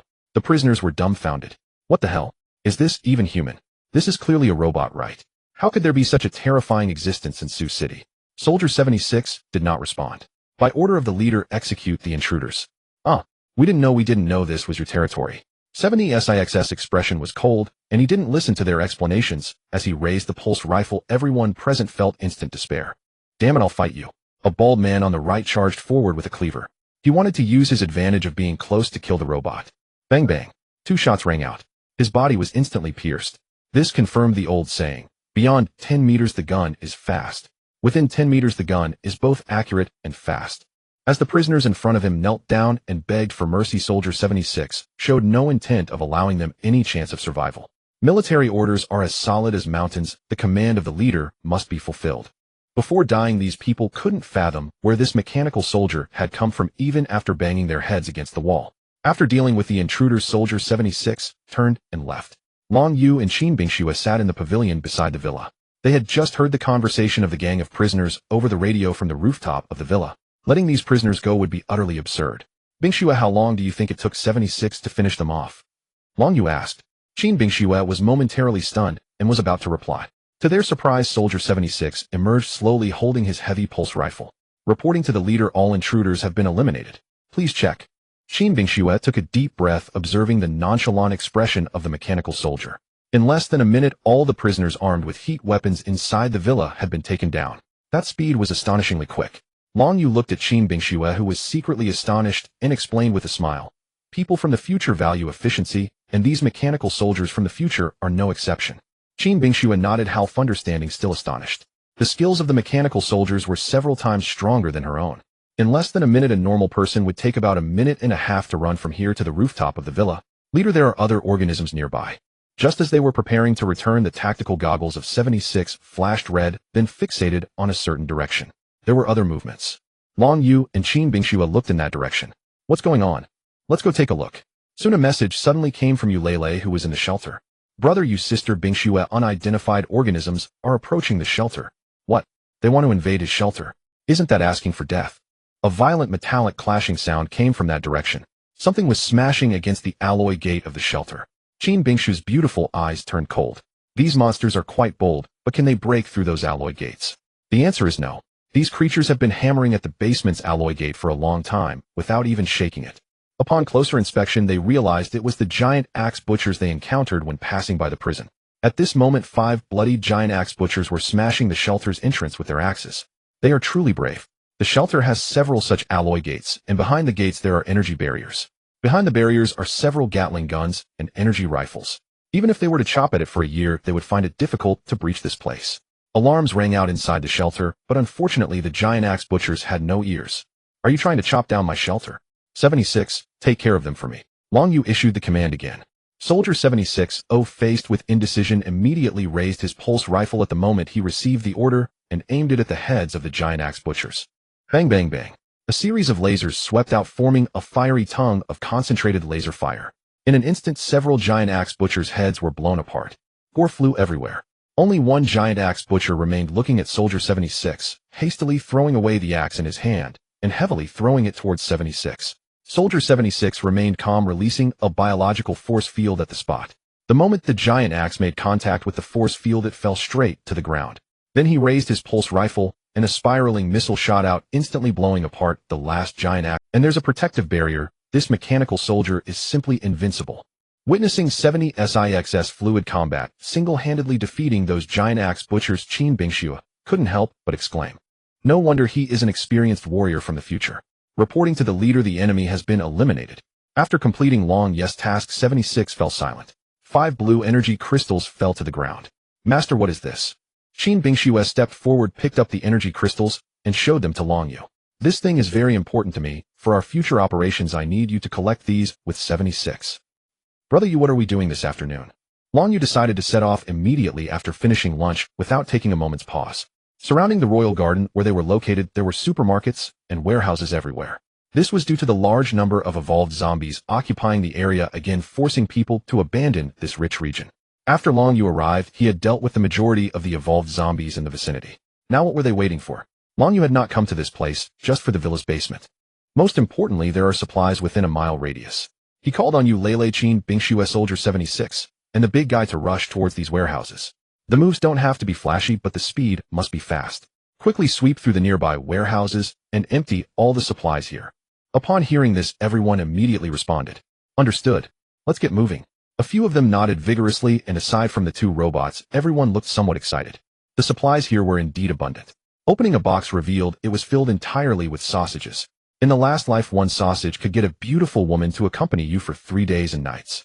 In the future, with these supplies, you would undoubtedly be a big shot. Everyone began transporting the supplies from the warehouses outside. Long Yu also joined in the hustle. How does it feel? Long Yu asked the two girls. It's exhilarating, these supplies are so plentiful. Euleilei's fair face also radiated excitement. Next came instant noodles, this place had at least 100. Grab it. Next were various delicious snacks. Following that was the oil, salt, sauce, and vinegar section. A shelf was filled entirely with salt. Next to it were soybean oil and peanut oil. Everyone carried several buckets in their hands, while a few of them were still transporting bags outside. The big guy directly picked up an entire shelf and carried it outside, taking the entire shelf with him. Various seasonings, lao gan ma, fermented tofu, mushroom sauce, and debanjiang. As they continued to sweep through, the harvest of supplies was overwhelming. Long Yu felt that after this trip, he probably wouldn't need to gather supplies for at least a year or two.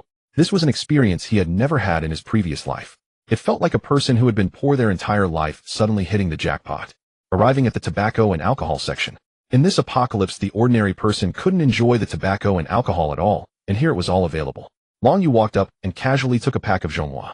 Come on 76, come have a smoke with me. The leader, nicotine will affect the normal functioning of the body, but if the leader insists on giving it to me, I will comply with the leader's wishes. Long Yu waved his hand and smiled. It's fine, I don't smoke either. In his past life after the apocalypse, he had been hiding everywhere, barely managing to eat and drink, and he had gradually forgotten that cigarettes even existed. Moreover, what era is it? Who still smokes traditional cigarettes? Despite not smoking anymore, he still took all the cigarettes with him. In fact, he had another plan. Although he no longer smoked, he wondered if there was a possibility of using these cigarettes for trade. Did the other party have a need for traditional cigarettes? There were probably over 300 high-end cigarettes. Next were the alcoholic beverages, including fruit beer, fresh beer, and black beer, as well as white wine and red wine. Among them were 600 bottles of beer, 300 bottles of white wine, and 180 bottles of red wine. All were taken away by Long Yu and his group. This is a bountiful harvest, Euleilei said excitedly. And that's not all, there's a cold storage warehouse about 2 kilometers away. Previously, the drone had provided him with an overview of Sioux City, which he had already examined. That cold storage warehouse covered an area of over 600 square meters. Boss, when do we set off? We leave immediately. If not now, then when? The disasters of the apocalypse do not wait for anyone. After emptying the supermarket, everyone turned and got into the vehicles heading for the next location. On their way, Euleilei and Qin Bingxue were in high spirits. Thinking about how they could sweep the shelves there and gather supplies until their arms were sore, they couldn't help but feel excited as they arrived at the entrance of the underground cold storage. After parking the vehicle properly, Soldier 76 was the first to scout the way for Long Yu. They discovered that the door to the cold storage was tightly shut, but at the entrance thousands of mutated rats were desperately trying to break it down. They knew that the cold storage was filled with food. Thus, these mutated rats gathered together, exerting themselves for a long time, but still failing to breach the cursed reinforced door. Leader, it's a mutated creature.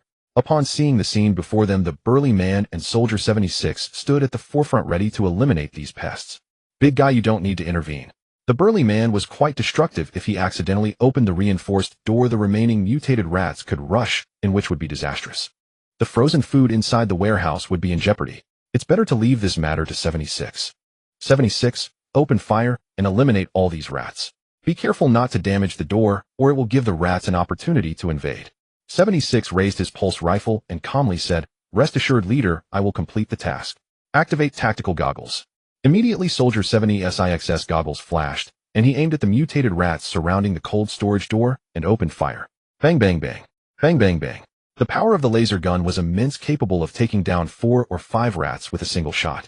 Moreover, every shot by 76 was perfectly aimed, ensuring that the door remained unscathed. Soon the mutated rats discovered that someone was shooting at them from behind, and they regrouped, charging towards Long Yu and the others under the barrage. Biological force field. 76 released a barrier blocking the path of the rats. After all the mutated rats had left the cold storage entrance, spiraling missiles shot out from his pulse rifle. In an instant, all the mutated rats turned to ashes. The burly man behind was dumbfounded. Another barrier, and then laser spiral missiles. This weapon is too hardcore. It was far superior to anything he had. Boss, why don't I have such advanced equipment? Don't be discouraged, big guy. I'll find someone to install some advanced weapons for you later. Long Yu first painted a bright picture for him. The burly man immediately believed it and became happy again. After confirming that there were no more rats, they completely destroyed the warehouse door with artillery. They stood outside, looking inside from a distance. The cold storage was divided into several areas. There was a vegetable section, a fruit and meat section. The variety inside was also diverse and abundant. Let's get started. Qin Bingxue was eager to try. Euleilei rolled up her sleeves and got to work. Long Yu instructed 76 to find a work uniform for Qin Bingxue from the cold storage. Qin Bingxue was puzzled as to why she was the only one chosen. Well, wait for you outside, you can move the goods inside by yourself. You can handle it alone. Ooh, too many people might introduce viruses and bacteria to the food. Earlier they had also eliminated quite a few evolved zombies along the way, so everyone was not exactly clean. Alright. Qin Bingxue had no complaints at all. She took it as the master's task. Soon she began to put on her work uniform and went inside to move things. After moving countless trips, she was finally feeling overwhelmed. I'm exhausted, finally done. Qin Bingxue took off her work uniform, leaning against the wall covered in sweat. Long Yu, do you know how many trips I made? She hadn't expected there to be so much inside. You really don't care about the— After speaking, Long Yu handed her a 2-liter bottle of mineral water, which she gulped down in a few swigs. Upon seeing this scene, Yu Lei fell silent. Jime, you really don't act like a girl. Oh, that feels good. After finishing the water, Qin Bingxue felt her strength returning somewhat. She began helping him sort the supplies. It's no surprise that even Qin Bingxue, who had injected gene serum, would find this tiring. There were indeed a lot of supplies. Not to mention the vegetables and fruits. Just the meat alone weighed several tons. Chicken, pork, duck, and beef amounted to 5 tons. There were also various seafood products, fish, shrimp, and big crabs. Combined with various fruits and vegetables, these supplies were indeed too abundant. So many items were moved completely by Qin Bingxue alone. If it were an ordinary person, it would really be a tough task. Qin Bingxue felt that Long Yu truly had the potential to be a capitalist. Unexpectedly, Long Yu, with a mysteriously thoughtful expression, pointed at the burly man's body. You lift it up. The burly man looked bewildered. Why do I need to lift myself? He himself weighed about 2 tons. Qin Bingxue glanced at the tall, burly man and instinctively thought she could never lift him. But considering what Long Yu said, she simply went over to give it a try. To her surprise, as soon as she exerted herself, she directly lifted the 2-ton burly man and the entire RV. Her eyes widened in shock. Suddenly she understood something. Long Yu made her do all this work to train her. She had an epiphany. It turns out that Long Yu did this to train me, to make me as a new human stronger. I could cry. I must admit her power has significantly increased, and Qin Bingxue felt she had comprehended everything. Then she walked to Long Yu's ear. Thank you, master. No matter what tasks you assign me in the future, I will follow. Long Yu felt something was off upon hearing this. As long as your power has increased, you can take Yu Lei. Although Qin Bingxue's power has rapidly improved, it was a leap brought by the gene potion. However, this kind of enhancement has its limits. In his previous life, among the strongest individuals of the Dragon Kingdom, those who injected gene potions could only reach class gene warriors, and Qin Bingxue was among them at that time. Therefore, her rapid enhancement was not surprising. Individuals like Long Yu, who broke the gene lock, were destined to possess infinite potential. Inside the underground military refuge of Sioux City, in the command office, Commander Li Tianyi was discussing something with the leaders of various departments. The emergency shelter at Beijing Lu-Tu Park has encountered a massive invasion of mutated creatures, which are giant ants. According to statistics, there have already been 2,285 casualties. Various civilian shelters in Nanchang have been destroyed, and the invaders are several mutated cockroaches currently evacuating the crowd. There have already been 8,720 casualties. In Dongqing, a large number of mutated rats suddenly appeared in the underground pipes, attacking the air raid shelter. Currently, 3,000 soldiers are resisting, suffering heavy losses. In Xiqing at the wildlife park, massive monsters have appeared: kangaroos, crocodiles, tigers. All have mutated, rampaging through the streets of Xiqing. The heads of each district reported the relevant situations to Commander Li. The expressions of everyone present were grim. The animals from the zoo. Why are there still animals? Didn't the second wave of global disasters involve biological mutations? Why haven't those animals been eliminated? Who is responsible? After the widespread emergence of biological mutations globally, cities began to implement strict management of animals. Once any abnormality was detected, they would be dealt with immediately, preventing any danger. Of course, many animals like humans managed to survive by chance, and the person in charge of Xiqing, due to a sense of complacency, neglected the supervision of those animals, leading to a large-scale mutation in the wildlife park. Now the streets of Xiqing have become a nest for mutated creatures. Who is in charge? Li Tianyi asked again, feeling very angry. These people's mismanagement has caused countless survivors in Xiqing to be rendered homeless. No one has even bothered to tally the casualties in Xiqing, because it's impossible to tally. Moreover, no one dares to recklessly go in and check the situation. It is simply too dangerous. Commander Li, it's me. At this moment, a balding middle-aged man approached from the crowd, his gaze constantly dodging, unable to meet Li Tianyi's sharp eyes. His name is Chun Quanqing, the disaster prevention and control head of Xiqing.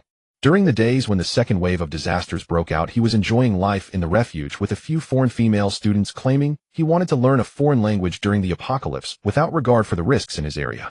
This spirit of striving to learn, even during the apocalypse, is truly touching. Commander Li, I realize my mistakes. I am now. Enough. It's too late for words now. If you truly regret it, get in your car and go to Xiqing, lure those creatures out of the city. Otherwise you'd better get lost. You won't be allowed into any official refuges. Commander Lee shouted at it. What he just suggested is not impossible. Those creatures attack humans swiftly upon seeing them. As long as you run fast enough and exit the city quickly, those creatures will follow you out. However, this method is fraught with peril. Moreover, it's not guaranteed that all mutated creatures in Xiqing can be— I was wrong, Commander Lee, please. Don't kick me out of the refuge. Chun Quanking panicked immediately at being made to leave the official refuge means losing his life. Those privately established refuges, except for 2 or 3 that are somewhat solid, are merely toys for those mutated creatures. Commander Lee offered him these 2 choices. Then he told him to go back and gave him a day to think it over. By the way, Lin Yun, where is Captain Lin? After the crisis with the mutated crows was resolved, Lin Yun led her team back to the refuge. After informing Li Tianyi about what happened outside the city, Li Tianyi was shocked. That man has come to Sioux City. Has the man who killed that group of crows outside the city been found? Not yet. We will investigate this matter later. As long as he is still in Sioux City, he will definitely be found. For now, there's a new mission. In the center of Sioux City, there is a royal garden, and there are many supplies nearby. Unfortunately, there are thousands of evolved zombies there, and we have never had the chance to intervene. Now I need you to take soldiers there and retrieve those supplies. Li Tianyi knew Lin Yun's capabilities. During her time in Donghai City, she had dealt with numerous types of evolved zombies. Therefore, she is quite experienced. This task is hers alone. No matter what, those supplies must be brought back. Understood. If you encounter any danger, contact me immediately. I will have the army deploy 5000 paratroopers to ensure your safety. At this juncture outside, there are not only zombies, but also mutated creatures. Most people can only hide in the refuge to survive. But Lin Yun chose danger, leaving the safest place. Rest assured, I have ways to deal with those evolved zombies. I guarantee I will complete Commander Li's mission. As expected from the troops, led by Feng Zi. A woman of valor indeed. There's another matter that Lin Yun is very concerned about: the mutated creatures in Xiqing.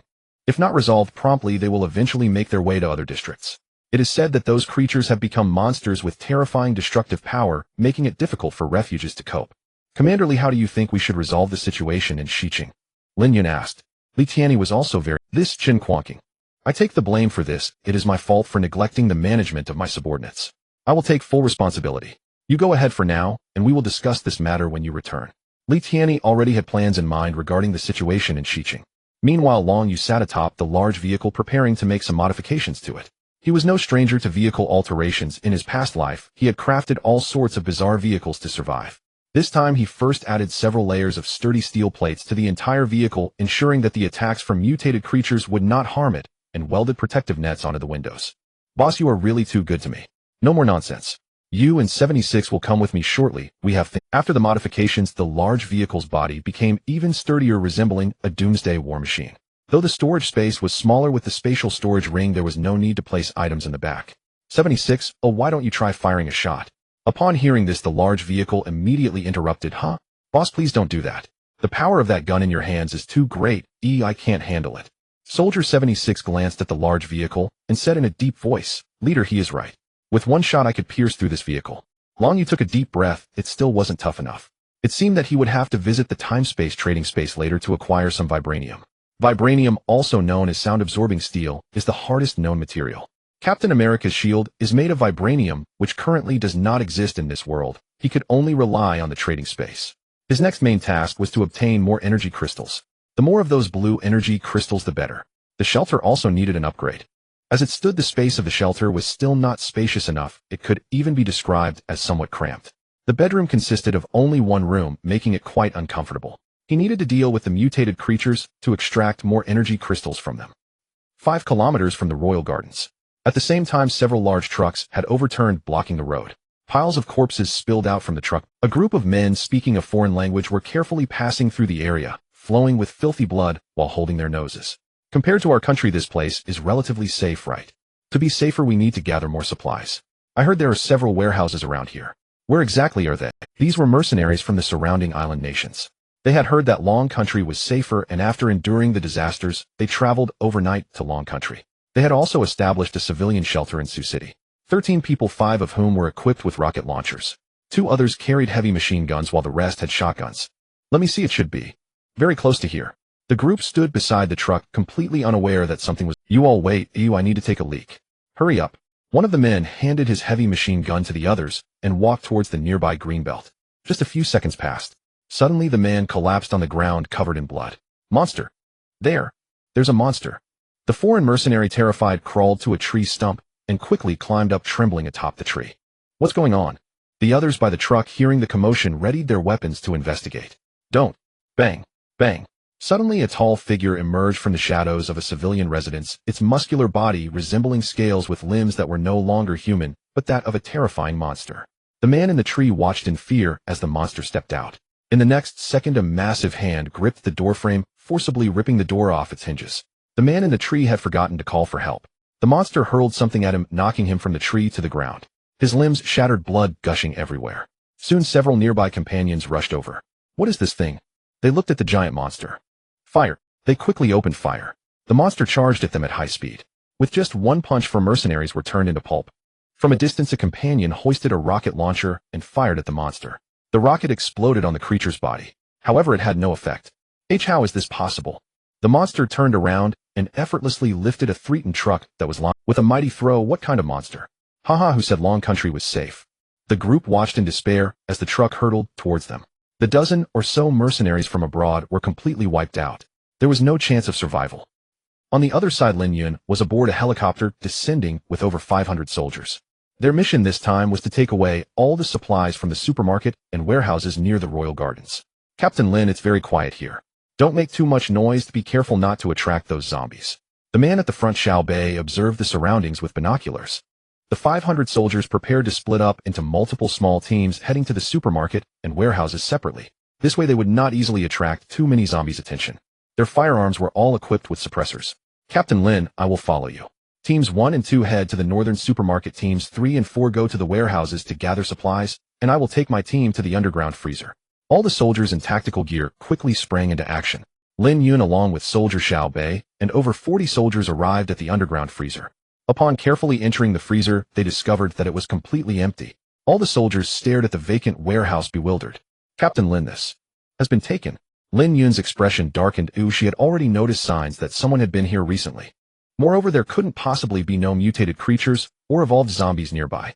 The freezer had been completely ransacked, and those who took everything away were definitely not ordinary people. Xiao Bei didn't commanderly say that there are over 10,000 evolved zombies nearby. Yeah, there are lickers, and also night demons, and I heard there are mutated rats, too many to count. Lin Yun furrowed her brows tightly. She picked up the radio and asked, Team 1, Team 3, what's the situation on your end? A series of gasps came from the other side. Report, Captain Lin.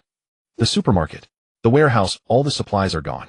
Were there any zombies or mutated creatures nearby? No, we haven't seen any. By the way, there are many zombie corpses. After shutting off the radio, Lin Yun murmured, could it be that man? Lin, are you referring to the man I saw outside the city who dealt with those mutated crows? Lin Yun nodded. Judging from the degree of decomposition on these zombie corpses, he should be somewhere nearby now. Immediately, Lin Yun notified the 4 squads and ordered everyone to scour the surrounding area for survivors. She reported up the chain of command, and Li Tianyi strongly endorsed her approach. They still hope to do everything possible to recruit such a powerhouse. However, Commander Li, all the supplies here. Li Tianyi fell silent for a moment, then said, it is our inability that prevented us from securing those supplies. They had feared that sweeping operations might imperil Sioux City's defensive forces if the evolved zombies in the area were provoked, so they had refrained from launching a large-scale purge. Only when Lin Yun arrived did Li Tianyi dare order this veteran of evolved zombie eradication to carry out the mission. By then it was already too late. Now that the supplies were lost, there was no one else to blame. You must find that man, Li Tianyi insisted. Do everything in your power to recruit him. We will arrange a senior post for him within Sioux City, house him in the underground military refuge, and grant him the highest level of protection and privileges. Li Tianyi spoke with a resolute countenance. The thought that tens of thousands of evolved zombies near the royal gardens had been entirely eliminated by one person testified to how dreadfully formidable he must be. Understood. To be frank, Lin Yun also wished to recruit him. Boss Lin Feng had long admired that man. At that time, Boss Lin Feng in Donghai City had watched most keenly the man who drove the cyber supercar and the one clad in mechanized armor. Lin Yun believed those two were, without question, the strongest forces in Donghai City. She had now confirmed that the man in the cyber supercar had arrived in Sioux City. Besides finding him, they would need to locate the armored figure resembling Iron Man. Little did they know that both personas were in fact Long Yu. Xiao Bei, get the helicopters up. Our team will use the aerial vantage to see if there are any survivors nearby. Xiao Bei sprang into action. After a call, 2 military helicopters began to descend. Soldiers boarded the helicopters and using binoculars peered down at the terrain below. Long Yu sat in the big man's vehicle hunting for traces of mutated life forms.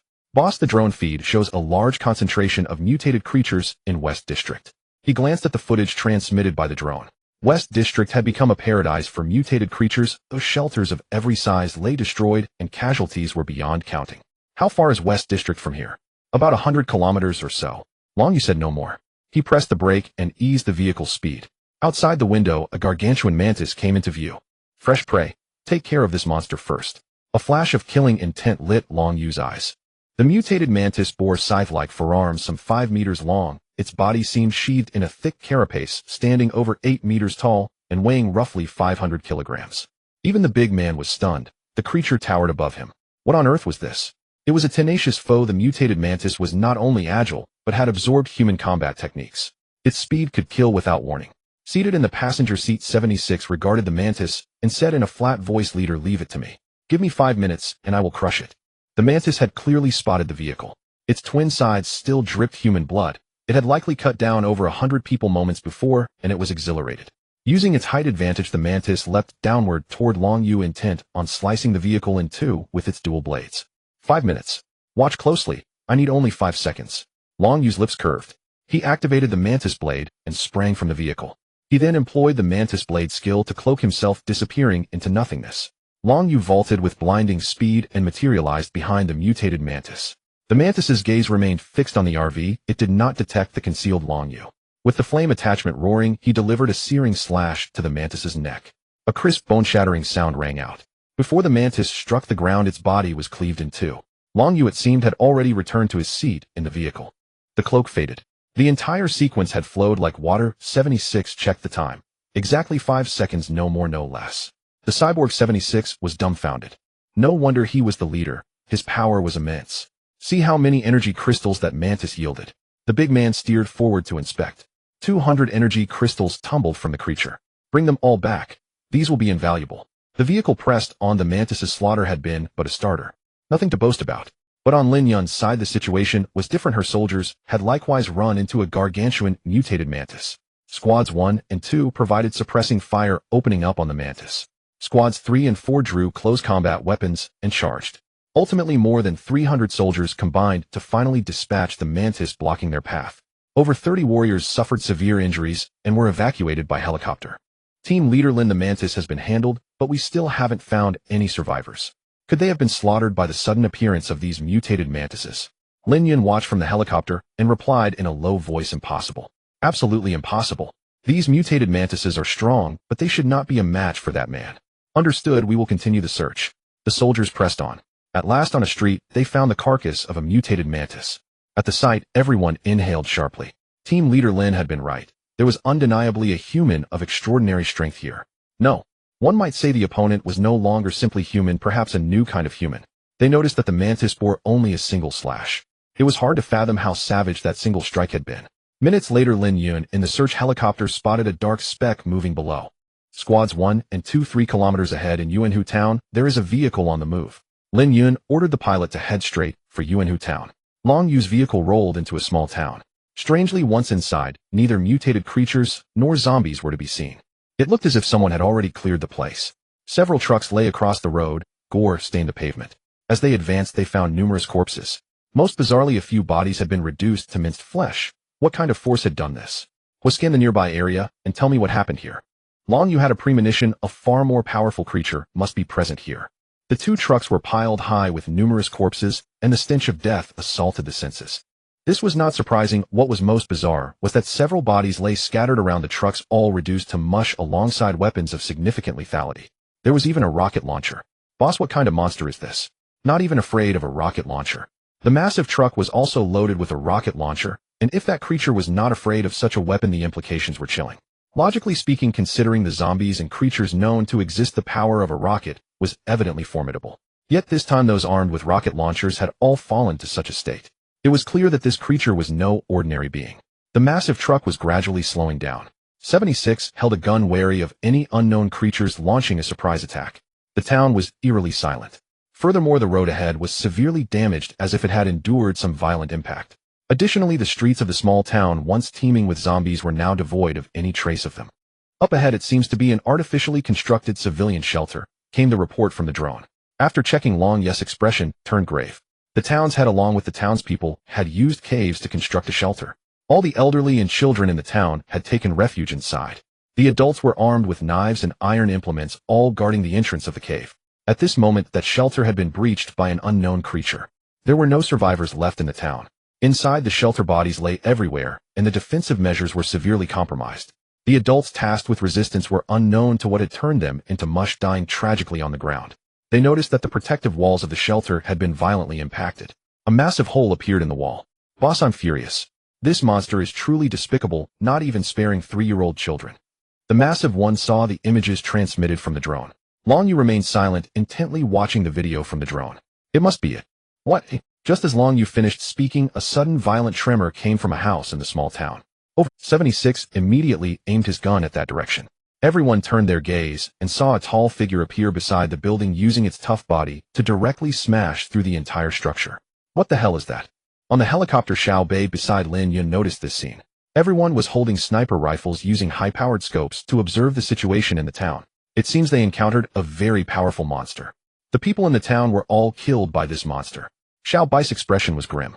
Lin Yun immediately picked up the intercom. Target spotted, target spotted. An unidentified creature is approaching the owner of that cybersports car. The soldiers stationed near the town had already brought over 400 individuals, taking the opportunity to move up and completely surround the entire town. "Team Lin, there's a monster. Please give the order. We are responsible for rescuing him." The soldiers were ready, all aiming at the giant-like creature emerging from the building. On the helicopter, Lin Yun paused and said, "Don't rush. Make sure that the car owner is not harmed." At this moment, Lin Yun was also uncertain whether the owner of the cybersports car could match that monster. This monster was over 4 meters tall, its body composed of incredibly tough muscle, possessing limbs like a human, but its grotesque face resembled that of a mutated giant. "Boss, what exactly is this thing? An evolved zombie? Or a mutated creature?" Long Yu shook his head. "If I'm not mistaken, this monster is a fusion and mutation of countless zombie corpses. Its name is, it can be said that this creature is the strongest form of all evolved zombies. Regardless of any devourer or limb connector, these evolved zombies are insignificant in the eyes of the tyrant. Because it was created from their corpses, the tyrant stands at the pinnacle of all zombies. Before it, the heavy body of the tyrant was surprisingly agile, and every step on the ground resonated with a muffled sound. "Leader, let me take it down." "You all stand down, it's mine." Long Yu dropped the words and directly got out of the vehicle. In an instant, the mantis blade unfolded, and he could not hide the desire for battle on his face. Dealing with such a creature would not only help him enhance his combat power after breaking through the genetic lock, but also continue to improve his proficiency with the mantis blade. This was a twofold benefit that he had to personally undertake. In the distance beside the wall, 800 meters away, the soldiers were in shooting positions, and one soldier hurriedly notified Lin Yun on the helicopter. "Team Lin, someone has come out of the car, and it seems they are going to fight that monster. That monster. Danger! Danger!" These soldiers following Lin Yun had seen numerous evolved zombies, but the one before them exuded an oppressive feeling that was undoubtedly the most terrifying they had ever encountered. The opponent resembled a giant beast, like a demon from hell. "Don't act rashly. You are responsible for long-range support." In this situation, all they could do was assist from a distance, hoping he could deal with this monster. Long Yu moved his muscles and bones, slowly walking towards the tyrant. At this moment, the tyrant also mimicked his actions, shaking its head and moving its limbs. All along, it harbored hatred and had killed far too many humans. Naturally, it did not mind crushing the young man before it. It slightly bent its body and quickly charged at Long Yu. The ground shook violently. In an instant, it appeared before Long Yu, swinging its massive fist for a powerful punch. Just then, Long Yu's body suddenly vanished from sight. The tyrant was stunned. This punch had completely missed. Then, just as it wanted to turn around to find the opponent's location, it suddenly appeared from nowhere. A knife came slicing toward it. In an instant, blood splattered everywhere. A slash to the throat. The tyrant hurriedly covered its neck and stomped the ground hard. For a moment, dust flew up, and its goal was to obscure the opponent's vision. Long Yu struck again, severing one. Quickly, the tyrant found another method, which was to observe the footprints left by the opponent on the ground. This creature was very cunning. It realized that the opponent was in a state of invisibility, and the footprints could reveal its whereabouts. Right here. The tyrant noticed the spot where footprints had just appeared. It swung another punch down. Yet again, it missed. "Are you having fun?" Long Yu appeared behind it. When did he? The tyrant did not understand why the opponent's speed was so fast. It was already over. Long Yu executed a backstab, leaping and slashing again at its neck. With a splatter, the tyrant's head fell to the ground. Congratulations to the user for enhancing proficiency with the mantis blade, earning the Haming 8 rotary plugin, which can significantly increase the attack speed of the mantis blade. The Mantis Blade Slots plugin is used to enhance attack speed, truly achieving 9 strikes in 1 second. After obtaining the plugin, Long Yu picked up the energy crystal that had fallen to the ground and turned back to the vehicle. Fighting the tyrant was like a warm-up. In fact, the battles he had in the simulation chamber against mechanical life forms were far stronger than this tyrant. At this moment, the soldiers still lurking in the distance were all dumbfounded. Lin. Team Lin, has the enemy been neutralized? Do we still need support? How strong is the opponent? At this moment, Lin Yun had only this question in her mind. Why does the opponent possess such terrifying power? New humans. However, the opponent did not inject any genetic agents. At this moment, they were still unaware of another way to become new humans. Just now, they clearly saw that the man suddenly disappeared from their telescope's view and then reappeared. It was as if he possessed superpowers. Is this still human? Just as Lin Yun was still shocked by the recent battle, Xiao Bei immediately reminded her Captain Lin the opponent is about to leave. Quickly follow them. Xiao Bai's expression darkened as he asked, should we surround them here?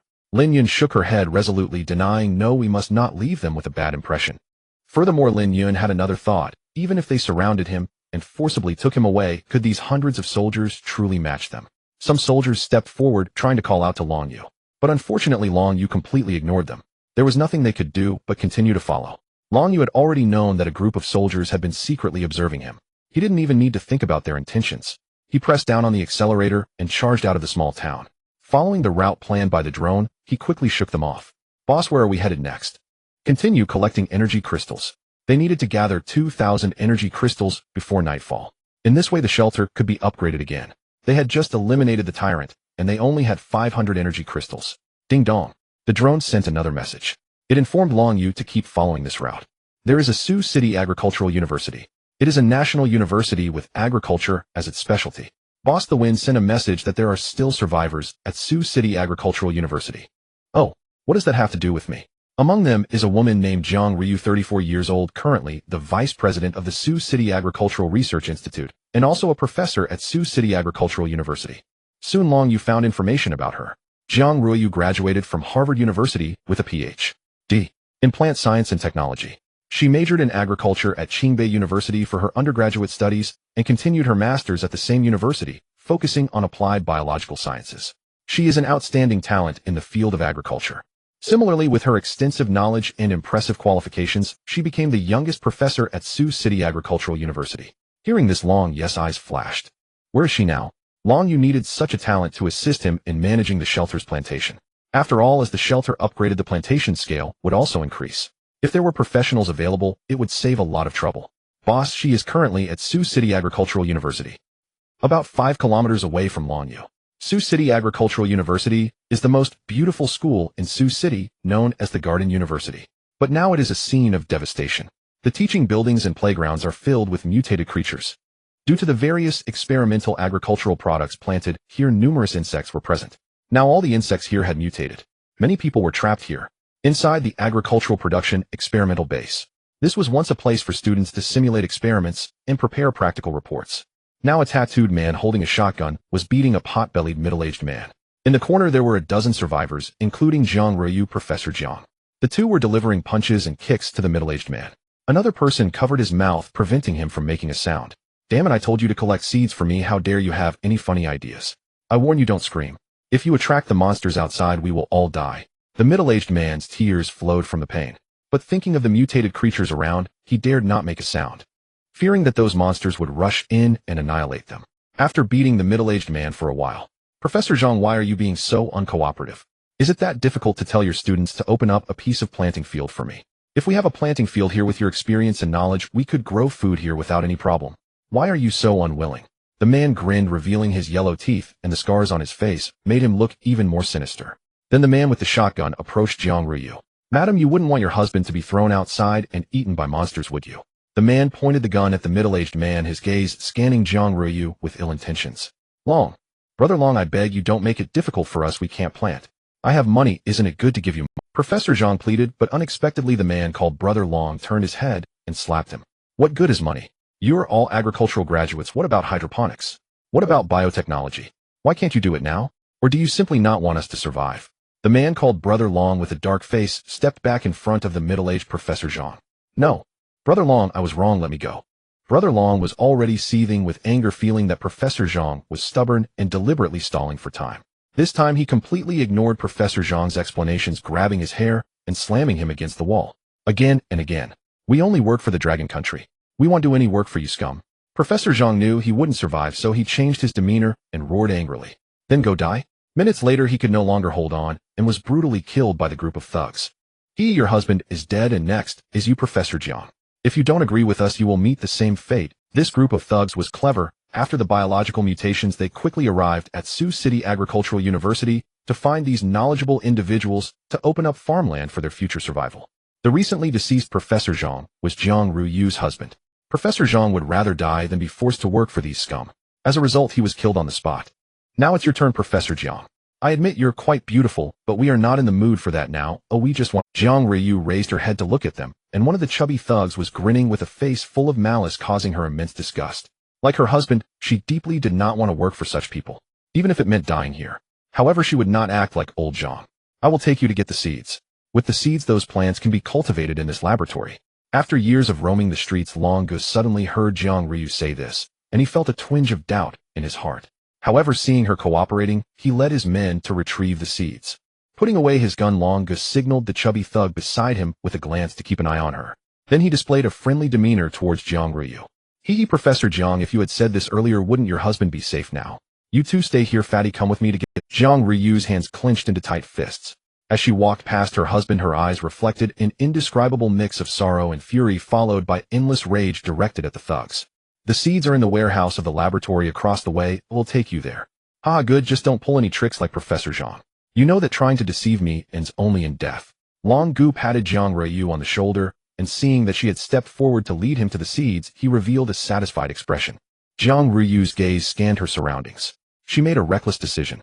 As they descended the stairs, Long Gu and the chubby thug quietly crept down the corridor, afraid of attracting the mutated creatures in the teaching building and on the playground. They did not expect that as Jiang Ryu reached the staircase, she suddenly dashed outside, running wildly, quickly entering another floor. Damn, this woman wants to escape. Can she really run away? Seeing this, Long Gu charged after her. They all dared not fire their guns easily, as it would attract the monsters. Jiang Ryu exploited this moment, sprinting towards the outside. Her goal was to provoke those mutated creatures. She wanted to perish alongside these thugs, running fast while shouting. Before long, several large mutated cockroaches surged towards her. She doesn't want to live. She actually provoked those monsters. Damn, what do we do, Long Gu? Forget her, run quickly. Seeing the few mutated cockroaches covered in sticky substances approaching, the two hurriedly returned to the laboratory. The mutated cockroaches looked at them, extending huge tentacles from their mouths and swiftly wrapping them up into the air.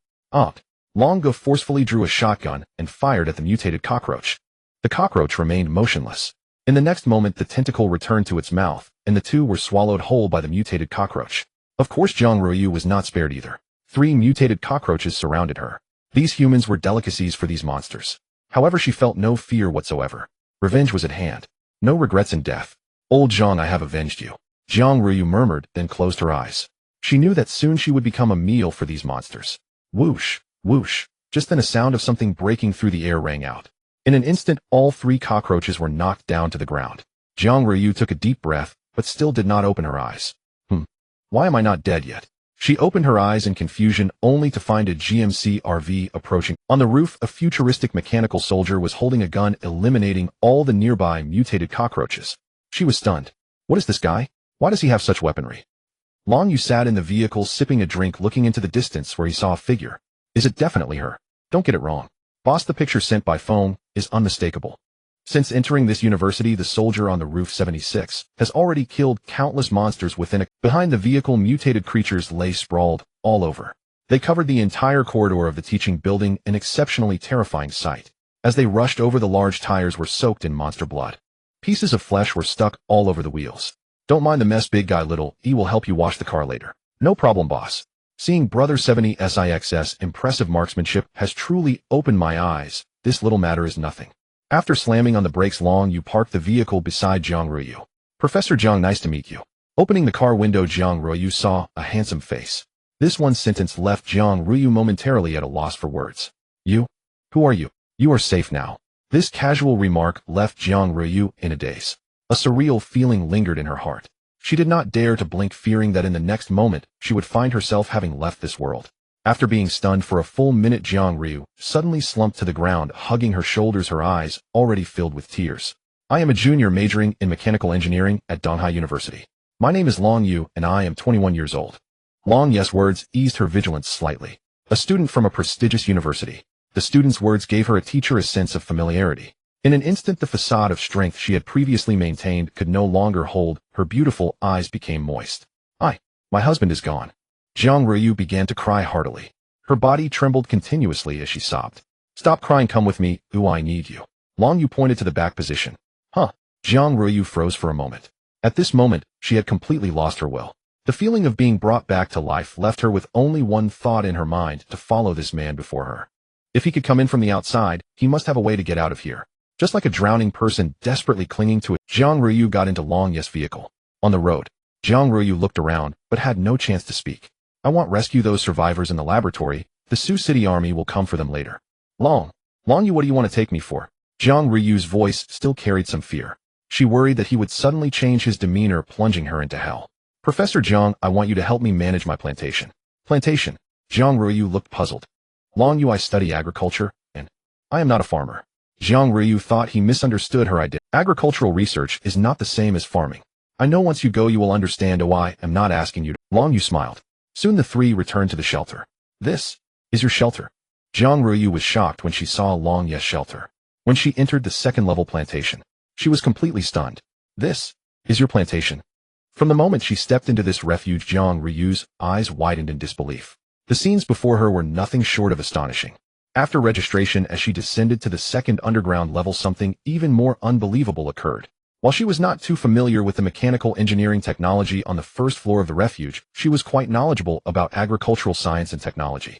Before her was a fully enclosed light simulated planting area. It was the very subject she had been diligently researching before the apocalypse. Seeing Jiang Ryu speechless and dumbfounded, Long Yu instructed a mechanical soldier to get her a glass of water to calm her nerves.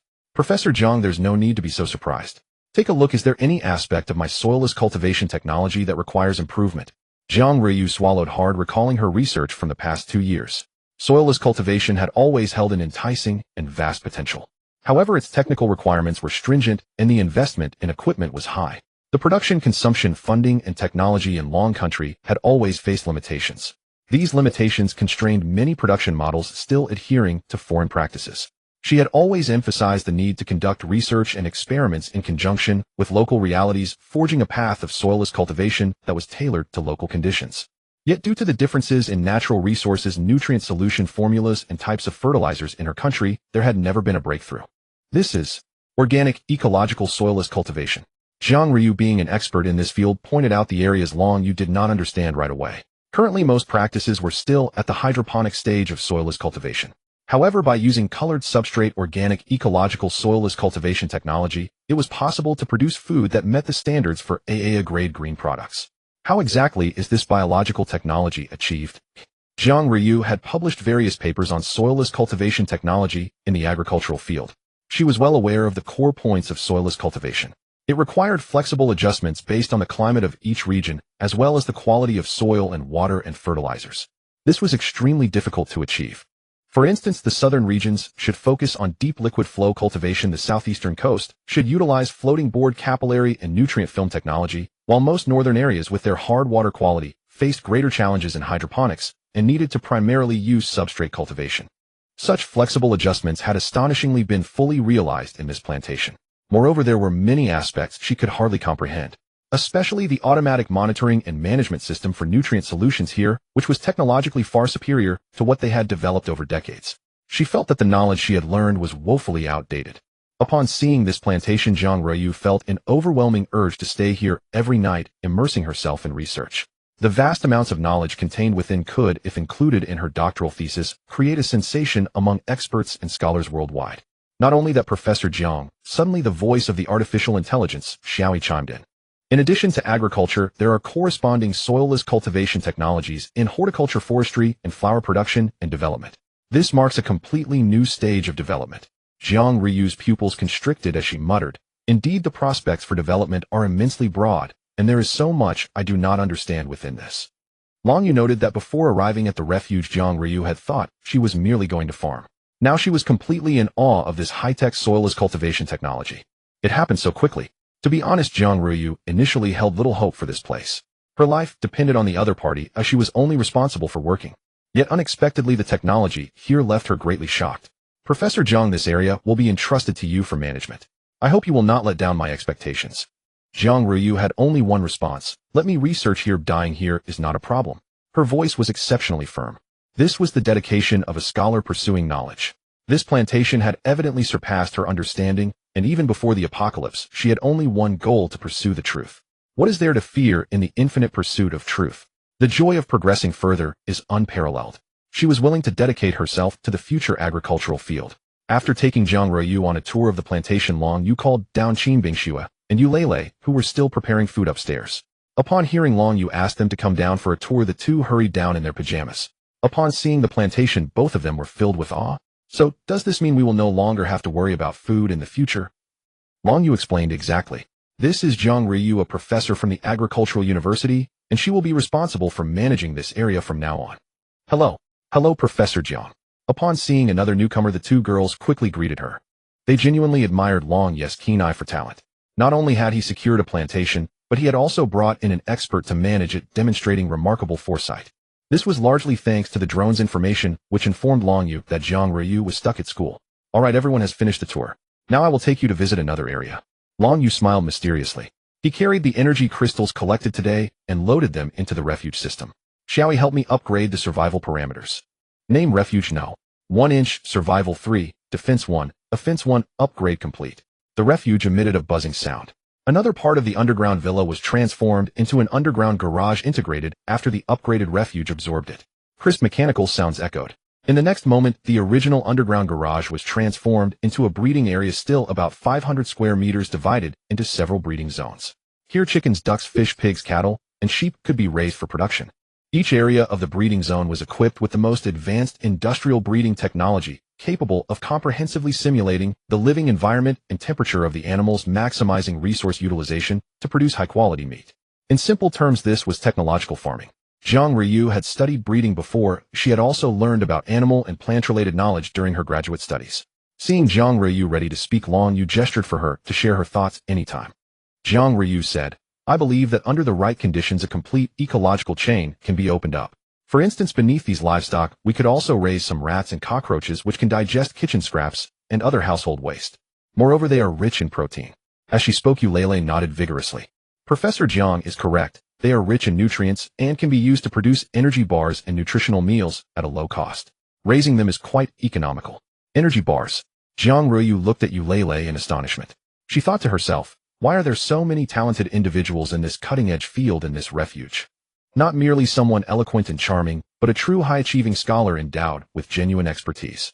Energy bars. Jiang Ruyu had once contemplated such a concept herself. Yet her primary field remained agricultural biotechnology research. It was Yu Lei's inventive genius that transformed the idea into reality. A single energy bar could sustain a human being's daily caloric and nutritional requirements. A more advanced variant resembled solid chocolate, nutrient-dense, compact, and highly portable, making it the premier choice for survival in apocalyptic conditions. In contrast, lower-tier energy bars were fabricated from protein-rich, rapidly reproducing organisms, such as rat or cockroach meat, ground into paste and fortified with supplementary nutrients. Yu Lei is a graduate student at Donghai University, specializing in nutritional biology. Long Yu offered a concise introduction. This is Qin Bingxue. I hold a master's degree in management from Qingbei University in the imperial capital. Seeing that everyone had openly shared their academic credentials, Qin Bingxue declared hers without hesitation. Jiang Ruyu stared in astonishment. These were all elite graduates from top-tier universities. Her confidence surged. Collaborating with such brilliant intellectuals promised not only mutual learning, but also profound intellectual growth. You're all truly remarkable. Jiang Ruyu nodded earnestly after hearing their qualifications. She believed academic excellence mattered less than the ability to translate knowledge into tangible practice. Whether this high-tech shelter or its vast botanical farms, both were masterpieces born of knowledge fused with rigorous application. Everyone within this sanctuary was in essence extraordinary, especially the shelter and its cultivation complex. Their technological sophistication utterly surpassed her comprehension, leaving her convinced that 2 decades of formal education had barely scratched the surface. She then affirmed resolutely that she would manage the botanical farm with unwavering dedication. To learn and lead here was the greatest fortune of her life. Over the course of an afternoon, Lei Qin Bingxue and Jiang Ruiyu engaged deeply in scholarly discourse across the cultivation complex. Long Yu too had once been an ardent student, until the apocalypse shattered that world. Survival instantly became his sole focus. Now, however, he prepared to resume his own endeavors. The 48-hour cooldown period for the chrono-trade nexus was nearing its end. This time he had set a precise objective. Soon enough the cooldown expired, and Long Yu stepped into the chrono-trade. He assumed the soldier would be delayed again, but to his surprise the soldier was already waiting. "Soldier, are you not engaged in combat?" Long Yu asked, puzzled. Hadn't the soldier mentioned imminent interstellar warfare against alien life forms just last time? His expression, bored, listless, betrayed no signs of recent battle. "Don't even mention it. We'd fully deployed our front lines. Yet those cowards suddenly lost their nerve. They boasted of eradicating humanity, calling us the lowest of sentient species. Now they dare not show their faces." The soldier stood there shouldering a pulse machine gun, his face contorted with simmering fury. "Brother Long, you can't imagine how long we've waited here. Our mechanized troops endure fine, but we enhanced humans grow restless, even weary." They had entrenched themselves poised for the enemy's arrival, only to find themselves stranded on a desolate, scarred planet gripped by mounting tension as the hours bled into days. Every moment demanded vigilance against sudden alien assault. Though the soldier bore countless scars of war, this relentless high-stakes trench vigil exacted a heavy toll, even on him. Worse still, the environment itself was brutal, inflicting relentless physical and psychological strain upon their augmented bodies and minds. Long Yu's expression darkened slightly. "Perhaps those extraterrestrial factions are deliberately waiting for your commanders to fray at the edges, making their strike all the more devastating." The soldier nodded emphatically. "Precisely. That's why we remain perpetually alert, ready for whatever horrors they unleash. I can hold firm, but several of my brothers are nearing their breaking point." Day after day, beneath the infinite indifferent expanse of stars, fear of ambush gnawing at their nerves, they wore down body and soul. This was undeniably critical. Unless, of course, something existed to alleviate their exhaustion. At that moment, Long Yu's gaze sharpened. He'd recalled something. A spark ignited in his eyes, a faint, knowing smile curved his lips. "Soldier, I have something exceptional. Your enhanced comrades could try it, guaranteed to ease their fatigue. But I'll require one piece of your advanced technology in exchange." The soldier's face lit up instantly. "What is it?" he blurted eagerly. "I have several cartons of cigarettes." "Cigarettes? Will they even work?" Decades ago the soldier had smoked them on his homeworld, but time had erased the memory of their taste. "Only one way to find out," Long Yu replied with a wry smile, and produced a pack of Zhonghua cigarettes, transmitting it across the nexus. He adopted Qin's transaction model, let the recipient experience it first. "So these are cigarettes." The soldier accepted the pack, eyes alight with anticipation. It had been far too long since he'd felt that sensation. Moreover, Long Yu had handed over a premium brand. These cigarettes held little value to him anyway. With hundreds of cartons stored, parting with a few for trade was perfectly reasonable. "This might relieve stress, though I haven't smoked in ages. I've nearly forgotten." The soldier tore open the pack, lifted it to his nose, and his eyes widened sharply. Was this the scent of tobacco from his homeworld? Rich, aromatic. Without hesitation, he drew out a cigarette, placed it between his lips, and retrieved his laser pistol from his pocket. A single laser pulse ignited the tip, brilliant, audacious, cinematic. Undeniably cool. Ignoring Long Yu's silent observation, he inhaled deeply. Instantly the smoke flooded his senses, clarifying his mind, dissolving every oppressive weight, despair, frustration, torment, anxiety, sorrow. As the fragrant plume rose, pure serenity enveloped him. Stress melted away. Comfort bloomed. Exhilaration surged. An exquisite cigarette. I'd forgotten, utterly forgotten, how profoundly restorative this feeling could be. Finishing the first, he lit another, inhaling fiercely. He felt himself ascending, transcendent, euphoric, his features softening into rapturous bliss. Long Yu watched bemused as the indomitable commander of an interstellar mercenary legion, renowned for iron discipline, surrendered utterly to sensory delight. The contrast was staggering. Was this truly the legendary, unassailable warlord? "Brother Long, you've reawakened a sublime sensation I hadn't known in years. Since arriving on this wretched planet, I've felt nothing like it." "No more words needed. Name anything you desire. If I possess it, I'll deliver it to you without fail." Long Yu looked at the excited soldier, a smile on his face, and said leisurely, "This cigarette is called Zhonghua, or Huazi. It's quite a good cigarette here." "Zhonghua. Good name." The soldier repeated the name of the cigarette with a smile, praising, "This Huazi is simply extraordinary. Decades ago, how did I not know there were such cigarettes on my home planet? In your world decades ago, traditional cigarettes were probably nowhere to be found. Most were electronic cigarettes, right?" Hearing Long Yu's words, the soldier thought for a moment, and it indeed seemed to be the case. Eventually, even tobacco began to run short. I must say this cigarette is more enjoyable than what I smoked decades ago. It's simply unbeatable. The soldier exhaled a long puff of smoke which circled around him before dissipating. It truly is a great pleasure on Earth. Since arriving on this planet, the soldier hadn't enjoyed anything like this for a long time. In this moment it felt as if life had become so much more fulfilling. Long Yu knew that the opportunity had come. He began to express his needs. Soldier, I know your side's technology is at least several hundred years ahead of ours. I currently need a tool capable of long-distance teleportation. Do you have such a thing? Long Yu drove every day searching for monsters and collecting energy crystals only to have to return. It was quite troublesome, especially since he wanted to go to the West District where there were the most mutated creatures and plenty of energy crystals. Unfortunately, it was over 100 kilometers away, compounded by spending time dealing with some enormous monsters along the way and running into various troubles. It was very frustrating. Isn't technology meant to make life easier? If there were something that could take me directly to the enemy's lair and instantly back to my bed at the shelter, wouldn't that be delightful? Just imagine 1 second you're in bed with 2 beautiful women, and the next you're out collecting energy crystals or supplies, and shortly after you return loaded with goodies back to your bed. What a comfort! Would a soldier who has achieved interstellar travel with technology hundreds of years ahead of this world not have such technology? Are you joking? As for teleportation, with our current technology, we can achieve spatial teleportation within a radius of 500 kilometers. The soldier pondered for a moment before earnestly responding to Long Yu.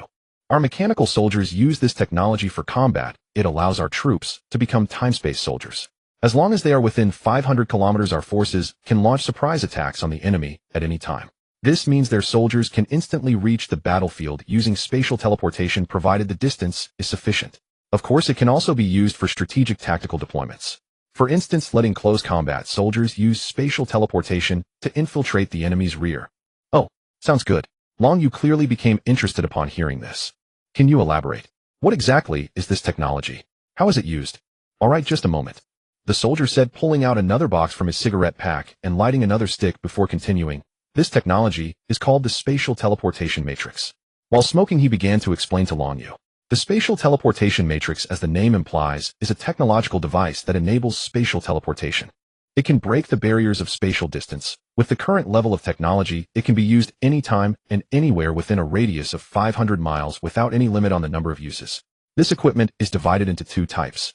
One is the mother matrix, and the other is the submatrix. The user can utilize the mother matrix to teleport themselves and any objects they wish to include nearby between the various submatrices.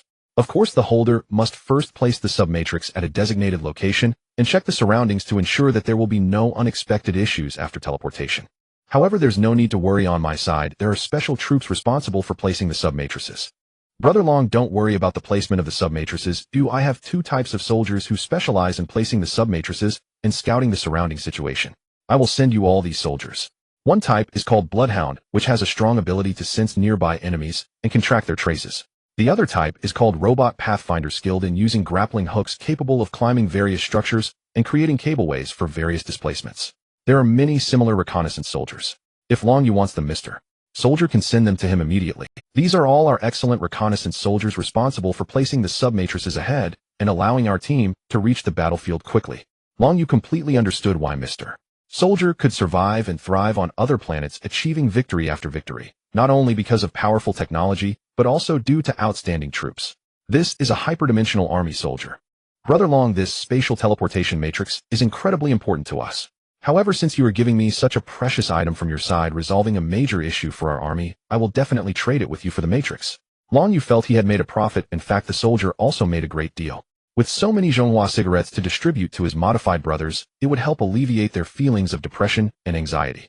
For the forthcoming battles, it plays an important role in adjusting their mental state. In warfare, one must as long as his subordinates do not feel downcast and maintain a high-spirited fighting attitude, the soldier has the strength to lead them to make that group of self-proclaimed advanced beings kneel and call him daddy. This temporal and spatial transaction is complete, entering a cooling period of 72 hours. After the trade was completed, the soldier excitedly took several packs of cigarettes to distribute to his subordinates. Long Yu acquired the spatial teleportation matrix. Now he began to use it in the shelter to familiarize himself with it. In front of him was 1 mother matrix and 7 submatrices. The submatrix was the size of a fingernail and could change its color to blend into the surroundings, which is known as cam. This was also to avoid drawing attention, specifically using technology for that purpose. The mother matrix resembled a highly technological teleportation gate, releasing energy waves that were harmless to humans. Long Yu placed the sub-matrices in different locations around the shelter, including the bedroom, kitchen, and bathroom, then activated the switch on the mother matrix. This is easy. Long Yu listened to the sound of electricity, choosing to proceed cautiously. He first sent in a mechanical soldier. In the next second, the mechanical soldier instantly moved from the cultivation area to the breeding zone. Not bad. Now it was his turn. Taking a deep breath, Long Yu stepped directly into the teleportation gate. The next moment, he found himself in his bedroom from the cultivation area. Amazing. Long Yu continued to experiment. This time he arrived in the kitchen, where he saw Eulele and Qin Bingxue cooking. Long Yu suddenly appeared from behind, startling both women. He tried again, entering the mother matrix teleport. This time he found himself in the bathroom. A girl's startled scream rang out. Long Yu was taken aback. He wondered where Zhang Ruoyu from the cultivation area had disappeared to. It turned out that Zhang Ruoyu had just been taking a shower in the bathroom on the first floor. Long Yu had coincidentally appeared right next to her. Hiss. Long Yu inhaled sharply. The sight of Zhang Ruoyu in the bathroom was like a celestial beauty. Earlier, Zhang Ruoyu was covered in dust and mud, her beauty obscured. Her fair skin radiated a healthy glow, with a delicate face and peach-like cheeks framed by a pair of standard almond-shaped eyes that held a faint mist. With willow leaf brows, her petite red lips slowly parted, staring at Long Yu in astonishment. Aha! Zhang Ruoyu didn't expect Long Yu to suddenly appear before her. She hadn't even had time to dry herself off and hurriedly put on her clothes. A black sandy short skirt and a white t-shirt, she dressed with remarkable speed. Her long, well-proportioned legs were anxiously pacing in place, her fair thighs bare and shoeless, creating a charmingly flustered appearance. Yet she still exuded a mature charm. The way her hips swayed as she hurried to dress made her irresistible. Professor Zhang, I had no idea you were bathing here. Long Yu quickly waved his hand, offering Zhang Ruoyu an apologetic smile. He then turned to leave. Filled with confusion, Zhang Ruoyu calmed down slightly and tilted her head, asking curiously, "How did you get into the bathroom?" "I clearly locked the bathroom door." Both their gazes turned to the door, which was indeed locked. Moreover, she was certain no one had opened it. So how did he get in? Professor Zhang, this is a long story. He'll explain later. I sincerely apologize for today. Oh, I truly didn't know you were here. Long Yu turned to leave.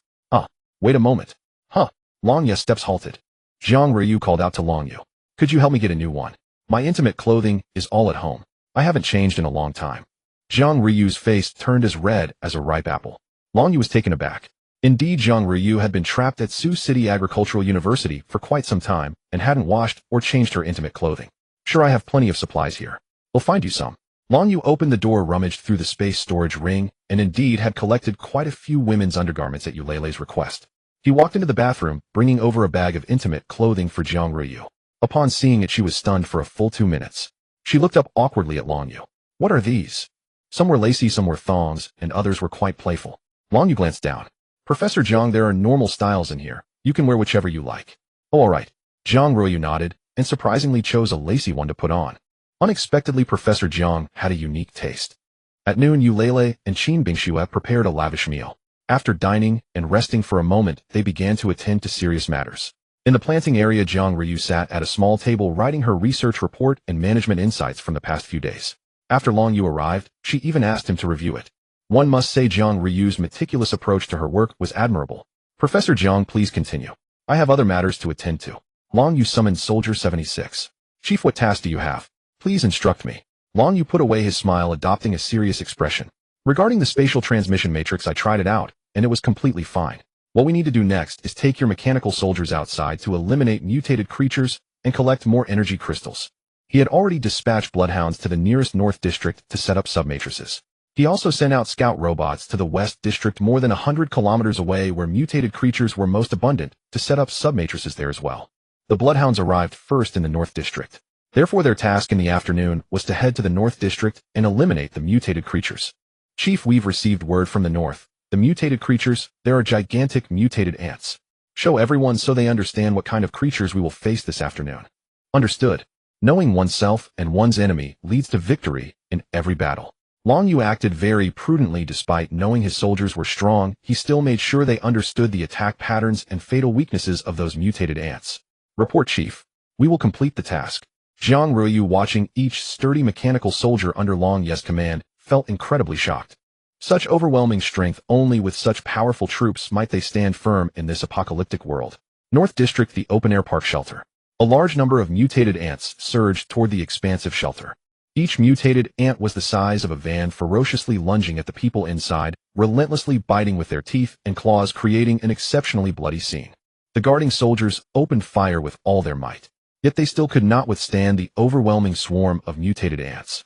The park was entirely engulfed in the assault of mutated ants, countless of them ravenously devouring the survivors. What kind of monster is this? Help! So terrifying. Run. Use bombs. Blow up these monsters. Various cries echoed, turning the vast park into a hell on earth. Long Yu led all the soldiers through the main Matrix's teleportation portal, arriving beside the park. Watching the horrific scenes before him, he felt no ripple of emotion. 76, take the soldiers, and prepare to launch an attack. Yes. 76 responded, organizing the soldiers with precision. All the mechanical soldiers uniformly held their weapons like war machines, marching in formation, swiftly entering combat mode. They were cold, emotionless combat machines exuding an aura of lethality. Remember, I set the energy crystal target at 5000 pieces. Complete the mission and return immediately. You do not linger. You must regroup at the shelter before dusk. Is that understood? Long Yu commanded. Understood. The mechanical soldiers growled in response. Move out. 76 directed the soldiers to launch an assault on the swarm of mutated ants. Kakaka. The soldiers pulled the triggers, moving forward in unison. Their advance was exceptionally swift. Divided into groups of 10, there were 5 squads attacking the mutated ants from all directions, north, south, east, and west of the shelter. The sounds of pulse machine guns echoed continuously. These mechanical soldiers were sharpshooters. Each shot accurately struck the heads of the mutated ants. Causing their heads to explode, they collapsed to the ground, convulsing wildly. After eliminating one batch, they immediately engaged the next. Each mechanical soldier diligently collected energy crystals. In the open-air shelter of the North District at the center, within a towering hotel of over 20 stories, a mid-aged, greasy, bald man looked down in terror at the scene below. Below, swarms of giant ants rampaged through the crowd, wantonly slaughtering with the ground strewn with Old Lu, what should we do? Those monsters are coming right for us. Lu Sheng looked helplessly at the bald man before him and shrugged, saying, hell, what can we do? Who would have thought that one day we humans would be dominated by ants? Are we just going to sit here and wait to die? Hurry up and call the military. Seek help. Aren't you the person in charge of the North District? Can't you call anyone? Lu Sheng's anger flared at these words, and he stood up abruptly, pointing a finger at the man's nose. You hear me, Chen Quanqing? If it weren't for you sending that batch of supplies, I wouldn't let you stay here at all. With your current status, no one would dare to provide shelter for you. And who are you to lecture me? What's happening in your West District? There are monsters all over the streets. How many people have died? Who knows?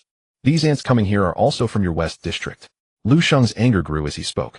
If it weren't for this guy delivering 10 pounds of vegetables and 5 pounds of chicken to the shelter for his survival, Lu Sheng would have never bothered to take in someone abandoned by the authorities. This man named Chen Quanqing was the root cause of the large-scale outbreak of mutated creatures in the West District due to his personal negligence, having been driven out by Li Tianyi and Commander Li. When Li Tianyi told him to go back and think carefully about whether to attract all the mutated creatures outside the city alone or to gather his belongings and leave the shelter, this guy had already made his calculations. Since he could no longer stay in the underground military shelter, he approached his former friend Lu Sheng, trading his stored supplies for a chance to live in this shelter. However, he never anticipated that the shelter would fall into such dire straits so quickly.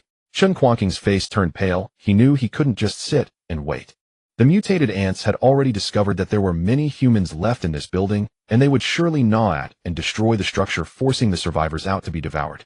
Below, it's completely overrun by ants. We have no way to escape. Lu Sheng took a swig of alcohol, wearing a grim smile of despair. How could this happen? Lu Sheng, give me back the supplies. This shelter of yours is rubbish. How could you let so much? Chen Quanqing grabbed Lu Sheng by the collar, and they began to wrestle.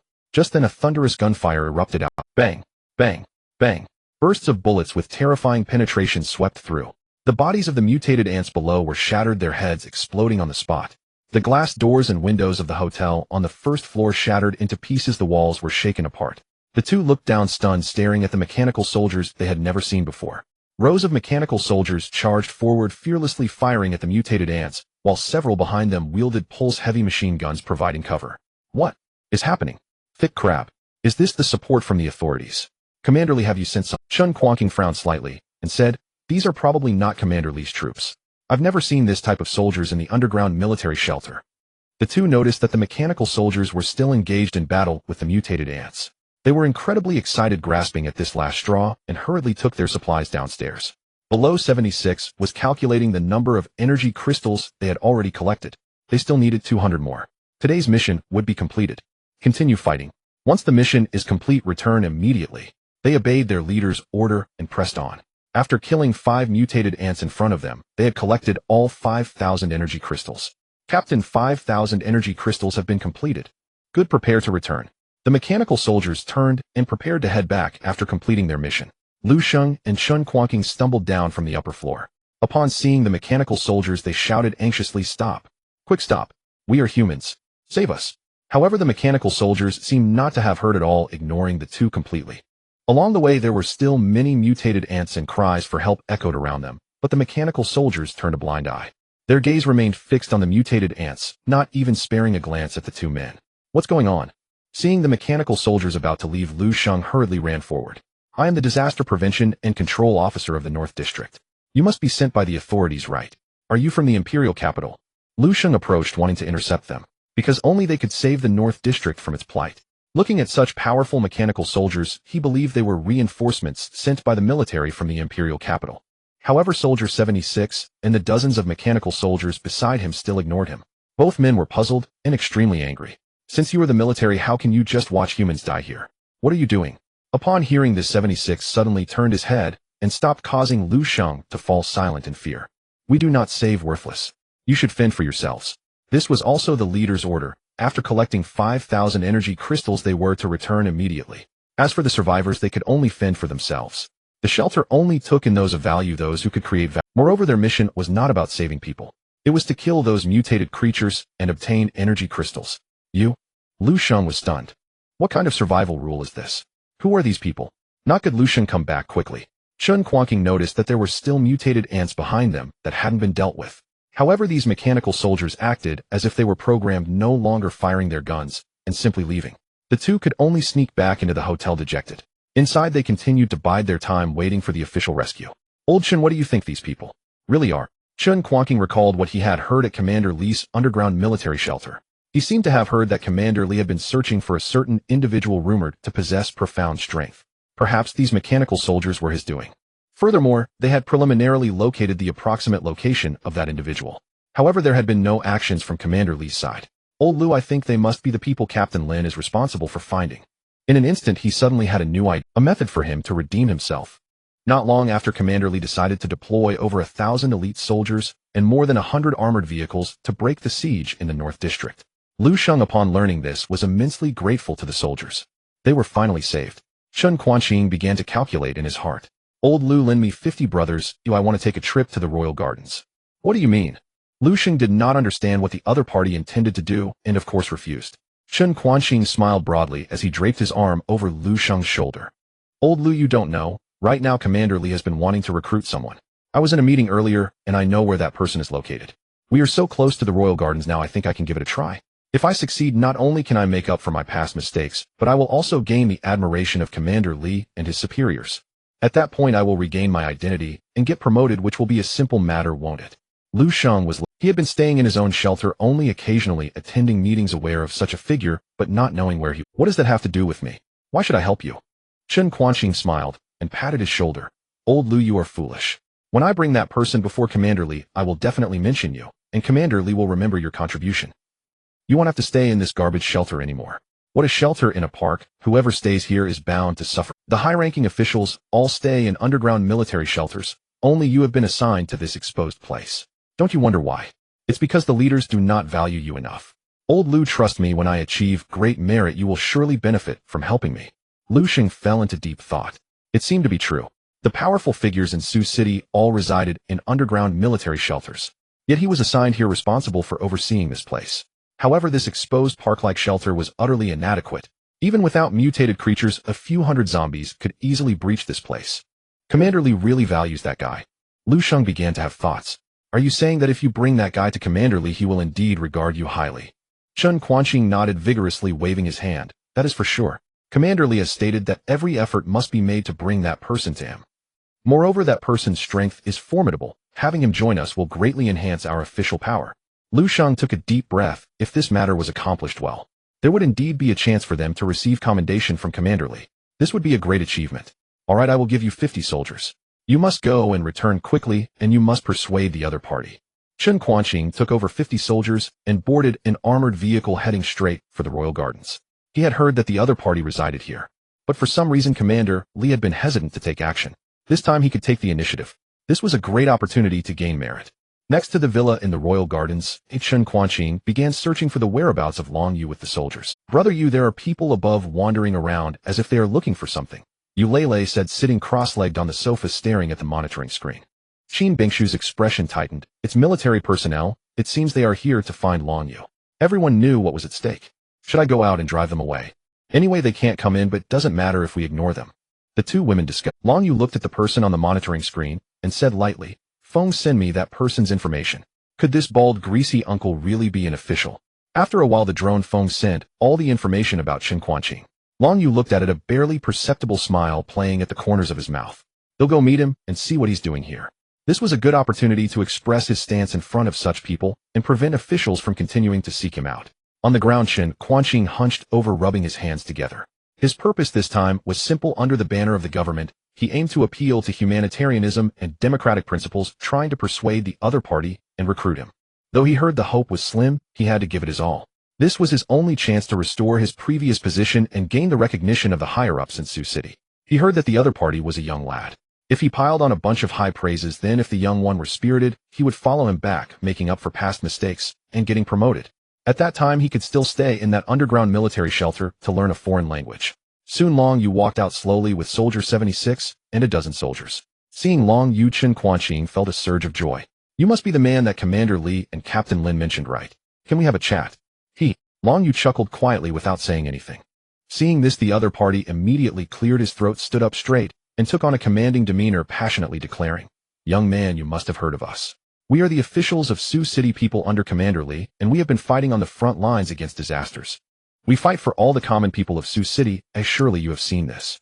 This disaster has dealt a tremendous blow to our officials. That is precisely why we need you, the power from the grassroots. Our Yanhuang descendants are under attack. In such a critical moment, we must unite. As the saying goes, unity is strength. It is said that when one side is in trouble, support comes from all sides. The situation in Sioux City is very dire. We are struggling and many survivors are trapped by monsters facing imminent danger. Everyone needs you. We need capable people like you. Long Yu nodded. Yes, you are right.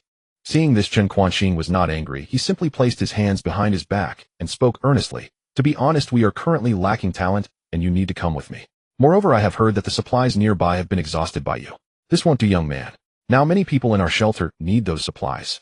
Now I hope you will bring your supplies and come with us. This is an order from above. Oh, do you have any objections? After hearing this, Long Yu immediately laughed. Chen Quanqing, do you still think you are an official? After Long Yu spoke, Chen Quanqing was instantly stunned. How did he know? In the North District, in the office of the open-air park-style shelter manager. What did you say? Chen Quanqing has gone to the royal garden. At the desk, Lin Yun's face darkened, while several soldiers beside her had already restrained Lu Sheng before, simply because Lu Sheng failed to report to his superiors and recklessly allowed soldiers to be used by Chen Quanqing, who had been removed from the military in Sioux City. When Lin Yun realized the other party's intention to find someone at the royal garden, her heart sank and her expression turned extremely grim. Could she not guess what Chen Quanqing was after in the royal garden? Yes, old Chen. No, Chen Quanqing said he would make amends and personally bring that man to Commander Li. I trusted him, which is why I let him use the soldiers. What nonsense. Does Chen Quanqing have the qualifications to look for that person? Does he deserve it? Lin Yun, furious, stomped on the desk in front of Lu Sheng, breaking it in half, her terrifying demeanor leaving Lu Sheng too frightened to breathe. Lu Sheng swallowed hard, trembling uncontrollably, while several soldiers in tactical gear restrained him, rendering him unable to move. Captain Lin, perhaps. He can bring that person here. Lu Sheng said, lowering his head nervously. Lin Yun laughed in anger, pointing at him. Let me tell you, that person is Mr. Long. We have already dealt with him in Donghai City. If he wanted to come, he would have joined us long ago. What capabilities does Chen Quanqing have to make him come? On what grounds? On his lewd demeanor. On his ability to flirt with girls in the shelter. Let me say this, if he dares to tarnish our military's reputation and leave a bad impression on Mr. Long, Lin Yun will not spare him. Lin Yun gritted her teeth. This Chen Quanqing thinking he could play a clever trick and bring Mr. Long. If he fails to bring the person back and instead leaves a worse impression on Mr. Long, it will be extremely difficult for them to invite him to join later. If conflicts arise from this, the consequences would be unimaginable. This Chen Quanqing has vastly underestimated the other party's strength. With their formidable power, even the official side must act with caution and cannot afford to act rashly. Mr. Long is someone even Boss Lin Feng desires but cannot easily approach. How could he along with Li Tianyi dare to invite Mr. Long while this Chen Quanqing has no right to seek him out? Moreover, Chen Quanqing is no longer part of their official ranks and has been publicly dismissed by Commander Li. Lu Sheng, you are also responsible for the North District, and I don't want to say anything too harsh. If you anger Mr. Long and conflicts arise between him and us in the future, you should know what kind of consequences you will bear. After hearing this, Lu Sheng felt completely bewildered. He did not understand why even the battle-hardened war goddess Lin Yun treated the other party this way. Who exactly is this Mr. Long? Lin. Captain Lin, what should we do next? I am willing to make amends. Lu Sheng, very self-aware, quickly lowered his head to admit his mistakes and apologized for his previous mistakes. Lin Yun also understood that Lu Sheng had given soldiers to Chen Xuanqing primarily aiming to gain merit with Commander Li and receive rewards. However, he did not realize how important Mr. Long was to them. So important that they did not dare to invite him. Does Commander Li know about this? Should I report it to Commander Li and see what he says? Lu Sheng continued, hoping that Commander Li would not blame him, so that he could at least leave a good impression on Li Tianyi. For now, he could only report the whole situation to Li Tianyi and see how it would be addressed. Soon Lin Yun reported the entire sequence of events to Li Tianyi. Li Tianyi, upon hearing that Chen Quanqing had taken the initiative to invite the untouchable Mr. Long, immediately became furious. Lu Sheng, as the head of the North District, you are the one who granted him this power, enabling him to act so recklessly, right? Li Tianyi said coldly to Lu Sheng over the phone. Commander Li, it wasn't me. He insisted on doing this himself. I don't know what you're thinking. I assigned you to guard the North District to make you responsible for the people here and protect them. I trusted you. That's why I entrusted this place to you. What were you thinking? Wanting a promotion? Wanting to enter the underground military shelter? Lu Sheng, you have truly disappointed me. You should never have given those soldiers to Chen Xuanqing, allowing him the audacity to seek out Mr. Long. Lin, Captain is right. If Mr. Long is angered and he ends up in conflict with us, how much loss will we suffer? Have you thought about that? After Li Tianyi finished speaking, Lu Sheng felt as if he had been struck by a bolt from the blue. His legs went weak, and he fell to his knees on the cold floor. I realize my mistake. Commander Li, please give me a chance. I will take people over there. I will make amends to prevent Chen Quanqing from causing trouble. Li Tianyi continued in a deep voice. I will send you 10 helicopters to take people over there. You must pay attention and not provoke any conflict. Your role is to resolve the conflict. As it stands, Mr. Long possesses powers second only to the mysterious figure in mechanical armor, and he is too important to them. They must act accordingly. At the royal garden outside the shelter, Chen Quanqing was dumbfounded, asking blankly, How do you know about my— I not only know you are not an official person, but I also know why you were expelled by the authorities. Hearing the other party say this, Chen Quanqing's face flashed with anger. Even though I am not an official person, I believe that Commander Li wants to requisition your base and personnel. All your staff and resources must comply with the commands from above. Do you understand? Do you dare to resist the state? This statement from Chen Quanqing caused the soldier 76, standing next to Long Yu, to flash his goggles. Raising his pulse rifle. Chief, this guy is probably so stupid from messing around with women. His brain must have gone soft. Seeing Soldier 76 raise his gun, more than 50 soldiers behind him also became alert, raising their Type 95 rifles, and both sides were momentarily locked in a standoff. In the face of disaster, you dare not to heed the orders from above. You have some nerve. You brat. What attitude is this? I am now speaking on behalf of the authorities. What's wrong? Anyone standing against the authorities will not have a good outcome. I advise you to be sensible, and come with me. We can both have a bright future. Booming. Above the royal garden, Lu Sheng sat in the helicopter, observing below through binoculars. When he saw two groups of people pointing guns and confronting each other, he was taken aback. Chen Xuanqing, truly a case of achieving nothing and ruining everything. How could I have believed the nonsense of this useless person? I thought he had some silver tongue and could persuade and recruit the other party, but unexpectedly they confronted each other. What kind of thing do you think you are? Someone whom even Commander Li and Captain Lin do not dare to offend. Damn it, take that bald chin down. Everyone move out. Apologize to Mr. Long. Below, Chen Quanqing still had no idea what consequences would arise from his words. What time is it now? Is it still the time when the state was in control and the legal system was sound? Chen Quanqing greatly underestimated the role of the man before him in the eyes of the authorities. You think you can confiscate the other's supplies with just one sentence and make them obediently return? Anyone with a bit of sense wouldn't be so naive. On the helicopter, Lu Sheng noticed that Mr. Long's expression below was becoming increasingly abnormal. Clearly the other party was already quite angry. Commander Li had repeatedly instructed not to provoke any conflicts, not to leave a bad impression of the authorities on the other party. Unexpectedly, it still happened. Take him out. Lu Sheng immediately ordered the sniper on the helicopter to aim at Chen Quanqing's head. A gunshot rang out. Chen Quanqing hadn't even grasped the situation. Shot in the head, he died on the spot. Blood splattered everywhere. The soldiers behind him were still at a loss, and when they looked up they were shocked to see 10 helicopters circling in the sky. Lu Sheng hurriedly descended, stumbling towards Long Yu. Facing a group of soldiers in special operations uniforms, Long Yu showed no excessive surprise. Instead, he wore a playful smile watching Lu Sheng, who had hurriedly arrived here. Upon seeing Long Yu, Lu Sheng immediately bent down and bowed to express his apology, then stood up and said to the soldiers behind him with a grim expression, "That dog Qin Quanqing dared to impersonate someone from the authorities to find Mr. Long. And he even dared to disrespect Mr. Long. Commander Li has already ordered his immediate execution." After Lu Sheng finished speaking, all the soldiers were dumbfounded, staring at the young man before them in disbelief. Because this young man had just executed the former head of Xiqing District. This decisive action clearly demonstrated Mr. Long's position in the eyes of the authorities. Qin Quanqing should have died long ago. Due to his negligence, how many innocent civilians in Xiqing District have perished. Today he dared to offend Mr. Long, a crime unforgivable. As he spoke, Lu Sheng's peripheral vision caught a glimpse of Long Yu. Reading the room was something those in the authorities were always adept at. He was afraid that his handling of the matter would not satisfy the other party. Long Yu simply watched the farce before him with an expressionless face. The two exchanged glances, and everything was unspoken. "Mr. Long, the soldiers were also disrespectful to you just now. Please forgive them. This Qin Quanqing has no right to invite you to join the authorities. I apologize on behalf of the officials. It was indeed very rude. Those in your authorities need to manage better. This is not a time of peace. Those who lack insight must pay with their lives." Long Yu wore a smile that sent chills down Lu Sheng and the soldiers present. This statement also profoundly proved that the other party was not afraid of the authorities at all. Cold sweat poured down Lu Sheng's forehead. Fortunately, he had arrived in time to salvage the situation, otherwise the consequences would have been unimaginable. Had Lu Sheng not arrived just in time, the 76 beside Long Yu would have surely crushed Qin Quanqing's skull. At that time, a small-scale gunfight near the shelter would have been inevitable. The victor would undoubtedly be on Long Yu's side, and it would be a complete crushing victory. The era where the authorities dominated the nation was long gone. Whoever has strength can survive in this apocalypse. This is an unyielding truth. Yes, Commander Li also mentioned that the internal leadership team should be thoroughly reviewed. It really needs better management. On my behalf, please send him my regards. Let him put away this idea. I will not join the authorities, and I hope you will remember this. After Long Yu finished speaking, he lost interest.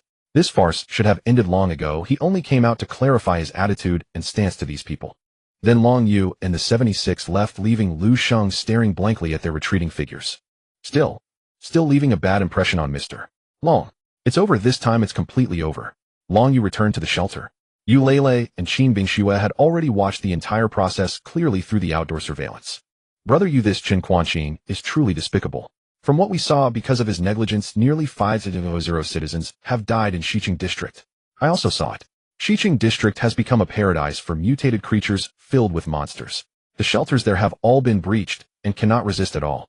The two women sat on the sofa holding a tablet as they spoke. Long Yu also sat beside them, took a sip of water, and said, "There are many mutated creatures in Xiqing District, which means we can obtain more energy crystals. The shelter will welcome more upgrades. Next, I will lead the soldiers to Xiqing District to obtain more energy crystals. Let's see what changes this batch of energy crystals will bring to the shelter." He took out the energy crystal obtained from killing mutated ants in Beiqing District. "Shao, he helped me continue upgrading the survival direction. Name shelter no. 1. Survival 4. Defense 1. Offense 1. Upgrade complete." This time Long Yu noticed the prompt given by Shao Yi. It was an architectural map. Inside, the entire shelter and surrounding structures were clearly designed. This means that based on this architectural map, they could build freely here. Moreover, Shao Yi would also provide tech. Long Yu glanced at the upgraded architectural blueprints of the shelter. The first floor's living room and bedroom could all be expanded. From the original 1 bedroom, 1 living room, and 1 bathroom, it could be transformed into 6 rooms, 3 living rooms, and 4 bathrooms. The renovated first floor would be fully absorbed by the shelter, and the surroundings would be entirely replaced with alloy materials. This is no longer a small residence. It has become a luxurious villa. According to the blueprints, Long Yu immediately ordered the mechanical soldiers to start the expansion. He issued the instructions to these intelligent mechanical soldiers who worked quickly and with 0 error rate. In less than a day, the luxurious villa on the upper floor was completed. Exquisite flooring, spacious areas, plus the valuable sofas, beds, and large-capacity refrigerators that Long Yu had brought earlier. After powering all the rooms, Long Yu walked into the master bedroom and comfortably lay on the bed.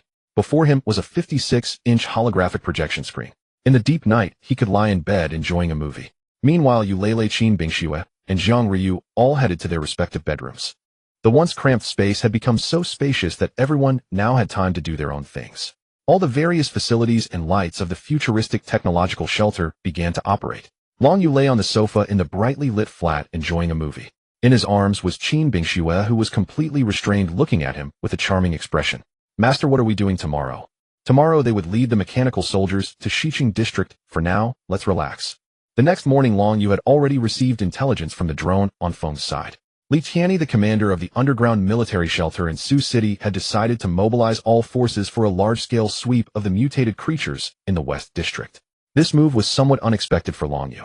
According to the video materials transmitted from Feng's side, the West District was currently in a state of warring factions, quite chaotic. These factions referred to the various mutated creatures within the West District, most of which came from the zoo that Shen Quanquan had previously neglected to manage. The massive zoo housed thousands of animals, and coupled with other mutated creatures outside the zoo, one could only imagine how dangerous it must be there. Commander, are we ready to move out? Soldier 76 had already assembled in formation, all mechanical soldiers fully stocked with ammunition prepared for departure. Of course, with so many energy crystals available there, how could we miss out? Moreover, at this time the officials were unaware of the function of these energy crystals. Their objective was merely to exterminate those mutated creatures. However, Long Yu's purpose was to acquire a large amount of energy crystals. The Pathfinder robots had already prepared the submatrix. They were about to be transported to the battlefield at any moment. Call Qin Bingxue and Big Guy over. This time we will do everything possible to plunder all the energy crystals. Understood. In the underground military shelter. Inside the command center, Li Tianyi's expression was exceptionally serious. Beside him were Lin Yun and a group of Sioux City's officials. In front of them were thousands of soldiers dressed in special operations uniforms, standing in formation with their Type 95 rifles. Commander Li, would you like to say a few words? Ahem. Li Tianyi stood in front of all the soldiers in his military uniform, exuding a fierce and iron-blooded aura. Everyone, because of my poor management, the West District has become a paradise for monsters, and it's difficult to gain effective control in a short time. As a result, 2 million survivors in Sioux City are living in dire conditions. Every day I have to watch as the frontline scouts send back statistics with hundreds or even thousands of people dying at the hands of those monsters. I am tormented, unable to eat or sleep well. Brothers. Li Tianyi gritted his teeth, his voice filled with grief and anger directed at the brothers underground. They want to exterminate us humans. Can we hide in the shelter and sit idly by waiting for those monsters to come knocking on our door? Can we watch life after life being ruthlessly trampled by those monsters? I have finally come to realize that the only way to drive these beasts out is to take up arms. We must make sure they do not dare to set foot in Sioux City. Only then do we have hope of survival. The people of Sioux City still have a chance to live. Li Tianyi roared. Gathered below were nearly 50,000 soldiers, ignited by Commander Li's words. Their spirits fired up, their faces revealing anger towards those fierce monsters. Since those monsters are merciless towards us, how can we tolerate them continuing to wreak havoc in Sioux City? Next, our plan is to clear all mutated creatures within an 80-kilometer radius of the West District. We will eliminate them all. We will not let them dare to come here and commit evil. Does everyone have confidence? Yes. Yes. The crowd roared with fiery passion. Li Tianyi also understood that they could not sit idly by at this moment. Nestled in the shelter, one day those mutated creatures would slaughter all the survivors in each area, and they would eventually come for them. Rather than that, it would be better to take the initiative, allowing the soldiers to grow in a real battlefield, which might be more beneficial for future military defenses. Next, let the deputy commander in charge of this mission, Lin Yun, speak a few words. Li Tianyi handed the microphone to Lin Yun. Lin Yun waved her hand, and a comprehensive map of the West District appeared on the big screen. Everyone pay attention, this is a map of all streets and landmark buildings within an 80-kilometer radius of the West District, and everyone will have a copy in hand. This large-scale sweep against the mutated creatures is extremely dangerous. Li Tianyi and I have decided to proceed steadily, step by step. Individuals must not act recklessly. Firepower must be concentrated and commands must be followed.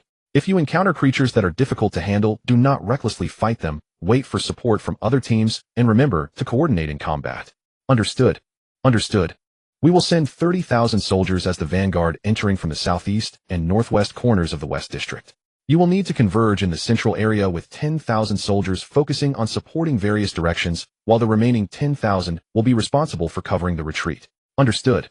The soldiers nodded in unison. Good, there is no time to waste. Commander Li announced to the soldiers to prepare for departure. And one more thing. Commander Li, are we sure we want invite Mr. Long to join this operation and help us out? Li Tianyi shook his head helplessly. Last time we offended him because of Chen Quanquan's issue. This time we have no face to ask him again. After saying that, he stood up and commanded all the squad leaders. All squad leaders pay attention, head west, and proceed along the 23 main streets at a steady pace. Depart. At the command, all soldiers immediately moved out. In the base, there were over 30 armed helicopters, hundreds of armored vehicles, and more than 40 tanks. Lin Yun led the troops as vanguard, followed by 30 armored personnel carriers. The armed helicopters were soon dispatched, slowly ascending into the sky. Among them, Li Tianyi sat in one helicopter wearing sunglasses, looking down below. At a glance, large areas were in ruins, many places were barren, resembling wasteland, and one could see mutated creatures crawling around in the streets, with damaged buildings billowing black smoke. Once a paradise city, it now resembled hell. They were about to enter the West District. Li Tianyi noticed that on several high-rise buildings below, the letters SOS were painted in spray paint. He could see that there were still people waving brightly colored flags. He was even more glad that he made this decision because there were still so many survivors in the West District. Send 2 helicopters, be careful to go down and rescue those survivors. Li Tianyi instructed over the walkie-talkie. The survivors below, upon seeing the helicopters flying in the sky, instantly brightened their eyes. It was like suddenly spotting a bowl of clear water in the desert. It's the army. Mom, we are saved. Really, it's the army. With such a large scale, we won't be stuck here anymore. Whoa, Mom, I miss Dad. Dad's spirit in heaven will protect us. The helicopter was slowly descending, about to reach the vicinity of the mother and daughter. At that moment, suddenly a loud noise erupted. Something unknown suddenly appeared beside the main street. A massive figure swatted down the descending helicopter. A spotted leopard measuring a full 7 meters in length suddenly leaped high into the air, its terrifying jumping power bringing down the helicopter in an instant. This mutated cheetah, covered in blood, opened its gaping maw and snatched a soldier from within the helicopter into the air. Upon seeing this, Li Tianyi immediately ordered to open fire. Concentrate fire and cover our brothers as they come out of the cabin. Open fire. The machine guns mounted on the helicopter began to unleash a frenzied barrage at the mutated cheetah. The firepower of over 30 helicopters proved effective. Countless bullets rained down, creating numerous wounds on the mutated cheetah, forcing it to flee in panic. Its speed was extraordinarily fast, and as it escaped, it trampled over a building, reducing it to rubble, leaving the survivors above utterly silent. Li Tianyi was already consumed by rage. These beasts. Has Team Lin arrived yet? Team Lin is still 3 kilometers away. No more waiting. Attack. Kill these monsters. Li Tianyi ordered, unleashing a barrage from the helicopter's machine guns at the creatures below. Incendiary bombs, grenades, and rockets were unleashed upon the beast horde below. Li Tianyi spared no expense this time. He had to clear out these mutated creatures. Below, the packs of mutated wolves scattered in all directions after the onslaught. Whoa! The mutated wolf pack howled in fury. Before long, strange large birds began to appear from all directions in the sky. They were winged beasts. Use heavy machine guns, be cautious of the winged beasts' attacks, alternate cover, and do not give them a chance to strike. Li Tianyi shouted into the intercom. Yes. The winged beasts emitted piercing screeches and swiftly charged toward the helicopter. Bang, bang, bang. The heavy machine guns on the helicopter and the snipers inside opened fire on the flock of winged beasts. Before they could get close, they were all shot down. Commander Li, Captain Lin's troops have arrived, a soldier with a sniper rifle reported. Good. The helicopter will provide cover from above. Create opportunities for Captain Lin's soldiers. Li Tianyi picked up a sniper rifle and began shooting at the monsters below. Lin Yun led 5,000 soldiers into the front line. Hurry.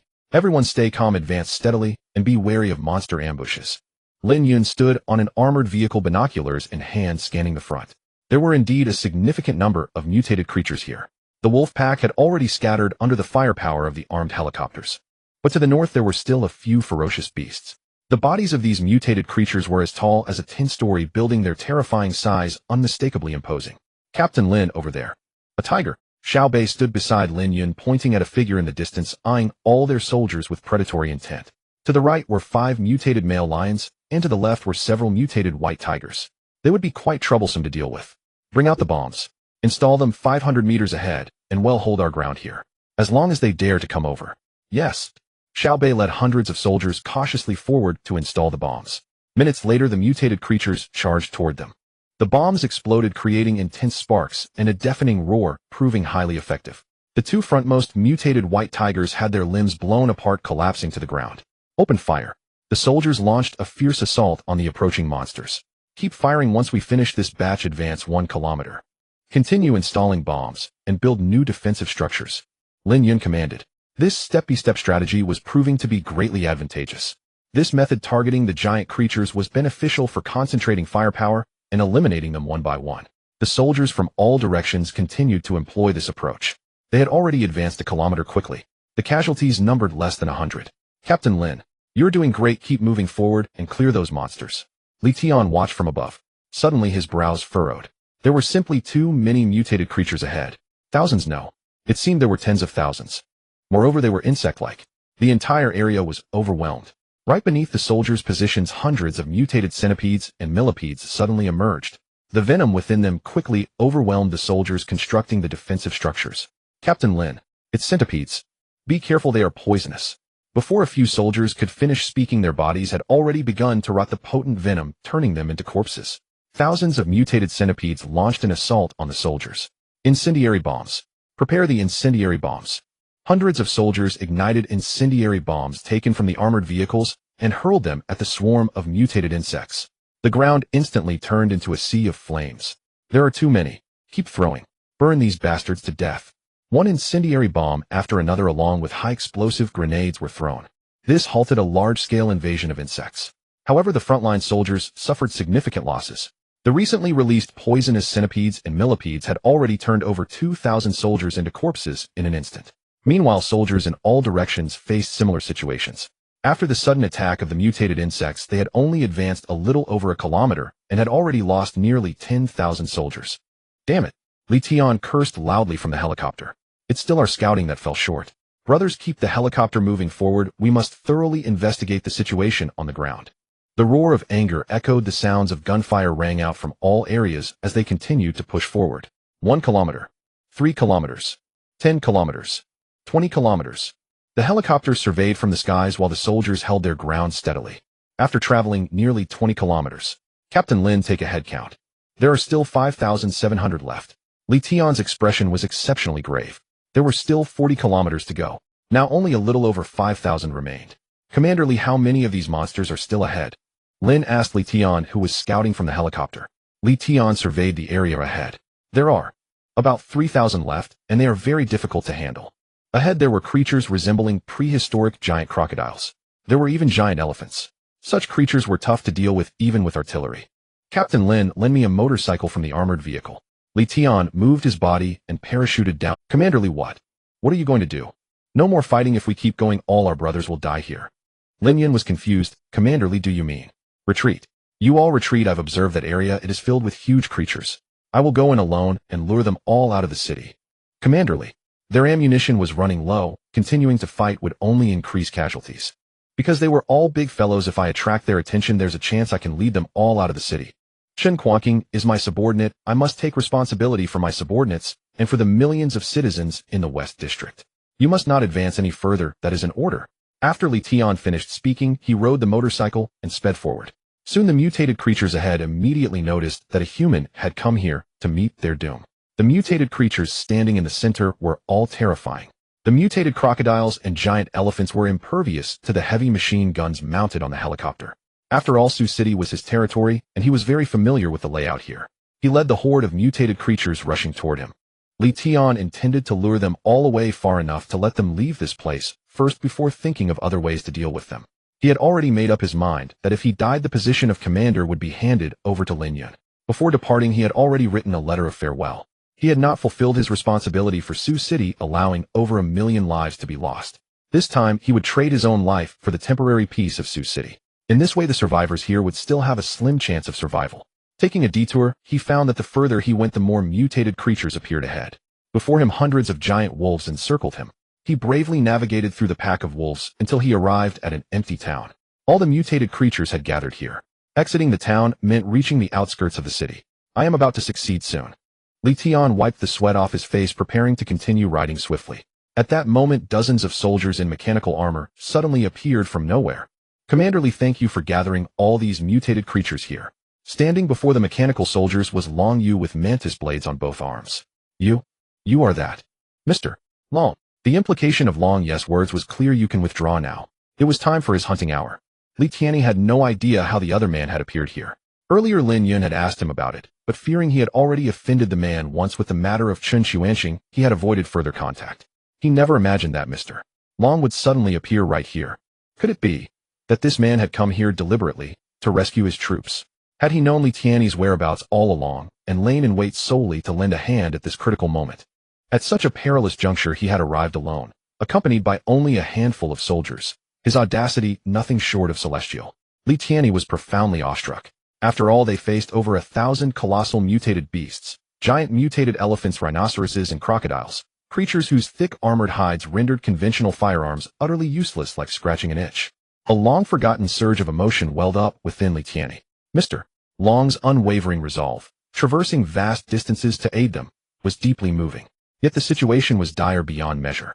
If these mutated beasts launched their assault, now every one of them would perish on this very ground. Mr. Long, this place is far too dangerous.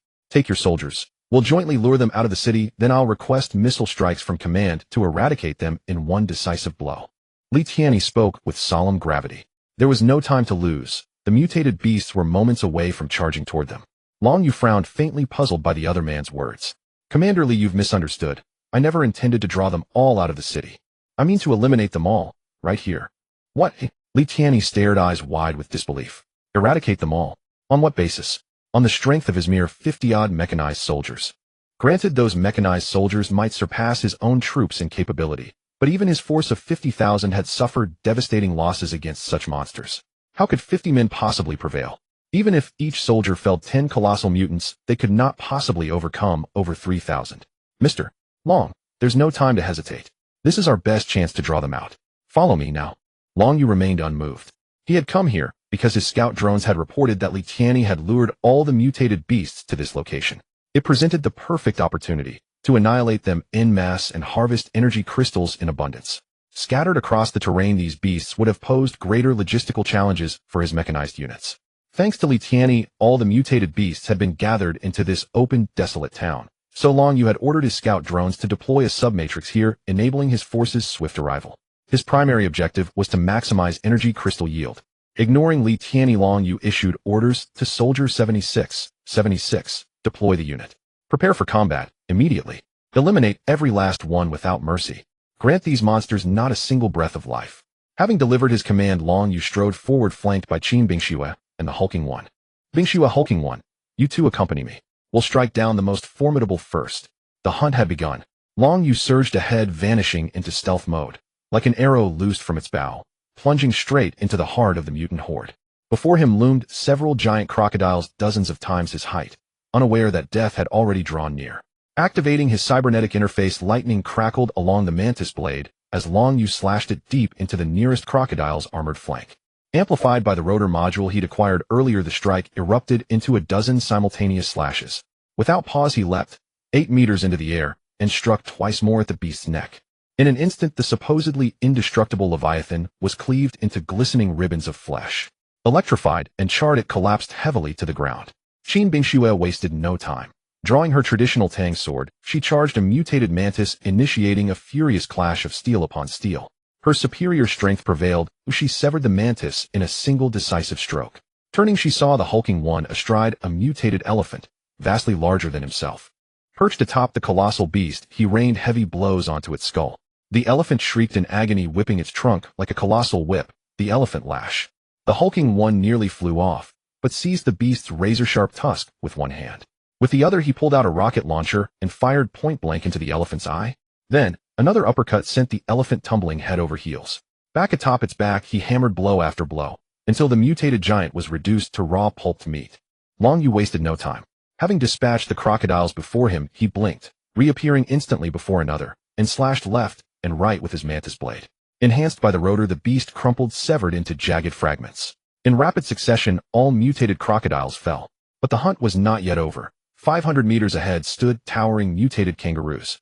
They flexed massive fists, eager to engage Long Yu in combat. He snapped his fingers. The stone and sword hypercar streaked to his side in a blur. With effortless grace, Long Yu vaulted onto the car's roof. As the hypercar accelerated toward the kangaroos, he launched himself skyward, while the vehicle darted beneath them. Separated midair, he cleaved one kangaroo open, gutted and eviscerated, then activated his anti-gravity shield to deflect the torrent of foul blood spraying from its ruptured body. He landed cleanly back atop the vehicle, every motion seamless, flawless. Holy hell, boss is absolutely legendary. The Hulking One shouted, eyes locked on Long Yu. No commentary, finish them. Now. Long Yu sprang from the car, executing a full aerial rotation before delivering a horizontal slash, the mantis blade spinning like a colossal lethal gyroscope. In that single terrifying instant, the abdomens of every surrounding kangaroo split open. Every mutated kangaroo lay slaughtered. The remaining beasts fell under relentless fire. Soldier 76 and his 50 mechanized troops unleashing pulse rifles and heavy machine guns in a storm of destruction. Activating his tactical visor, Long Yu executed pinpoint headshots, shattering skulls with surgical precision. For subterranean mutated insects refusing to surface, he deployed spiral-guided pulse missiles, blanketing the earth in carpeted devastation. The sheer explosive force shook the very foundations of the land. Dust choked the deserted town, gunfire roared, monstrous shrieks echoed without cease. Li Tianyi sat frozen on his motorcycle, staring speechless. 50 soldiers, overwhelming the most fearsome mutated behemoths with absolute dominance, nearly wiping them clean. 50 men had accomplished what 50,000 had failed to achieve. Was this disparity truly possible? Li Tianyi watched in astonishment as the mechanical soldiers under Long Yu swiftly exterminated the mutated creatures with the force of autumn winds sweeping away fallen leaves. The enormous, sturdy-skinned monsters were all slain by Long Yu. The power displayed by this young man was terrifyingly beyond what these seasoned veterans could muster. As the opponent killed thousands of mutated creatures, Li Tianyi found he had no opportunity to intervene. Clean up the battlefield, collect the energy crystals, and gather immediately after the task is completed. After issuing the orders, Long Yu promptly prepared to return to the shelter with Qin Bingxue. Li Tianyi wanted to step forward and say something, but he was at a loss for words, caught in a dilemma. He had initially thought they were there to assist him, unaware that their true intention was to eliminate all those mutated creatures. Remembering what he had just said to Mr. Long, he felt a twinge of embarrassment. Long Yu glanced at the awkward Li Tianyi. He greeted him, Commander Li. In truth, the extermination of so many monsters is primarily due to your contributions. If you hadn't led these mutated creatures here, our task would have indeed been very troublesome. Li Tianyi looked up, filled with admiration for the young man before him. Typically, a young hotshot would flaunt their superiority in front of such an official army, boasting and belittling their capabilities, seeking to elevate their own status to the utmost. Yet this young man not only refrained from boasting, but also maintained a remarkably calm demeanor. His words were clearly a humble expression. Despite possessing such formidable strength, he continued to remain low-key and modest. Such is grace. This is true grace. Li Tianyi's intense gaze was fixed on Long Yu. Long Yu appeared rather indifferent, as what he said was indeed the truth. With so many soldiers' lives at stake, they had managed to clear out the mutated creatures within several kilometers. To mock Li Tianyi at this moment would be utterly foolish or indicative of a lack of emotional intelligence. Mr. Long, are you heading back now? If you like, I can have an armored vehicle take you along.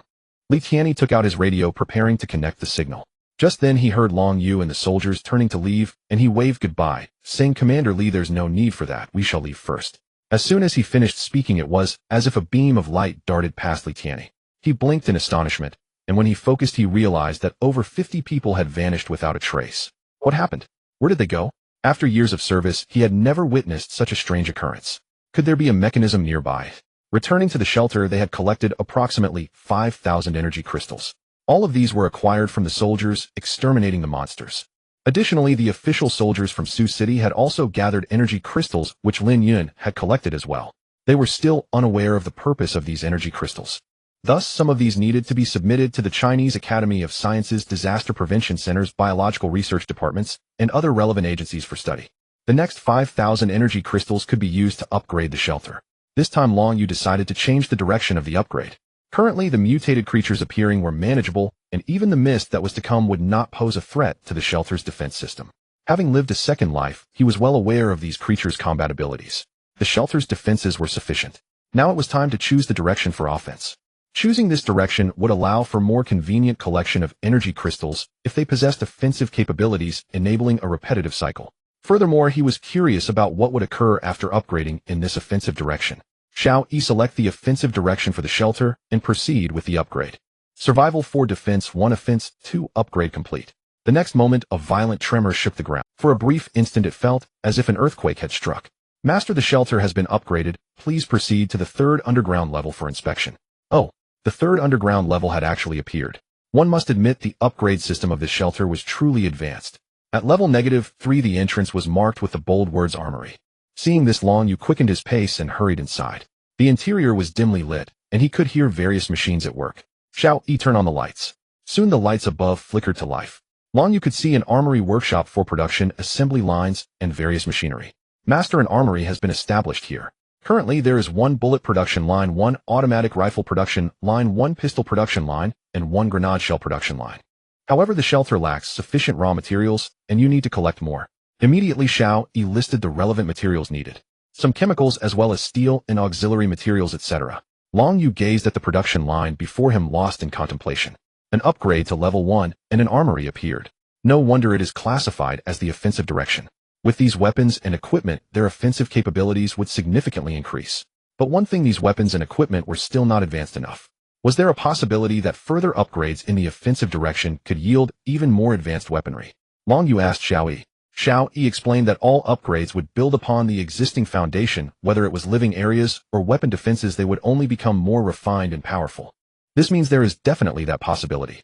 After all, the offensive direction has only reached level 2. This high-tech shelter is remarkably solid and impressive. What kind of situation will it evolve into in the future? Long Yu dared not even imagine. An underground city. No.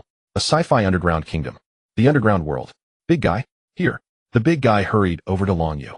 Now that his shelter was spacious enough, he could finally join Soldier 76 inside. This order is for you. Go with 76 and gather more raw materials for me.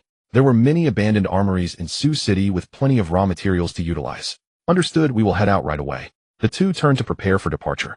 Hey, wait. What is it, boss? Feel free to give orders. Long Yu pointed above, isn't using the spatial matrix teleportation gate more. The two robots almost forgot about the spatial matrix. The bloodhound outside, responsible for scouting the surroundings, quickly set up a nearby location for the raw materials. The two worked swiftly, and soon the large vehicle was loaded with a substantial amount of raw materials. In front of them, beside the two machine tools, multiple fully automated robotic arms assisted throughout the process. Once production commenced, all that was needed was to set the program for the guns, and the machines would begin to manufacture. On the assembly line, several robotic arms started to handle the transportation of materials and components. In no time, the machine tools began to operate rapidly, producing semi-finished firearms. At the end of the line, robotic arms were still assembling everything in a meticulously organized manner. Long Yu watched for a while, but found it uninteresting and prepared to return to the first floor to rest. However, he heard Soldier 76 say nearby, "Chief, the first batch of firearms has been completed." Long Yu was taken aback. So fast. He checked the time. It had been less than 5 minutes since the raw materials were input, and an entire batch of firearms had been produced. What a miraculous speed. Long Yu was well aware that the high-tech armory's production speed should be quick, but he never expected it to exceed his expectations. One advanced machine after another immediately began the next batch's operation after finishing the previous one. "Chief, I roughly checked. For this batch of firearms, this speed is considered normal for this level of production equipment." Soldier 76, being well experienced, picked up a firearm for Long Yu to examine. As a mechanical soldier captain from a future era, he already had a profound understanding of ancient firearms. The QSC-92 pistol, a semi-automatic pistol available in both 5.8mm and 9mm calibers, is said to be designed to fit the hand of Dragon Kingdom soldiers, making it very user-friendly. The Type 95 automatic rifle has an initial velocity of 930 meters per second, a combat rate of fire of 40 rounds per minute, a direct shooting range of 375 meters, an effective range of 400 meters, and is standardly equipped with 5 magazines, each containing 30 rounds. The M99 sniper rifle is a large-caliber sniper rifle semi-automatic with an initial velocity of 800 meters per second, and the entire weapon weighs 11.8 kilograms with a barrel length of 800 millimeters, achieving a shooting precision of less than 2 centimeters, and possessing strong penetrating power. Long Yu held these weapons and tried them out briefly. How many of these firearms can be produced in a day? Soldier 76 did not respond, but Xiao Yi provided the answer. "Master, if the armory operates at full capacity, it can average 500 pieces per day. Currently, the equipment is limited, yet it can produce such a large quantity of weapons. This output is already quite impressive. However, these weapons are still extremely difficult to use against the mutated creatures outside, especially the pistols and automatic rifles, which have no effect when striking the tough-skinned creatures.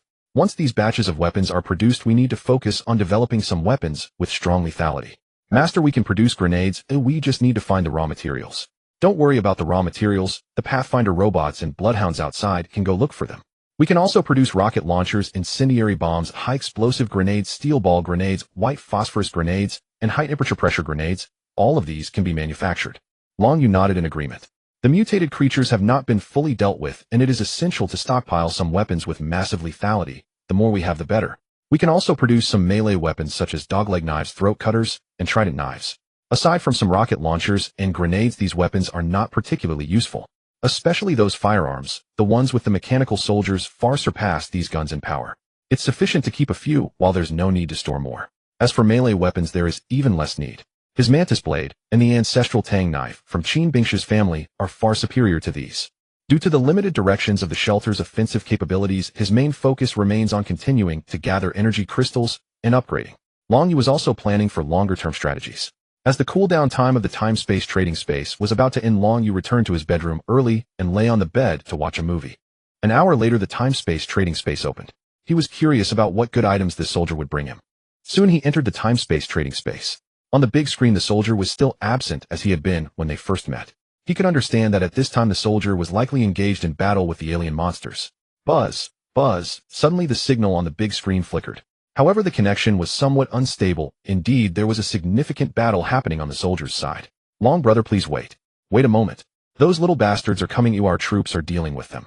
No problem. Fortunately, this time Long Yu brought cola and several bags of chips, sitting there eating while watching the soldier's action. The soldier reappeared on the screen. He was pressing a heavy pulse rifle with one hand and holding a plasma shield with the other. Smoke filled the air around him. Moments later, several giant robots appeared on the screen, looking even more formidable than the ones he had seen. One robot wielded a massive hammer and attacked furiously. Behind it, two robots with giant hammers transformed their weapons into laser cannons, providing long-range cover. All of this high technology. Long Yu pondered that acquiring such equipment would be quite beneficial. A few minutes later, the battle concluded. The soldier entered the space, leaving only Long Yu on the screen. Is it over? It's finished. Those monsters are weak. They didn't last long before running away. Once we return and destroy their nest, they won't dare come back. Seeing the soldier's usual dominance, Long Yu felt reassured. This indicated that the technology on the soldier's side was still very strong. By the way, soldier, I noticed what weapons those robots beside you are using. Oh, those. They are activated using the source of fire, and they wield our weapons, the plasma technology warhammer. This technology is impressive. To be honest, Long Yu felt envious. If this technology were used in his era, its power would be immense. This plasma technology hammer is mainly for our massive machine warriors. Generally, it is too heavy and difficult to operate for most people. It requires skill to handle. However, if you want, I can gift you one of these as a bonus. Oh, really? Long Yu's eyes suddenly lit up. Of course. I can provide you with a source of fire cultivation chamber. You can use that to cultivate the source of fire to activate the mechanical life forms, and then it'll give you the plasma technology warhammer for those life forms to use. Wouldn't that be perfect? Long Yu took a deep breath, feeling a little excited. If that's the case, it would be fantastic. The soldier raised an eyebrow, suddenly shifting the conversation. However, the precondition is that you must provide me with something valuable from your side, something that will satisfy me. After all, what Bing had just presented held considerable value, even within his own world. The spark energy source cultivation chamber, when energy-rich material is placed inside it, cultivates a spark core, capable of activating mechanical life forms. Last time, the previous space-time trader Mr. Qin had given Long Yu only a single spark core, primarily for self-defense. This time, Bing offered the entire cultivation chamber in exchange. Its worth was self-evident. Moreover, Bing threw in several plasmatech warhammers, a gesture of extraordinary weight. Even Long Yu, renowned for his composure, could hardly suppress his excitement. The spark core served as the vital energy source to awaken colossal constructs, transforming any electronic device into a sentient robot. Long Yu had long coveted it. He'd even attempted to request more from Mr. Qin. Now, with Bing presenting the full cultivation chamber for trade, his interest surged irresistibly. With the cultivation chamber, could he not generate as many spark cores, and thus awaken as many mechanical life forms as he desired? His Steel Legion would soon swell beyond imagination. Have you made up your mind? Bing spoke plainly. Brother Long, I'll be candid. This device is the decisive edge of my mercenary battalion. During our interstellar expeditions, we discovered another such chamber, hence this offer. It's indispensable. So what I seek from you must be of equivalent value. Bing added. Long Yu nodded, understanding perfectly. Fair trade demanded parity. The value exchanged on both sides must align closely. Bing, your words give me pause. I need to consider carefully. Long Yu murmured, sinking into thought. What precisely should he offer in return? Bing asked, what do you have? Mechanical wristwatches, antique firearms, vintage automobiles, luxury goods from major global brands, gold bars, diamonds, iron ore. Long Yu recited the inventory like a menu, but Bing shook his head, each time declining them all. These items hold no value in my world. Survival itself is arduous. We have neither the time nor the luxury to indulge in antiques. Bing's world differed starkly from Mr. Qin's. Sheen inhabited a relatively peaceful cybernetic society where the wealthy collected relics, curated nostalgic museums, and leveraged heritage for commerce. Needs Bing's reality did not share. Bing's world revolved around survival, waging war against monstrous entities, rallying soldiers' spirits, and uniting against alien civilizations and extraterrestrial incursions. Long Yu analyzed deeply. Then suddenly inspiration struck. He recalled an item that had commanded immense value before the apocalypse. One even cherished by collectors, reserved for holidays, savored only on rare occasions, Mutai liquor. During his raids across Donghai City's affluent districts, Long Yu had secured thousands of bottles. Many aged extensively, their aroma and taste peerless. In Bing's world, even potable water was scarce. Alcohol, let alone a refined sauce aroma spirit like Mutai, was unimaginable. Why not offer him a taste? A glint flashed in Long Yu's eyes as he immersed himself in Bing's reality, imagining the context, the deprivation, the longing. If he were Bing, such liquor would become a sacred rite, shared among augmented warriors in celebration, sipped quietly to sharpen focus and lift weary spirits. It's settled. Long Yu declared, a subtle smile forming. Bing, I have a treasure-fine liquor. Try it. If it pleases you, I'll offer my entire stock. 100 bottles for the exchange. What say you? At the word liquor, Bing raised an eyebrow. Liquor? Long Yu's mention nearly stirred a forgotten memory. He hadn't tasted alcohol in decades. Bring it forward. Let me sample it. If it meets my standard, I'll seal the trade immediately. If not, we'll renegotiate. Bing spoke with uncharacteristic gravity. Agreed. Long Yu retrieved a bottle of Mutai, the packaging already alien to his eyes. Back on Earth, he'd drunk much, but those flavors had long since faded from memory. Looks rather plain, and the volume seems modest, he remarked. Bing accepted the bottle, glanced at it briefly, then at the spark core cultivation chamber beside him. Still since, fine, I'll try it. After decades without a drop, he hesitated, then uncorked the Mutai.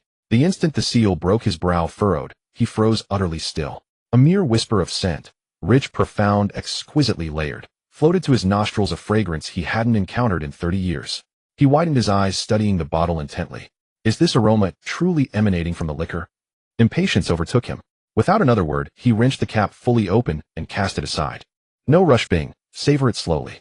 His mechanical arm hissed, rhythmically betraying his mounting fervor. For the moment, the cap released an intoxicating wave of aroma surged forth, so potent, so vivid, it instantly hurled him back to his homeworld. There beneath starlit skies, he'd gathered with 7 comrades at roadside stalls, grilling skewers, raising glasses, laughing until dawn, then spilling into karaoke rooms, singing off-key with arms slung over shoulders. That joy, uncomplicated, radiant, was gone forever. This liquor resurrected it all. And in that breath his eyes glistened with sudden quiet tears. Without hesitation, he tilted the bottle and poured a generous draught down his throat. Exquisite. Truly exquisite. He paid no heed to Long Yu's presence on screen. His gaze alight, he seized the Mutai and drank it down, bottle empty in moments. Memories flooded in his brothers, encircling him, arms linked, microphones gripped tight, voices soaring through familiar melodies in a sun-drenched karaoke booth. He joined in, singing a song Long Yu had never heard. He was 17 then. Later, as the sun dimmed and decayed, humanity fled Earth, scattering across the stars. Countless souls, by fate, failure, or choice, remained behind on that crumbling cradle. His brothers vanished forever. Those golden days dissolved, never to return. Bing, are you all right? The last sip brought him back to the barren world before him. Bing smiled faintly. I'm fine. Your liquor, it's transcendent. It carried me home. He'd never tasted anything so sublime. Its essence ineffable, its resonance profound. So, shall we trade? I have 100 bottles. 100. Bing drew a slow, deep breath. Yes, absolutely. Take everything I've offered. All of it. I want every single bottle. The soldier appeared to be eagerly anticipating more. After savoring such exquisite wine, he was left with an insatiable desire for another bottle. Such fine wine, if presented on his home planet, would be a treasure sought after by all. Not only could this item fetch an astronomical price, but it could also serve as a medal for his subordinates. Those who performed excellently in battle would be entitled to a bottle of such fine wine, thus motivating his transformed soldiers to fight even more bravely on the battlefield. What a marvelous item. Upon reflection, the uses of this fine wine are boundless. It is hard to imagine how much people would covet 100 bottles of such wine in their environment. I want all of this wine. Brother Long, your goods are truly remarkable. I will now give you the seed source cultivation chamber and the plasma technology warhammer. Let's have a pleasant cooperation.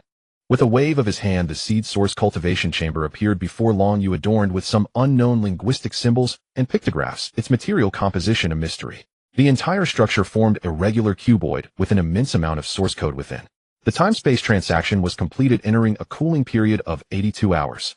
After the deal was finalized, the soldier could no longer contain himself and opened another bottle of wine, beginning to indulge to the fullest. Long Yu then began to study the usage of the seed source cultivation chamber. Xiao Yi, how should this item be activated? The artificial intelligence, Xiao Yi, scanned the object made of unknown materials in Long Ye's hands. Master, this item requires a high-intensity energy infusion to activate it and set it in motion. Long Yu had long anticipated that operating this item would not be a simple task. How about energy? Would energy crystals suffice? Of course, energy crystals can be converted into various forms of energy and utilized in this object without issue, but a certain quantity is required. Xiao Yi calculated that approximately 10,000 energy crystals would be needed to cultivate a seed source. The seed source is undoubtedly a particularly rare item, and being able to cultivate other items from it is already quite impressive. As for the energy crystals, Long Yu already had a plan in mind. Aside from the usual collection of energy crystals, there is another method that doesn't require him to gather them personally, yet allows him to obtain a large quantity. A few minutes later, Long Yu gathered everyone together for a brief meeting. Yu Lei, Qin, Bingshu, Jiang Ryu, Big Guy, and 76 were all present. The government in Sioux City should have accumulated quite a few energy crystals after the last battle. What does the boss mean? Big Guy asked in confusion. Our armory can produce this many guns and cannons daily, and as they accumulate, many of them are of no use to us. Instead, we might as well sell these guns and cannons to the government in Sioux City in exchange for the energy crystals they possess. Long Yu wore a sly smile. This completely utilizes the information gap on the other side. At this moment, the people of Sioux City are still unaware of the value of energy crystals. Even if they eventually find out, it would be challenging for them to leverage their current technological level to create new technologies. On Long Ye's side, numerous firearms were rapidly being produced. With fully automated production workshops and sufficient materials, they could operate continuously, and now these firearms were akin to scrap metal for Long Yu, serving no purpose. It was perfect for a real-world exchange. Having spent a considerable amount of time in the time-space exchange, Long Yu had grasped the essence of trading. What you lack I don't need, or what I don't need you lack.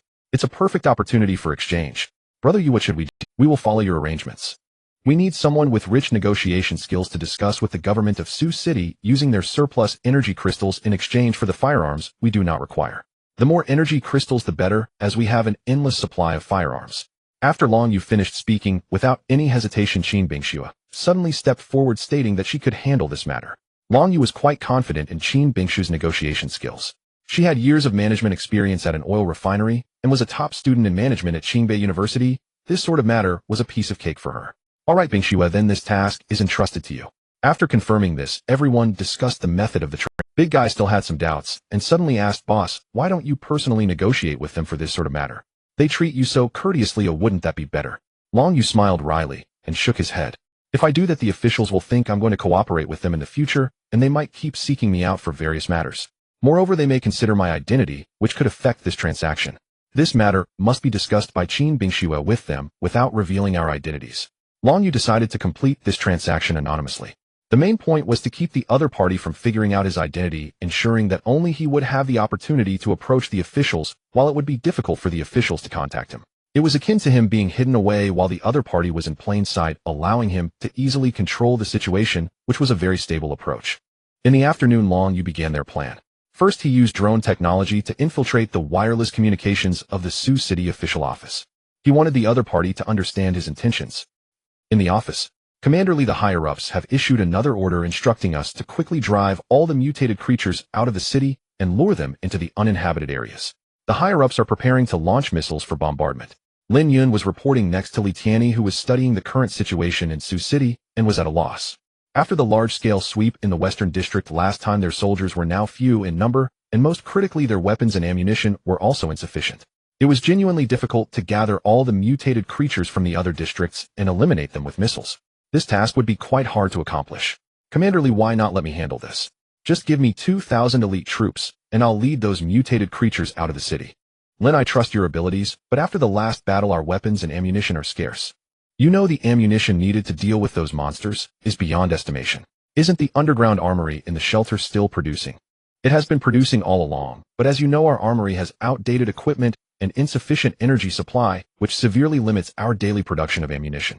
Just as Commander Lee was still worrying about this matter, suddenly the communication signal in his office was breached. A mature and composed female voice appeared on. Hello, Commander Lee. I am a merchant currently selling a large batch of weapons and ammunition. The quantity is substantial. May I ask if you have a demand? What?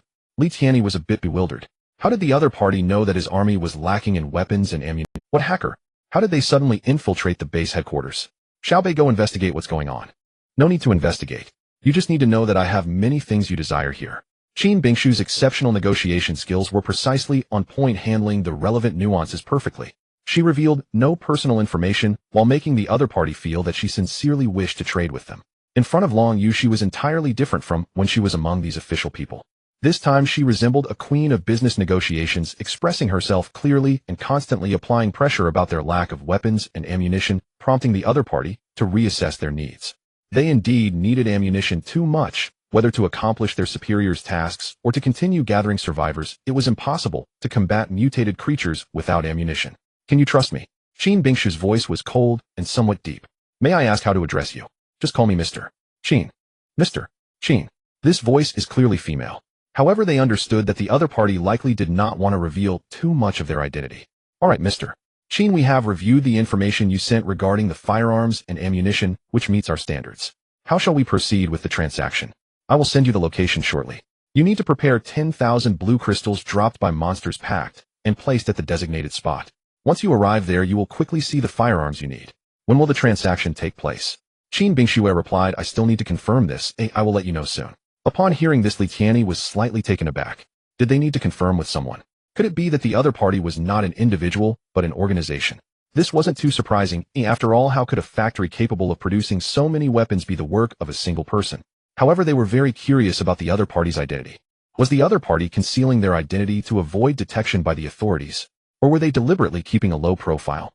As for the price, we don't have many blue crystals on our side. Could you accommodate that? Li Tianyi was still thinking of haggling over the price. Although he did not know what these blue transparent crystals were useful for, since the other party wanted them, it indicated that they undoubtedly held significant value. He wasn't foolish if he exchanged these for nothing. What if they turned out to be more important than the weapons and ammunition they needed? He would be at a great loss. Qin Bingshu pondered for a moment and said 10,000 blue crystals, 1,000 guns, 10,000 bullets, and 100 grenades is already a very favorable deal.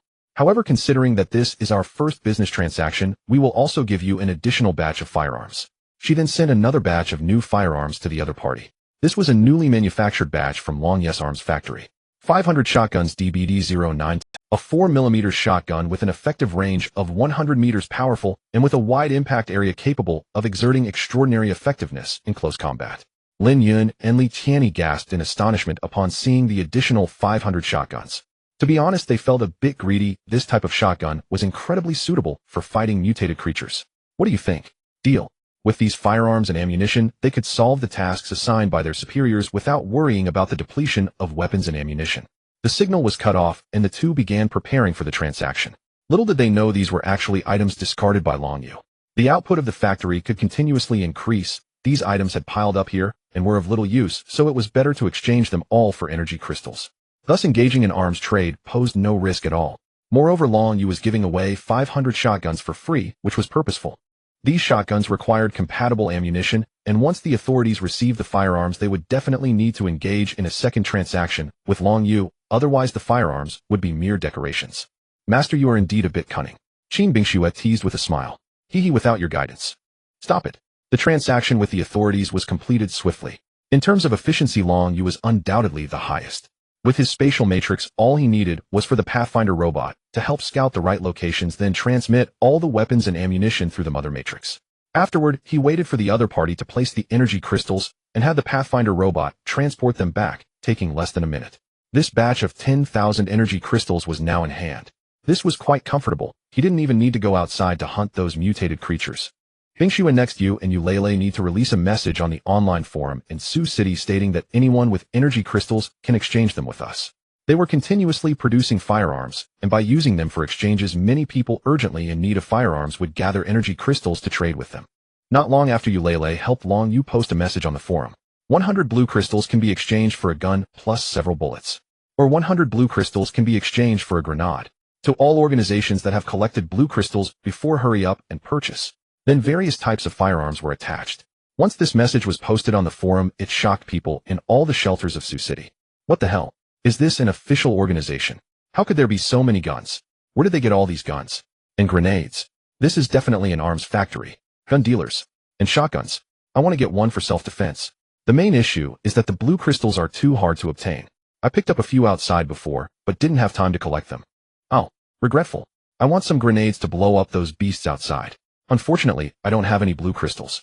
Most survivors in the shelters had not focused on collecting these items before. Inside a dilapidated chemical factory, a graceful and charming woman, holding a cigarette in her mouth, was intently watching the messages on the forum. Hongjie, can this be trusted? The burly man beside her was Lao Lei. Inquire a bit more, mainly we urgently need ammunition. I need you to communicate with these people and have them custom make a batch of ammunition suitable for our firearms. If there are grenades, try to get more. After all, we have more people now. A confident smile spread across Hongjie's face. After parting ways with that rather mysterious young man, they began to slowly enter Sioux City. With the advanced weapons in hand, they recruited more people in Sioux City and even rescued someone from a private shelter. The men and women there were willing to follow her. Now her group had grown to over 100 people. She had an ambition in the future, she aimed to grow even larger, aspiring to rival the official forces. Go help me contact the other party. If there's a chance, I'd like to meet her in person. Tell that person that I have many of the blue crystals she wants. On this journey, Hongjie had also collected quite a few blue crystals. Her subordinates had been evading dangers all the way, and when there was no other choice, they were forced to fight mutated creatures. With powerful firearms, they had taken down quite a number of mutated beings, but their bullets were almost running out. If the weapons in hand ran out of ammunition, it would be a disaster for them. Her team was on the verge of facing complete. The 100-strong group they had established with great difficulty could not just disappear without a trace. At that moment, she happened to see this post on the forum. The urgency to purchase made her extremely eager. She wanted to order a batch of weapons and ammunition from the other party, but since she was unsure whether this post was genuine or who the other party was, she proposed a face-to-face meeting to discuss the transaction. Hongjie, what if the other party refuses a face-to-face transaction? If they refuse, then it's fine. We no longer have the opportunity to take risks. Inside Long Ye's shelter, after Qin Bingxue reported the other party's request to Long Yu, he frowned. This guy insisted on suggesting a face-to-face transaction. He needed to consider it. Brother Yu, the other party, said they are survivors who have come to Sioux City with great difficulty from Donghai City. In this unfamiliar place, they are worried about being deceived, so they think meeting in person would be more secure. From Donghai City. They're from the same hometown. Have the scouting teams outside Bloodhounds and Pathfinder robots investigate the other party's identity. Understood. This task was assigned to 76. Within an hour, the Bloodhounds sent back a message. They informed him that the other party was a small group of over 100 survivors equipped with American-style weapons located in an abandoned factory in the northern district. The geographical environment surrounding it was also sent to Long Yu. Additionally, those survivors referred to their leader as Hongjie. She should be their leader. Hongjie. Yu Lele and Qin Bingxue both showed some surprise. It's actually her. Long Yu smiled. So it was Hongjie and her group. We are old acquaintances with Hongjie. Since it's her, I can personally pay a visit. They weren't strangers. She was the one who strongly advised them against going to Sioux City at that time. The other party also mentioned that they have collected quite a few blue crystals on their journey. Alright, in that case, let them know. Arrange a meeting place. Just then the Bloodhound had just sent me the geographical locations around. There are several abandoned military bases nearby. Let's see if there's anything worth collecting there. On Hongjie's side, Lao Lei had already completed the preliminary negotiations, agreeing on a meeting location. However, he still appeared worried. In this apocalypse, it was hardest to gauge people's hearts. He was concerned that the other party might harbor ill intentions, or upon seeing their high-end firearms, suddenly develop malicious thoughts. Hongjie, the other party, said only 2 people can come. Might that be a bit inappropriate? Hongjie rested her chin on her hand, a look of helplessness flashing in her eyes. There's no choice. The other party is in the dark, while we are in the light. Moreover, we need this batch of ammunition so much, whether our team can develop in the future depends on this transaction. She bit her lip, appearing somewhat anxious. If they don't trade without firearms and ammunition this time, they could only wait to die if confronted by mutated creatures. But if they were ambushed, they would still be finished. They could only gamble on this one, betting on the sincerity of the other party to trade. However, being able to meet for a transaction was already the most secure method. At least the other party was right in front of them, and they could keep control. At worst, they could perish together with the other party if it came to that. As she contemplated, she suddenly slapped the table. Lao Lei, if it comes to that, we'll strap explosives on ourselves.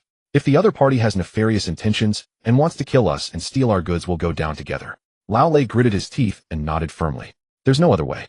Although he said this, he still hoped that the other party genuinely wanted to trade and was not one of those villains who would take their lives without providing goods. The next morning, Long Yu completed the loading of the goods ordered by the other party. He took Dakwai and used the spatial matrix to leave the shelter.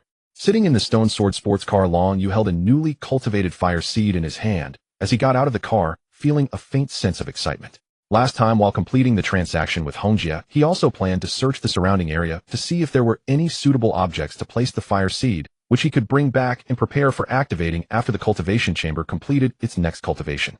Before that, this fire seed would be entrusted to the Stone Sword sports car that had accompanied him for so long.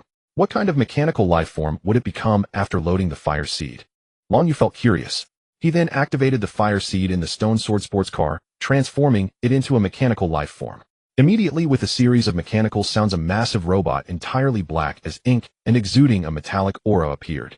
Every part of this mechanical life form was exquisitely crafted, radiating an unparalleled sense of intimidation. This mechanical life form closely resembled Lockdown from Transformers. It occurred to him that Lockdown's original form was a Lamborghini supercar, and part of the Stone Sword's body already resembled a Lamborghini, so it wasn't surprising that it looked like Lockdown after becoming a mechanical life form. However, due to the more advanced manufacturing of Stone Sword, this mechanical life form was even stronger than Lockdown. I'll name you Shadow. Long Yu liked to name based on appearance. Doc Y was almost in tears, expressing, "Boss, why is its name so cool? Why is my name so lowly?" Long Yu could only smile awkwardly. He had named Doc Y only because it looked big at first sight, and he said it casually. He hadn't expected that he would have so many mechanical life forms to activate later. This left Doc Y feeling quite troubled. "Boss, thank you for the name." Shadow responded respectfully. "All right, prepare to depart." Long Yu sat in the car facing a city that was already in ruins with debris and rubble everywhere. Many places had been attacked by mutated creatures, and the buildings were completely destroyed. The drone provided him with a coordinate. About 5 kilometers away, there was an abandoned military district. He thought to check it out to see if there were any items suitable for placing the fire source. He hoped to find some hidden treasures there. Next to the long-abandoned military district, the sound of gunfire echoed a continuous barrage. It was a small hill. The endless mountain range had once served as the training ground for the military district. It covered a vast area and had an excellent position that was easy to defend but hard to attack. However, now it was teeming with mutated creatures. Reclaiming this place would be as difficult as ascending to the heavens. At that moment, a team was fiercely battling the surrounding mutated creatures. They were official soldiers led by Lin Yun. Receiving instructions from above, they needed to lure all the mutated creatures out of the city to a desolate area, ensuring there were no survivors, and then use medium-range intercontinental missiles to flatten it as a solution. Lin Yun was leading the soldiers, advancing at full speed with the goal of attracting the attention of a large number of mutated creatures. This was a group of fierce beasts that had mutated. The sounds of gunfire had drawn their attention, and quite a few of these ferocious beasts had gathered. "Attention! Don't engage them directly. Our mission is not to eliminate them, but to get them out of here. Let them out." Lin Yun fired at the beasts with her automatic rifle. Standard bullets were ineffective against them, only inciting their rage further. A large group of ferocious beasts lunged towards Lin Yun's position. The soldiers relied on their agility to dodge back and forth, leading the beasts step by step forward. "Captain Lin, what is that?" Suddenly, not far away, a giant spotted tiger about 7 or 8 meters long charged towards them aggressively. In front of it were many other ferocious beasts, but it paid them no mind, leaping over their heads with its massive body. That jump was nearly 30 meters high. "It looks a bit like a Siberian tiger. It's coming towards us. Watch out." To Lin Yun's surprise, the tiger had grown wings in an extremely bizarre manner, gliding through the air for a while before landing heavily next to them. In an instant, dust and smoke rose, shaking the ground. "Get the shotguns." The soldiers pulled out shotguns from their backpacks and unleashed a barrage at the spotted winged tiger. With hundreds of shotguns firing simultaneously, the power was not to be underestimated. However, that spotted winged tiger swiftly dodged and then struck down, instantly crushing several soldiers. "Oh no, Captain Lin, the tiger is about to go berserk." The tiger let out a deafening roar, its face twisted in a fierce expression of rage. "Run, don't engage with it." Lin Yun nearly shouted at the soldiers, commanding them. They couldn't afford to linger any longer. Commander Li had repeatedly instructed them to escape when encountering powerful mutated creatures. They had to keep dodging. They must avoid any large-scale casualties. The soldiers began to attack while quickly running away. They needed to draw it out. "Remember, we need to lead these creatures out of the city, not eliminate them." Lin Yun organized the soldiers for an orderly retreat. Eliminating these mutated creatures would come at an exorbitant cost. Just then, a roar of engines suddenly sounded from afar. 2 vehicles, one in front and one behind a Shizhongjian supercar and a GMC RV, appeared before the fleeing soldiers. Lin Yun's eyes widened in disbelief. This is Mr. Long. How did he end up here?" After the 2 vehicles stopped, Long Yu got out and immediately noticed the tiger. The spotted winged tiger was a mutated creature capable of gliding through the air. This creature had a strong offensive capability, sometimes capable of capturing low-flying helicopters. Upon noticing the target, the 2 vehicles beside Long Yu began to transform. This sight made the soldiers who were still running from a distance suddenly brighten up. "Transformers?" Several soldiers stared in awe at the mechanical beings next to Long Yu. Lin Yun hurried over and politely greeted Long Yu. Mr. Long, what brings you here? Long Yu remained where he stood for a moment, then smiled. Captain Lin, are you planning to lead all these creatures out of the city? Yes, it's an order from above. Oh, we must lure them out within days. Long Yu nodded. Well, Captain Lin, I wanted to— What is it? Please, Mr. Long, go ahead. Lin Yun said earnestly. All these mutated creatures belong to me now, but you can leave first. Huh?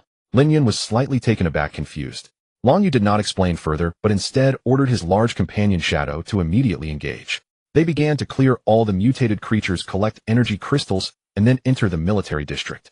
The large companion and Shadow acted swiftly without further ado. Mr. Long, are you sure? There are so many here. And that winged tiger is tough to deal with. Don't worry, I've got this under control. Lin Yun was left speechless, not knowing what to say. In front of him, the large companion and Shadow had already charged into the beast horde. Long Yu also wanted to see what kind of combat power this mechanical life form resembling a prison possessed. Suddenly there was a loud bang. Shadow's head transformed into a massive laser cannon. A terrifying laser shot forward with ferocity. In an instant, a dozen mutated beasts lay dead or injured.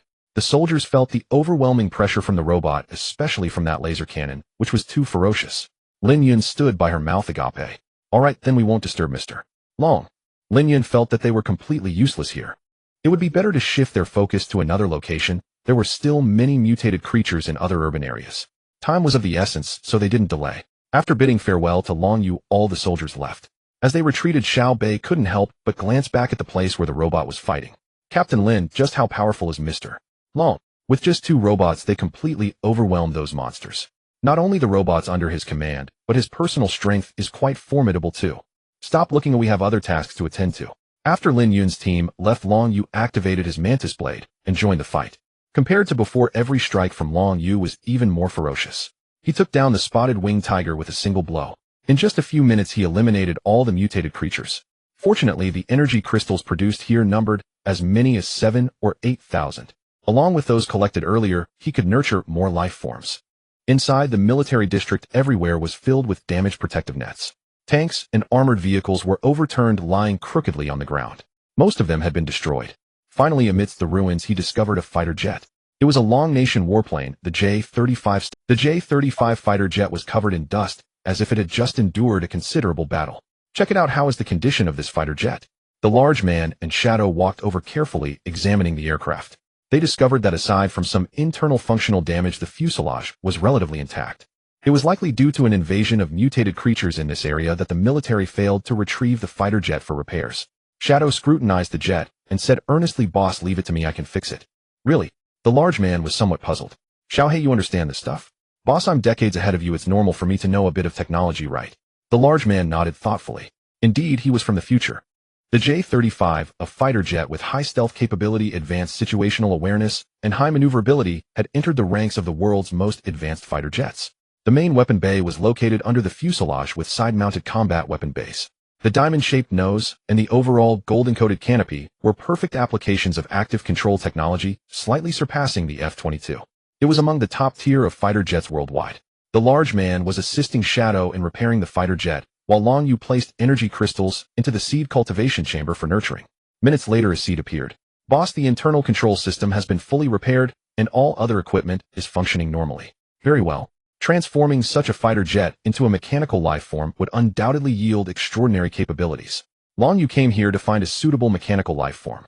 This J-35 was just right. Moreover, it was a fighter jet from Longhua. Without hesitation, Long Yu touched the seed to the J-35, and in an instant the jet, which had been motionless and covered in dust, began to transform. The mechanical restructuring caused all the dust to fall away in an instant, accompanied by a clattering mechanical sound. The next moment, a massive mechanical life form appeared before Long Yu. The mechanical arms of the life form resembled wings equipped with cannons and thermal guns capable of swiftly striking enemies or melting metal. Its rocket backpack enabled high-speed flight, and it was equipped with cluster bombs on its back. It still possessed stealth capabilities. One could say that this mechanical life form was already loaded with equipment all over its body. Long Yu carefully examined the mechanical life form before him. This creature had similarities to the Red Spider from Transformers, but there were more differences. The original form of the opponent was based on the F-22, while this fighter jet's base was the J-35. The weapons it was equipped with possessed a strong deterrent force. "Since you are a J-35, I will call you Guing." The massive mechanical life form immediately bowed upon hearing this, nodding slightly. "Thank you, boss." Finding such a great asset in an abandoned military zone brought Long Yu some joy. Immediately after leaving the military area, they prepared to head to Hongjia. The agreed-upon trading time was fast approaching. The large man's vehicle was already loaded with the ammunition ordered by the other party. It's time to trade. Hongjia was slowly moving towards the trading location with 2 or 3 strong men armed with firearms and grenades hanging from their waists. This area of unfinished buildings was surrounded by ruins, and no humans had previously lived here, and it had not been damaged by mutated creatures. Everyone's expressions were unusually serious. Lao Lei and several men were carrying bags filled with energy crystals.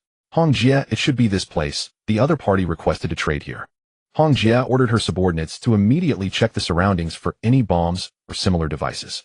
Then she took some people to patrol and check if there were suitable spots for ambush sniping nearby. She was worried that after completing the trade the other party would have hidden snipers nearby to take them all out. Several young men ran back and forth many times, thoroughly checking all the cover and concealment spots suitable for ambush. Hongjia, I've checked the area. It's all ruins nearby not suitable for sniping. It's possible the other party never intended to set an ambush. Hongjia frowned. Did the other party really have no bad intentions? In this apocalyptic scenario, everyone remained on high alert, distrustful of anyone. Without knowing the true identity of the other party, they had to be cautious. Lao Lei, tie the bombs to yourself. Hongjia instructed 2 people to stay while the rest went outside to stand by. If the other party dared to have bad intentions, they would ignite the explosives and perish together with them. Lao Lei's expression was grave. After putting down the suitcase, he started to tie bombs to himself. You all go outside. Hongjia, let go. Everyone was concerned about their leader's safety. Hongjia, let us do it. It doesn't matter if we die. Without your leadership, we wouldn't have made it this far. A young man gritted his teeth, speaking with conviction. Everyone go outside, listen to Hongjia, and stand by outside.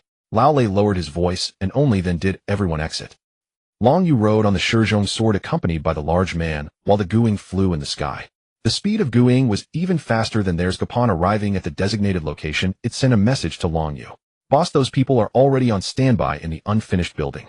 However, it seemed they were preparing for something. Guing looked closely, and since something was off, it immediately reported to Long Yu, boss, that man and woman are both strapped with bombs. Long Yu appreciated Hongjia's approach. Keeping a backup plan was indeed wise. In the face of unknown threats from the other party, having them strapped with bombs would likely prevent any rash actions. It's fine, that person is named Hongjia, I've met her before. Long Yu told Guing, parking the vehicle below. You just stay in the air and keep watch, don't worry about Hongjia and them, I'll pay attention to the mutated creatures around. Long Yu wasn't worried about what Hongjia would do to them. Instead, he needed to be cautious of any sudden attacks from mutated creatures. Hongjia, it seems they are coming. Lao Lei gripped his gun tightly, speaking softly. It seems to be just one person. Hongjia lit a cigarette, found a stone bench to sit on, and quietly waited for the other party's arrival. Are you sure it's really just one person? Hongjia pondered. Did this person dare to come alone to trade with them? Was it trust in their group or overconfidence in their own strength? They're coming, they're coming. Lao Lei was responsible for greeting him. Sir Yu. As Lao Lei approached, upon seeing the other person's face, he suddenly froze in place. Before Lao Lei, a young man stepped out, dressed casually, yet simply, with sharp and fair features, possessing a face of distinct recognition. Lao Lei was not at all unfamiliar with this man. Isn't this the very person whom Hongjia had desperately tried to recruit back at the abandoned car factory? Previously, hadn't he gone to Sioux City when the ban was enacted? Unexpectedly, he had not encountered any mishap. To be precise, he had managed to survive quite steadily. Moreover, he had become the only arms dealer in Sioux City. This is simply unbelievable, right? Who exactly is this guy? However, seeing that the other party was someone he recognized, Lao Lei let out a sigh of relief. There was no time to be overly shocked. He needed to let Hongjia see him first. She was still anxiously waiting for him. It's you. Indeed, it's been a while. Where is Hongjia? Hongjia is over there. Lao Lei hurriedly led Long Yu to meet Hongjia. Hongjia, can you recognize who this person is? Hongjia exhaled a puff of smoke, her expression still very serious, and asked who. Upon seeing Long Yu appear before her, she couldn't help but widen her eyes. You are that arms dealer. Hongjia took a deep breath, the smoke swirling into her nostrils, causing her to cough repeatedly. It was truly surprising to her. At that time, they all thought that this young man who had gone to Sioux City would not last much longer. There were flocks of crows around, and even the soldiers of Sioux City were no match. Yet unexpectedly, he had emerged unscathed and had become an arms dealer in Sioux City.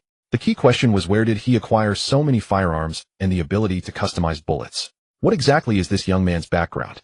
It must be noted that this place is a disaster zone with mutated creatures roaming everywhere, and humans are barely surviving like ants. Every day they struggle over resources.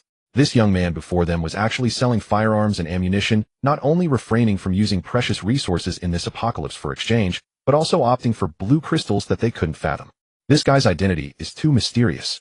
Indeed, Hong Jie, I'm here to trade with you.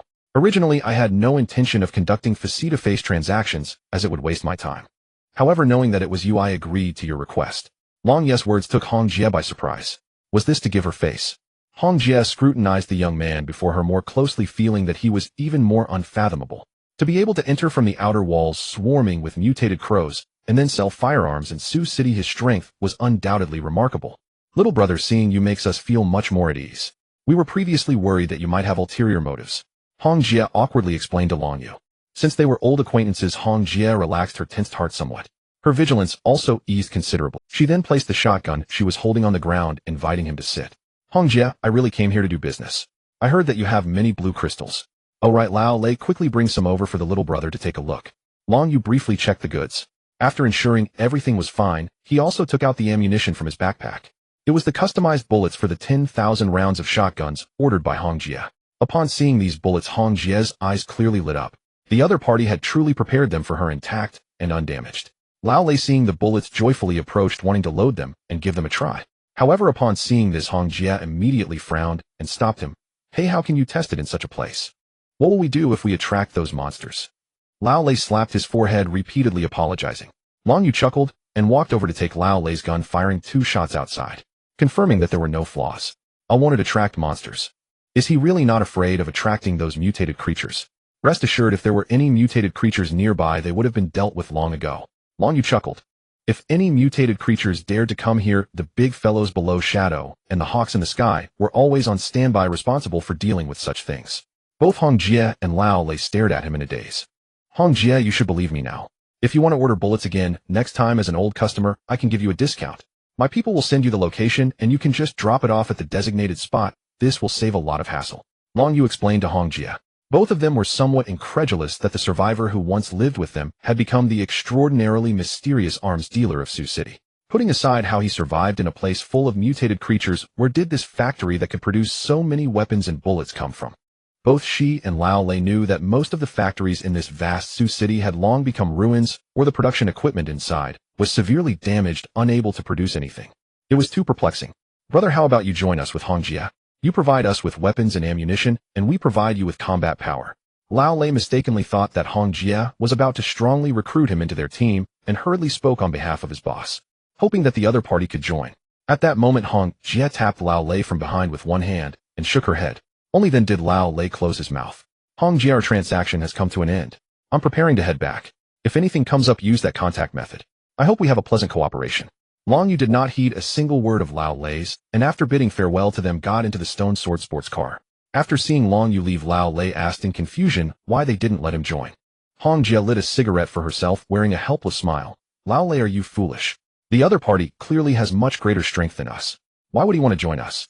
You should think about it. The other party has so many firearms, but chooses not to use them to exchange for survival supplies, instead opting for these blue crystals. What does this indicate? Lao Lei pondered and replied. It indicates that blue crystals are more important.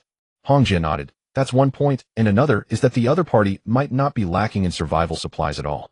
Saying this, Lao Lei suddenly recalled that on the day he met Long Yu, he had smelled the fragrance of food from the adjacent workshop. Hong Jie, now that you mention it, the aroma of the food I smelled last time seems to be real. Hong Jie was also at a loss, but she was certain of one thing. The other party was living quite freely and comfortably in this apocalypse. Indeed, at this moment, Long Yu was driving a supercar with one-hand rock music blaring in the car. A few mutated creatures encountered on the road were quickly dealt with by the hawks in the sky. On the way back, he planned to gather another wave of energy crystals, returning fully loaded and satisfied. In his mind, he estimated that in less than a month, the third global disaster would erupt. A terrifying mist spreading rapidly across the globe. And the next wave would be the true catastrophe for humanity. Once a person is engulfed by the mist, they will be swallowed whole, with no possibility of survival. Long Yu pondered allowing the drone to transmit signals through global satellites to understand the current situation worldwide. At this moment, various countries began to launch desperate counterattacks against these mutated creatures, deploying aircraft and tanks, and launching missiles for widespread bombardment. Many mutated creatures appearing in various regions of the world have been cleared away by missiles. Now Sioux City is also following the example of other regions, planning to concentrate the mutated creatures and bomb them with missiles. However, officials in Sioux City discovered that mutated creatures from Donghai City were converging from all directions towards them. Li Tianyi decided to mobilize all soldiers to begin rescuing the survivors of Sioux City. Following that, the people in other shelters were to evacuate in an orderly manner. Li's plan was to open all the gates of Sioux City, allowing all mutated creatures to gather there, while installing numerous bombs within the city, and with the assistance of missiles eradicate all these mutated creatures in one fell swoop. This way there would be no need to expend vast human resources and risk lives to lure the mutated creatures away. The missiles would directly cover Sioux City, which should be the method with the least casualties. The prerequisite was to ensure that all survivors of Sioux City had evacuated. Long Yu returned to the shelter. Qin Bingxue and Yu Lei were still busy with their own matters. Seeing Long Yu return, both of them looked worried. We learned from the forum that Sioux City has issued orders for all survivors to evacuate, and no one is allowed to remain in Sioux City. It seems we have to leave here. The two supported their faces with their hands, expressing their reluctance to part with it. I also know that a clearance plan has been issued to flatten this place with missiles, and when the time comes it will be completely reduced to ruins. After the devastating missile strike Sioux City, there will be no signs of life left. Now most of the survivors in Sioux City have already started to evacuate. We should too. Long Yu sat on the sofa, took a sip of water, and glanced at the Sioux City forum. We should also leave. Although the missiles couldn't destroy the shelter, the area would eventually become barren, and there would be little reason to stay here. After dinner, three women along with Long Yu sat together on the sofa, watching a romantic film. Watching the sweet couple on the holographic projection screen, Long Yu couldn't help but glance at the three women present. The atmosphere was somewhat awkward.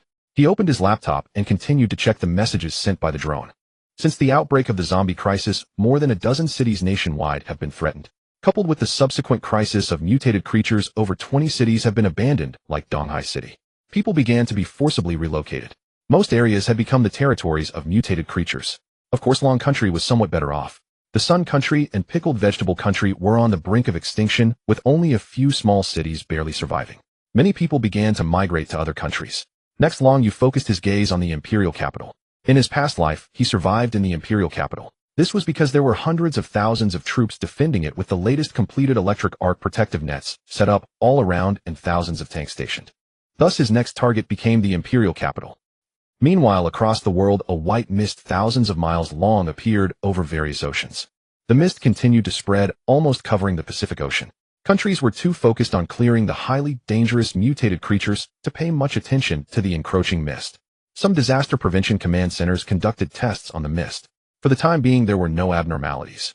They still thought it was just ordinary fog. On the Pacific Ocean, there were hundreds or even thousands of ships. Among them, there were several international crews. Some wealthy businessmen chose to live at sea on cruise ships to escape the terrible disasters on land. They all believed that only the land was terrifying, while the boundless sea became a natural refuge. After all, the ocean was vast, and as long as they were far from the land, those mutated creatures couldn't reach them. Jack, what's happening outside? What kind of crazy weather is this with such dense fog? On a private luxury cruise ship, two female assistants wearing sexy bikinis stepped out, frowning as they saw the white mist outside, and asked several armed bodyguards on board. It suddenly got foggy, and the sailors are checking the situation. On this luxury cruise ship, there were hundreds of armed bodyguards, and they were all quite affordable. Living on the ship, enjoying the abundant resources here without enduring disasters on land, and with countless beautiful women available, many were eager to take on this job. The bodyguards followed the sailors to the side of the cruise ship to check the situation. This mist shouldn't be a big deal, as long as no strange monsters come out it won't affect our enjoyment here. One bodyguard smiled as he approached the female assistant preparing to make a move. Suddenly a scream erupted from the other end of the cruise ship.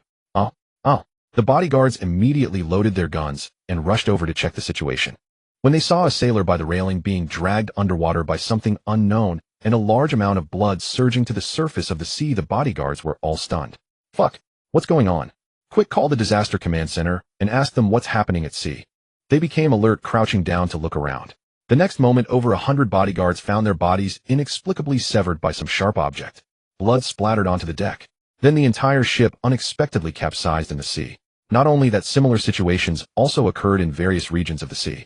Even over 100 military warships were engulfed by the mist. The entire process took no more than 10 minutes. Warships loaded with powerful cannons sank into the ocean in 10 minutes with no soldiers surviving on board. They had no idea what was happening. The mist continued to spread, surging forward like waves. On the cruise ship, thousands of people vanished into the mist after being covered, disappearing without a trace. Several merchant ships a few kilometers away from the mist were rapidly fleeing from its coverage. Yet in the end, they still couldn't escape. They were swallowed by the mist. Closing his laptop, Long Yu leaned back on the sofa, feeling drowsy. Clearly the three girls were quite interested in this romance movie, and in this apocalypse, they could still comfortably enjoy a film, which made them all very happy. Beside him, Jiang Ruoyu stood up and immediately poured a cup of hot water for Long Yu. If you're sleepy, you can go back to sleep, Jiang Ruoyu said softly to Long Yu, handing him the water. Being in such a comfortable, luxurious refuge while pursuing her beloved career and feeling a sense of security, all of this was thanks to Long Yu in front of her. He would always be her benefactor. Long Yu, let me give you a head massage, Jiang Ruoyu offered, noticing that Long Yu seemed a bit tired, and let him lie on her lap. With her delicate fingers, she gently massaged Long Yu's temples, helping him to fully relax. Jiang Ruoyu was seen giving Long Yu a massage. Yu Lele and Qin Bingxue also came over. Brother Yu, you look tired. We'll give you a massage, he. One of them massaged his back, while the other focused on his thighs. Long Yu experienced the ultimate enjoyment. Under the massages from the three girls, he unknowingly fell asleep. When he woke up, he realized the back of his head felt surprisingly soft. Qin Bingxue and Yu Lele were no longer there. He was still on the sofa covered with a blanket. Turning around to look, what? Why is Jiang Ruoyu still here? After a moment's thought, it dawned on him that last night he had been resting his head on Jiang Ruoyu's body, and since he fell asleep, she must have been afraid to move, not wanting to wake him up, and could only sleep on the sofa. He glanced at the time. It was only 4 a.m. Sleeping on the sofa was never as comfortable as sleeping in bed, and he had been resting his head on Jiang Ruoyu's soft body. From her awkward sleeping posture, it was clear that she must have been very tired from that nap. Thus Long Yu simply lifted Jiang Ruoyu into his arms. In a princess carry, he prepared to take her to her room. Returning to bed, Professor Zhang worked so hard in the greenhouse, he had to ensure she got good sleep. Opening her bedroom door, Long Yu gently placed her on the bed. As soon as he laid her down, Jiang Ruoyu stirred her body, trembling slightly as she opened her sleepy eyes. Seeing Long Yu, she suddenly grasped his hand tightly. Long Yu was taken aback. Professor Jiang. Jiang Ruoyu squinted her eyes and said softly, don't go, stay with me for a while. Moi. At 7 a.m, Long Yu woke up on Jiang Ruoyu's bed and found that she had already gone to the basement to start her work for the day. Professor Jiang really is diligent, Long Yu muttered to himself, so he decided not to sleep any longer, getting up to head to the kitchen to prepare breakfast. For breakfast today, he prepared freshly ground soy milk and fried some golden crispy youtiao. It was quite delicious. Qin Bingxue and Yu Lele also woke up early. Qin Bingxue started her physical training first thing in the morning, and her physical fitness had been improving lately. Yu Lele was also having breakfast, saying she was going to Jiang Ruoyu's side soon, as it seemed they were going to work on a research project together. Brother Yu, recently we've discovered that those energy crystals can also be converted into energy for the human body. As Yu Lele stuffed a youtiao into her mouth, she chewed while speaking to Long Yu. Oh, it can supplement energy to the human body. It was clear that Long Yu was also very interested in this. He never expected that Yu Lele and Jiang Ruoyu together could discover something new. In his previous life, he had never heard of the energy crystals having so many uses. That's right, we are currently researching it. We are still testing it, and once the results are completely out, I'll report back to you, Brother Yu. Alright. Long Yu finished the rich, freshly ground soy milk, stood up, and returned to his bedroom. A pleasant morning naturally called for a pleasant transaction, as today was the day the cooldown for the trading space ended. Long Yu had already lain down on the bed awaiting the appearance of the soldier. This time, he had a very clear trading goal. There was something he absolutely needed to exchange with the soldier. After the 82 hours were completely over, Long Yu arrived at the time-space trading space. On the other side of the screen, the soldier's image quickly appeared. As soon as the image appeared, Long Yu felt a bit stunned. He saw the soldier holding a bottle of Matai, downing a drink, and then taking a deep puff of a cigarette. With the combination of smoke and alcohol, the soldier felt as though he was ascending to heaven. It was simply too comfortable. Long Yu almost laughed out loud seeing the soldier in such a blissful state. He never expected him to unlock a new pose so quickly. Hey brother Long, this is something one of my subordinates taught me. Smoking while drinking is incredibly refreshing. That dual sensation brought the remaining parts of his body to ultimate enjoyment. So you've unlocked a new pose so quickly, Brother Bing, you're impressive. Long Yu couldn't help but praise. Indeed, Brother Bing, if your subordinates saw you like this, wouldn't it undermine your authority as their leader? If his soldiers knew that their usually stern and meticulous mercenary leader was here indulging in smoke and fine wine, how would that be? It wouldn't have a good influence. It's fine now, it's not working hours, and we aren't at war with other races. Enjoying oneself occasionally is still acceptable. Long Yu nodded. It was good as long as the soldier enjoyed it. This indirectly indicated that what he brought was indeed very helpful to him. Returning to the main topic. Brother Bing, this time I need to ask you for something. Oh, what is it? Tell me about it. The soldier exhaled a puff of smoke, speaking. The previous space trader Mr. Qin gave me a storage ring with 1,000 cubic meters of space, but now my refuge has been upgraded, and even the storage ring can no longer accommodate it. Long Yu paused and asked, I want to know if you have a higher grade storage tool that can hold my several thousand square meters. He was about to leave Sioux City for the imperial capital. Naturally, the refuge had to go with him. As of now, there was not much space left in the storage ring. The soldier thought for a moment and replied, I don't have the storage ring you're talking about. We don't use that now. I have a quantum converter. If you want it, I can use it for this exchange. Quantum converter. The soldier continued to explain, this device can utilize quantum fields to enlarge and shrink tangible dead objects for easier storage. We use quantum converters for military supplies during battles. Oh, that sounds pretty good. Long Yes' eyes lit up. Then what do you want to exchange for it? The soldier took a sip of his drink and slowly began to speak. Long Yu displayed a confident smile. Don't worry, what I give you is also very important to you. Then Long Yu took out over 100 boxes of Kong Shifus old pickled cabbage beef noodles. These pickled noodles are fantastic, letting you enjoy the authentic flavor. On Long Yes' side, he had previously stockpiled over 500 boxes of sauerkraut beef noodles, none of which had been consumed. Now with ample supplies and the forthcoming planting and breeding farms, there was no need to eat instant noodles anymore. Additionally, Long Yu provided a large barrel of water to the other party, which could be heated for the noodles. A few minutes later, a soldier was holding a bowl of sauerkraut noodles with a bottle of Moutai beside him. Brother Long, you truly understand me. It's been ages since I've had noodles with this flavor. You are too good to me. Ah, this is so refreshing. So delicious. As he spoke, the soldier eagerly slurped the sauerkraut noodles into his mouth, finishing an entire bucket in just a few bites, then took a swig of alcohol. This feeling. Just one word. Refreshing. Being after you're full, you can have a cigarette. We have a saying here, a cigarette after a meal is better than living like an immortal. Bing nodded emphatically. That's a good idea, I'll try it later. Let's wrap up today's transaction. I'm going to open another bucket, I'm really hungry. After handing over the quantum converter to Long Yu, Bing hurriedly closed the trading space to share the food with. The temporal transaction was completed and entered a cooling period of 104 hours. Long Yu held the quantum converter and tested it briefly. Not bad. With this gadget, transporting the 1,000 square meter shelter will be much easier. In the bedroom, Long Yu ordered the drone to display the information gathered globally on the holographic projection screen. A few minutes later, the images appeared. Long Yu frowned slightly. The screen showed a vast sea area entirely shrouded in white mist. Is the spread rate really this fast? The information Wind received indicated that the mist had begun to land along the coast at high speed, with some small island nations already engulfed by the fog. The rapid spread of the mist had caught the attention of disaster prevention agencies in various countries.